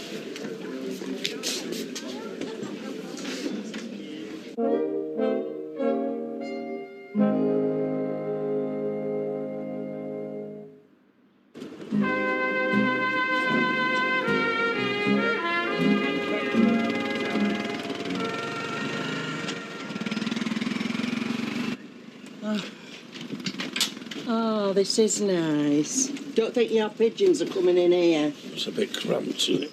Well, it's a caravan, isn't it? It's bound to be cramped. Anyway, get unpacked and stop complaining. And it's no bad thing, is it, being cramped? Makes it more cosy. We had a deal, Vera. Yeah, but it's not written in stone, is it, eh? And that fresh air gives you an appetite. No. I'll go and find out where the shops are and get some provisions. Not that kind of appetite. Yeah, but we will want a cup of tea, don't we? I mean, after that journey. I'll see you later. Don't be long. I'm worn out. Maybe we should go back to bed. Some good that'll do us. Is that right colour? Aye, that'll do, lass. Do I sound like Vera? Not really, no. Hey, I wonder how they're getting on. Rowing, I expect. Is that what we've got to look forward to? Rowing all the time. They're happy enough underneath. Mind you, you men do need a kick sometimes. That's why couples argue. Now you do sound like Vera. It's this house. It's turning you into her. Well, look at you, slouched there in your vest. You look just like Jack. Just let me finish my paper, will you, Melly Blowfly? Come here, give us a cuddle then. Get off, you'll spoil me dinner. You never used to say that when we were young, Jack.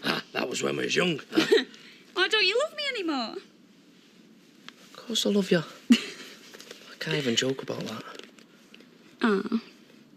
Come on, give us a cuddle then. Get off. Wait until I finish my tea. Oh, you lousy rotten. Right, get off. Get up them stairs. Oh! Go on, get going. Get that whip out. Come on. Just what do you think you're playing at? You know, it's a free world, Diggsy. Remember, people, they work for who they like. You're going to regret this. You're really? What, you're going to move into the cut-price fruit and veg as well, are you? I was going to sack her anyway.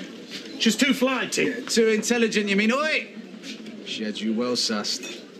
It sounds like Craig needs one of my jam roly-polies. Oh, he'll be fine. He will with that inside him. You leave it with me.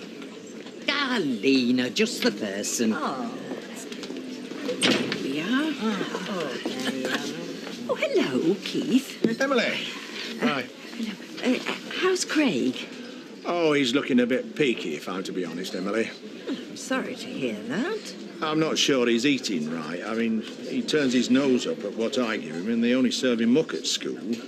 I'll be making some soup if he'd like that. Oh, I don't want to be any trouble. It's cock-a-leaky. Oh. It's no trouble at all. What's your pleasure? We're on for tonight, Rita. On what? Speed dating at the Weatherfield Arms. Oh, are we? Well, you're not chickening out, are you? Well, I know I said I'd do it, but... But sanity's about to prevail, I hope. Well, I just wonder if we're not a bit long in the tooth for that sort of thing. You speak for yourself. Look, at our age, you could drop dead any minute. You've got to squeeze every last drop while you can. I Yes, well, I can think of more dignified ways of preparing to meet your maker. You as fun lasts longest. If you think it's fun to go cavorting with desperate geriatrics... Who said out about geriatrics? There's a lot of young men prefer the charms of the mature woman.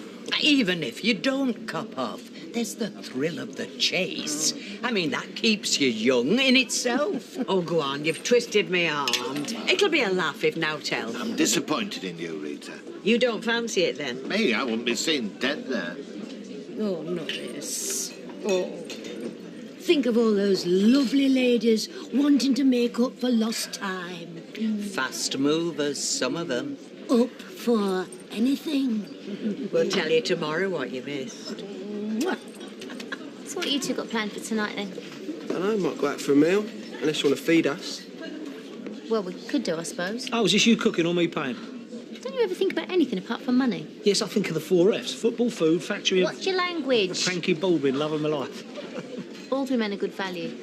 But you want to watch out when they're giving you the patter. Half the time they're up to something. Oh, leave off. What would you rather have, Leanne? Someone like me who keeps everyone amused, or someone like Roy Cropper droning on about steam engines? Well, it depends who's the nicer man, I suppose. Ah, that's got you. Liar. So when you promised me a weekend in Rome and then took me to Margate instead, that was you amusing me, was it? CJ, make 'em laugh and be nice, then you got 'em. You know what I mean? Best of both worlds. I'll bear that in mind. Yeah. And if in doubt, come and see me, son. I'll show you.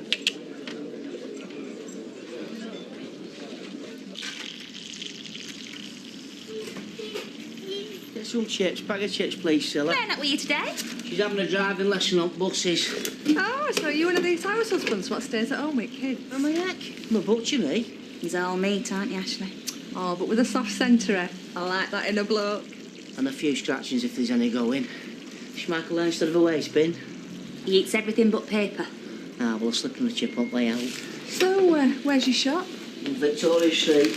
Oh, I shall have to pop in. Do you know, you can't get a decent chocolate in Fresco's for love, no more. Yeah, well, my dad does sausages. You'll have to speak to him about that. You mean there's more like you at home? I think that's the right money, Scylla. Only just. Come on, Josh. Can't you lay off him for 5 minutes? The fair Yana. God love us. An apparition through a haze of mist. It's fumes from fat. What can I get you, Digger? I'll have a large cod now I've seen you. You'll have to wait while we fry it. Why do you think I asked? Do. One special, please, Mr. Wong. Anything else? Oh, what's on offer? Why not Luke on board? It's all up there. If you wanted to work in a more fragrant environment, I do have a vacancy. The aroma of fresh bread beats fried fish any day, don't you think? What's that? No idea. If it's that dog. I just bent down, feed him. You knocked him out my hand. I'm sorry, Ashley. What have I told you? It's no good blaming the dog. It's your fault for bringing him here in the first place. It's Chesney's fault for not collecting him. They all want a dog, but it's only me who look after it. Just get this mess. Bite it up. He might as well eat it now they've been spilled. Stop him pestering other customers. Now. Come on, sir. I'll give some more. And it's coming out of your wages. I'll have you for dog meat if it's the last thing I do. Are you ready, my little beauties, to sail up into the wide blue yonder? I've made some tea, Jack. To stretch your wings and fly up into the clouds like the beautiful creatures you are. Just let him go, can't you?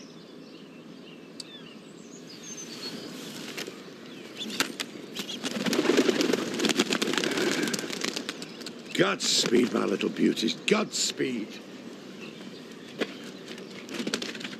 Isn't that a sight for sore eyes, eh? Yeah, that empty basket is. Oh, I can bring it in now, can I? Yes, of course you can now. Ian, I might have another sight for sore eyes waiting for you. Come on.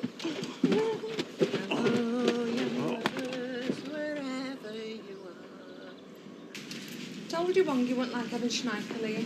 Oh, I'd never have guessed. You were asking for trouble. Oh, what about you?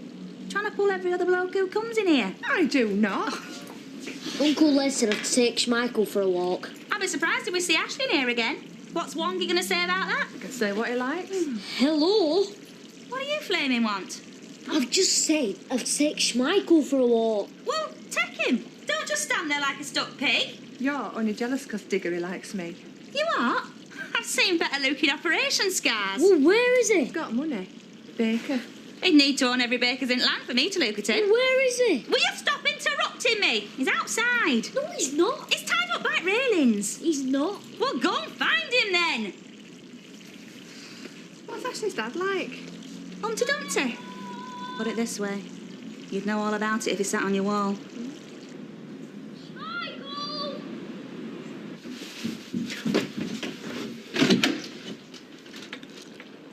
What are you doing? Pouring you a drink, what's it look like? Where'd you get it? Downstairs. What? It's all right. What if someone had seen you? That's the whole point of you being up here, so you're invisible. No, if you'll just listen, I got it when we were bringing the sofa up. I knew no one was in. I'm not stupid. I just wanted to make our den nice for you when you come back. Yeah? And what if it had gone wrong? You've got to let me protect you. It's the only way we're going to get through this. I know. Don't you feel safer knowing I'm in control? Yeah. Then leave it all to me. I have felt really safe these past couple of days with you in here and that door locked. I think I'd rather be in here than outside. I mean, why face the world when I've got all this? No reason at all.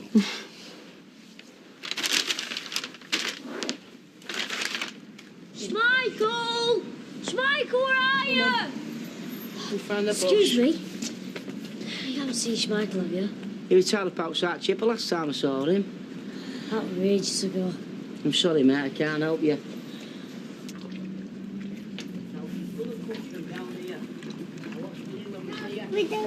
She'll be coming from there. She'll be coming from there after Get waiting. out, you filthy scavenger, and don't come back. Hey, Michael! Is that your dog? Yeah. Try feeding him in future, eh? Schmeichel, I found you, boy. I found you. I'm never going to let you out my sight ever again.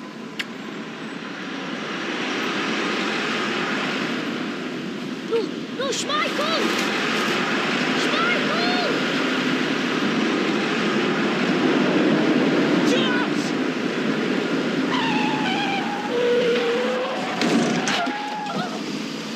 What have I done?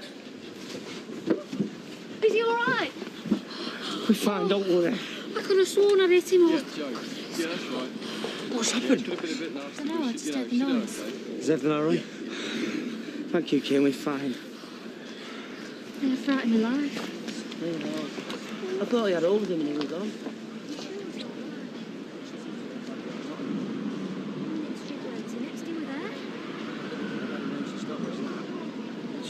It's not funny, I couldn't kill him. Schmeichel!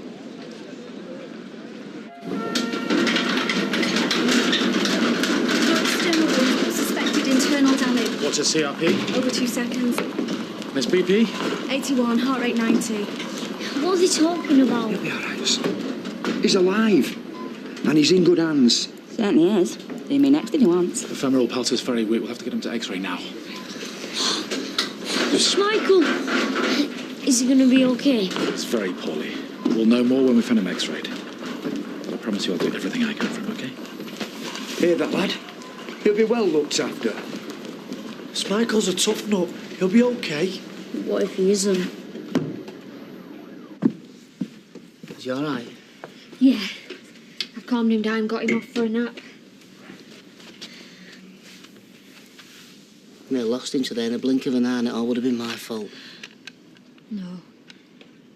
Should have been more careful. Should have hung on to him like they should have hung on to that flaming dog. How Joshua could have been killed today because they couldn't Because I control couldn't it. control that bus? No. You did everything you could. You missed Joshua, that's all that counts. Try telling Chesney that. Hey, I reckon CA's done your power of good love. Aye, about as much good as them as well, the plunk. What? No, I was just saying maybe that's what I've got to thank. Oh, beautiful, innit? Hey, we could have a walk up to Formby Point later. Watch the sunset. Oh, it's so romantic. The sunset on this flaming place years ago has been piddling down ever since. Well, I had other things on my mind. Hey, I mean, we don't have to go to the beach, you know. No, we can go into town or... squirrels retreat. No, I don't think I could stand that, Vera. Oh, I know you, Jack Duckworth. I can see the glint in your eye. You want us to stay in, don't you? And make us own entertainment. No, I just want to get out and get a bit of fresh air, you know. And there's some rubbish to take out and all. And I thought I might go and have a little constitutional, you know, to blow away the cobwebs, like. But, well, I thought you'd already done that. Oh, go on then. Go recharge your batteries. Me and Matt will be waiting for you. Matt? Yeah, Monroe. Well, go on then. The sooner you get there, the sooner you'll get back. Aye, that's what I was thinking. I think we've cracked it, Matt. What's wrong with you? I hate bank holidays. I don't know what all the fuss is about. Still brings you 24 hours closer to death. Charming. We should have gone ferreting like I suggested. You may scoff, but I've had some of the best times of my life with my arm up a rabbit hole. Oh, Betty, come on in. Hello, love. Oh, look what Betty's brought over. Nice bit of hot pot. Oh, just a bit of something to tide you over, you know. You all right, lovey? Don't pay any attention to missing Link. He's missing Lily Munster from over at Road. Why don't you go upstairs and listen to Stink at Corpse? Stench of death. Is it? And my dad thought the shadows were a bad influence. Hello.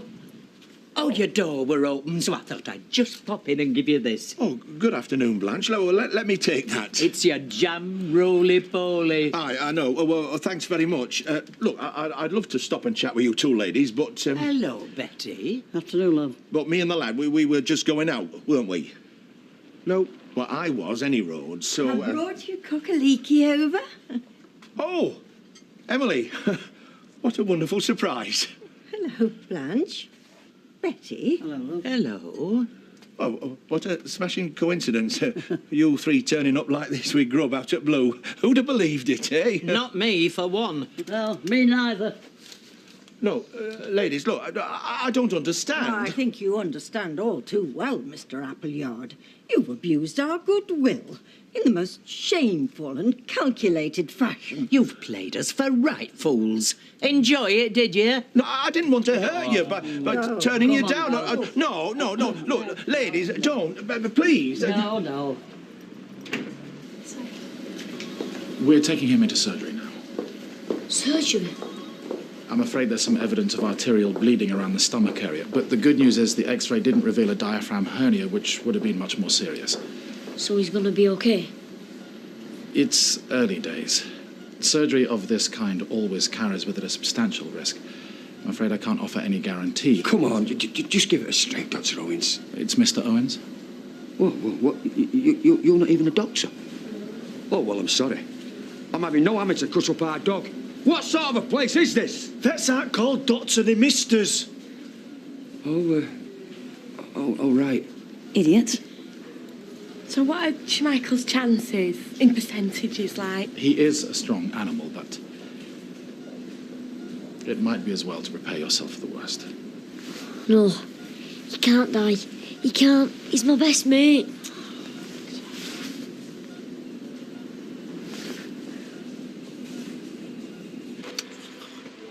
Where is he?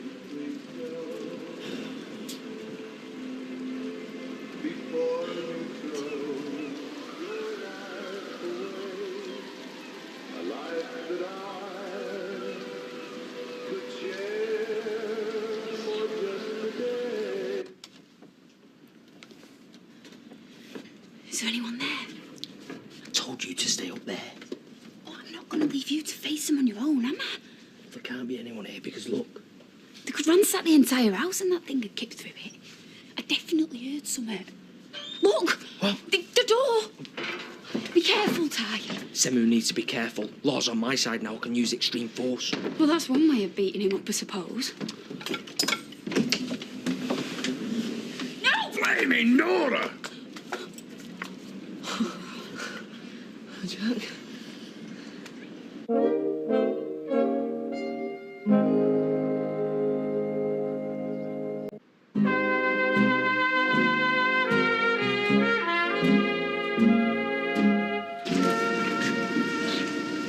All right.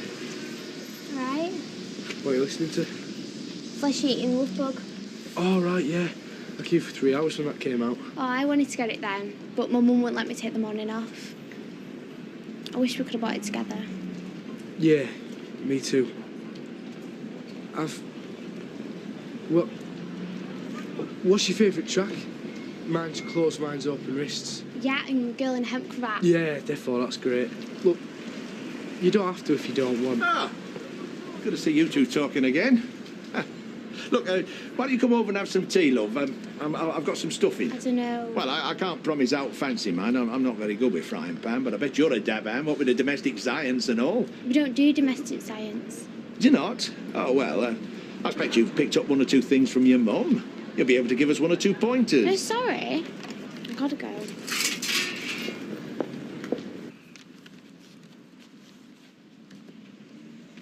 Could have caved your head in, you know. If it wasn't for Marie, you'd be laid down there, brown bread. At least I'd have died with a smile on my face. By gum, you know how to spend a bank holiday, son. That knocks the pleasure beach into a cocked hat. Jack! I'm sorry, love, and anything I might have seen has now been erased from my memory for the good of my health. Look, what are you doing here anyway? Well, I got to Formby and I released my pigeons and I had to come back here to see if they were safe. And are they? Huh? Right, well, we won't be holding you. Vera will be waiting. Come on. Exactly. Now, if I've got a choice between my bed and a pull-down in a caravan with her snoring and snorking next to me... You've got to go back. Have I? Do you know what it's like kipping next to a Vietnamese potbelly some nights? Even worse during the day. And when I think of this morning, I put up a fight, but it was like Rorke's Drift, except the Zulus won. Anyway, she'll be fine. She's got Matt Monroe for company. Who's Matt Monroe? Well, it's not who he is, it's what he means. I have only got to wear 2 bars of Born Free and my blood runs cold. Look, you can't leave her alone in that caravan.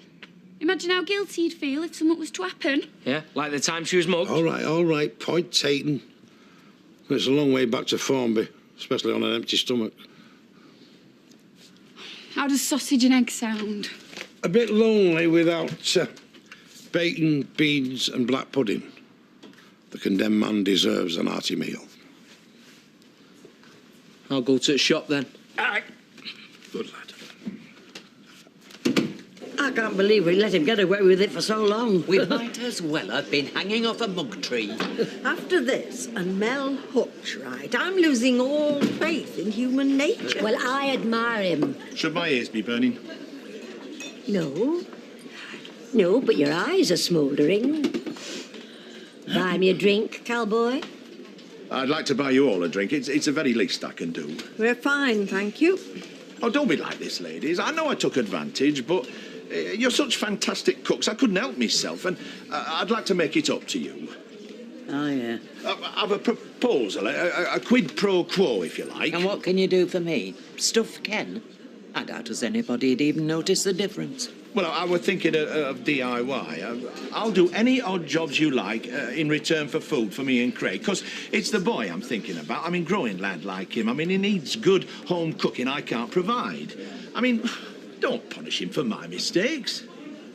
Well, I've got a dripping tap that's driving me mad. Fix that, and I could probably run to a lamb shank. Our cistern doesn't fill up properly, and Ken doesn't know one end of a bowlcock from the other. Sort that out, and I might sling a few puddings your way. Ladies? Well, for the sake of your grandson. Oh, all right. Fantastic. I'll get the drinks in. Oh, not for me and Lena. We've got to pick Rita up for speed dating. Well, I'm not so sure I'm going to bother to go now. Oh, I should, love. You wouldn't want to let your mates down, eh?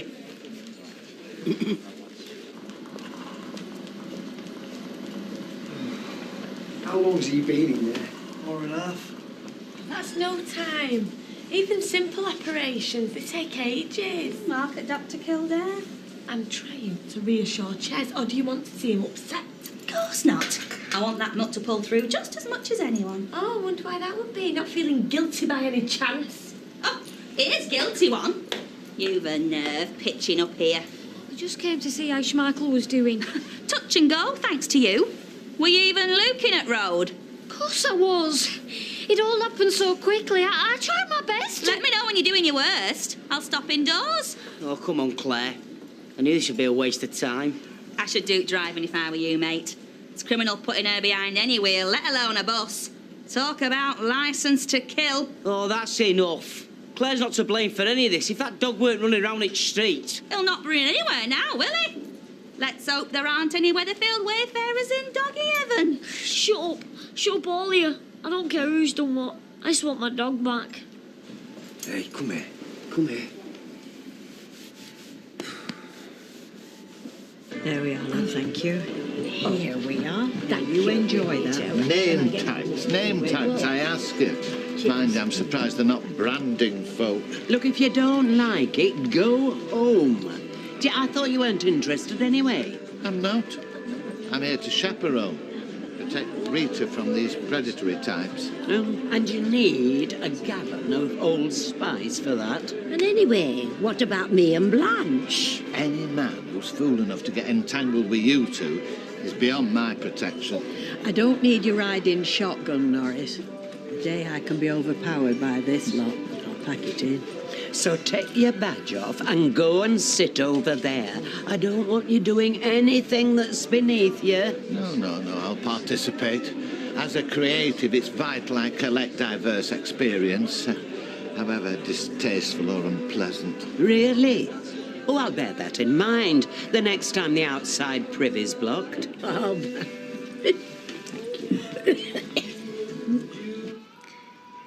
I took up pottery classes after seeing this. Hoping you meet Patrick Swayze. Yeah. Funnily enough, he wasn't taking evening classes at Weatherfield Comp. All I ended up with was a lopsided mug and an ashtray with no bottom. You remind me of him, actually. Better looking now. Glad to hear it. Not having that quiff. Oh, I love this. We really should try and spend more time together in future. Yeah, fat chance living over a pub, though. You're on constant. See what I mean? Who was it? I can't see anyone, Charlie. It's okay. It's okay. I'll get rid of him. Don't worry.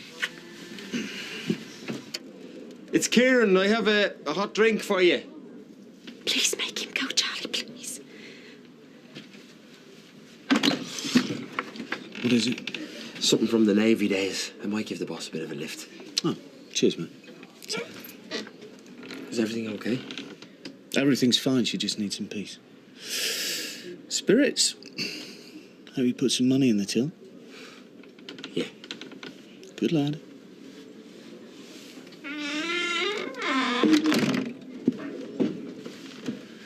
You don't think you saw anything, do you? You don't think you saw? You didn't have a clue. We're getting good at this, you and me. I'd have played hooky at school more often if I'd known it was this much fun.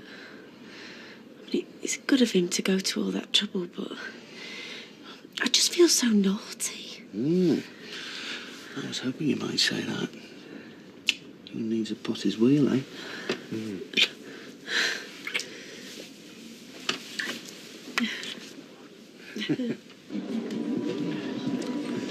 So what was your hair colour originally? Brown, if you must know. Pity. Would you consider dyeing it red? Why should I do that? Well, Rita, my first wife, she didn't mind. Nor Rita, my second wife, but neither quite pulled it off. Auburn and strawberry blonde. Not proper flame red, you know, like Rita. Which Rita is this? Hayworth. I'm her biggest fan. Ever since I saw her in Gilda at the Ilkeston Scala in '48, opposite Glen Ford. That's my name. Since 1962, anyway. A truly great piece of literature. It's a holistic experience. It transcends the mind and lifts your entire being. You're so right. I mean, you can't whack a good yarn.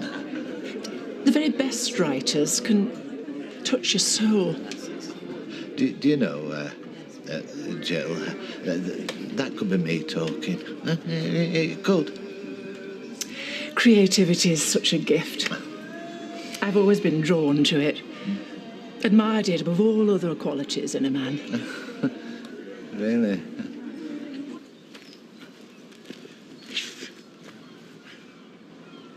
There you are. I've worn out that caravan carpet fretting over you.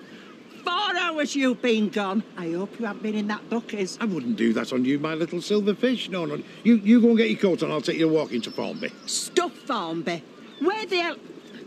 Pigeons? Yes, I'll let them loose and you go and make a nice cup of tea. Hey, hang on a minute.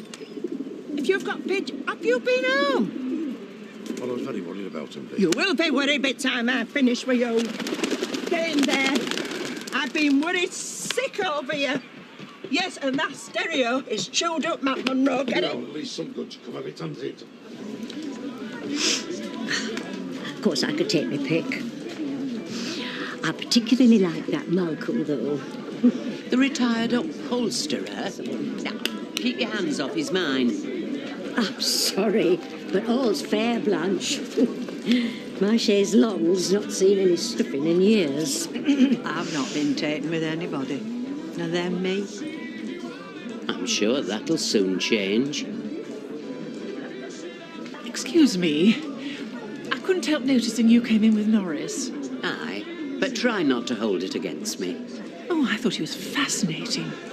But 3 minutes isn't enough. I want to know more about the man, not just the novelist. The what? I hope you don't mind me prying. No, not at all, Malcolm. I knew Rita would have lots of admirers. Rita? No, her name's Blanche. Blanche? I like a woman with spirit. Yes, well, that's one word for it. What's her background? Well, I shouldn't talk, really. I mean, it is only gossip. Go on. Well, round here, she's known as the Black Widow. 5 husbands in Southern Cemetery. Got her own vault. And from what I hear, there's still one sarcophagus going begging.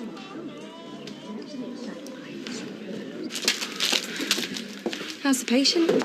Still sickly.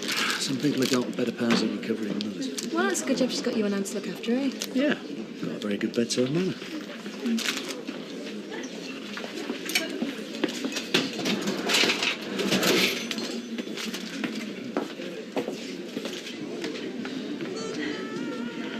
Hello. I'm Rita. Yes, you certainly are.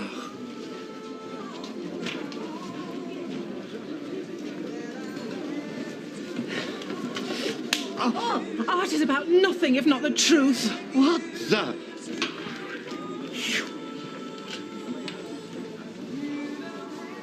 And before that, I was a nightclub singer. What about you? Are you all right? The name's Johnny Farrell. I want you, Gilder. Please take me.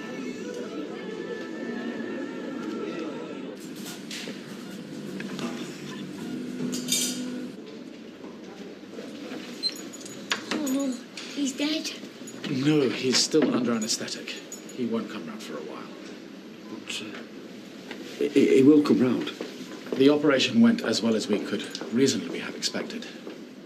It's out of our hands now. Oh, so it could go either way. Why don't you all go home and get some rest? Oh, no way.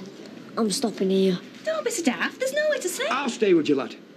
That's what you want. Me and all. Look, I know you're all worried, but staying here overnight really won't change anything. Schmeichel needs you tomorrow, not tonight. Not if he's gonna die. Is he gonna die? Is he gonna die, Uncle Les? One day. Hopefully not for a few years yet.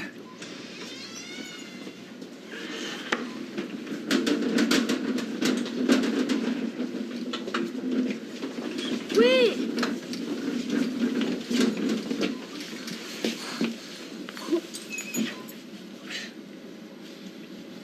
Don't go, boy.